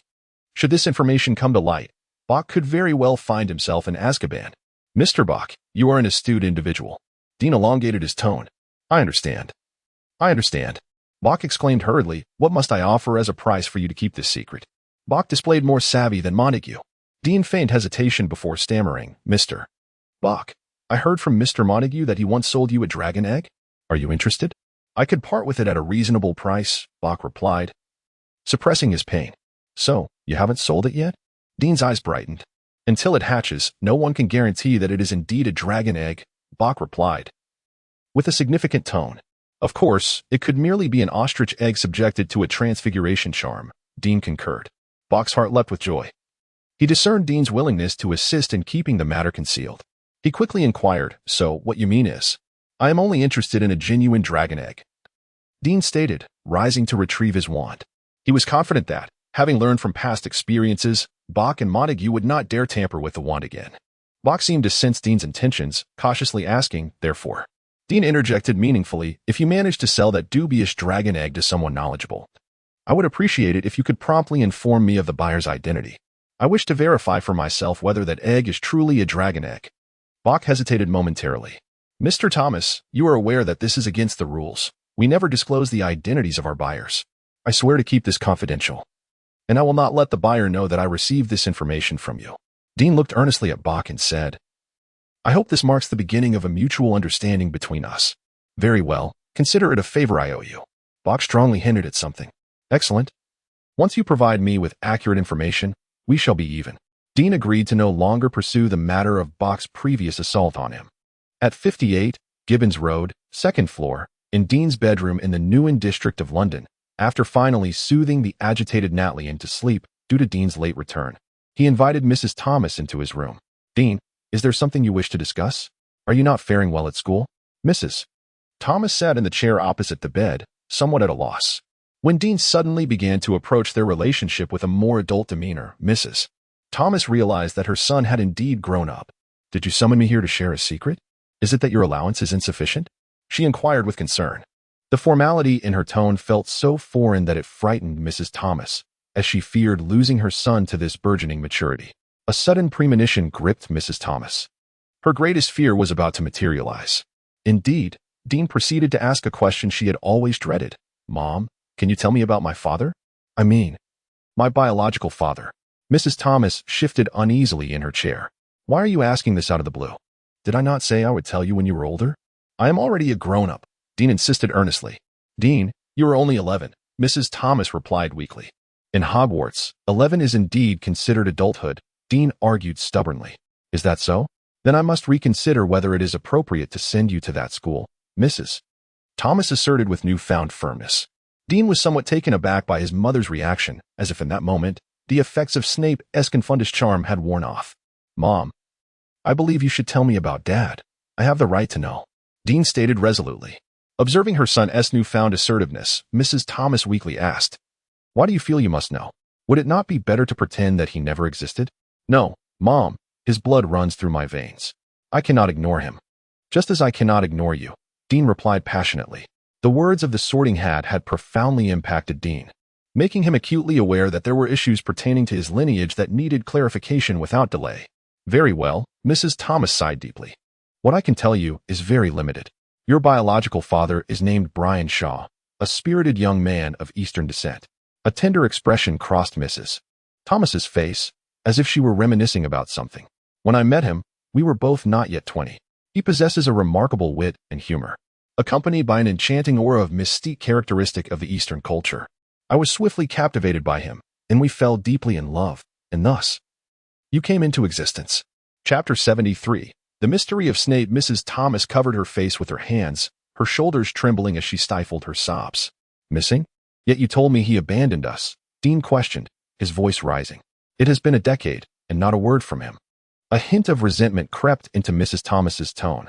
"You married him shortly after my biological father disappeared?" Dean found it hard to believe. Calculating the age gap between him and his younger twin siblings, the timeline seemed exceedingly tight. "What choice did I have?" Mrs. Thomas shrugged helplessly. "To marry your father. I severed ties with your grandparents. They were antiquated in their views, unable to accept my union with a man of mixed heritage. You were so young, and I had no means of support. Then Thomas appeared, willing to embrace me." At this point, Mrs. Thomas steadied her emotions before continuing. "At least he fulfilled the promise he made to me. He has treated you well, hasn't he?" "Indeed, he has shown me more kindness than he has to Fiona, Daniel, and Natty. I am truly grateful for that," Dean replied earnestly. Mrs. Thomas visibly exhaled in relief. "That is all I can share with you. I don't know." A look of dazed confusion washed over Mrs. Thomas's face, as if she had been struck by a forgetting charm. Dean felt a heaviness in his heart. It was clear that Mrs. Thomas had refrained from mentioning his biological father for a reason. Her memories must have been altered, perhaps by his father himself. Suddenly, an impulse surged within Dean to extract more information about his biological father from Mrs. Thomas. Perhaps he should employ the spell Legilimency on her? If her memories regarding his father were merely modified, Legilimency might uncover the truth. Of course, this absurd notion flickered only briefly in his mind. He would never cast a spell on his own kin. "During your time with my biological father, did you notice anything unusual?" Dean pressed on, unwilling to relent. "Yes, certainly," he continued. "Did he have any friends or maintain close associations with anyone?" A similar dazed expression returned to Mrs. Thomas's face, enveloping the room in an awkward silence. At that moment, a series of fragmented visions flickered before Dean's eyes. He sensed the activation of the prophetic vision ability bestowed by the Praco's robe. Amidst these scattered fragments, Dean beheld an adult version of himself and could discern that it was indeed his biological father, engaging in conversation with a younger Mrs. Thomas, strolling together, and eventually stepping into the sanctity of marriage, culminating in the arrival of a delightful child. Tears welled in Dean's eyes. Could it be that the Praco's robe resonated with his heart, allowing him to relive the love story of his parents through prophetic visions? Suddenly, Dean's expression froze as he witnessed an unbelievable sight. His biological father was whispering to a figure shrouded in a cloak in a dimly lit alley. When the cloaked individual inadvertently raised their head, Dean felt as if his breath had been stolen, revealing none other than Snape. Severus Snape. He is actually an old acquaintance of my father? No wonder he regards me with such peculiar favor, to the point of being excessively kind. Dean immediately deduced that Snape must have done something, and it seems that further clues regarding his father must be unearthed from Snape. This presents a formidable challenge for Dean. No matter how cordial Snape is towards him, it is unlikely that he would willingly disclose any details about his relationship with Dean's father, Brian Shaw. If he were inclined to share, he would have done so long ago. As Dean pondered how to extract information from Snape, a resounding thud interrupted him. A plump owl, battered by the wind and snow, crashed through the window. An owl? Is it delivering a message for you? Mrs. Thomas exclaimed in surprise. Dean noticed that the hefty owl dropped a large parchment envelope, which was clearly distinct from the letter sent by Hogwarts, causing his heart to sink. He quickly reassured Mrs. Thomas, saying, "Mother, you've had a long day, let me handle the rest." After she left, seemingly dazed, Dean steadied his pounding heart and opened the envelope. Recognizing the emblem of the British Ministry of Magic, "Dear Mr. Thomas, we have received intelligence that at 10:43 p.m. this evening, in a Muggle residential area, you cast the memory charm in the presence of a Muggle. This action constitutes a serious violation of the decree for the reasonable restriction of underage sorcery. The Ministry will soon dispatch representatives to your residence. We regret to inform you that you must appear before the Ministry for a hearing before 9 a.m. on December 24th. Please take care of yourself. Yours sincerely, Mafalda Hopkirk, Department for the Regulation and Control of Magical Creatures." Upon finishing the letter, Dean was taken aback. When had he ever cast the memory charm? Could it be that what he had just witnessed was not a prophetic vision, but rather a subconscious reading of Mrs. Thomas's memories after inadvertently using the charm? This was utterly terrifying. Dean incredulously glanced at his hands. The 3 wands lay quietly in his dragonhide bag, and the skill for wandless magic had yet to be activated in the system. This indicated that he could not have possibly cast the memory charm. Was someone trying to frame him? Dean couldn't help but chuckle at the absurdity. Who would frame an 11-year-old wizard? There was only one plausible explanation: the Ministry's tracking system had malfunctioned. Much like the summer when he practiced spells with Mundungus's wand for an entire holiday without receiving any warnings, all the blame falling on Mundungus instead. With this thought, Dean felt a wave of relief wash over him. As long as he could provide sufficient evidence to prove he had not used the memory charm, the Ministry should not pose any significant trouble. After all, he was just a minor figure. Just then, a loud thud echoed from the courtyard, and Dean instantly realized someone was operating. Without a moment's hesitation, he dashed outside. Chapter 74. The Prophecy of the Silent Ones. In light of the recent warning from the Ministry of Magic, Dean refrained from drawing his wand, at least attempting to project an image of compliance with the Reasonable Restriction of Underage Sorcery Act. He surmised that this must be the individual mentioned in the Ministry's letter, unlikely to pose a threat to a family of Muggles and a minor wizard. Clearly, Dean had overestimated the professional integrity of certain Ministry officials. As Dean rushed into the yard, he encountered a robust, stern-looking wizard with short, grizzled hair, who was holding his wand aloft, his expression one of grave vigilance. Upon Dean's appearance, the wand was immediately aimed at him. "Dean Thomas?" Instinctively, Dean nodded, puzzled by the wizard's demeanor, which seemed to suggest he was confronting a formidable adversary. After all, he was merely a minor wizard. How could he possibly be a threat to an adult wizard? Of course, this assumption was predicated on normal circumstances, a detail Dean had evidently overlooked. "Hand over your wand," the wizard barked, as though confronting a notorious dark wizard. Dean's brow furrowed deeply. There was no doubt that the man's aggression had alarmed his family, as several previously dimmed lights flickered back to life. "Who are you? Why have you intruded upon my home?" Dean inquired, his irritation palpable. "Mr. Durless, are you perhaps overreacting? As you can see, I am merely a first-year student from Hogwarts." Dean replied with a hint of exasperation. Durless, somewhat agitated, reiterated, "Hand over your wand, immediately." With a resigned shrug, Dean slowly extracted his black-rooted wand. Durless then shouted, "Place the wand on the ground and step back. Stop when I say stop." After complying and placing his wand on the ground, Dean retreated while expressing his discontent. "Mr. Durless, you have frightened my family. They are Muggles. I trust you would not dare to break the law?" Durless approached the wand on the ground, declaring, "A bunch of ignorant Muggles. A simple obliviate would resolve all issues." "What did you say?" Dean retorted, angered by Durlus's blatant disdain for muggles. Just then, a commotion arose behind him as Mr. Thomas and Daniel appeared at the doorway, each wielding a golf club, while Mrs. Thomas shielded Fiona and Natalie behind her. "What do you intend to do? Are you preparing to assault an Auror?" Durlus screamed, seemingly deranged, as he was momentarily deterred from seizing Dean's wand. "It should be I who asks you what you're doing," Mr. Thomas demanded sternly, positioning himself protectively in front of Dean. "This is my home. I will not allow you to harm my family." Dean felt a warmth in his heart, even though Durlus was a wizard. He was undeniably more physically imposing than the lean Mr. Thomas. Yet, his stepfather stood resolutely in defense. At that moment, the sensation of prophetic illusion resurfaced, revealing an astonishing scene before Dean's eyes. A formless black mist erupted from the anguished figure of Natalie, wreaking havoc upon everything surrounding her. Was that a mute? Dean's pupils constricted. If the prophetic vision was accurate, Natalie was indeed a mute. How could this be? Even if Natalie possessed the aptitude for witchcraft, she would merely be a muggle-born witch akin to Hermione. How could she possibly be a mute? From whom did the mute that infested Natalie originate? Before Dean could untangle his thoughts, he was horrified to witness Durlus raise his wand towards Mr. Thomas. Dean understood that any harm inflicted upon Mr.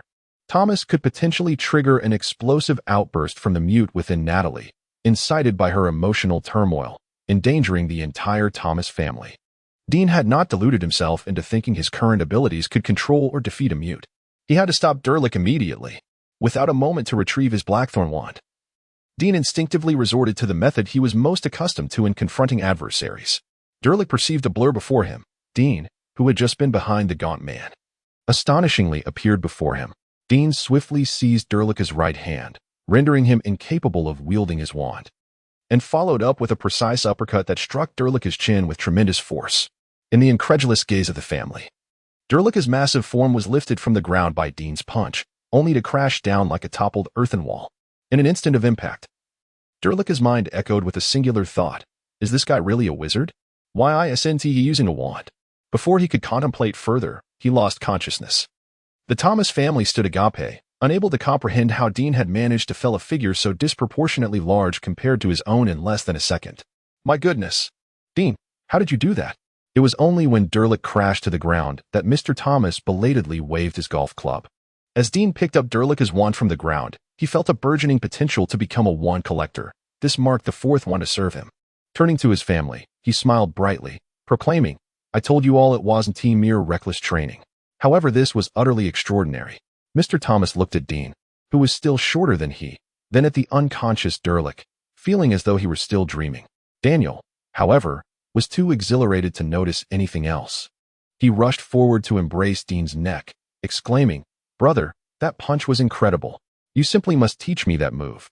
"All right," Dean replied casually, then approached the pale-faced Natalie, who was evidently terrified. "Natalie, are you all right?" Dean affectionately ruffled her golden locks and gently inquired. Natalie suddenly began to sob. "Brother, was that person a robber? Why did he break into our home?" Dean offered a somewhat awkward smile and said, "Perhaps, but it is all over now. I shall take care of it shortly." "Will you hand it over to the police?" Natalie inquired, her voice trembling with apprehension. Dean's expression stiffened. He feared that the mundane authorities would be ill-equipped to handle the situation. Nevertheless, he forced a smile and replied, "Of course." Thank heavens, Natalie exhibited no signs of distress. Yet Dean harbored grave doubts regarding the authenticity of the prophetic vision he had just witnessed.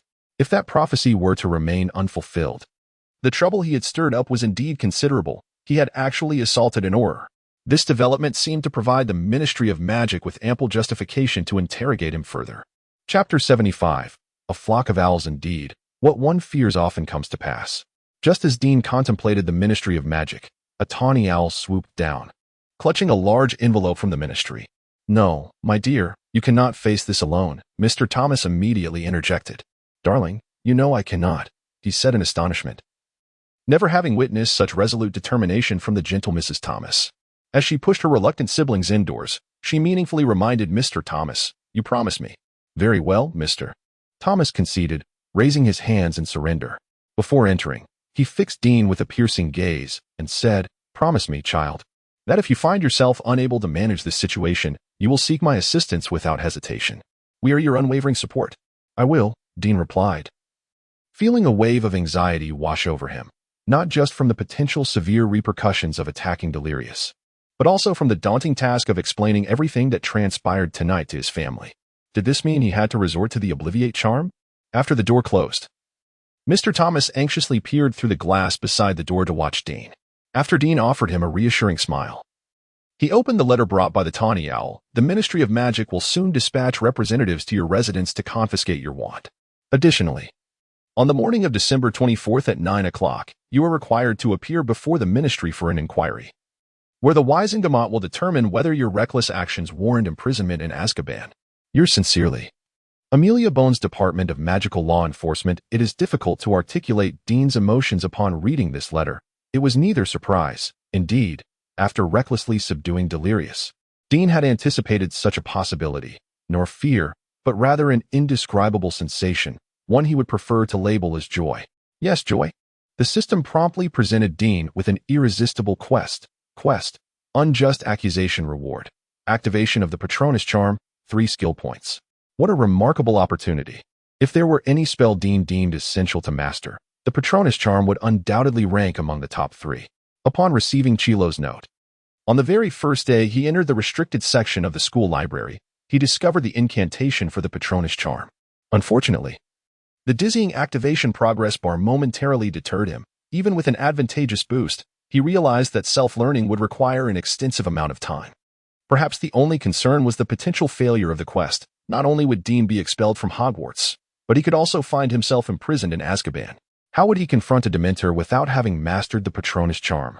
As Dean pondered these thoughts, an owl flapped its wings and landed beside him.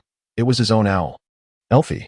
Upon opening the letter, he found it was from Snape. Dean, I have been informed of your situation, and I am investigating the entire affair. Do not leave home. Refrain from using magic, and do not surrender your wand. I shall arrive shortly. Upon receiving a letter from Severus Snape, Dean felt an inexplicable pang of bitterness. When Harry encountered danger, Dumbledore personally conducted the investigation, yet in his own predicament, only Snape seemed willing to extend a helping hand. Simultaneously, Dean's suspicions regarding the enigmatic relationship between Snape and his biological father deepened, leaving him to ponder why Snape would exert such effort to assist him. He did not have to wait long. Both individuals apparat into the courtyard simultaneously. One was the stern-faced Snape, while the other was a tall, balding wizard with dark skin, adorned with a golden earring on his right ear. The palpable disdain between the two was unmistakable, as they appeared unwilling to engage in even a glance at one another. Mr. Dean Thomas, I am Kingsley Shacklebolt, an Auror from the Department of Magical Law Enforcement. Kingsley's voice resonated with a deep, measured cadence, possessing a calming aura. Mr. Thomas, I presume you have received the correspondence from the Department of Magical Law Enforcement. Dean held a notable impression of this African wizard from the original narrative, recognizing him as a member of the Order of the Phoenix who would ascend to the position of Minister for Magic following Voldemort's defeat. While he did not expect Kingsley to regard him with the same favor as Snape, he could at least trust in Kingsley's sense of fairness. You are required to surrender your wand, Kingsley stated with a stern expression. Was his wand truly to be confiscated and destroyed? Dean directed his gaze towards Snape. Shacklebolt. We had just come to an agreement, Snape interjected, slightly turning to shield Dean as he raised his voice.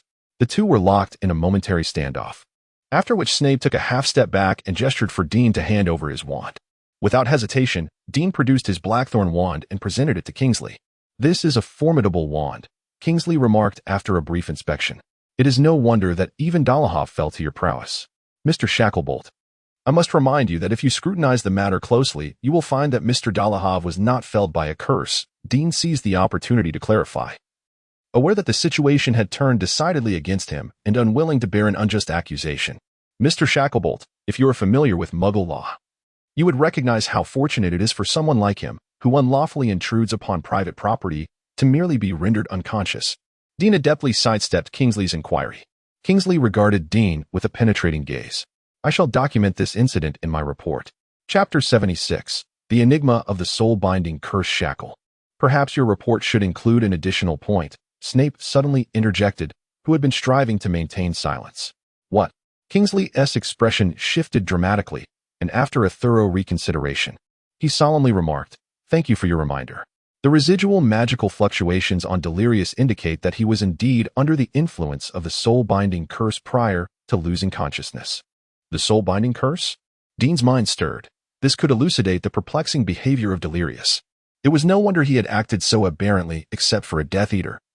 A hit wizard would never recklessly assault muggles and underage wizards. The pertinent question arose. When had Delirious been ensnared by this curse? What was the motive of the individual controlling him? Why compel Delirious to attack them? Dean found himself momentarily bewildered. At that moment, a silvery orb captured Dean's attention. He discerned it to be a massive Lynx Patronus. The Patronus had been summoned by Kingsley, who murmured a few words to it before it transformed into a burst of silver light and soared into the distance. It was evident that Kingsley had dispatched the Patronus to convey a message to someone. Approximately 5 minutes later, a Falcon Patronus appeared, delivering news to Kingsley. Upon receiving the information, Kingsley's expression visibly relaxed.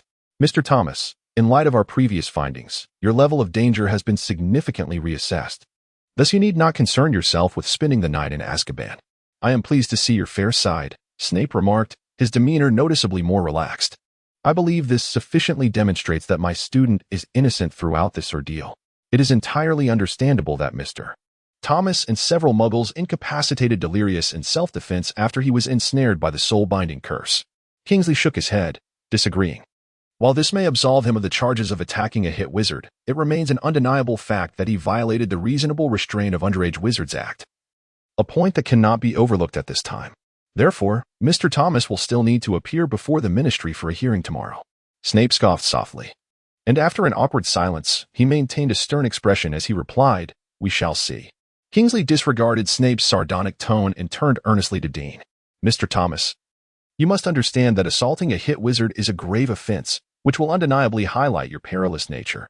Such dangerous individuals are invariably confined to Azkaban at the first opportunity." After Kingsley concluded, he glanced at Snape, adding pointedly, "Thus, you must exercise utmost caution. The moment you reveal any sign of guilt, the hit wizards will come knocking." "Shackle, since when did hit wizards take pride in intimidating a young wizard?" Snape inquired with a sardonic smile. "Snape, do not forget, tomorrow at 9 o'clock. The Ministry's courtroom on the 10th sublevel awaits." Kingsley seemed disinterested in engaging further with Snape. "Shackle, I believe you should be aware that this child's family, several muggles, has been anxiously observing from behind the door," Snape cautioned. Behind the door, the Thomases stood, their expressions taut with concern as they watched the proceedings unfold. "Very well, I shall handle it adeptly." Kingsley nodded and approached the door. "Do not harm my family," Dean warned with a grave tone.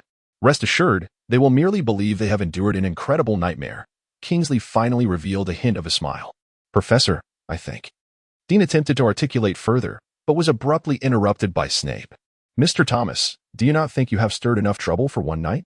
Snape bellowed, his irritation palpable. "I fail to comprehend why it is I, rather than your head of house, must clean up after a reckless Gryffindor. This is the second time." Dean promptly closed his mouth, sensing the tension, uncertain whether Snape and Kingsley were merely acting. However, he could distinctly feel that Snape's fury was genuine. His rational mind advised him that it would be prudent to avoid further provoking him. At that moment, Kingsley had already dealt with the Thomas family, having gently employed a sleeping charm coupled with a confundish charm to lull them into a serene slumber. Dean recognized this as the least harmful approach for his family, far superior to the more abrupt obliviate charm. "Very well, Mr. Thomas, you should consider yourself fortunate to still be able to sleep in your own bed tonight," Snape remarked, giving Dean a push. "Tomorrow morning, I shall come to retrieve you and personally escort you to face judgment."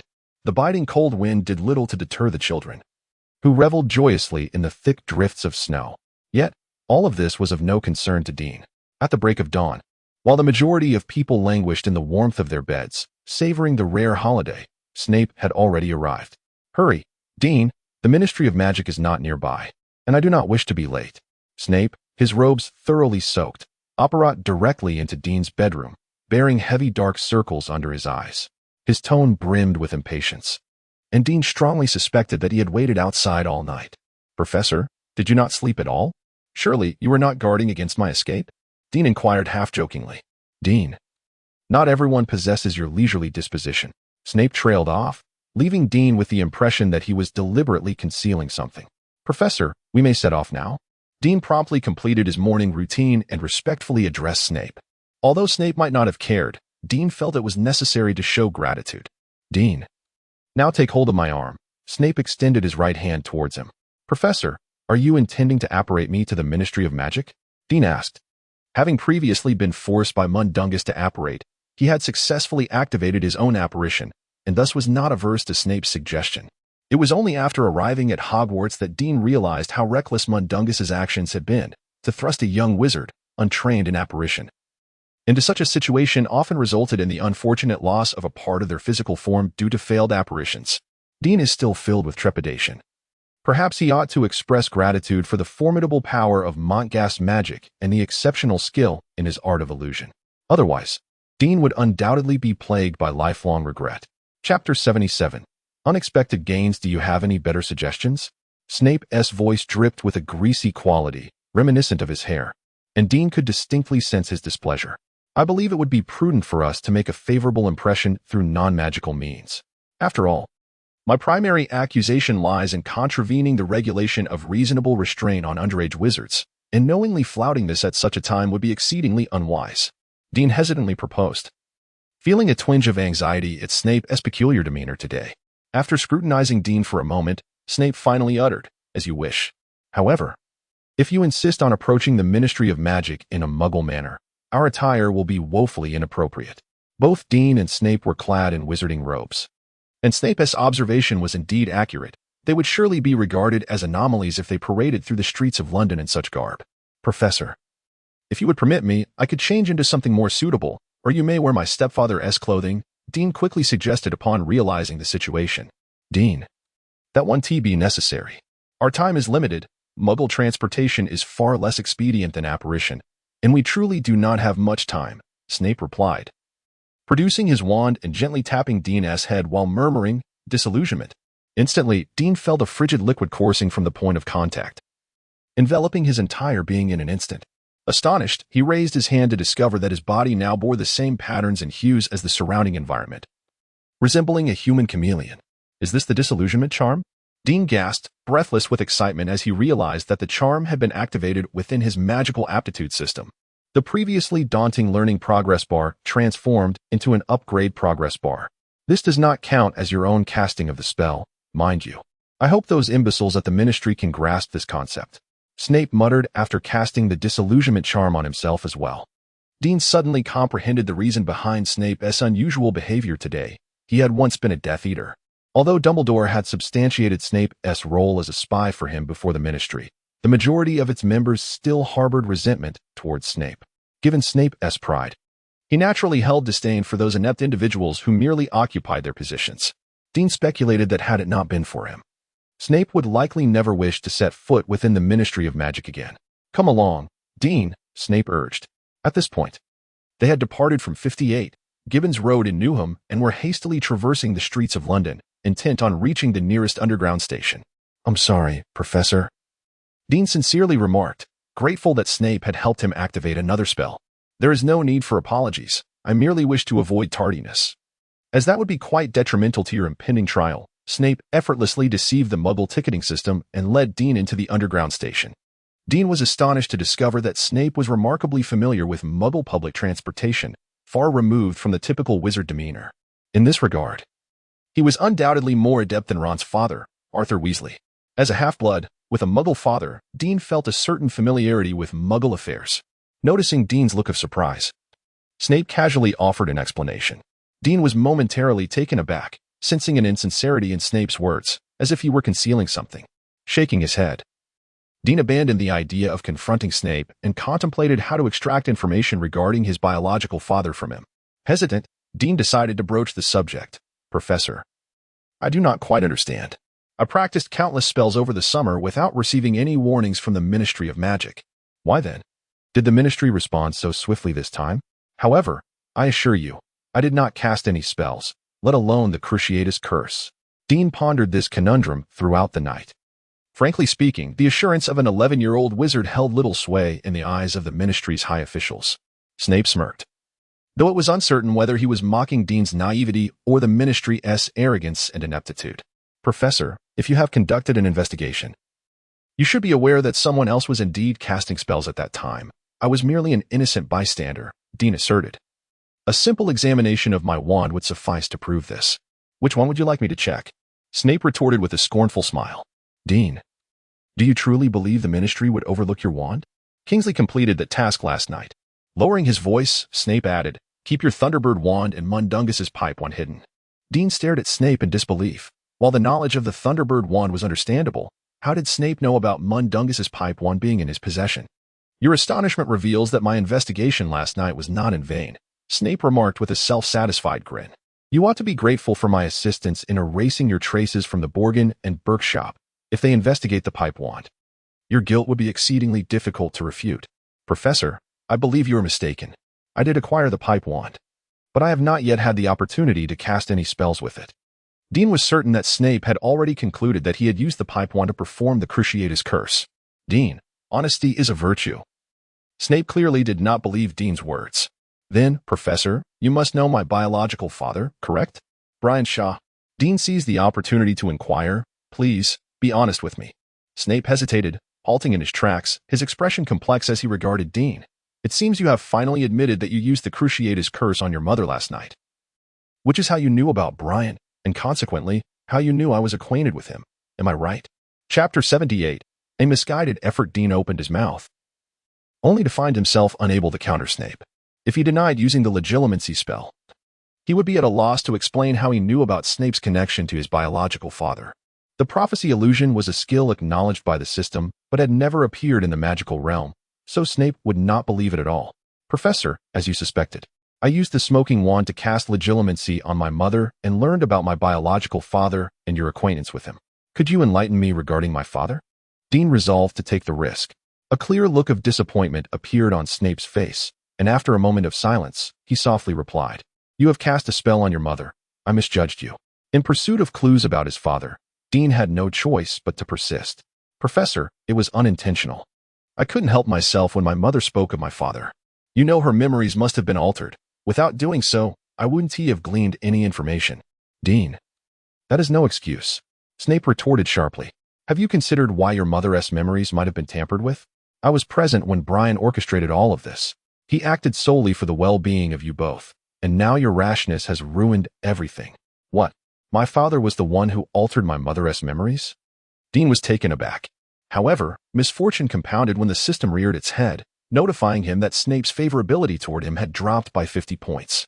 Snape's bond had fallen to level 1, and the benefits had changed to requiring Snape's permission to enter his office and potion classroom, with available equipment and materials significantly reduced. Dean felt a wave of frustration wash over him. He had incurred a great loss. He looked at Snape with resentment. "Is this truly appropriate?" The two exchanged glances for a moment before Snape broke the silence. "Mr. Thomas, should you evade the Ministry's judgment this time, I will find an appropriate moment to inform you. Otherwise, we shall speak once you emerge from Azkaban." "Very well, Professor. Remember your promise." Dean understood that now was not the time for an in-depth discussion. He had simply been unable to restrain himself earlier. "We are nearly there. Remember to conceal your wand," Snape instructed. The atmosphere during their journey was exceedingly awkward. No matter what Dean attempted to alleviate the tension, Snape remained uncommunicative, his gaze instilling fear within Dean. If Dean recalled correctly, Snape often regarded Harry Potter with that same look. In a desolate little street in the heart of London, Dean had never imagined that such a dilapidated place would exist in the midst of the world-renowned metropolis. Snape led Dean to a shabby red telephone booth at the roadside. Pushing him inside, Snape did not conceal his disdain for the surroundings, seemingly suppressing his discomfort as he dialed a series of numbers on the vintage rotary dial. Suddenly, a cold, indifferent voice filled the telephone booth. "Welcome to the Ministry of Magic. Please state your name and the purpose of your visit." Severus Snape, accompanying Dean Thomas for a trial. After Dean complied, the dispassionate voice continued, "Visitor, you must undergo security screening and register your wand. The security checkpoint is located at the end of the main hall." "But my wand." Dean was about to explain that his wand had been confiscated by Kingsley the previous night when he was interrupted by Snape. "Be silent." The telephone booth suddenly began to tremble, descending underground like a sightseeing elevator. Snape grasped Dean's shoulder tightly, as if to shield him from fear. In truth, Dean felt an illusion that Snape was drawing strength and courage from him. Upon entering the Ministry of Magic, Dean had no time to admire the scenery before being propelled by Snape to a table beside a golden door marked with a security check sign. Snape produced a parchment and placed it on the table, not even glancing at the rather disheveled wizard beside it, and arrogantly stated, Dean Thomas's wand was confiscated last night by Kingsley Shacklebolt. Here is the proof. Dean could hardly believe it was mere coincidence that the person waiting for the elevator was Arthur Weasley, whom he had met once before. Mr. Weasley appeared anxious, frequently glancing at the numbers above the elevator. Once Snape and Dean arrived, he whispered in a voice only they could hear, "Everything is arranged. You owe me a favor." To be honest, I did not expect you to succeed. Snape deliberately turned his gaze elsewhere, feigning impatience, his lips forming silent words. "I am not doing this for you." After Mr. Weasley spoke, he could not help but cast a glance at Dean. In his eyes, Dean discerned a complex and peculiar emotion. Just then, the elevator arrived, and Snape pushed Dean inside, pretending to disregard Mr. Weasley, who followed suit. Thank goodness, there were only the three of them in the elevator, allowing Snape and Mr. Weasley's expressions to relax slightly. Thanks to Kingsley's efforts, the interrogation was soon relocated to Amelia Bones's office. "That's a good person," Mr. Weasley murmured. "The department's arrangement speaks volumes." "Thank you, Mr. Weasley," Dean replied gratefully. "Not at all, child. It is my duty," Mr. Weasley smiled. "If you knew what he had done, you might not be so polite," Snape scoffed. Mr. Weasley cast a puzzled glance at Snape, ready to speak, when the elevator halted. The cold voice of the woman Dean had heard in the telephone booth echoed again. "Second floor, Department of Magical Law Enforcement, including the Department for the Regulation and Control of Magical Creatures, the Auror Headquarters, and the Wisingamot Administration Services. We shall discuss this later, Mr. Weasley said quietly before hastily exiting the elevator and departing. Snape deliberately paused for a few seconds before slowly leading Dean out of the elevator. After a series of winding turns, he brought Dean to a relatively spacious office. Dean observed that the nameplate on the office read, "Amelia Bones, Head of the Department of Magical Law Enforcement." Chapter 79, The Conspiracy of Umbridge. Behind a large desk sat a stout witch with a square jaw and short gray hair. Her single monocle perched on her nose, exuding an aura of intimidation that Dean found comparable to that of Professor McGonagall. The timing was impeccable. The witch lifted her gaze to Snape and remarked, "Snape, I had thought you would never cross the threshold of the Ministry again." "Very well. Is this Dean Thomas?" After a brief exchange of pleasantries, her attention shifted to Dean. "Hello, I am Dean Thomas." A sudden wave of anxiety washed over him. He had never faced judgment before in any of his past lives. "Do not be nervous. I am Amelia Bones, Head of the Department of Magical Law Enforcement." Following her introduction, Bones began to sift through a document on her desk. "Mr. Thomas, if you are ready, we shall commence your hearing forthwith." "Excellent. Please take a seat over there." Bones gestured to a solitary chair across from her desk, evidently reserved for Dean. After a moment of trepidation, Dean sat down, while Snape occupied a chair to her left. "Mr. Thomas, for the sake of fairness, I have also invited 2 members of the Wisingamot to participate in this hearing." Upon concluding her statement, Bones lightly tapped a peculiarly shaped copper bell on her desk, and shortly thereafter, a knock echoed through the room. "Come in," Bones called. A stout, middle-aged woman entered, clad in a fluffy pink cardigan, her short curls adorned with a black velvet bow. "Dolores Umbridge, Senior Undersecretary to the Minister of Magic." Bones introduced her succinctly before addressing Umbridge. "I am delighted you could take time from your busy schedule to attend this rather insignificant hearing. Amelia, you are too kind. I believe it is of utmost importance to focus on the development of the next generation. I do not wish for young witches and wizards to be led astray by incompetent teachers." Umbridge cast a meaningful glance at Snape. Her voice, sharp and high-pitched like that of a young girl, made Dean feel nauseous. He had not anticipated an early encounter with the infamous Umbridge from the original narrative, and it cast a shadow over the proceedings of the day. Stealing a glance at Snape, Dean noted that the man maintained an impassive faade, as if Umbridge, seated across from him, were a mere figment of imagination. At that moment, the second Wisingamot member knocked and entered, Kingsley Shacklebolt. Dean observed Kingsley holding his blackthorn wand. After acknowledging Bones and Umbridge with a nod, he took a seat as well. "Now that everyone is present, let us begin the hearing on December 24th. Bones declared with authority, a magically enchanted quill hovering beside her, poised to record the proceedings. The case of Dean Thomas, residing at 58 Gibbons Road, Newham, for violating the regulation of Underage Sorcery Act. Interrogator, Amelia Bones, Director of the Department of Magical Law Enforcement. Senior Undersecretary Dolores Jane Umbridge, or Kingsley Shacklebolt. As this is merely a minor inquiry, no official recorder has been appointed. Witness for the defense, Severus Snape." Snape calmly added his observations. Bones regarded Snape with a penetrating gaze, remaining silent. She cast an annoyed glance at Umbridge, Concerning this charge, following Shacklebolt's on-site investigation, we have dismissed it. There are indications that at the time, Deleterious was under the influence of the Cruciatus Curse, and in such circumstances, any act of self-defense by Mr. Thomas is deemed permissible. Amelia, I merely wish to ascertain whether Mr. Thomas employed magic during his act of self-defense. Umbridge's saccharine tone could not mask her malicious intent, should Dean inadvertently confess. It would be a blatant violation of the regulation of underage sorcery. Umbridge, I recall that Article 7 of the Regulation of Underage Sorcery stipulates that in exceptional circumstances, magic may be used in the presence of muggles, with such circumstances including instances where the life of the wizard or that of other wizards or muggles present is threatened. At that moment, Deleterious, controlled by the Cruciatus Curse, was undoubtedly perilous, as Shacklebolt can attest. Snape calmly countered. Is that so? Umbridge turned her head towards Kingsley. Deleterious was indeed quite aggressive at that time. Kingsley added, but I believe this was a result of his being under the Cruciatus Curse. Thus, I am curious. Who exactly cast the Cruciatus Curse upon Deleterious? To my knowledge, aside from a few muggles, only Mr. Thomas was a wizard present. A glint of malice flickered in Umbridge's gaze as she regarded Dean. At that moment, a task appeared before Dean. Task: Umbridge's conspiracy. Senior Undersecretary Umbridge is insidiously accusing you. Thwart her scheme. Reward: extract 1 skill or item from Umbridge, 2 skill points. I object. Snape rose, his expression grave.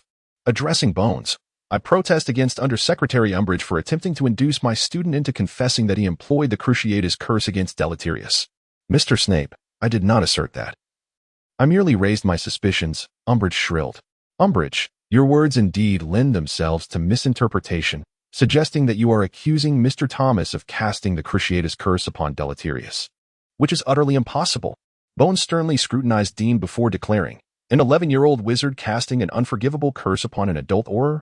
That is preposterous.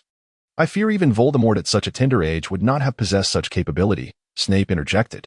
How dare you? How dare you invoke that name within the Ministry of Magic? Umbridge's shrill voice escalated, pointing an accusatory finger at Snape. You have not forgotten your former master, have you? Dean had come to a realization. Perhaps Umbridge's initial objective was indeed Snape. Her numerous remarks seemed aimed at ensnaring Snape in a web of accusations. It was utterly preposterous. Snape regarded Umbridge with an icy stare, and those present understood the gravity of his meaning. The allegations concerning the Cruciatus Curse should never have been directed towards my students. Chapter 80. Courtroom Debates Enough. Umbridge, born admonished with evident displeasure. The court is currently deliberating on the case concerning Mr. Thomas. Should you have reservations regarding the concluded case of Severus Snape, you are welcome to lodge a complaint with the Wisingamot at your convenience. Very well. I shall include your earlier remarks in the report, Umbridge conceded. Observing that Kingsley remained silent, failing to support her, she wisely chose to retreat. Let us proceed with the case against Mr. Dean Thomas for violating the Reasonable Restriction on Underage Wizards Act.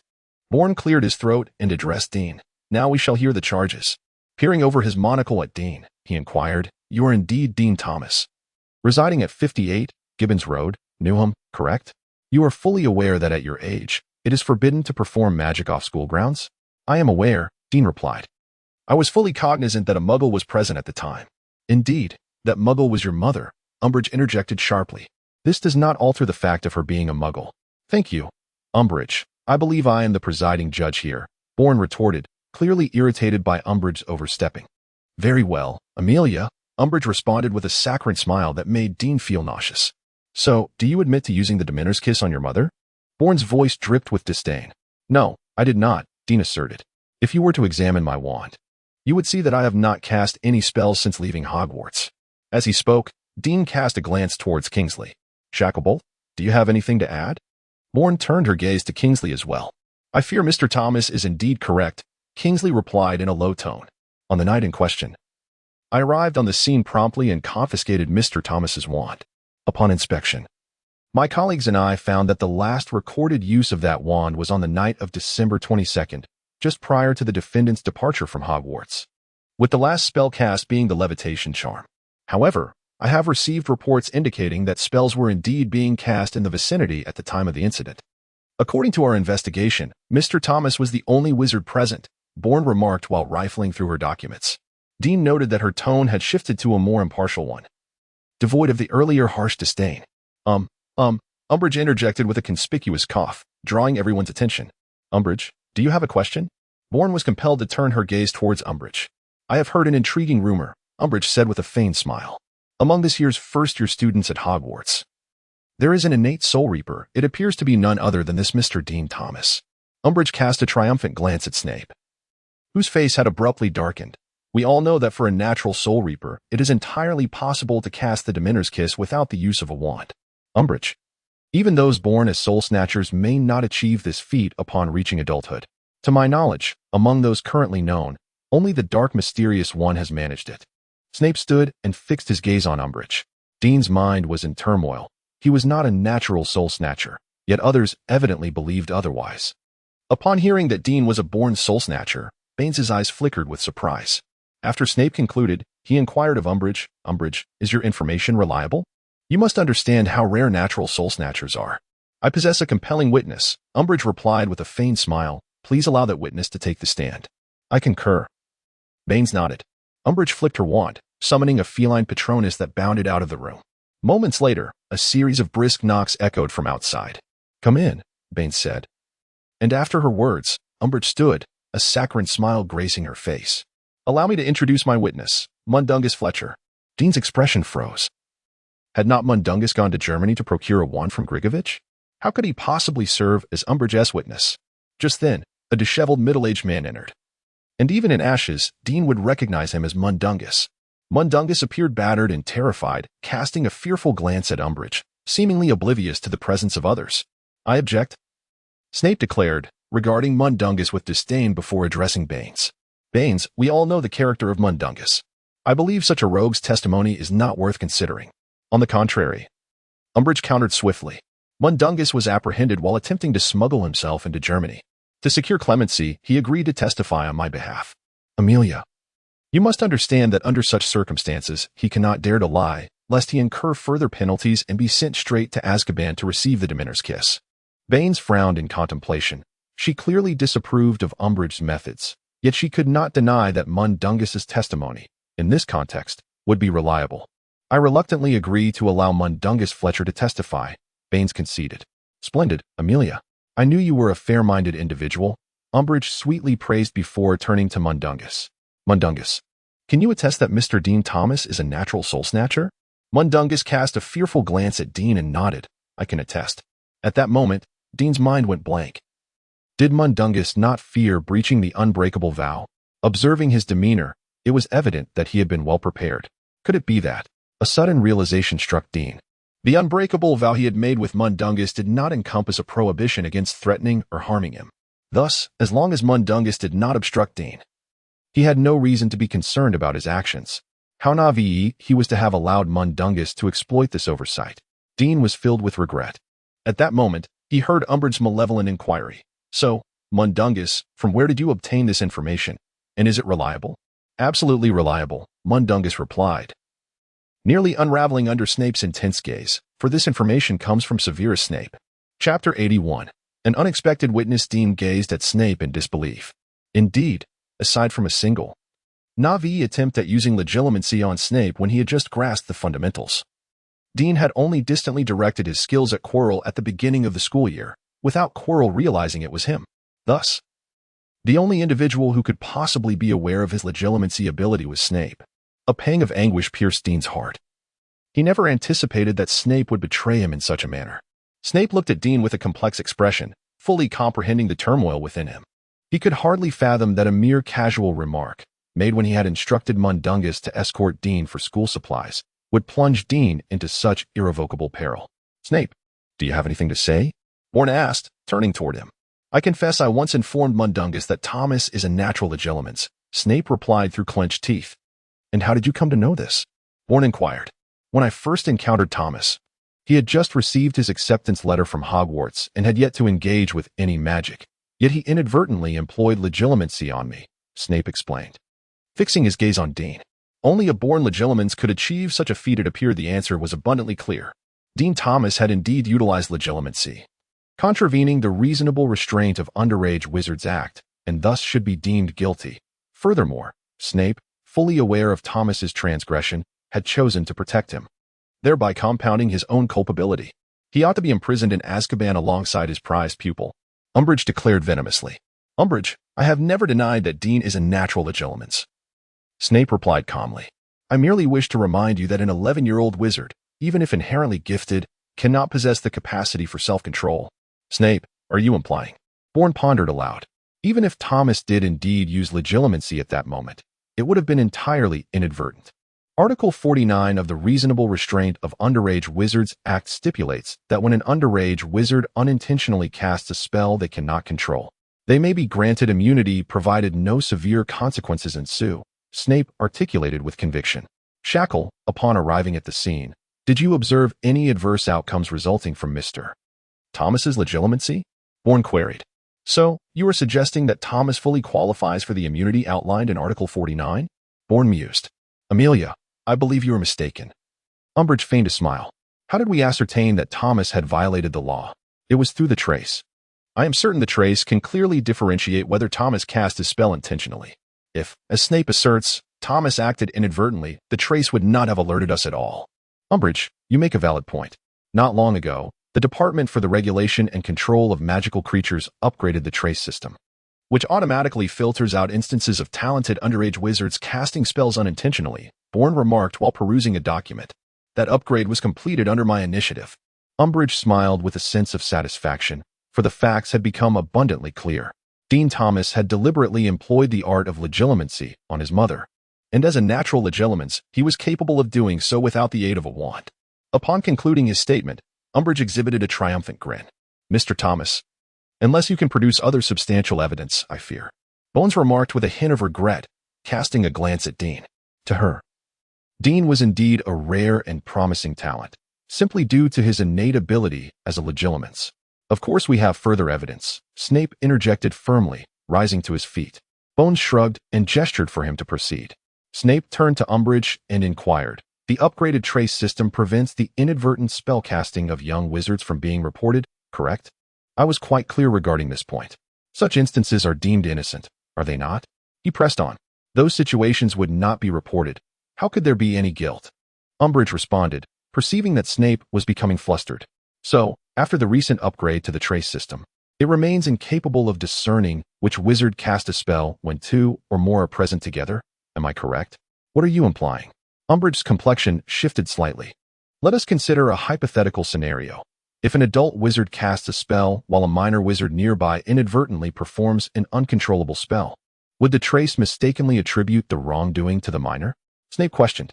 I would like to draw everyone's attention, Umbridge said in a high-pitched voice. We have conducted an investigation. And at the time Thomas used legilimency on his mother, there were no other wizards in proximity. I fear to disappoint you. Your investigation was not thorough. I happen to have located a witness who can confirm he was indeed present near 58 Gibbons Road in the Newham district at that time, Snape stated, directing his gaze towards Bones. After Bones nodded, Snape turned to Kingsley and requested, Mr. Shacklebolt, could you please fetch Amos Diggory from the Department for the Regulation and Control of Magical Creatures? Diggory, Bones acknowledged, nodding at the approaching individual. Mr. Diggory, it seems that Snape mentioned you were near 58 Gibbons Road in Newham around 10:43 last night? Umbridge inquired impatiently.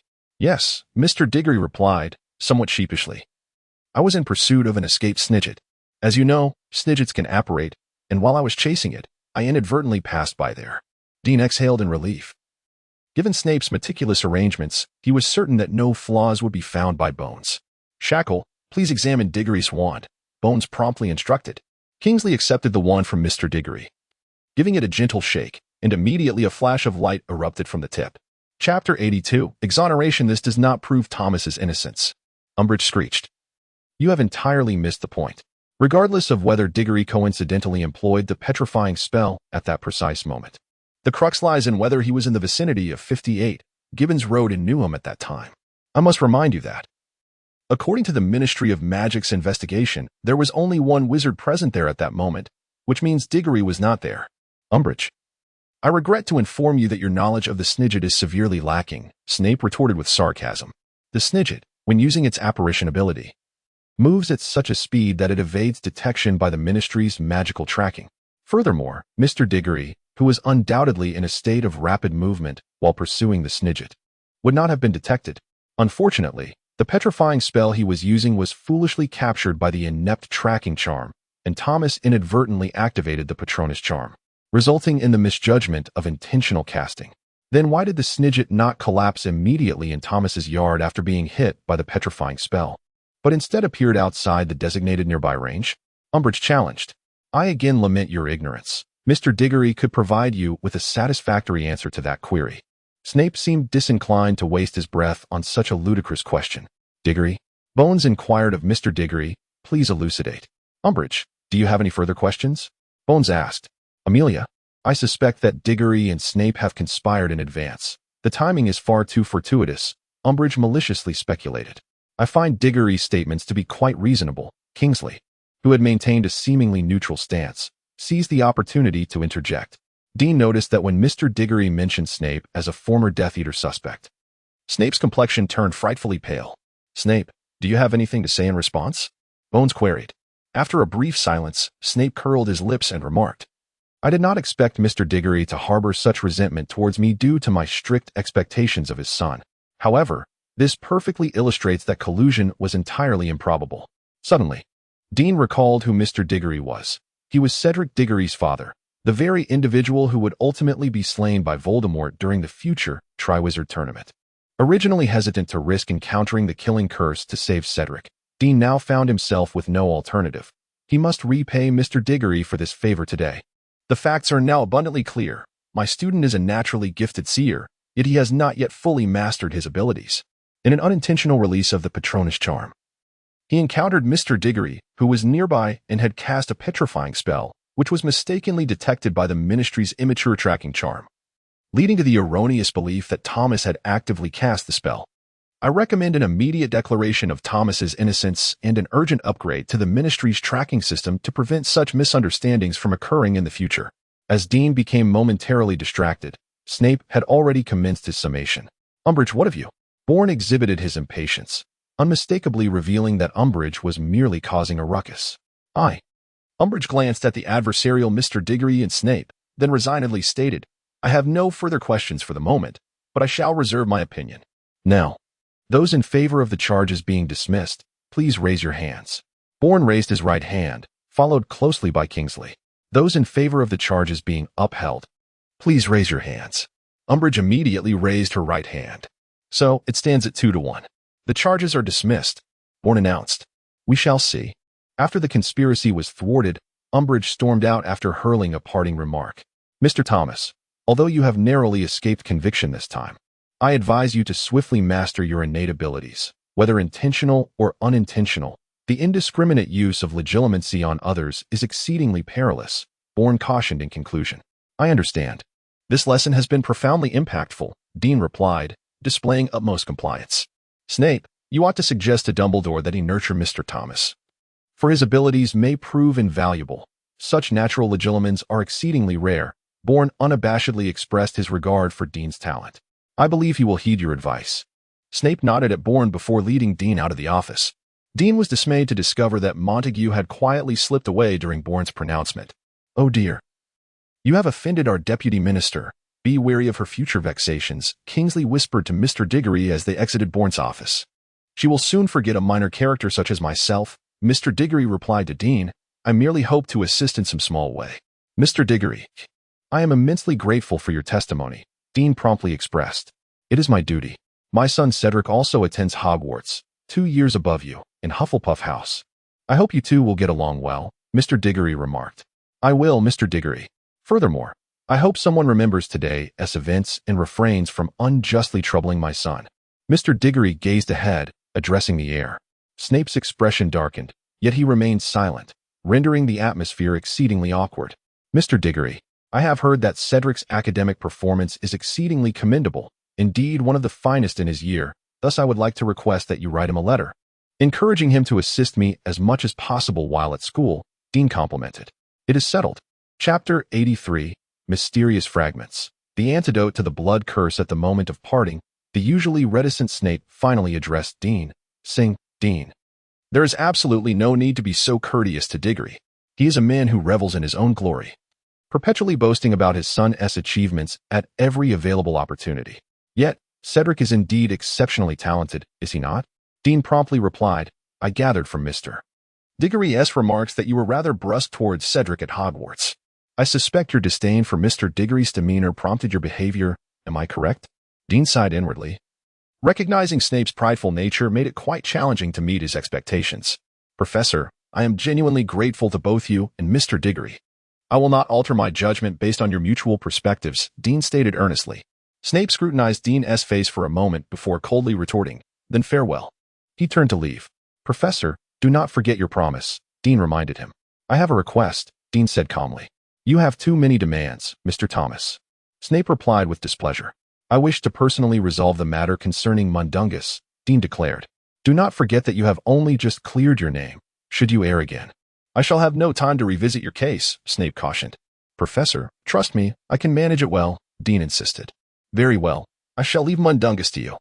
Snape hesitated for a moment before gritting his teeth and conceding. A look of evident surprise crossed Snape's face. He had not anticipated that Dean would take the time to prepare a Christmas gift for him, a rather bold gesture indeed. Dean, you must understand that I have high expectations when it comes to gifts. Snape's perpetually tense expression finally softened. Snape grasped the gift in his hand, which appeared to be a piece of parchment. He could not fathom why Dean was so certain he would be pleased with this offering. The gift Dean presented to Snape was a recipe, the antidote to the blood curse. This recipe was obtained by Dean after successfully completing the task of thwarting Umbridge's scheme. Upon completion of the task, in addition to earning 2 skill points, the system presented 2 choices, to extract a skill from Umbridge or to acquire one of her possessions. Dean hesitated, feeling that Umbridge possessed no particularly alluring skills, and thus opted for the latter. He had never directly received any items from the system and was curious to see how the mechanism functioned. Consequently, upon choosing to receive one of Umbridge's collectibles, Dean immediately felt an additional item in his dragonhide bag. Amidst the throngs of the subway, Dean discreetly retrieved the item, a piece of remarkably ancient parchment. After a hurried glance, he was immediately taken aback, for the parchment contained information that left him astounded. It detailed the recipe for the antidote to the blood curse. Dean was acutely aware of the immense value of this recipe. If the formula is indeed genuine, it implies that Dean has discovered a method to undermine Voldemort's power.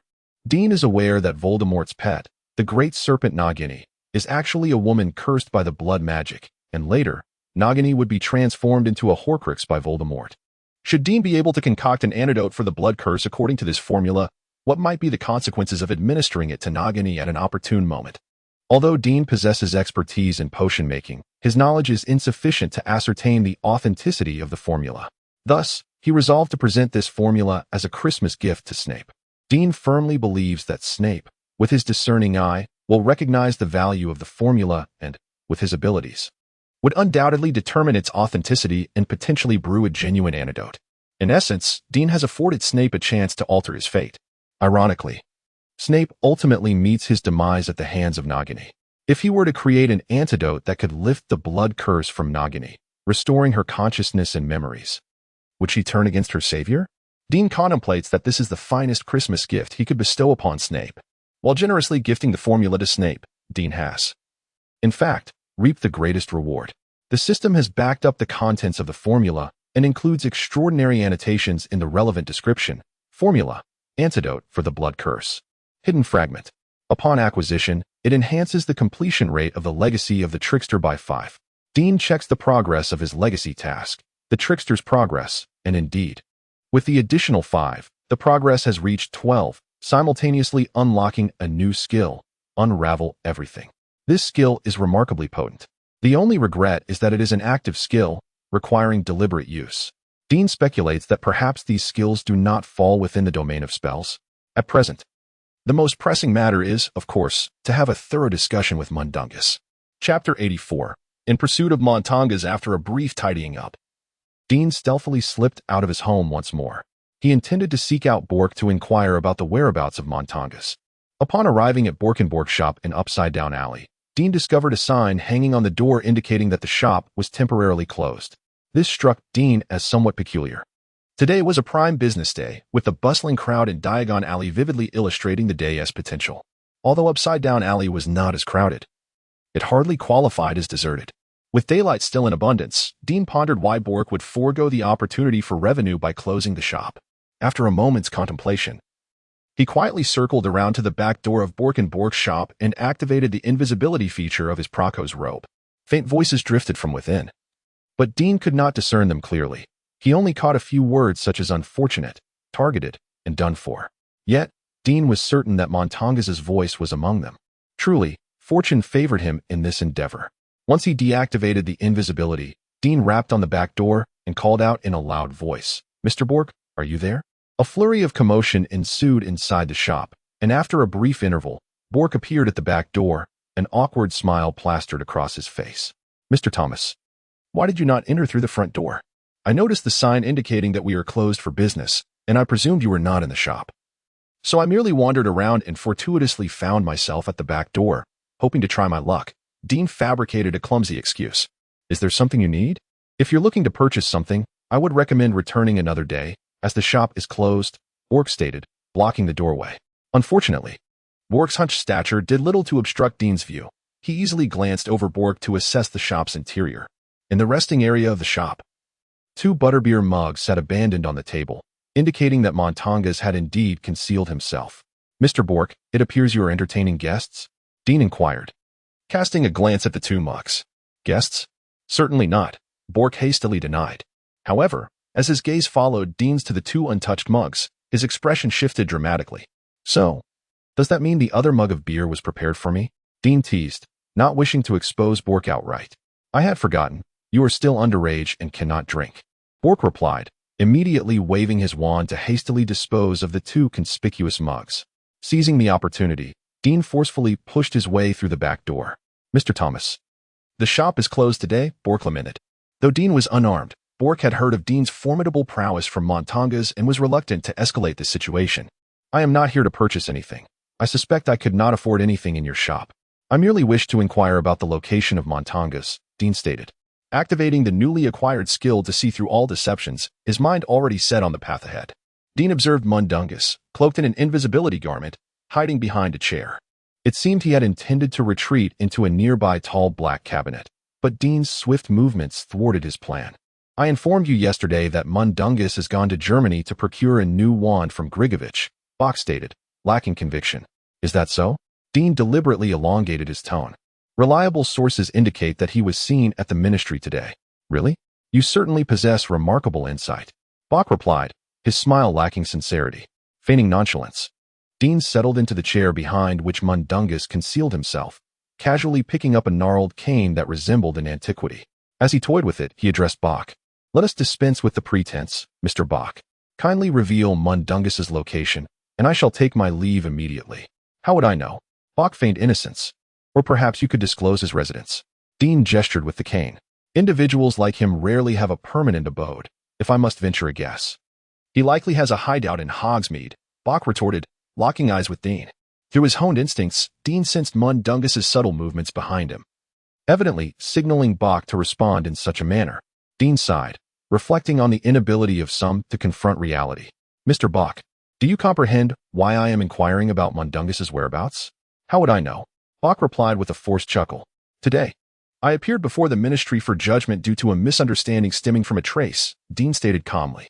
Although the ordeal had been without grave consequence, Mundungus had played an ignoble role in the proceedings. He had audaciously disregarded the unbreakable vow we established and testified against me. "What? You share an unbreakable vow?" "No.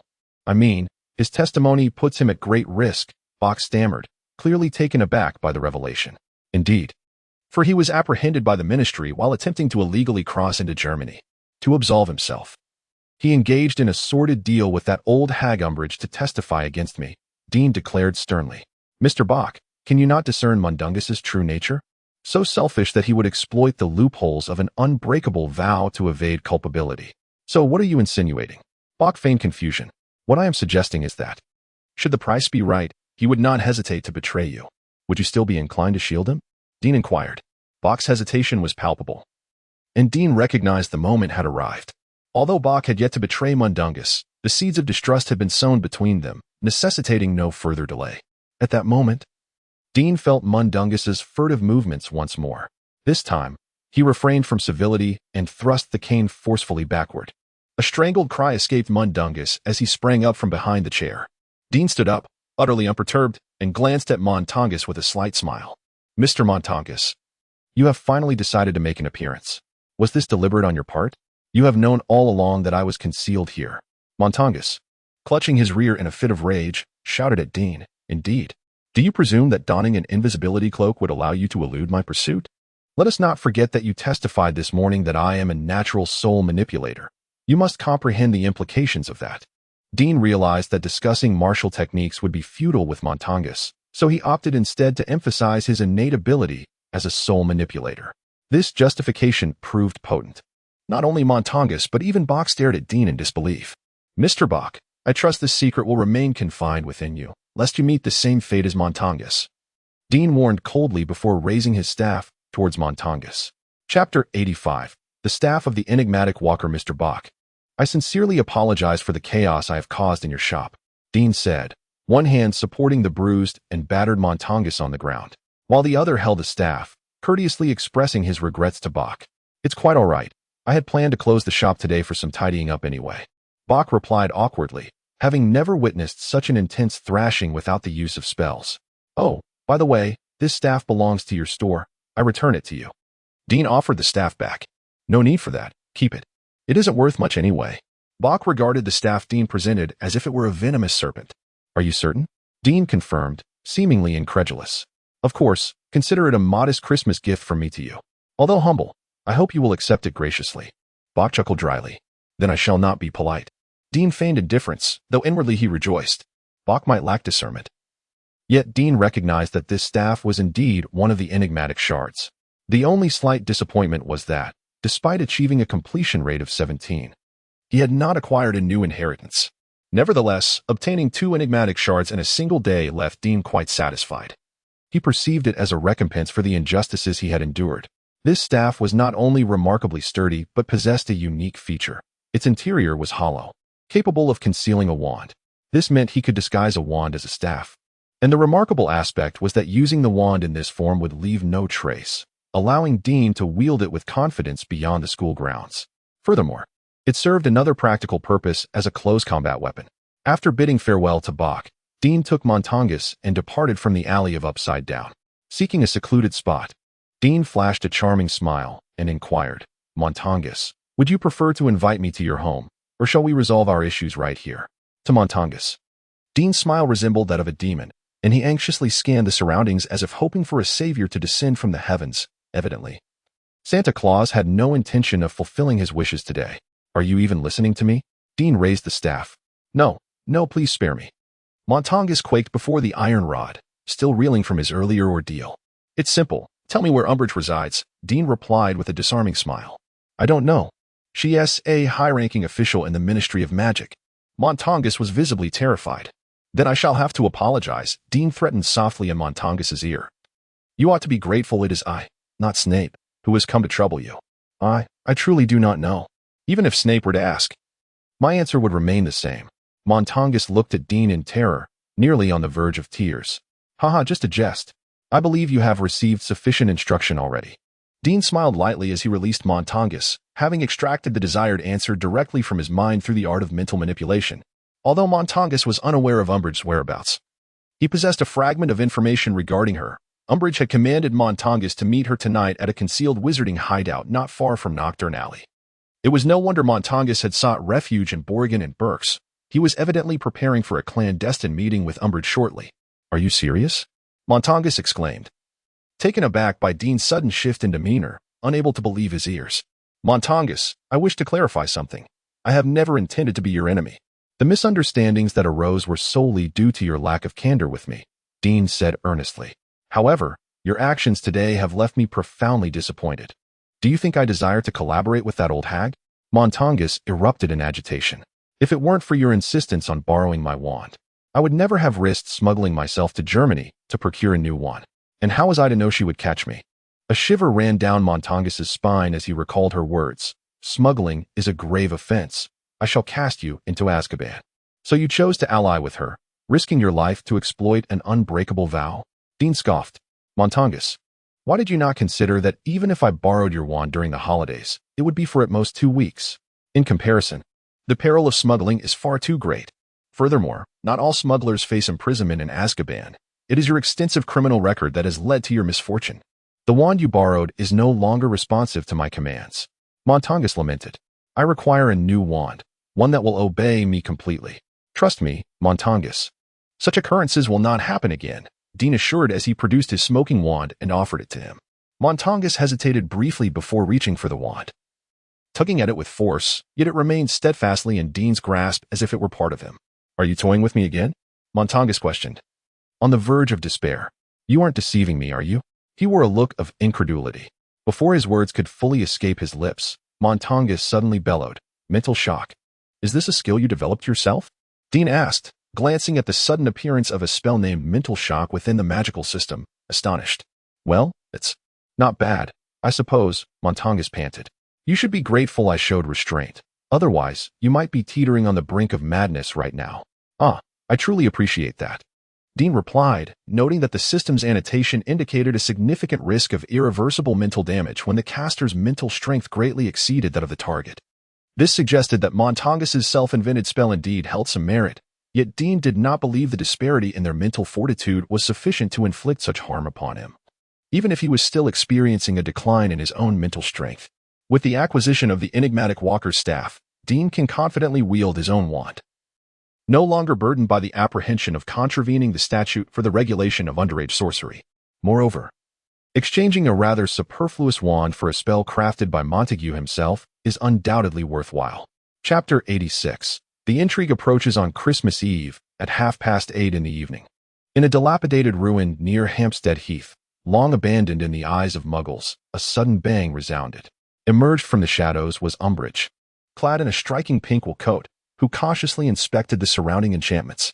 Finding no signs of disturbance, she stealthily advanced into the desolate site. Once a reputedly haunted house, it had become a forsaken place after Muggles fled in terror. The Ministry of Magic had appropriated the location through a labyrinth of bureaucratic procedures, intending to transform it into a temporary safe house for communication. However, upon her ascension to the role of senior undersecretary, Umbridge halted the project under the pretense of exorbitant costs. Instead, she clandestinely repurposed the site into her private sanctuary, engaging in clandestine and illicit activities. It was here that she had previously coerced Mundungus into implicating Dean. Despite the holiday spirit of Christmas Eve, Umbridge found herself in a foul mood. Earlier that day, she had envisioned leveraging Dean's case to eliminate Snape as well, hoping to not only prevent his incarceration in Azkaban, but also to revoke his position at Hogwarts, delivering a profound lesson to Dumbledore, who consistently contradicted the Ministry. Having resorted to a secret deal with Mundungus for his testimony, she had believed victory was assured, only to be thwarted by the unexpected emergence of Diggory at a critical moment. Upon entering her secret lair, Umbridge activated the intricate multi-layered magical defenses, one of the Ministry's latest research endeavors, exploiting her authority to test it under the guise of a private facility. Once the defenses were engaged, she felt a sense of security wash over her, her facade of false cheer being replaced by a grimace of malice. Perhaps this question should be directed at yourselves. A voice, ethereal and shifting, suddenly echoed in the room, startling Umbridge. Who is it? She shrieked, her voice high and sharp. A flickering glow illuminated the space, and the voice murmured softly. A point of light materialized in the chair where Umbridge typically sat, revealing a clownish visage adorned with an unsettling grin. Sleep now. Without hesitation, Umbridge brandished her wand, sending a crimson beam toward the clown. In that fleeting moment of contact, she could scarcely believe her eyes. The figure of the clown seemed to waver, transforming into a swirling mist of humanoid shape. The sleep spell astonishingly traversed through the clown's form, striking the wall behind and creating a considerable dent. Disarm. As the clown's form solidified once more, it raised a bizarrely shaped staff. Umbridge barely had time to react before her wand was wrenched from her grasp, spiraling into the clown's hand. Umbridge, you are remarkably abrupt. Failing to discern friend from foe, and hastily resorting to aggression, the jester mockingly toyed with Umbridge's wand. Who, pray tell, are you? After losing her wand, Umbridge seemed to lose the strength to stand, weakly leaning against the wall by the door. Made of birch, with a dragon heartstring core, measuring 8 inches with flames ablaze. The jester gently waved Umbridge's wand, and a flicker of flame leapt from the wand into the nearby fireplace, illuminating the entire room. This display left Umbridge momentarily stunned. Allowing her to perceive the true nature of the jester, he was shrouded in a robe resembling black mist, obscuring his figure, as if he were merely a projection. A specter in the room. The jester was, in reality, Dean in disguise. The mask, combined with the illusionary fog and the recently learned disillusionment charm, enabled Dean to convincingly impersonate the enigmatic figure of the trickster. Umbridge failed to recognize that the mysterious individual before her was Dean, who had nearly been sentenced to Azkaban that very morning. Dean had intentionally not dodged Umbridge's attack, attempting instead to enter a state of mist at the moment he was struck by the stunning spell. The outcome of his experiment pleased him immensely. He not only remained unaffected by the spell, but had inadvertently activated his magical talent system for the stunning spell due to the direct impact. It seemed this could be a clever method for acquiring magical prowess. The only regret was that, while clever, this tactic consumed a considerable amount of magical energy and could not be employed frequently. Umbridge, I trust you are familiar with the name Trickster, Dean spoke softly, revealing the purpose behind his approach. Since he could acquire potion formulas from Umbridge that originated from the Trickster, it was evident she possessed knowledge of this figure. Dean wished to ascertain whether she held any other fragments of the Trickster's legacy. He had not forgotten the enigmatic prophecy from last night, which hinted that Nitri was a Silent One. He felt an instinct that the powerful Trickster might hold the key to solving the Silent One's conundrum. Thus, for the safety of his sister, he needed to obtain the complete legacy of the Trickster without delay. The Trickster? How do you know of him? Umbridge's complexion paled, confirming Dean's suspicions. What do you think? Dean replied with a cryptic smile.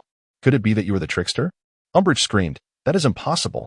The Trickster has been missing for ages. For how long? Dean pressed. Nearly a century. Umbridge blurted out.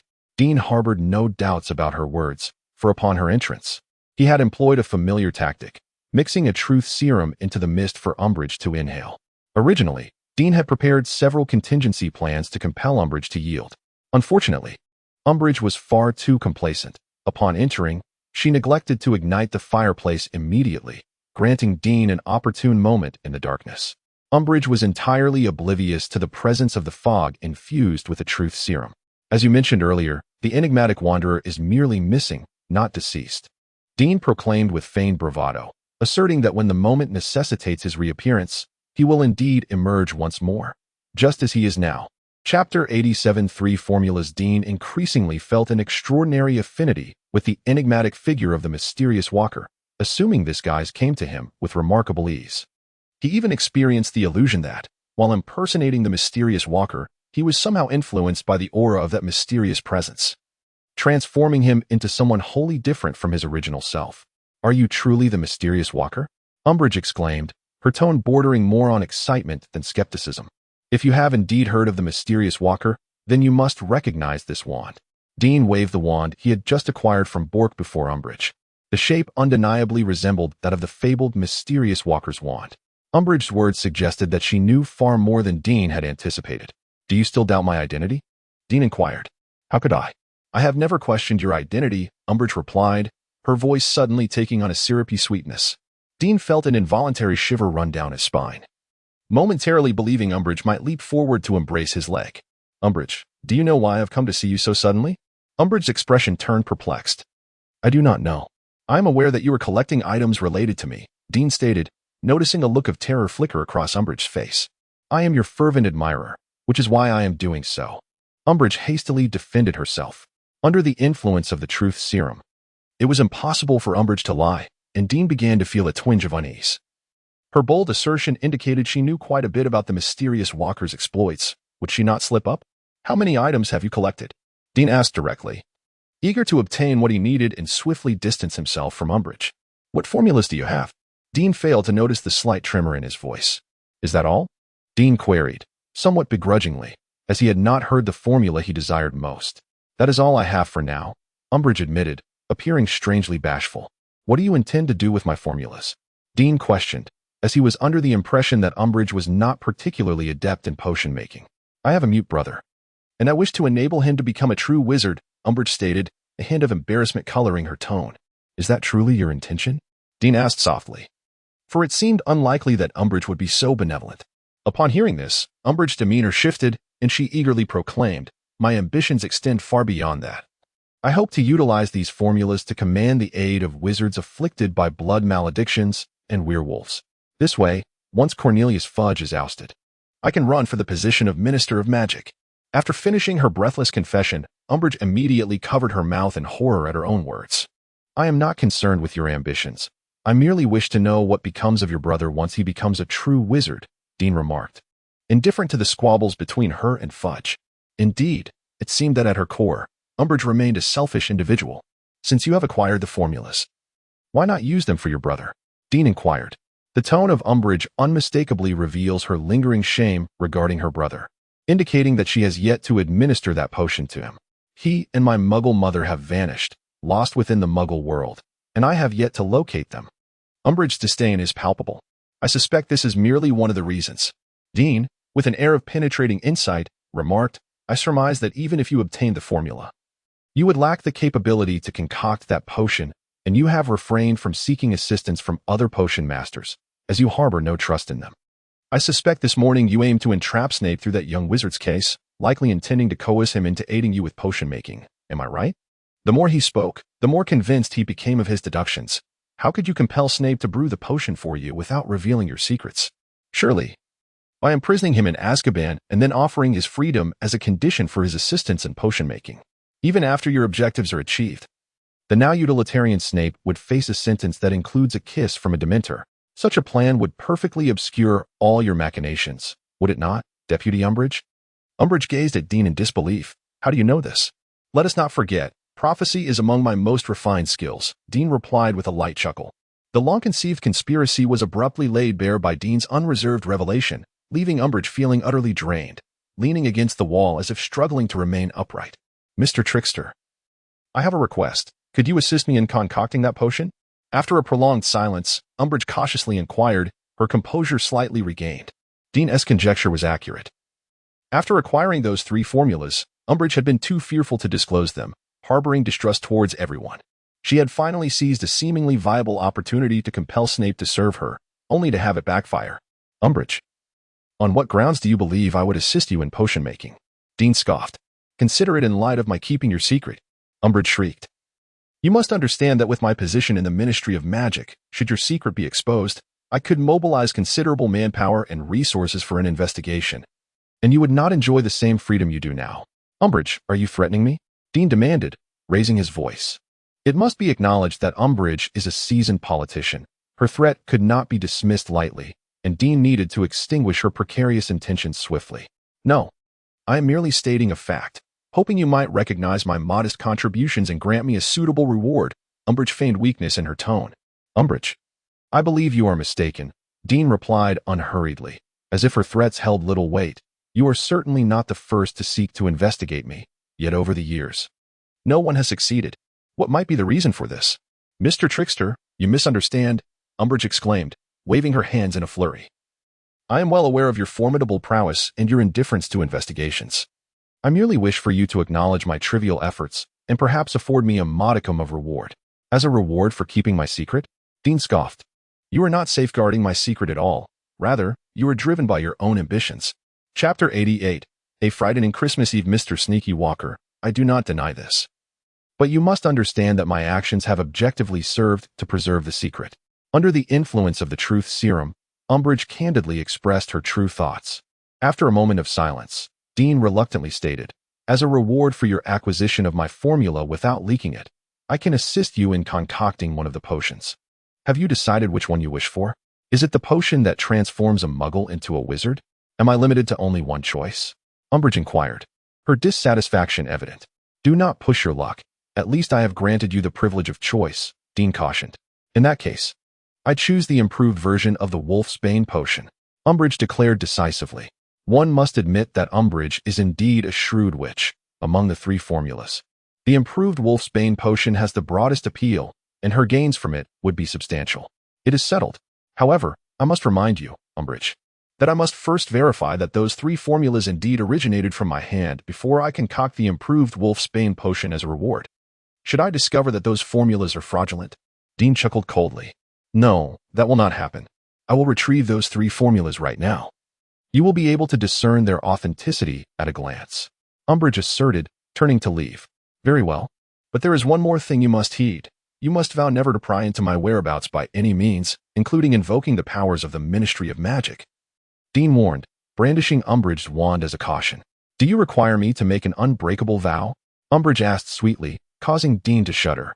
That is unnecessary, Dean firmly rejected. unwilling to entangle himself deeply with this older woman. "If you violate your earlier vow, this wand will serve you no longer," Dean stated, watching as Umbridge's expression stiffened. Then forced a grim smile. "Mr. Sneaky Walker, if that is the case, could you return my wand to me first? The 3 formulas are secured in a hidden chamber, and I must personally cast the spell to enter. Umbridge, do not attempt any tricks. You should be aware that even with the wand, you would never be my match," Dean warned before returning the wand to her. After Umbridge exited, Dean discreetly activated the invisibility feature of the Praco's robe to follow her. Although the disillusionment charm would serve a similar purpose, Dean felt this method was more secure. Umbridge meandered through the ruins for quite some time without reaching her destination, which struck Dean as peculiar. The treasure chamber was somewhat distant from the previous room. Logically, such a chamber should be situated closer to one's residence for easier protection. Why then did Umbridge choose to do the opposite? Approximately 10 minutes later, Dean trailed Umbridge to the entrance of a cellar at the edge of the ruins, where a chilling wind wafted forth, making Dean feel exceedingly uncomfortable. Guardian of the Spirits. Umbridge shook her wand, and a cat-shaped guardian sprang forth, perching atop her head. Immediately following, Umbridge summoned a second guardian spirit, a feline entity that lunged toward the cellar door, vanishing behind it. A silver magical rune, identical to that of the guardian spirit, flickered before the door swung open. An empty, formless being, draped in a black cloak, surged forth from the cellar. The moment Dean laid eyes upon this apparition, it felt as though all joy and hope had irrevocably departed from him, leaving only a maelstrom of negative emotions such as anger, sorrow, despair, and anguish. A Dementu? Dean was astounded to discover that Umbridge had been harboring such a creature here. In that moment, Umbridge screamed, "I, Dolores Umbridge, Senior Undersecretary of the Ministry of Magic, command you to bestow the Dementor's kiss upon another individual within this space." The Dementor immediately lunged in Dean's direction, rendering his combination of the disillusionment charm and Prokofiev's robe utterly ineffective against the eyeless creature. Umbridge had actually ordered the Dementor to attack him. Dean's heart raced with terror. Having the Veritaserum as assurance, he had failed to consider the possibility of Umbridge's sinister machinations. Had he been more astute, he would have discerned the profound implications of her actions. Though Umbridge said nothing, her silence did not hinder her from acting. Dean felt an overwhelming regret for not having inquired further at that moment. "Expecto Patronum," Dean shouted without a moment's hesitation. However, to his astonishment, the fully leveled Patronus charm failed to manifest as it should have. Instead, a wisp of silver mist emerged from the wand, which housed the Thunderbird. This failed Patronus only managed to stave off the Dementor for less than a second before it broke through the defense and lunged toward him. Dean could even see the devoid of features visage beneath the black cloak, resembling a decayed face that had been submerged in water, as the mouth-like aperture moved toward him for a kiss. In desperation, Dean transformed into a wisp of mist, the only means he could conceive to evade the Dementor's kiss. Umbridge witnessed a scene that would be etched in her memory for a lifetime. After commanding the Dementor to attack the mysterious figure, it immediately pounced upon a spot not far behind her. The silhouette of the enigmatic figure suddenly materialized there, causing Umbridge to feel a surge of trepidation. The mysterious figure had been trailing her all along, and she had been utterly oblivious. Fortunately, she still possessed the Dementor as a formidable weapon. The mysterious figure appeared ill-prepared for the Dementor's assault, failing to summon a Patronus in time, just as Umbridge believed her scheme was on the verge of success. The mysterious figure suddenly transformed into a thick fog, which the Dementor inhaled in one swift motion, leaving behind only a comically absurd jester's mask that gently floated down. After the Dementor consumed the mist that was Dean, it seemed to freeze in place, unresponsive to Umbridge's commands. Only the black cloak enveloping it writhed incessantly, as if the mysterious figure were desperately struggling within its confines. Umbridge's expression fluctuated between uncertainty and determination as she contemplated her next course of action. During her recent conversation with the enigmatic traveler, Umbridge inadvertently voiced her innermost thoughts, which prompted a sudden realization. While cautiously navigating her interaction with the mysterious figure, she simultaneously devised a strategy for retaliation. Fortunately, the traveler's excessive arrogance led to a failure in fully capitalizing on the advantage gained, allowing Umbridge to exploit the situation and successfully outmaneuver her opponent. However, the formidable strength of the traveler took Umbridge by surprise. She never anticipated that after enduring the kiss of the Soul Stealer, the adversary would still manage to fight back with such fervor. Chapter 89. Vanquishing a Dementor. After Dean was drawn into the mouth of the Dementor, he felt his magical energy rapidly dissipating. Despite his relentless attempts to draw upon the power from his Thunderbird wand, he could not withstand the intense drain of energy in this misty state. Nevertheless, Dean sensed an ominous turn of events. The mist he had transformed into seemed to be merging with the Dementor, an utterly terrifying prospect. Was he destined to become a Dementor himself? Suddenly, Dean found himself in a peculiar state. As if a series of nightmares were manifesting into reality, Nately was unable to control the darkness within her, resulting in an explosion that not only obliterated herself, but also annihilated the entire Thomas family. Snape, before Dean's mother, coldly executed Dean's biological father with the killing curse. Dean, under the influence of the soul-capturing curse, was forced to sever his own hand. Fortunately, it was not yet too late. Drawing upon his last reserves of strength, Dean clung to the hope that the nightmares would never come to fruition, and he shouted, "Expecto Patronum." Yet, to his dismay, he discovered that his magical energy was utterly depleted, insufficient to cast a complete Patronus charm. Moreover, being within the Dementor's grasp rendered the typical Patronus ineffective. In his moment of despair, however, he suddenly sensed a different kind of feedback from the part of the mist that had merged with the Dementor. It resembled an energy nest, seemingly brimming with joy and hope. Could this be the reservoir of positive memories and energies absorbed by the Dementor? A spark of determination ignited within Dean. He realized he was far more adept at harnessing these energies than the Dementor itself. He relinquished all the mist, striving to connect with this source of positivity. As anticipated, upon contact with the mist he had become, the energies responded as if reuniting with a long-lost kin, merging seamlessly and providing an unceasing replenishment to Dean. In that fleeting moment, Dean felt an overwhelming sense of invincibility. He understood that the time to escape was now. After assimilating all the positive energy, he began to retract the mist, preparing for a decisive strike. Umbridge, observing the Dementor's cloak cease its tumultuous movement, believed the situation was resolved. Protected by a feline Patronus, she cautiously approached the now stationary Dementor, bending down to retrieve the clown mask.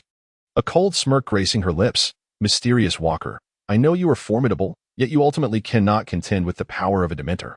Once you perish, all your legacy will be mine." However, Umbridge rejoiced too soon.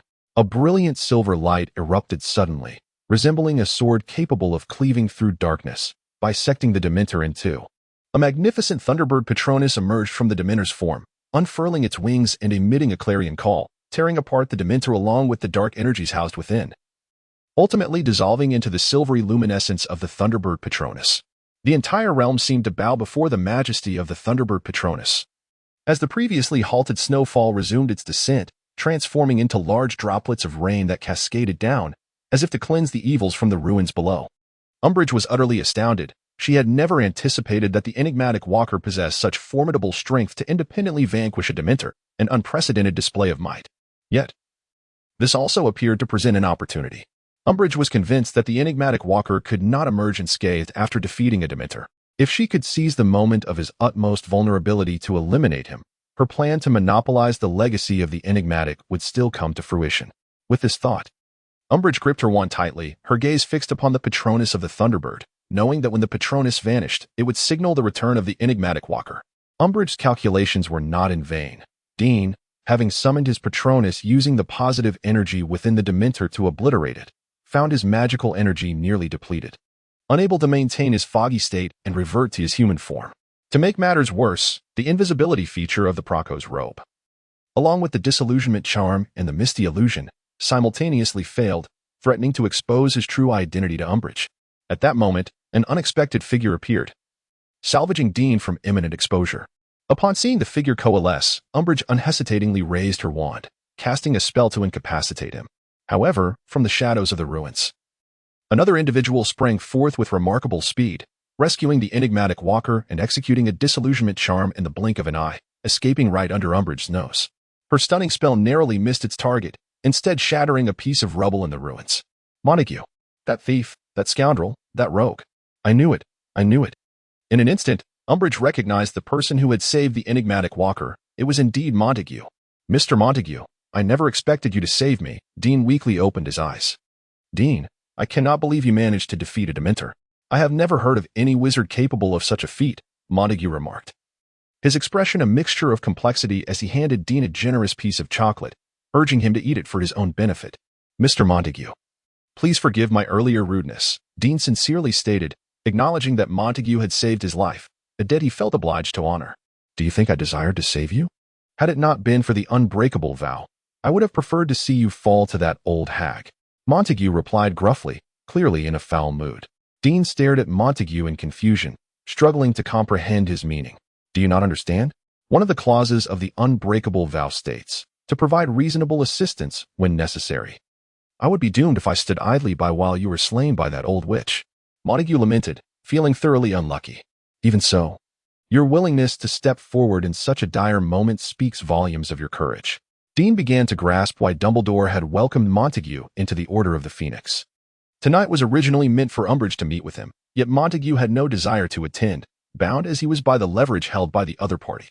Montangus arrived a few minutes earlier than the appointed time, just as Umbridge was negotiating with the enigmatic figure.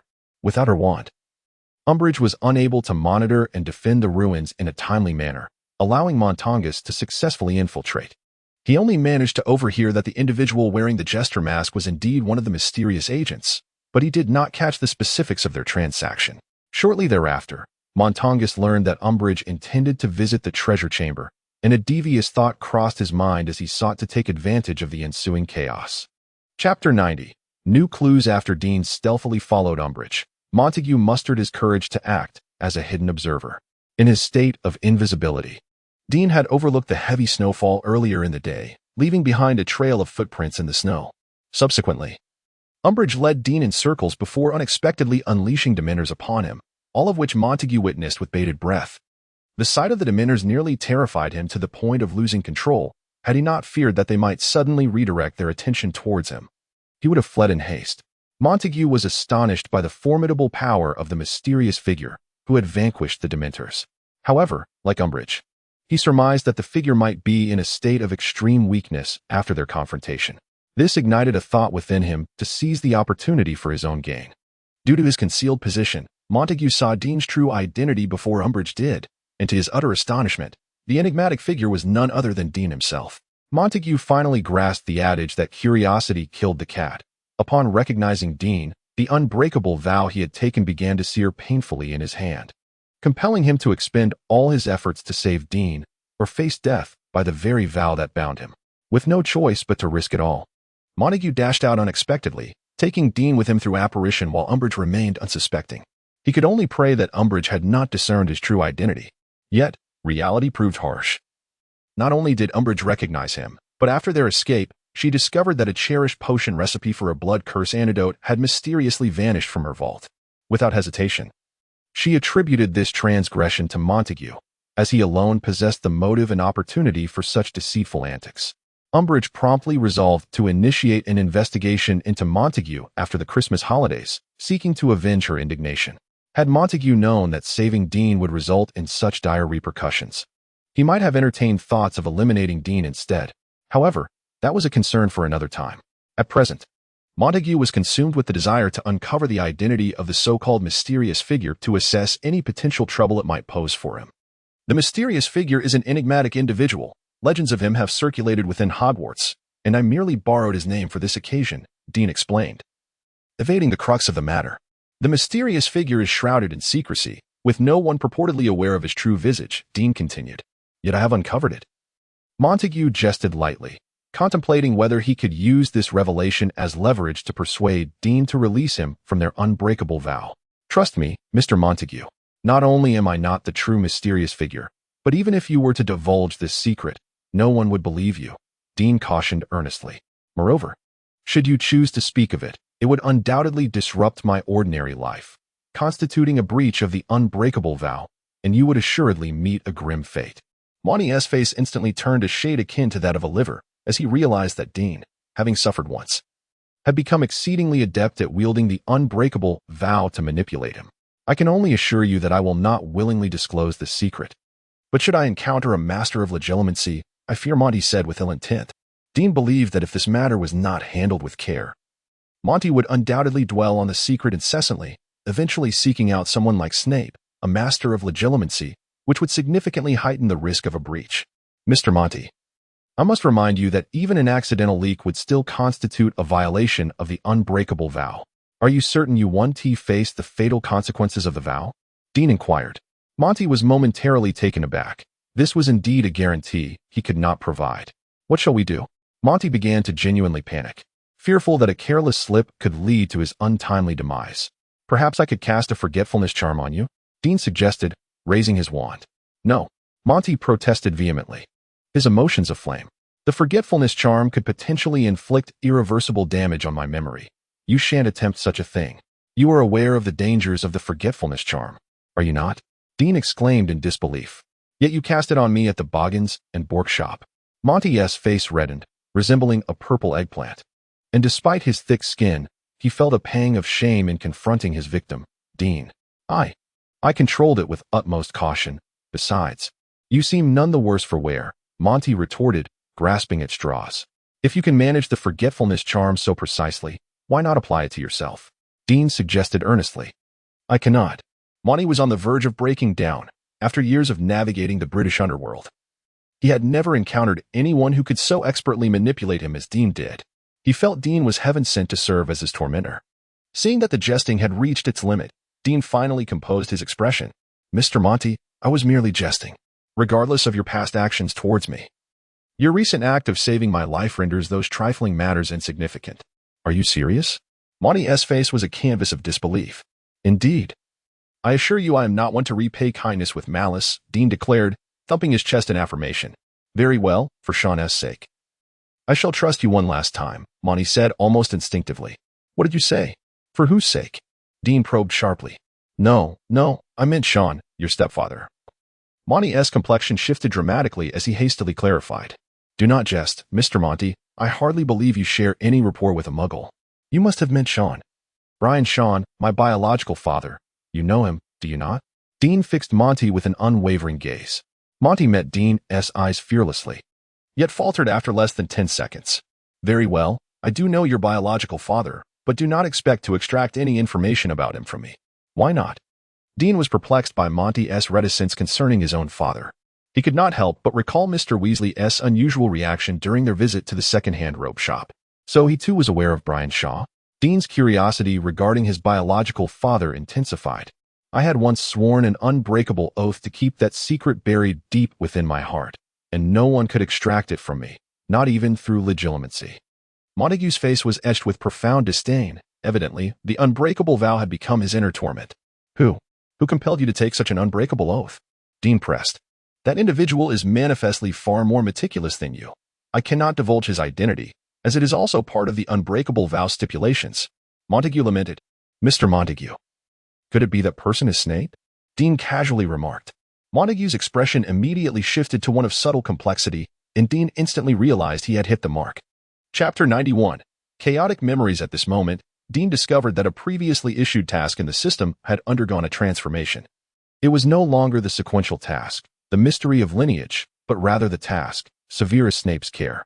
This task had suddenly revealed a progress bar, indicating that Dean had completed half of it, granting him the chance to randomly extract one of Snape's skills, but only upon meeting Snape. Dean could now ascertain that Snape's kindness towards him was not without reason. There existed an inexplicable connection behind it, intertwined with his biological father, Brian Shaw. The room fell into an awkward silence, and it was evident from Mundungus's expression that he was eager to make a swift exit. Yet he was at a loss for words. Forget it, you cannot impose the Obliviate curse on me. Mundungus protested defiantly. Mr. Mundungus, I have no intention of casting the Obliviate curse upon you. Dean sighed. I possess a more effective solution. What solution? Mundungus inquired involuntarily, fully aware that Dean was correct. Without protective measures, he was at great risk of being obliterated by the oath due to a breach of confidentiality. I happen to have learned a spell related to memory, the memory isolation charm. This spell can segregate certain precious memories from your mind, thereby evading the prying eyes of legilimency, Dean elucidated. Memory isolation? I have never heard of such a spell. Mundungus expressed his skepticism. After learning this spell, I conducted a trial, and the results were quite remarkable, Dean explained, at least successfully in front of one of the most distinguished legilimency masters of contemporary times. Really? Mundungus's expression visibly softened, as the notion of the most esteemed legilimency master naturally led him to associate it with Snape, presuming it was a spell developed by him. Dean noticed the misunderstanding but chose not to clarify. He actually intended to convey that Voldemort's prolonged absence of abnormalities was a testament to the success of the memory isolation charm cast upon him, preventing Voldemort from uncovering his secrets. Mr. Mundungus, for now, you must choose to trust me, considering my biological father. Although Dean was somewhat reluctant, he invoked the name of his father whom he had never met, believing that Mundungus would appreciate the gesture. Very well, I agree to try. However, I must warn you. Should I discover any anomalies in my memories, I will not hesitate to take action against you, even at the cost of violating the unbreakable vow, Mundungus threatened. Dean was taken aback, sensing that his tone suggested previous leniency. Could it be that Mundungus had committed some transgressions against his biological father and felt a sense of guilt, leading him to accommodate Dean? This possibility was not beyond reason. I will exercise utmost caution. Should any unforeseen circumstances arise, I am willing to voluntarily dissolve the unbreakable vow. Dean replied, his emotions complex.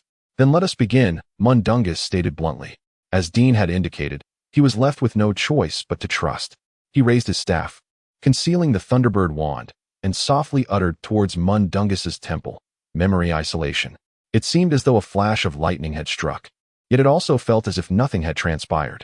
After a moment of bewilderment, Mundungus hesitantly inquired, is that all? What else could it be? Dean responded with a charming smile. He had discreetly employed a memory extraction spell moments earlier and, indeed, found it impossible to delve into Mundungus's memories from that night, an endeavor even the most proficient memory extraction spells could not accomplish. Dean believed that Mundungus was sufficiently safeguarded. I harbor doubts regarding the efficacy of this charm, Mundungus candidly stated. At the very least, it has not affected your memory, has it? Dean replied with a grin, adding that the worst outcome would render him as defenseless as prior to the incantation. You see, I was previously detained by Umbridge, and thus I lacked the opportunity to procure a Christmas gift for you. So, Mundungus ruffled his disheveled hair, feeling somewhat embarrassed. This was the only means Mundungus could conceive to convey goodwill to Dean. That excuse is rather flimsy, Dean muttered, regrettably unable to offer Mundungus a more suitable suggestion. In truth, Dean had been straining to maintain his composure while conversing with Mundungus. At that moment, he felt as though his head might explode, yearning only for a deep slumber.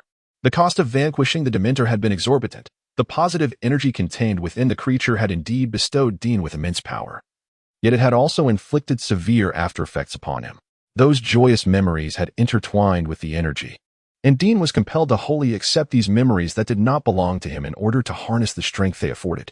Under the circumstances at that time, Dean had been left with no alternative. Now trouble loomed, as Dean needed to isolate these foreign memories from his own to prevent any potential confusion. Otherwise, he would surely be driven mad by the disordered recollections. Clearly, this was not a task that could be accomplished swiftly. And the system had even issued a specific quest. Memory confusion. You have absorbed numerous joyous memories extracted by the Dementor. Organize these memories and separate them from your own. Reward, random. Upon gazing at the daunting progress bar accompanying this quest, Dean felt utterly drained of motivation to complain. The randomness of the reward was particularly vexing, leaving him devoid of any desire to complete the task. The system's status bar now displayed a negative condition labeled memory confusion, with the effect description indicating that he would occasionally lapse into a stupor due to memory disarray, a condition that would deepen if not remedied. Dean found himself powerless to voice his grievances. It was as if the system had conspired to thwart his attempts to navigate each day amidst the diminishing effects of mental fatigue, only to introduce yet another complication. In reflecting on this mental fatigue, Dean was astonished to discover that the negative state that had plagued him for an entire semester had inexplicably vanished.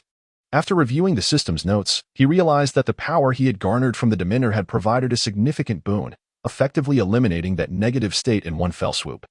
Even after expending considerable energy in the process of vanquishing the Dementor, Dean still sensed a notable enhancement in his magical prowess.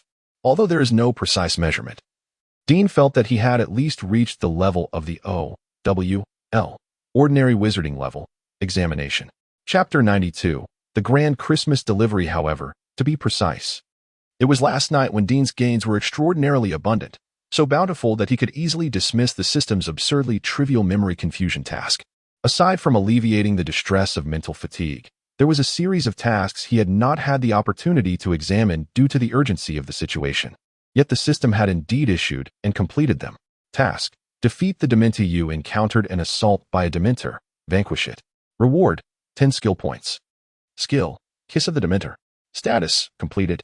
Foremost among these was the task concerning the Dementor, with the reward of 10 skill points being remarkably generous, rivaling that of a main storyline quest. Yet, Dean found himself lost in contemplation as he perused the description of the Kiss of the Dementor skill. Did this imply a potential future transformation into a Dementor? If this were not merely a skill but a curse, Dean mused, it could undoubtedly become a new unforgivable curse. This skill was dreadfully formidable, granting Dean the capacity to wield judicial power akin to that of a Dementor.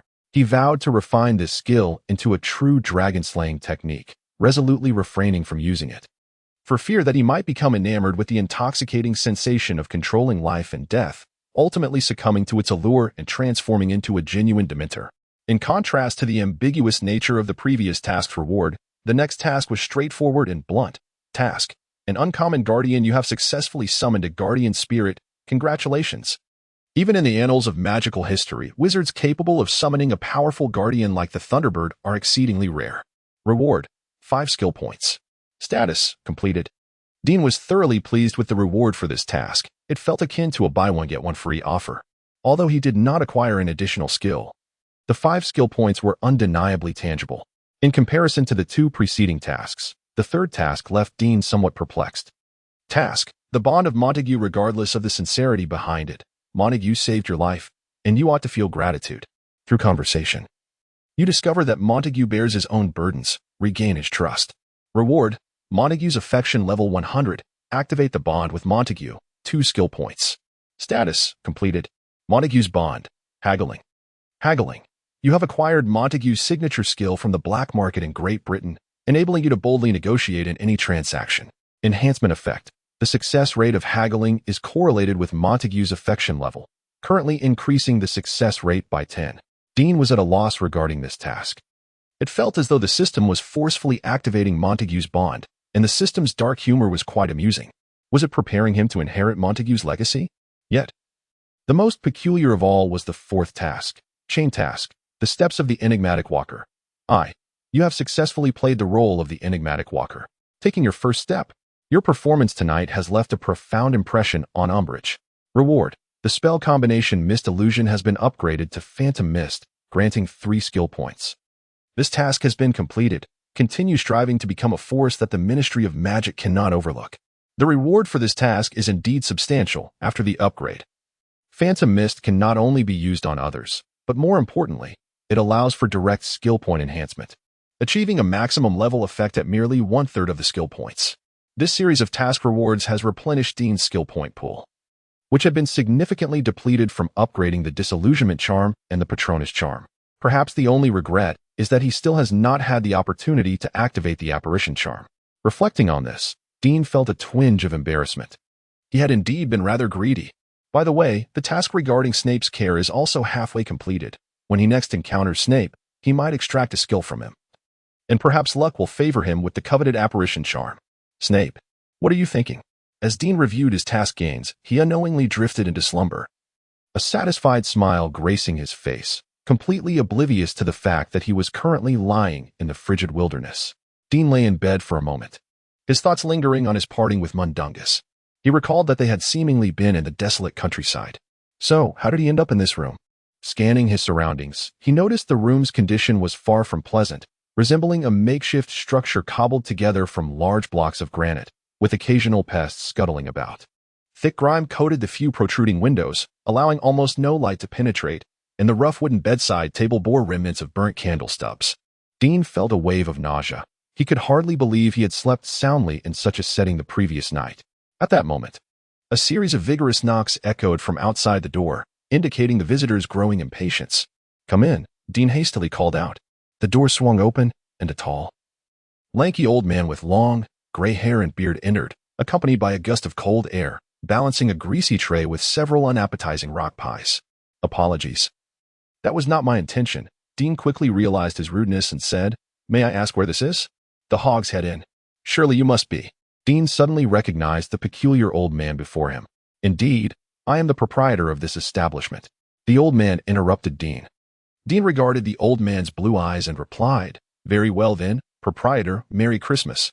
The old man was quite pleased with Dean's perceptiveness, speaking almost to himself. Yet as if offering a hint, Perhaps you can deduce something, but I advise you to keep it to yourself. Sometimes knowing too much is not a blessing. I understand.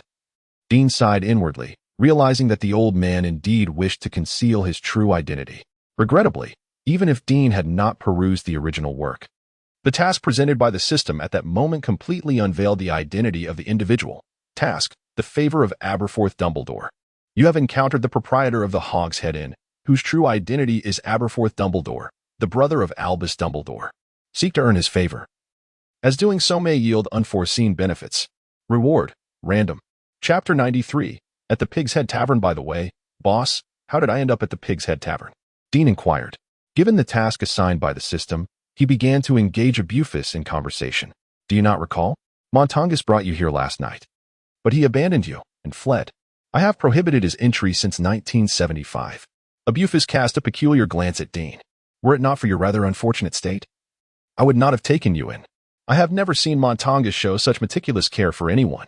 Had I not known him well, I might have thought you were his protege. Mr. Montangus and I share some connections, though not in the manner you might presume. Dean was taken aback by Bufus's insinuation. Being mistaken for Montangus's protege could lead to numerous complications. Oh, by the way, Montangus sent a few owls this morning with some of your belongings. They are outside. You may wish to collect them when you have a moment, Bufus reminded him. Why didn't he deliver them personally and instead opted for owl delivery? Dean queried, puzzled. Montangus did mention he had to handle some matters at home, and he intended to bring your belongings along. It would have been a simple matter for him to apparate, so why resort to the expense of owl delivery? While not exorbitant, it does seem contrary to his nature as a shrewd businessman. It appears you remain unaware. Montangus has landed himself in quite a predicament. Bufus brandished his wand, and a copy of the Daily Prophet materialized on the tray beside Dean. Dean's gaze was immediately drawn to a prominent image on the front page, depicting a furious Umbridge who appeared to be ranting about something. He hastily seized the newspaper, which bore the headline, "The Home of the Deputy Minister of Magic Reported Burglared."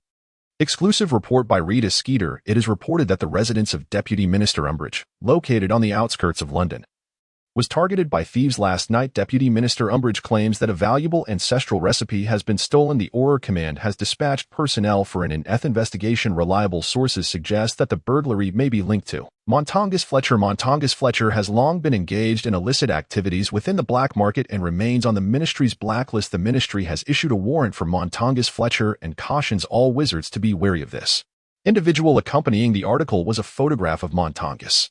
Dean had to admit that if one were to rely solely on this magical image to identify Montangus, it would be an impossible task, although there were some resemblances. The figure in the photograph appeared 1,000 times more vibrant than the actual Montangus. Boss, is this report true? Dean was astonished at how rapidly the news had spread, relieved that the article made no mention of the mysterious wanderers, leaving him to wonder whether Umbridge had some reservations or if other factors were at play. The Daily Prophet? Just take the news with a grain of salt. Abeforth let out a cold chuckle. At least to my knowledge, the Ministry of Magic has not issued a warrant for Mundungus, though several Aurors with close ties to Umbridge are indeed investigating his whereabouts. This makes sense. Firstly, Umbridge would certainly not wish her secret hideout to be exposed. Secondly, Dean, while masquerading as a dubious traveler, had previously warned her against divulging secrets. Thirdly, the potion recipes in Umbridge's possession are exceedingly valuable, serving as her trump card in the race for the position of Minister of Magic, and she would never reveal them lightly. Taking all this into account, Aberforth's information seemed more credible. Umbridge must have dispatched her familiar Aurors to discreetly investigate Mundungus, who had inadvertently revealed his location last night. As for the report, it was likely concocted by that reporter Rita Skeeter, who had caught wind of something from an unknown source and exaggerated the details for sensationalism. Nevertheless, Mundungus indeed appeared to be in some trouble, presumably. He feared inadvertently exposing Dean, which is why he had not personally delivered his belongings to the leaky cauldron. With this thought, Dean felt somewhat reassured. Boss, do you think Mr. Mundungus will be all right? Dean asked, a hint of unease in his voice. It shouldn't be a significant issue, Abeforth pondered before responding. Someone like him undoubtedly has more than one safe haven, and similar situations have occurred before. As long as he finds a place to lay low, he should be fine once the commotion subsides. Let us hope for that. Dean could only sincerely wish. Suit yourself. As Abeforth approached the door, he hesitated for a moment before turning back to Dean and asking, Thomas, you? Never mind. Boss, if you have something to say, please just say it. Dean quickly replied, as he pondered how to establish a closer rapport with Abeforth. I detect an unusual aura about you, Abeforth spoke slowly, as if carefully considering how to articulate his thoughts. Dean looked at Abeforth, confusion etched across his face, his gaze involuntarily drawn to the man's characteristic hooked nose. Curious about how he could perceive such a thing. Thomas Dean, could you tell me if you have recently encountered a quietus? Abeforth inquired somewhat sheepishly. Please forgive my boldness, but I am certain that there are traces upon you indicating contact with a quietus. At this, Dean's heart sank as he recalled the prophetic vision involving Nettle. Could it be that Nettle truly was a quietus? Of course, given your age, it is entirely reasonable not to discern a quietus. Please excuse my rudeness. Consider it the whims of an old man, Abeforth added, noticing Dean's sudden silence, his tone growing somewhat flustered. Boss, you're correct. I lack the ability to distinguish a quietus, Dean admitted with some difficulty. However, my circle of acquaintances is quite limited, and with a process of elimination. It shouldn't be difficult to identify the true target, provided your intuition is accurate. A look of interest crossed Abeforth's face as he sat down on the edge of the bed and asked, then, can you attempt to think about who this person could possibly be? I believe that my classmates can be ruled out, if they were indeed the Silent Ones. They would certainly not evade the watchful gaze of Professor Dumbledore. At this point, Dean observed a fleeting expression of disdain on Aberforth's face. As for my Muggle friends, none have ever received an acceptance letter from Hogwarts, making their involvement highly improbable. Dean's voice lowered as he continued. Thus only one possibility remains. One of my family members is likely among the Silent Ones. Chapter 94. The Mystery of the Music Box. Do you possess anything belonging to them? If so, I might be able to assist in identifying it, Aberforth said eagerly.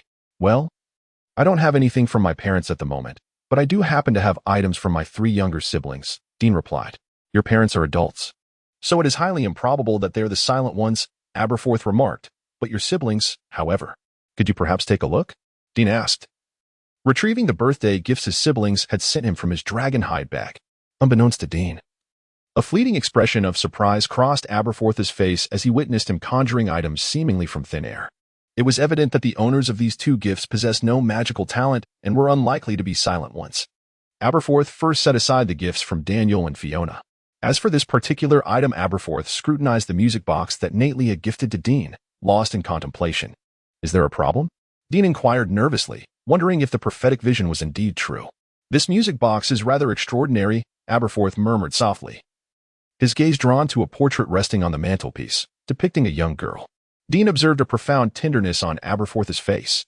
What makes this music box so special? Dean asked. In his recollection, it seemed that Nately had possessed this music box since her birth. Their mother had mentioned it was a gift from a notable figure.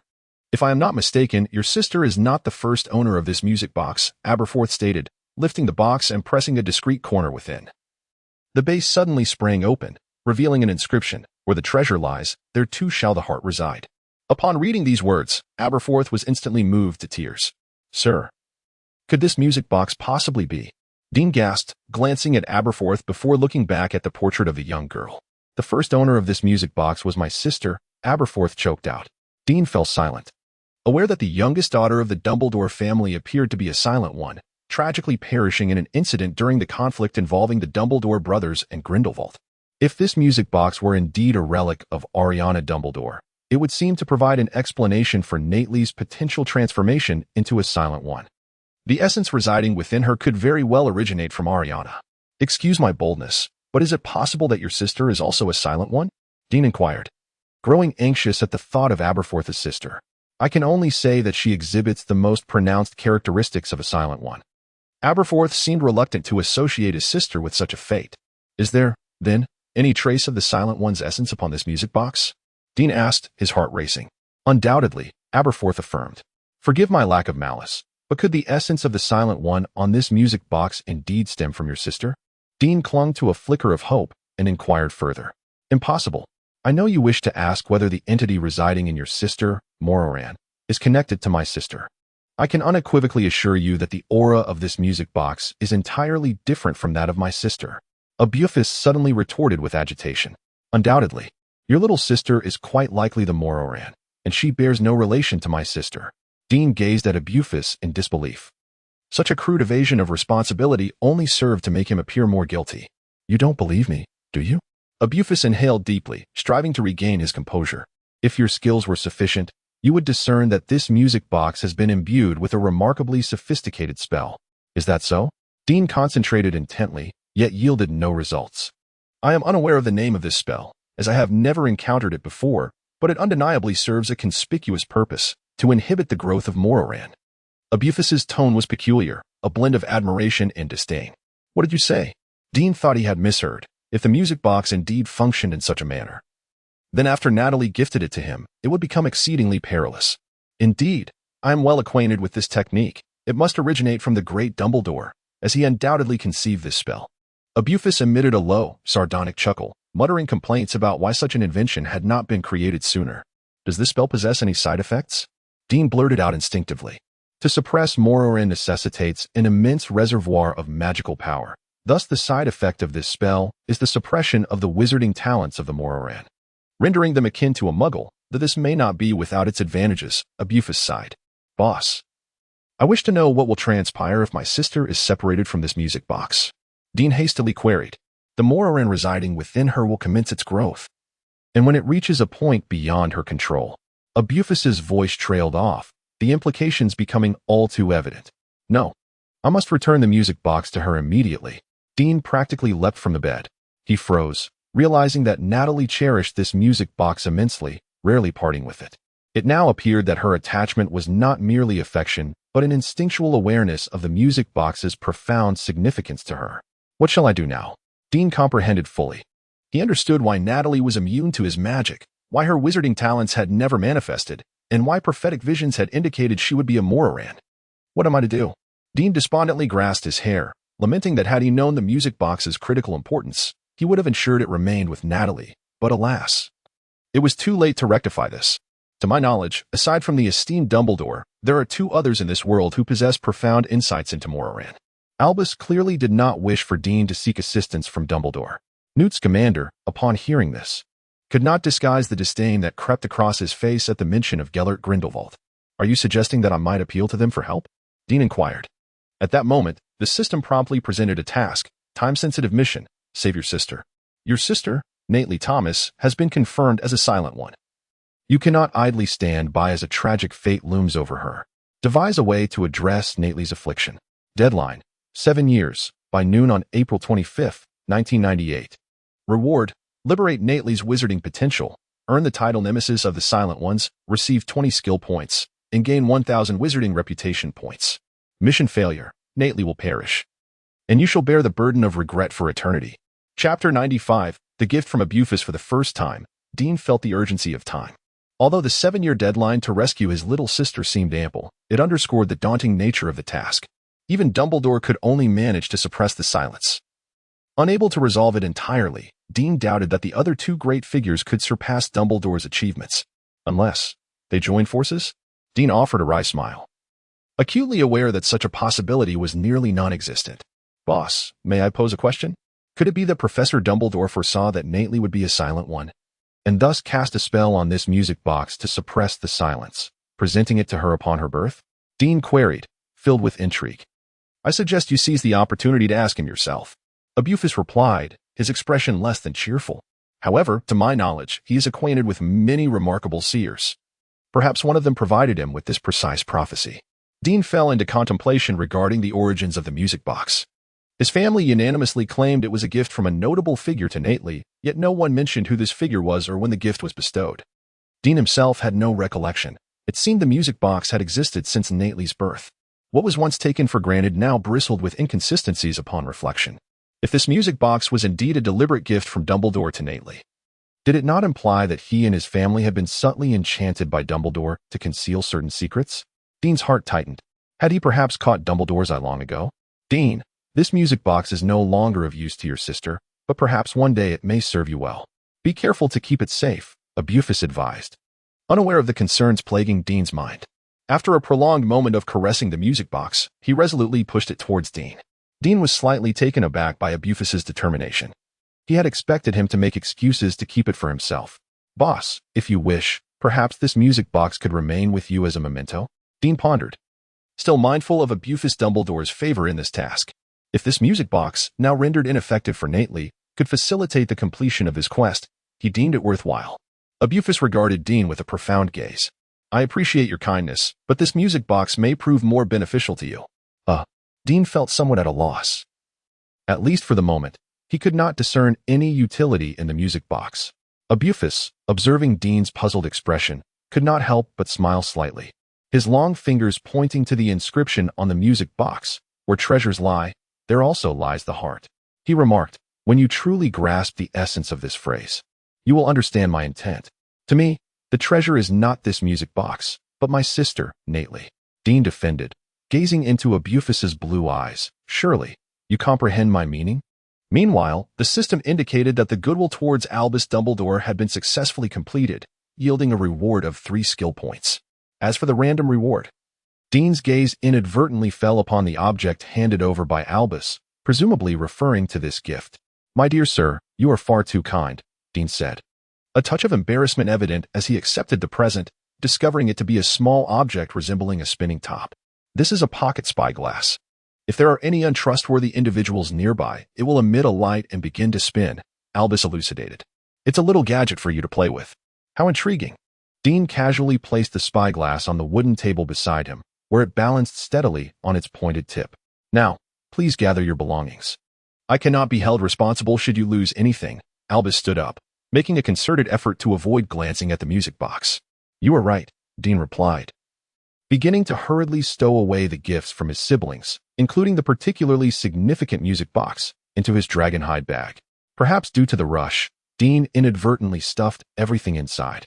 And as he reached for the pocket spyglass, the blood oath pendant accidentally slipped out of the bag. What is this? Albus's expression shifted dramatically upon seeing the blood oath pendant. Before Dean could react, Albus snatched the pendant from his grasp. This is something I acquired during an adventure. I am uncertain of its specific purpose, but it appeared rather exquisite, so I kept it. Dean feigned innocence, his heart racing. He had possessed the blood oath pendant for some time, yet the quest regarding the blood oath had seen little progress. Perhaps Albus could provide unexpected insights. Albus scrutinized the blood oath pendant for a prolonged moment before turning to Dean with a complex expression. Dean, it seems your fortune is rather unexpectedly good, or perhaps bad. Dean couldn't help but blurt out. That stems from a jest played on me by Montangus and Mr. Bach, Dean mused, feeling there was nothing that required secrecy from Albus. Bach? You mean Caractacus Bach? Albus inquired. Dean looked at him, somewhat puzzled. Are you referring to the owner of Bokenbach's shop? Indeed. Then we must be speaking of the same individual. They played a prank on you? Dean was unsure if he had misread Albus's expression, but when he mentioned the preceding mysterious shadow concealing 2 objects, a look of realization and disdain crossed Albus's face. Dean, could you allow me to examine that second-hand wand? Perhaps I might discern some clues from the key spells Montangus and Bach applied to it. Albus requested after a moment of contemplation. Of course, no problem. Dean readily produced the Blackthorn wand. To his surprise, Albus's countenance darkened immediately upon sighting the wand. Chapter 96. The unusual Blackthorn wand. Is there something amiss with this wand? Dean inquired cautiously, sensing an underlying unease. Albus silently accepted the wand, gently waving it to attune himself to the magical currents emanating from it, before coldly asserting, if I am not mistaken, this wand possesses a remarkable lineage. Really? Dean's eyes brightened. He recalled Severus mentioning that this was an extraordinary wand. Could it be that his fortune was boundless, possessing not 1 but 2 exceptional wands? This wand once belonged to Gellert Grindelwald. Albus's subsequent revelation nearly sent Dean into a state of shock. You cannot be serious. He had long sought the previous owner of the Blackthorn wand, intending to earn it in a fair contest, only to discover that his rival was none other than the original Dark Lord. This just was far too grave. Dean felt the need to regain his composure. Sir, you must be mistaken, Dean asked, his apprehension palpable. How could I be mistaken? Albus suddenly raised his voice in anger. It was this very wand that claimed my sister's life. How could I ever be wrong? Dean was utterly taken aback, realizing that during the chaotic duel that resulted in Ariana's death, it was indeed Grindelwald wielding this wand. Had Albus, in his fury, considered breaking it? Dean's heart raced as he gazed at the incensed Albus, momentarily at a loss for words. My apologies, I momentarily lost my composure. After a long pause, Albus regained his calm. I completely understand your feelings, Dean said, his gaze fixed on the Blackthorn wand. Albus seemed disinclined to return it, leaving Dean in a state of anxious suspense. Since Grindelwald used this wand to kill my sister, he has since acquired a different one. I had presumed he had destroyed the wand that severed his ties with my brother, only to find it in your possession. Albus spoke with a complex expression. Thus, this wand rightfully belongs to me. Please return it. Dean silently pleaded, his lips sealed tight, fearful of provoking Albus further. This clarifies everything, Albus continued, seemingly oblivious to Dean's turmoil. Montague and Bach most likely intended to play a jest on you, transporting you to a terrifying locale. But they erred in using this wand as a key. I'm not quite following, Dean remarked. Their initial destination was probably a site near Nocturne Alley. After all, they were illegally using a portkey. If the distance were too great, the Ministry of Magic would undoubtedly intervene, and given their capabilities, they lacked the power to send you so far. Albus explained, lost in thought. Indeed, you were transported across the ocean by this portkey, Albus concluded, rather than to the ruins they had envisioned. Dean was taken aback, having inadvertently ventured abroad, which was simply astonishing. Can you discern the specific location? A vague suspicion began to form in Dean's mind, in a valley somewhere along the border of Germany and Austria. Albus looked at Dean and suggested, perhaps you are more familiar with its name, Nurmengard. Impossible. There are hardly any people there. Dean immediately retorted. Nurmengard is one of the most infamous prisons in the Harry Potter universe, rivaling Azkaban, where it is said Grindelwald was imprisoned after his defeat. Dean could not fathom how he could have been transported there without being noticed by any of Grindelwald's guards, allowing him to take the blood oath pendant with such ease. Why would there be anyone there? Albus countered. Guards, those who watch over Grindelwald, Dean exclaimed. In truth, if Grindelwald had wished to escape, there would be no one capable of restraining him, thus he was in a state of self-imposed exile, with no one to oversee him, Albus remarked. Forgive me. But are you not concerned about revealing such secrets to me? Dean felt it was rather audacious for Albus to share this with him, a mere 11-year-old wizard. It should not be so, but you are different, Albus replied softly. Why? Is it because of this wand? Dean asked half-jokingly.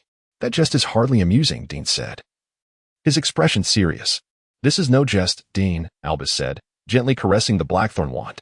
There has always been a legend, or rather a prophecy, that Grindelwald has sought his successor, and that one day when his heir appears, they will be brought before him, marking his resurgence.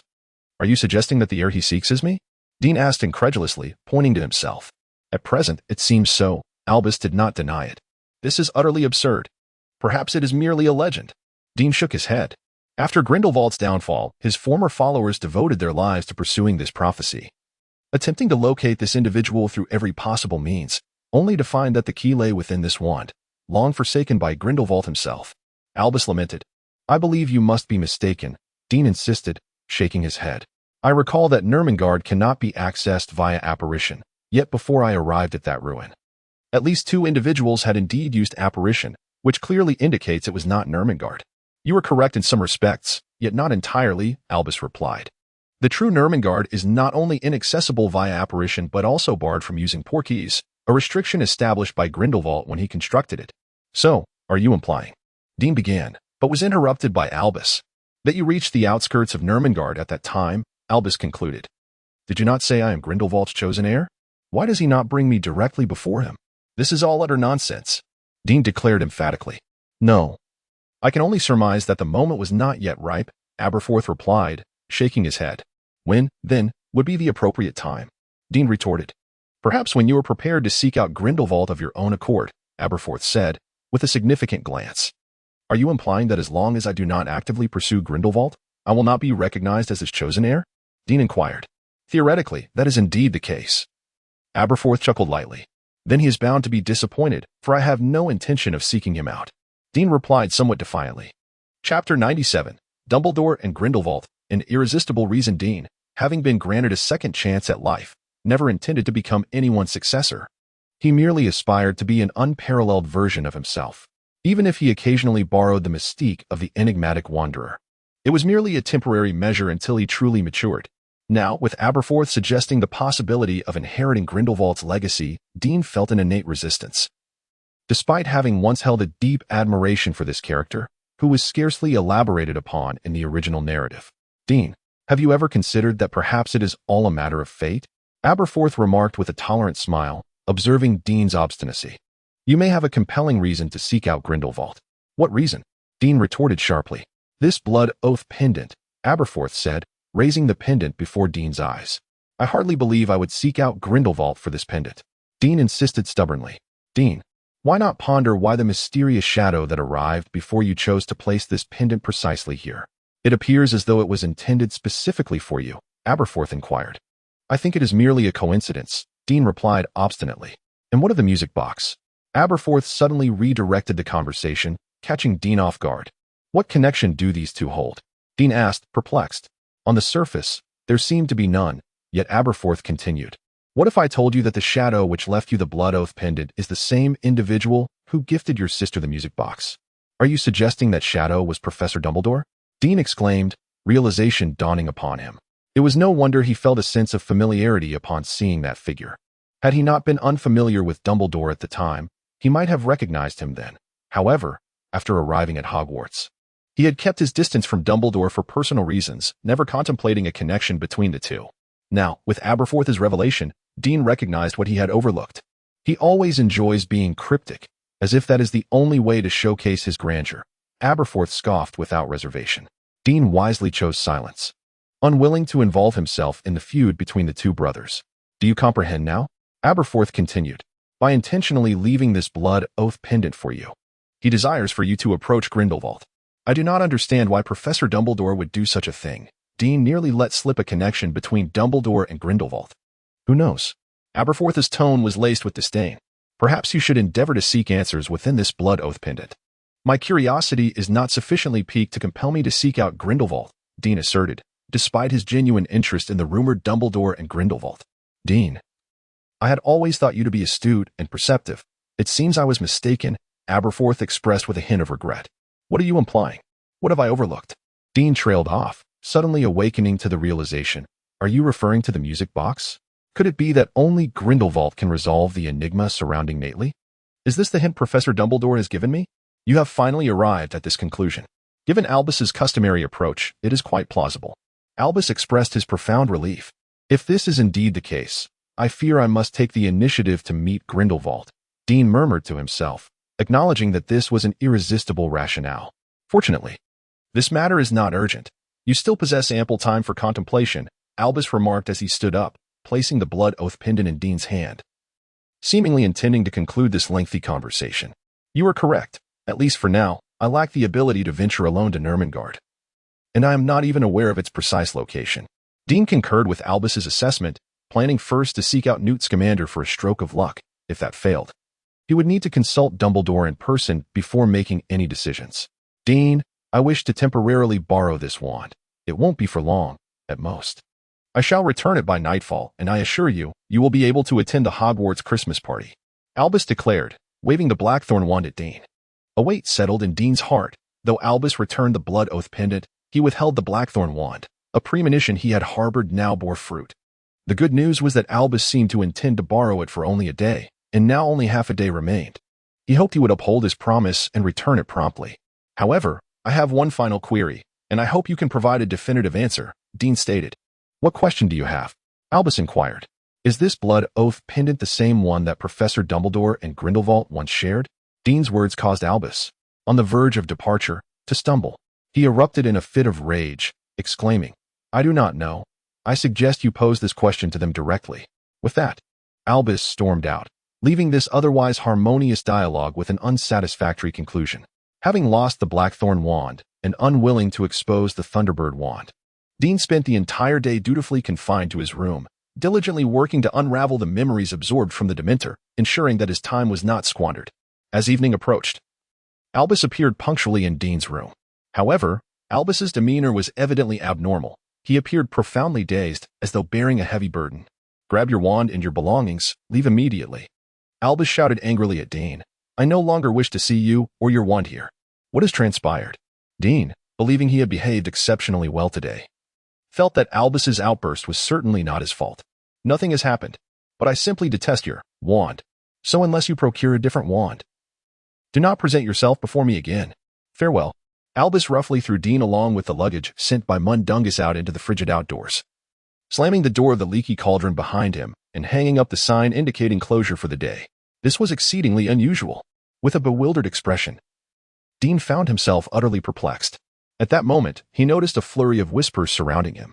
Upon closer inspection, he discovered that a group of patrons, likely ejected from the bar just as he was, were pointing and whispering about him.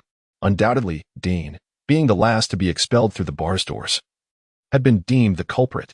Realizing this, he tightened his cloak around him and, dragging his luggage, trudged in the direction of Hogwarts, beginning to grasp why Aberforth had lost his composure so dramatically. Chapter 98. The unsuccessful key to travel. As Dean was on the verge of departing from Hogsmeade, preparing to enter the grounds of Hogwarts, he unexpectedly noticed a new task silently materializing in the system's taskbar, a sequential task, no less. Sequential task. The heir of Grindelwald, your Blackthorn wand is a relic of the Dark Lord's legacy, imbued with a certain secret. Attempt to unravel this mystery. Having grown accustomed to the system's penchant for surprises, Dean was hardly fazed. He observed that the more significant the task, the less likely the system was to provide hints. Indeed, the most critical main storyline tasks had appeared in such a stealthy manner.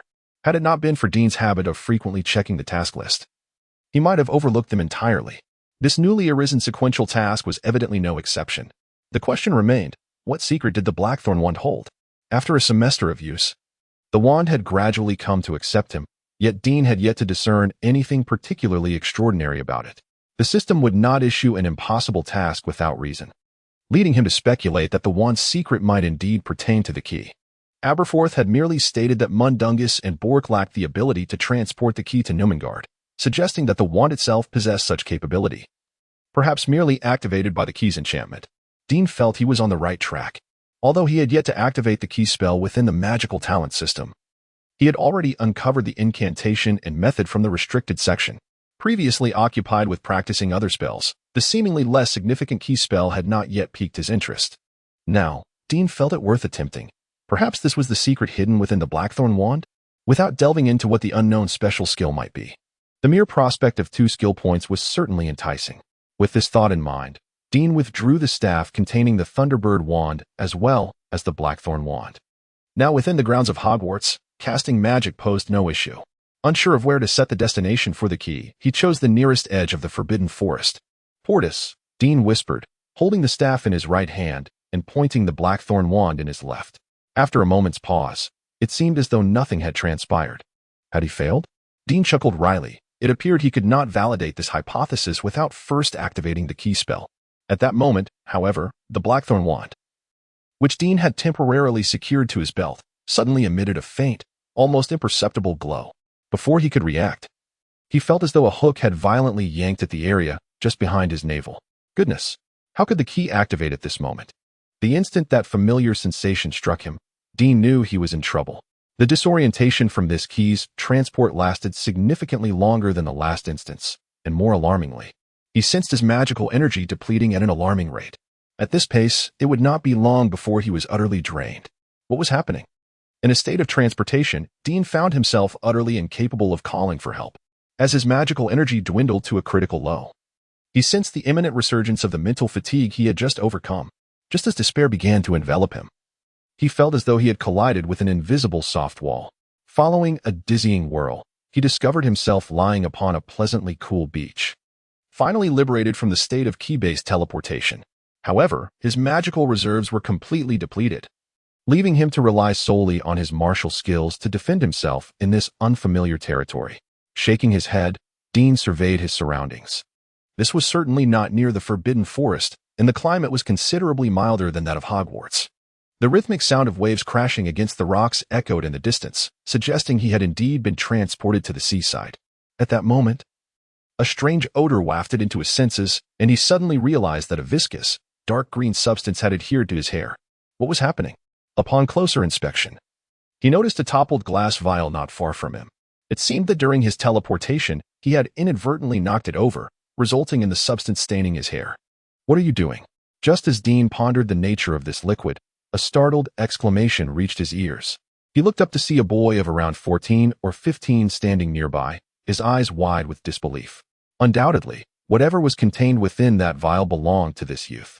Dean's abrupt arrival had not only toppled the vial, but also disrupted the boy's plans. Rising from the ground, Dean shrugged and said, "You should be able to see this was an accident." The boy scrutinized Dean with a skeptical gaze, his attention finally resting on the black thornwood wand in Dean's hand. "How did you manage to appear so suddenly?" There are magical barriers set up all around. Dean offered an awkward smile. Perhaps it was due to a failed key-based journey? Before the boy could respond, a deep, ominous roar from some unknown creature echoed in the distance. Oh no, it's coming so quickly. Panic-stricken, the boy dashed to Dean's side and picked up the vial. It's almost empty. The boy gazed mournfully at the nearly depleted container. I apologize. Was the substance in this vial precious? Dean asked, sheepishly touching his damp hair. The boy shot him an exasperated glare. It's not a matter of value. You'll understand soon enough. With that, he poured the remaining liquid from the vial onto his wrist, murmuring, I hope the spell my grandfather taught me proves effective. Otherwise, you will be in dire straits. Dean's face was a mask of confusion. Wait, why will I be in trouble? Because, just as the boy was about to explain, his expression shifted dramatically, and he gestured for silence. In truth, Dean had already sensed the impending danger. He realized he was being watched by something sinister. Dean was certain that the cold, emotionless gaze originated from his rear flank. His warrior instincts warned him that a formidable creature had set its sights upon him, and it would be prudent to refrain from any rash movements. He felt as though he were ensnared by an immobilizing spell, rooted to the spot in trepidation, while his mind raced with possibilities. If he were to cast his belongings aside, would it divert the attention of the unknown entity lurking behind him, thereby affording him a fleeting chance of escape? Chapter 99 Encounter with the Venomous Beast. At that moment, the young boy whispered in a tone audible only to the two of them. I will do my utmost to divert its attention. You must flee at once, as far as you can. Are you certain? Dean questioned, perplexed by the boy's confidence. He had just stolen a glance at the creature and doubted the boy's capability to confront it. At first glance, the beast resembled a rhinoceros, yet upon closer inspection, it was evident that it was far more colossal, with a sharp, large horn on its snout and a long tail resembling a thick rope. Having diligently studied fantastic beasts and where to find them at the suggestion of Mrs. Greyfoss, Dean recognized it immediately as an adult venomous beast. The creature let out a low growl, inching closer to them. The boy stealthily kicked open the lid of a dilapidated suitcase on the ground and suddenly shouted, "Run!" before charging towards the venomous beast. What remarkable courage! Dean silently praised the boy and decided to trust his confidence. He turned and sprinted away. After running over 100 meters, Dean felt he was no longer the beast's target and paused to hide behind a nearby rock, peering towards the boy and the creature. It appeared that the venomous beast was not as formidable as he had imagined. Dean observed the boy's demeanor and wondered if the descriptions in the book were perhaps exaggerated. At that moment, Dean sensed the peculiar scent of a dark green liquid in the air intensifying, yet he paid it little mind. The boy was deftly maneuvering the venomous beast toward the open suitcase, which seemed to be the key tool for taming the creature. Just as the boy was about to reach the suitcase, a gust of wind swept past Dean and towards the beast. The venomous beast, which had seemingly been captivated by the boy's antics, suddenly halted, its enormous head turning in Dean's direction, puzzled. The beast's originally slate-gray skin began to redden in response to the scent, particularly at the base of its horn, which swelled with a glowing red sac filled with an undeniable magical essence. Goodness, could it be what I think it is? Dean's eyes widened, horrified by his own conjecture. As he fell into contemplation, the venomous beast abandoned its fixation on the boy and let out an exhilarated roar, lowering its head and charging towards Dean. Just a step away from success, the boy's gaze turned vacant. No way, am I to fail again? By the time Dean realized the impending danger, the venomous beast was nearly upon the rock. He noticed that the creature's gaze had shifted from cold indifference to one imbued with a suggestive quality. The thought of being pounced upon by the venomous beast was unfathomable. The mere image was heart-wrenching. Dean brandished his blackthorn wand and shouted repeatedly, "Armored protection! Obstacle barricade!" Dazed and confounded. Yet, nothing transpired. Dean suddenly recalled that his magical energy had been completely depleted. Damn it, I should have used the Thunderbird wand. He lamented. In this predicament, he needed to channel the power of the Thunderbird wand to cast a spell. Unfortunately, not only had he forgotten to switch wands in time, but he also failed to establish a magical link with the Thunderbird wand. Dean had to admit that he was far from being a mature and competent wizard. Now, it was too late to change wands. The venomous hornet was charging towards him, and he could even feel the hot breath emanating from its enormous nostrils. Turning back was clearly unwise. Dean's speed would never match that of the hornet. In this dire situation, Dean shouted fiercely, stomped heavily on the boulder, and leaped into the air with all his might, soaring several meters high. He executed a graceful somersault, just clearing the venomous hornet, landing deftly behind it. The hornet, unable to stop in time, crashed headfirst into the massive rock, producing a resounding thud. Dean winced at the thought that the hornet's horns might have been broken in the impact. However, he underestimated the hornet's strength. The air sacs beneath its horns suddenly erupted in a dazzling red light, and the boulder, as large as a small house, was obliterated with a thunderous explosion. This was excessively ferocious. Dean swallowed hard, realizing that the descriptions in the book about the venomous hornet were not exaggerated at all, and perhaps even understated. "Run! What are you standing there for?" A panicked shout from a boy came from behind. Dean immediately heeded the call and began to sprint wildly. Fortunately, while in midair, he had managed to perform a challenging hand switch maneuver, retrieving the Thunderbird wand from his dragon hide bag, which brought him some relief. At least his life was now somewhat secured. After crashing through the boulder, the hornet was momentarily dazed for a few seconds before swiftly turning around and charging towards Dean with a gust of wind. The boy's intention was to lure the hornet towards him so he could subdue it with his suitcase, but they clearly lacked that understanding. Helplessly watching as Dean and the hornet sped further away at an inhuman pace. This is disastrous. That guy shouldn't end up losing his life, right? If Grandpa finds out. The boy muttered to himself, on the verge of tears. Completely focused on escaping, Dean was oblivious to the boy's cries. He had never felt such an intense sense of crisis since his arrival in this world. Dean felt he had squeezed every ounce of potential from his body. And in terms of speed, he could almost compete in the Muggle Olympics. Yet the venomous hornet relentlessly pursued him, and from the sounds behind him, it was growing ever closer. Chapter 100. The mission, capturing the venomous horned beast. Alas, the venomous horned beast possessed an exceptionally thick hide, endowed with formidable magical resistance. Ordinary spells were utterly ineffective against it. In this dire moment, the knowledge gleaned from the tome regarding the creature surfaced vividly in Dean's mind, yet, regrettably, it offered no valuable counsel. Instead, each word seemed to pronounce his impending doom. What to do? What to do? As Dean pondered in a state of confusion, he unexpectedly collided with an invisible barrier, reminiscent of the moment he had liberated himself from the door's key transport. What manner of specter was this? Dean was gently deflected aside, fortunate that he had sensed the soft wall just in time, executing a clear evasive maneuver that left him only slightly dizzy.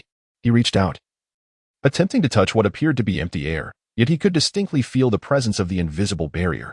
Meanwhile, the venomous horned beast had also arrived, and Dean performed a swift roll to evade its path, causing the creature to crash into the soft wall with a resounding impact.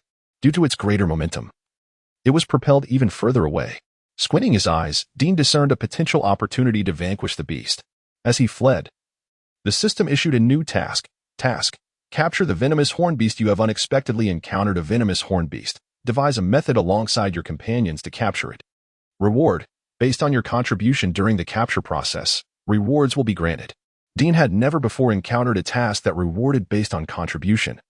Yet he understood that exerting more effort would invariably yield higher rewards.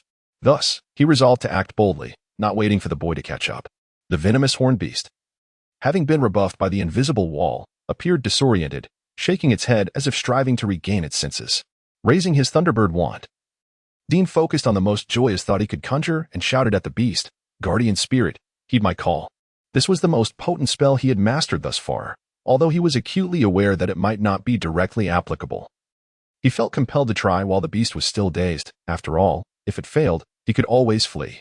A colossal Thunderbird Guardian surged forth from the wand, launching itself at the staggering venomous horned beast. At that moment, Dean thought he might have misheard, as a melodious cry of the Thunderbird seemed to resonate from afar.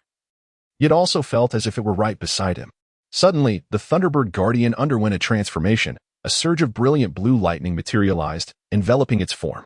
The Guardian morphed into a tempestuous eagle composed of genuine lightning, colliding head-on with the venomous horned beast as it struggled to regain its footing. After a dazzling flash of potent electricity, the creature, exuding an eerie, meaty aroma, convulsed and collapsed to the ground. With the assistance of an unseen force, Dean triumphed over the beast, only for the boy to arrive breathless moments later. Was that the Guardian Spirit spell? He inquired, appraising Dean with an unusual gaze. One could say that, Dean replied, feeling a surge of guilt. He was certain that the power he had just wielded was not entirely his own. He merely served as a tool for summoning the Guardian Spirit, yet regrettably, his modesty prevented him from claiming the glory as his own. The youth cast a deep glance at Dean, opened his suitcase, and, with a swift motion, captured the twitching venomous beast within. Was this his plan all along? The dragon hide bag seemed to possess a similar effect. Had he known, he would have seized the opportunity to capture the beast while it was dazed. Dean pondered quietly. As the youth secured the venomous creature in his suitcase, the system notified Dean that his task of capturing the beast was complete. His contribution was rated at an impressive 80, earning him 4 skill points and a vial of venom from the beast. As Dean touched the dragon hide bag, he indeed found a glass vial, approximately 1 pint in capacity. Why was his contribution only 80? Did the youth's final act of capturing the beast with the suitcase claim 20 of his contribution? How unfair. Dean thought greedily. Do you realize that your interruption may have jeopardized my trial? The youth said, his expression sour as he resealed the suitcase. A trial? You mean to say this was a trial? Dean questioned, raising his voice, recalling how he had nearly been slain by the roused venomous creature. I believe you must have encountered an invisible barrier around you. My grandfather specifically created this air wall for the trial to prevent ignorant wizards like yourself from intruding. The youth lamented, on the verge of tears. Wait, are muggles not able to intrude? Dean interjected. This area is heavily warded with spells. Muggles cannot enter, the youth explained. Is your trial merely to capture this roused venomous beast? Dean inquired. No, this is a trial I requested myself. Only by passing this trial will my grandfather allow me to travel the world in pursuit of wondrous creatures after graduation, the youth replied. Surely, you are not also a student of Hogwarts? Dean asked. Allow me to introduce myself. Rolf Scamander, 5th year of Hufflepuff. Rolf extended his hand. Dean hesitated momentarily before shaking Rolf's hand, the surname strikingly familiar. Where had he seen it recently? I am Dean Thomas, 1st year of Gryffindor. Dean introduced himself. What? You are merely a 1st year? Rolf's composure faltered. It was astonishing that someone so young could wield the Patronus charm. I'm just tall for my age. Dean completely misinterpreted, thinking Rolf was feeling insecure about his height. Dean, you are a genius. I believe my grandfather would surely welcome a talent like you. Rolf exclaimed in disbelief. I consider it an honor to meet such a formidable elder, Dean responded. Rolf placed the suitcase on the ground and gently tapped it twice. Moments later, the suitcase sprang open, revealing a voice that was both ancient yet spirited. Rolf, you'd better explain what you have done to my venomous beast. Oh dear. It seems that grandfather is rather displeased. Rolf made a face at Dean and shouted into the suitcase. Grandfather, allow me to explain. As he spoke, he dove into the suitcase, leaving one hand outside, beckoning Dean with a finger. Come in with me. Dean was utterly astonished. He had never imagined that this suitcase was so marvelous that it could even accommodate a person. Chapter 101. Newt Scamander. Dean, filled with anticipation, eagerly dragged his luggage inside and found himself standing on an immense staircase that seemed to stretch endlessly upward, leading to an entrance into the outside world. As he surveyed his surroundings, he realized he had stepped into a veritable paradise of magical creatures. The interior of his suitcase was remarkably spacious, encompassing mountains, rivers, forests, and deserts. Nearly every environment one could imagine could be found within. It resembled a hidden utopia where countless fantastical beings, previously seen only in books, coexisted in harmonious splendor. Ahead of him, Rolf stood alongside a frail old man, leaning on a cane, in what appeared to be an African tropical desert. They beckoned Dean closer. Before them lay a smoking, distressed heptapod, seemingly in dire straits. Allow me to introduce, Rolf said. This is Dean Thomas, a 1st year from Gryffindor, who just moments ago subdued the heptapod with a splendid Patronus charm. After addressing the old man, Rolf winked at Dean. This is my grandfather, Newt Scamander. I suspect you've heard of him. Why, you are Mr. Newt Scamander, the master? Dean stammered, his words faltering. He had immediately recognized the old man from the magical photograph gracing the cover page of every edition of Fantastic Beasts and where to find them. Clad impeccably in a deep peacock blue coat, before such a distinguished magizoologist, having incapacitated one of his beloved creatures. Dean felt certain that he had made a thoroughly unfortunate first impression. As if to amplify his distress, the ever-intrusive system issued a new task. Earn Newt Scamander's forgiveness due to your injury of the renowned magizoologist Newt Scamander's heptapod. Find a way to obtain his pardon. Reward, activate Newt Scamander's bond, affection level 50. Dean could hardly contain his exasperation towards the system's incessant meddling. Having just completed the task of capturing the heptapod, he was now tasked with seeking the great master's forgiveness. Newt nodded at Dean, then playfully delivered Rolf a light thump on the head. You cheeky rascal. Don't you dare try to fool me. A Patronus charm could never defeat a heptapod. Are you taking advantage of my age and forgetfulness? Why? You appear as spry as ever. Rolf flattered while gently massaging Newt's shoulders, whispering to Dean, he is usually quite amiable, but when it comes to magical creatures, he can become fearsome. You little rascal. Are you gossiping about me behind my back? Thinking I can't hear you? Newt retorted, playfully striking Rolf again with his cane. Feigning annoyance. Grandfather, I thought you were hard of hearing? Rolf exclaimed in mock surprise. Who said that? Who said that? Newt playfully chastised while tapping Rolf with his cane, eliciting exaggerated cries. Grandfather, perhaps you should examine the heptapod first. After a moment of light-hearted banter, Rolf quietly reminded him. Oh, I almost forgot, exclaimed my dear Newt as he lunged towards the alchemy. My grandfather has grown quite childlike in his old age. I hope you don't mind, Rolf whispered to Dean. That is understandable, Dean calculated. After all, Newt was nearly a century old, and such behavior was quite normal, hence the term old child. However, the question remained, how was he to fulfill his task? Rolf, Professor Dumbledore must be considerably older than Mr. Scamander, yet he shows none of these symptoms, Dean inquired curiously. Because my grandfather has chosen not to employ any means to stave off aging. He wishes to grow old gracefully alongside my grandmother, Rolf replied with a hint of resignation. That truly is a significant loss for the magical community, Dean remarked with a tinge of regret. If Voldemort had possessed a mindset akin to Newt's, many tragedies could have been averted. Unfortunately, it seems Voldemort will never comprehend the essence of true happiness. A powerful electric shock had wreaked havoc on the body, leading to severe exhaustion. Newt, renowned as the most distinguished magizoologist of our time, discerned the crux of the matter almost instantly. He raised his gaze, solemnly regarding Dean. The Patronus charm cannot inflict such harm. I did indeed cast but a single Patronus charm, Dean replied innocently, looking towards Newt. Perhaps you should cast it once more, Rolf suggested, noticing Newt's increasingly dark expression. Very well, Dean said, drawing his Thunderbird wand and softly calling to the distance, Expecto Patronum. A Thunderbird Patronus materialized. Your Patronus is a Thunderbird? Rolf's expression shifted slightly. He had only glimpsed a flash of electricity and had not discerned the true form of Dean's Patronus. Newt's contemplative gaze fell upon Dean's Thunderbird wand as he murmured, Frank. The serene sky was suddenly shattered by a bolt of lightning, and a magnificent golden creature emerged from the rift, soaring above the three of them. It was a true Thunderbird. I see now. It appears that Frank assisted you by stunning the alchemy, Newt sighed. I sensed Frank's agitation earlier. It seems this wand is to blame. Grandfather. Do you mean? Rolf's gaze also fell upon the Thunderbird wand in Dean's hand. If I am not mistaken, the core of this wand is indeed a feather from Frank. Newt tenderly stroked the Thunderbird that had settled beside him. I'm sorry, Master Newt. The core of my wand is indeed a feather from a Thunderbird, but I don't believe it is from this one. Dean pointed to the Thunderbird beside Newt, noticing its sharp gaze directed at him, and quickly corrected himself. It is from Frank. Why do you think so?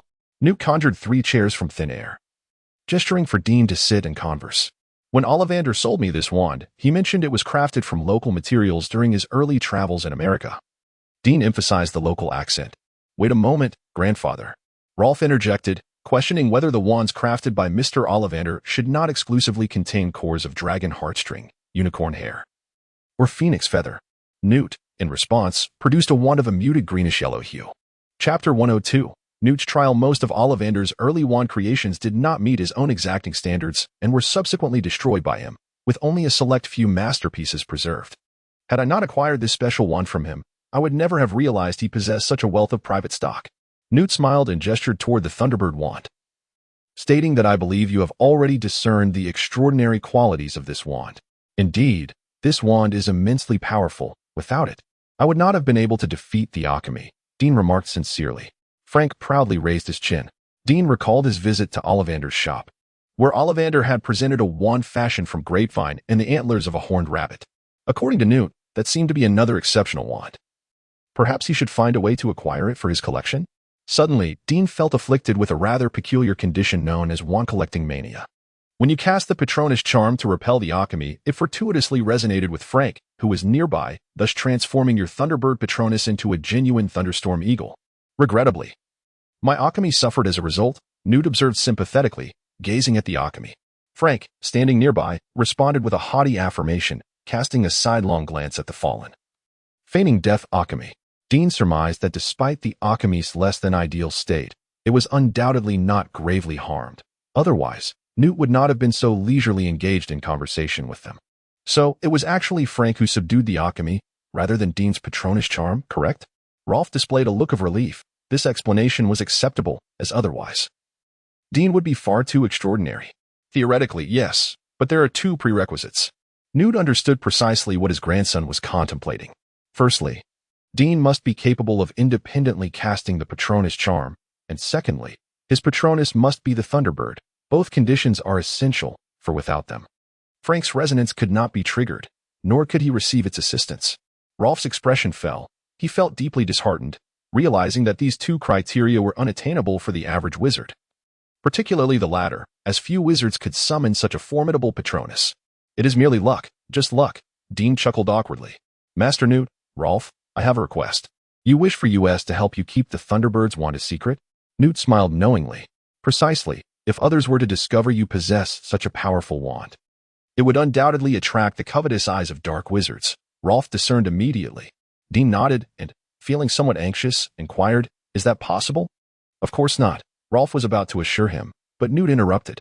You must first pass one of my trials before we agree to your request. Newt stated with a meaningful look. What sort of trial? Dean asked.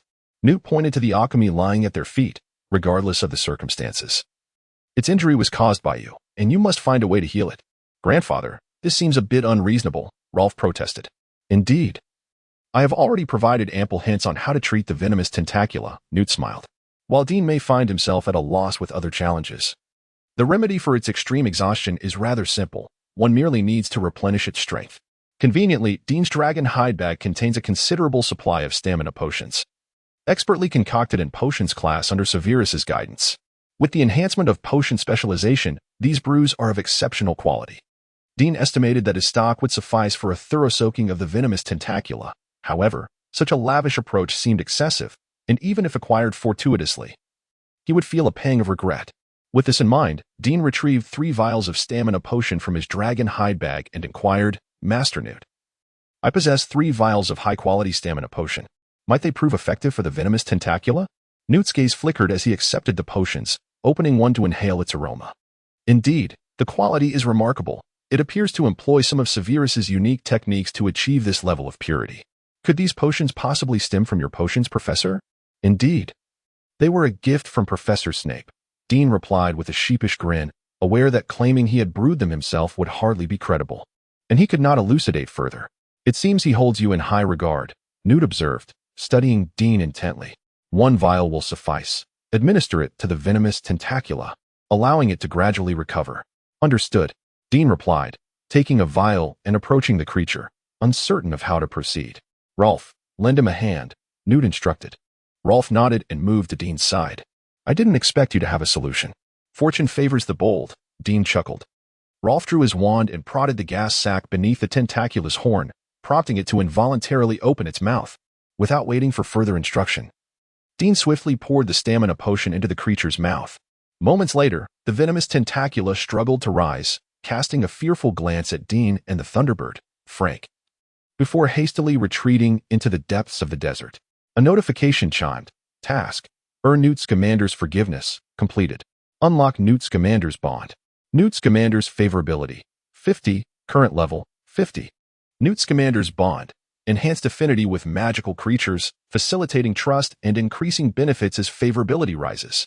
Dean had to admit he felt somewhat disappointed with Newt's bond effects, concerned it might overlap with Hagrid's bond.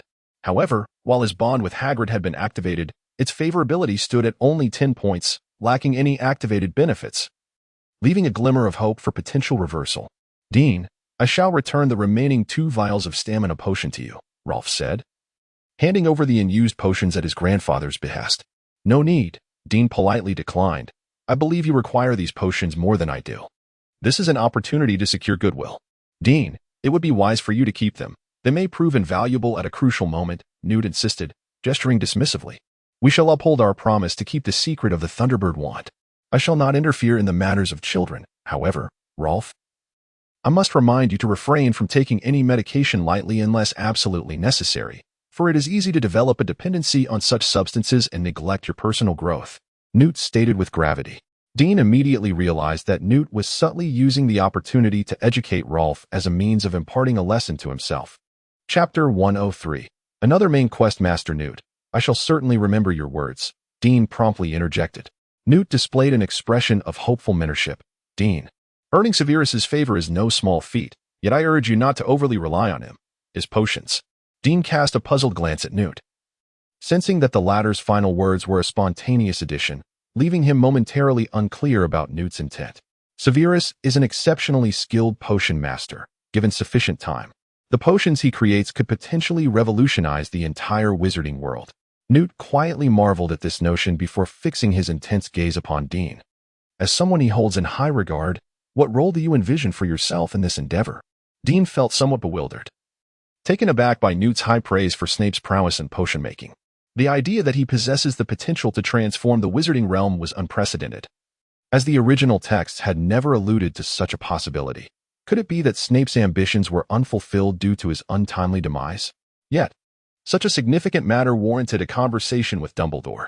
As Dean pondered whether Newt was exaggerating, the system's task abruptly materialized, affirming that Newt's assertions were not without merit. Main quest: transformation of the wizarding world. You have gleaned a fragment of insight from Newt's commander. The stagnant wizarding realm is ripe for change. Utilize this as a fulcrum to initiate a revolution throughout the wizarding world. Reward: unlocks with the completion of the task. Another main quest. Although the rewards remained ambiguous, Dean understood that this hinted at something extraordinary. Master Newt, I do not fully grasp your meaning, but I assure you that should Professor Snape require my assistance, I would not decline, Dean stated cautiously. Remember your promise, child, Newt replied promptly. Please, Professor Snape's reputation at the school is far from stellar. Rolf interjected with a tone of discontent, clearly having suffered his share of hardships under Snape's tutelage. Rolf, broaden your perspective. From a mere student's viewpoint, you cannot perceive the deeper implications hidden beneath many matters, Newt remarked.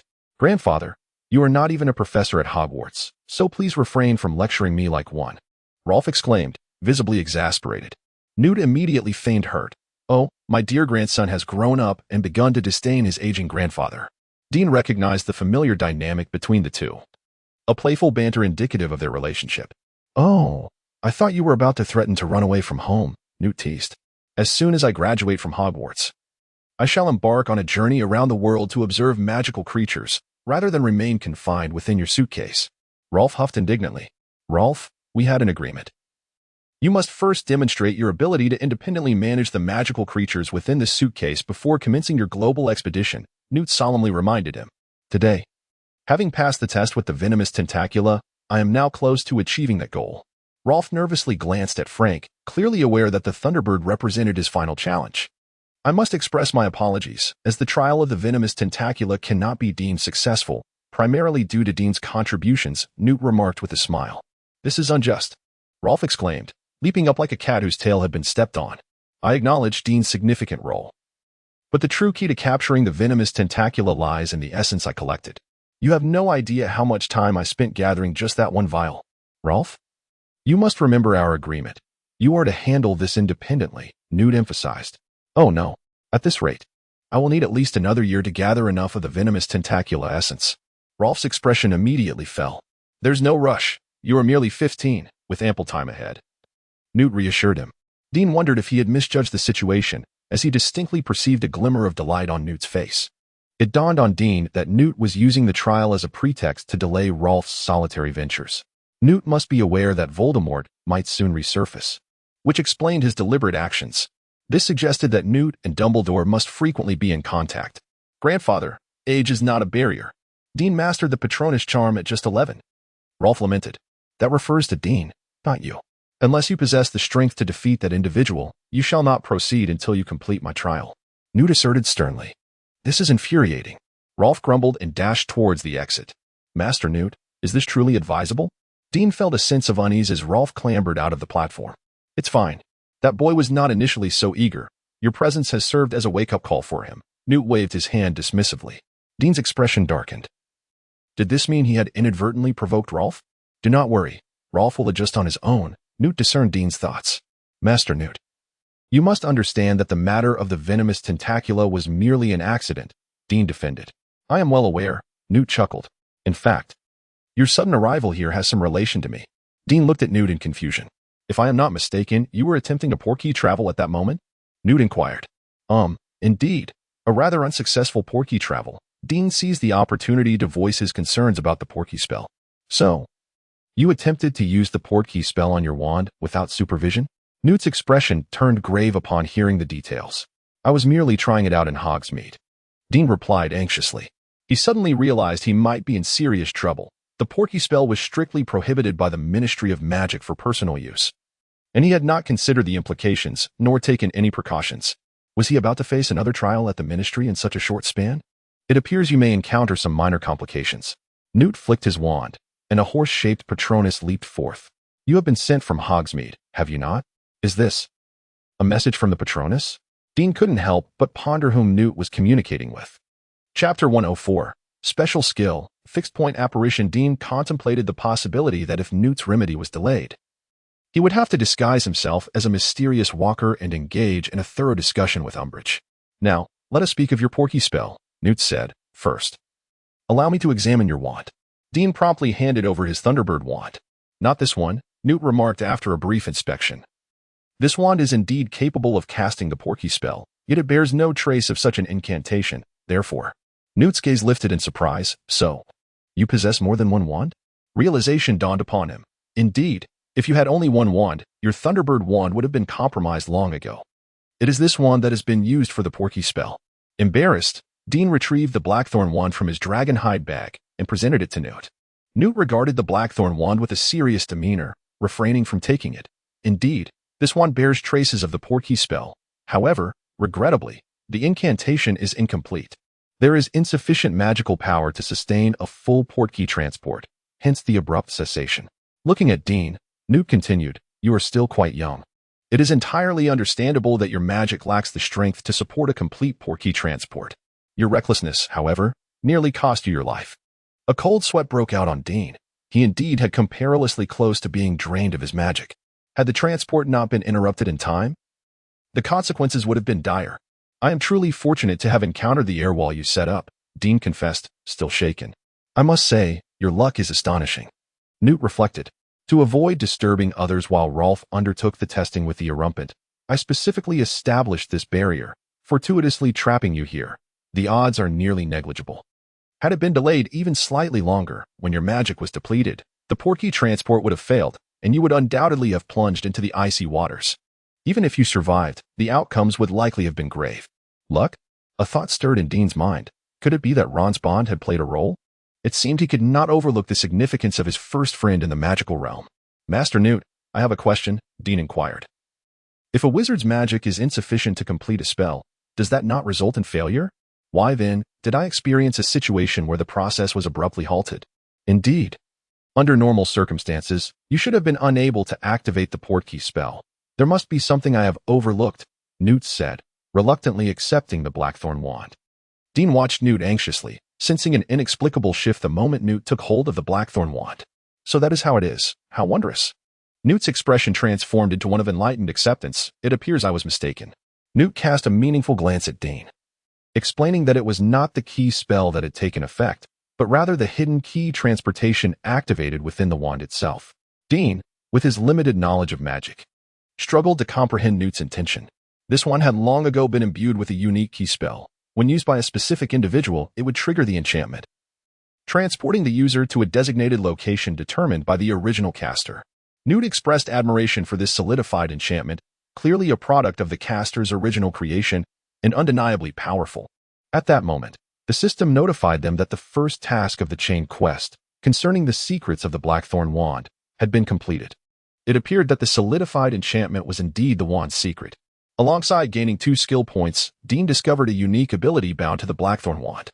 I truly do not understand, Dean lamented. Did Grindelwald not consider that someone might perish because of this key spell he embedded into the wand?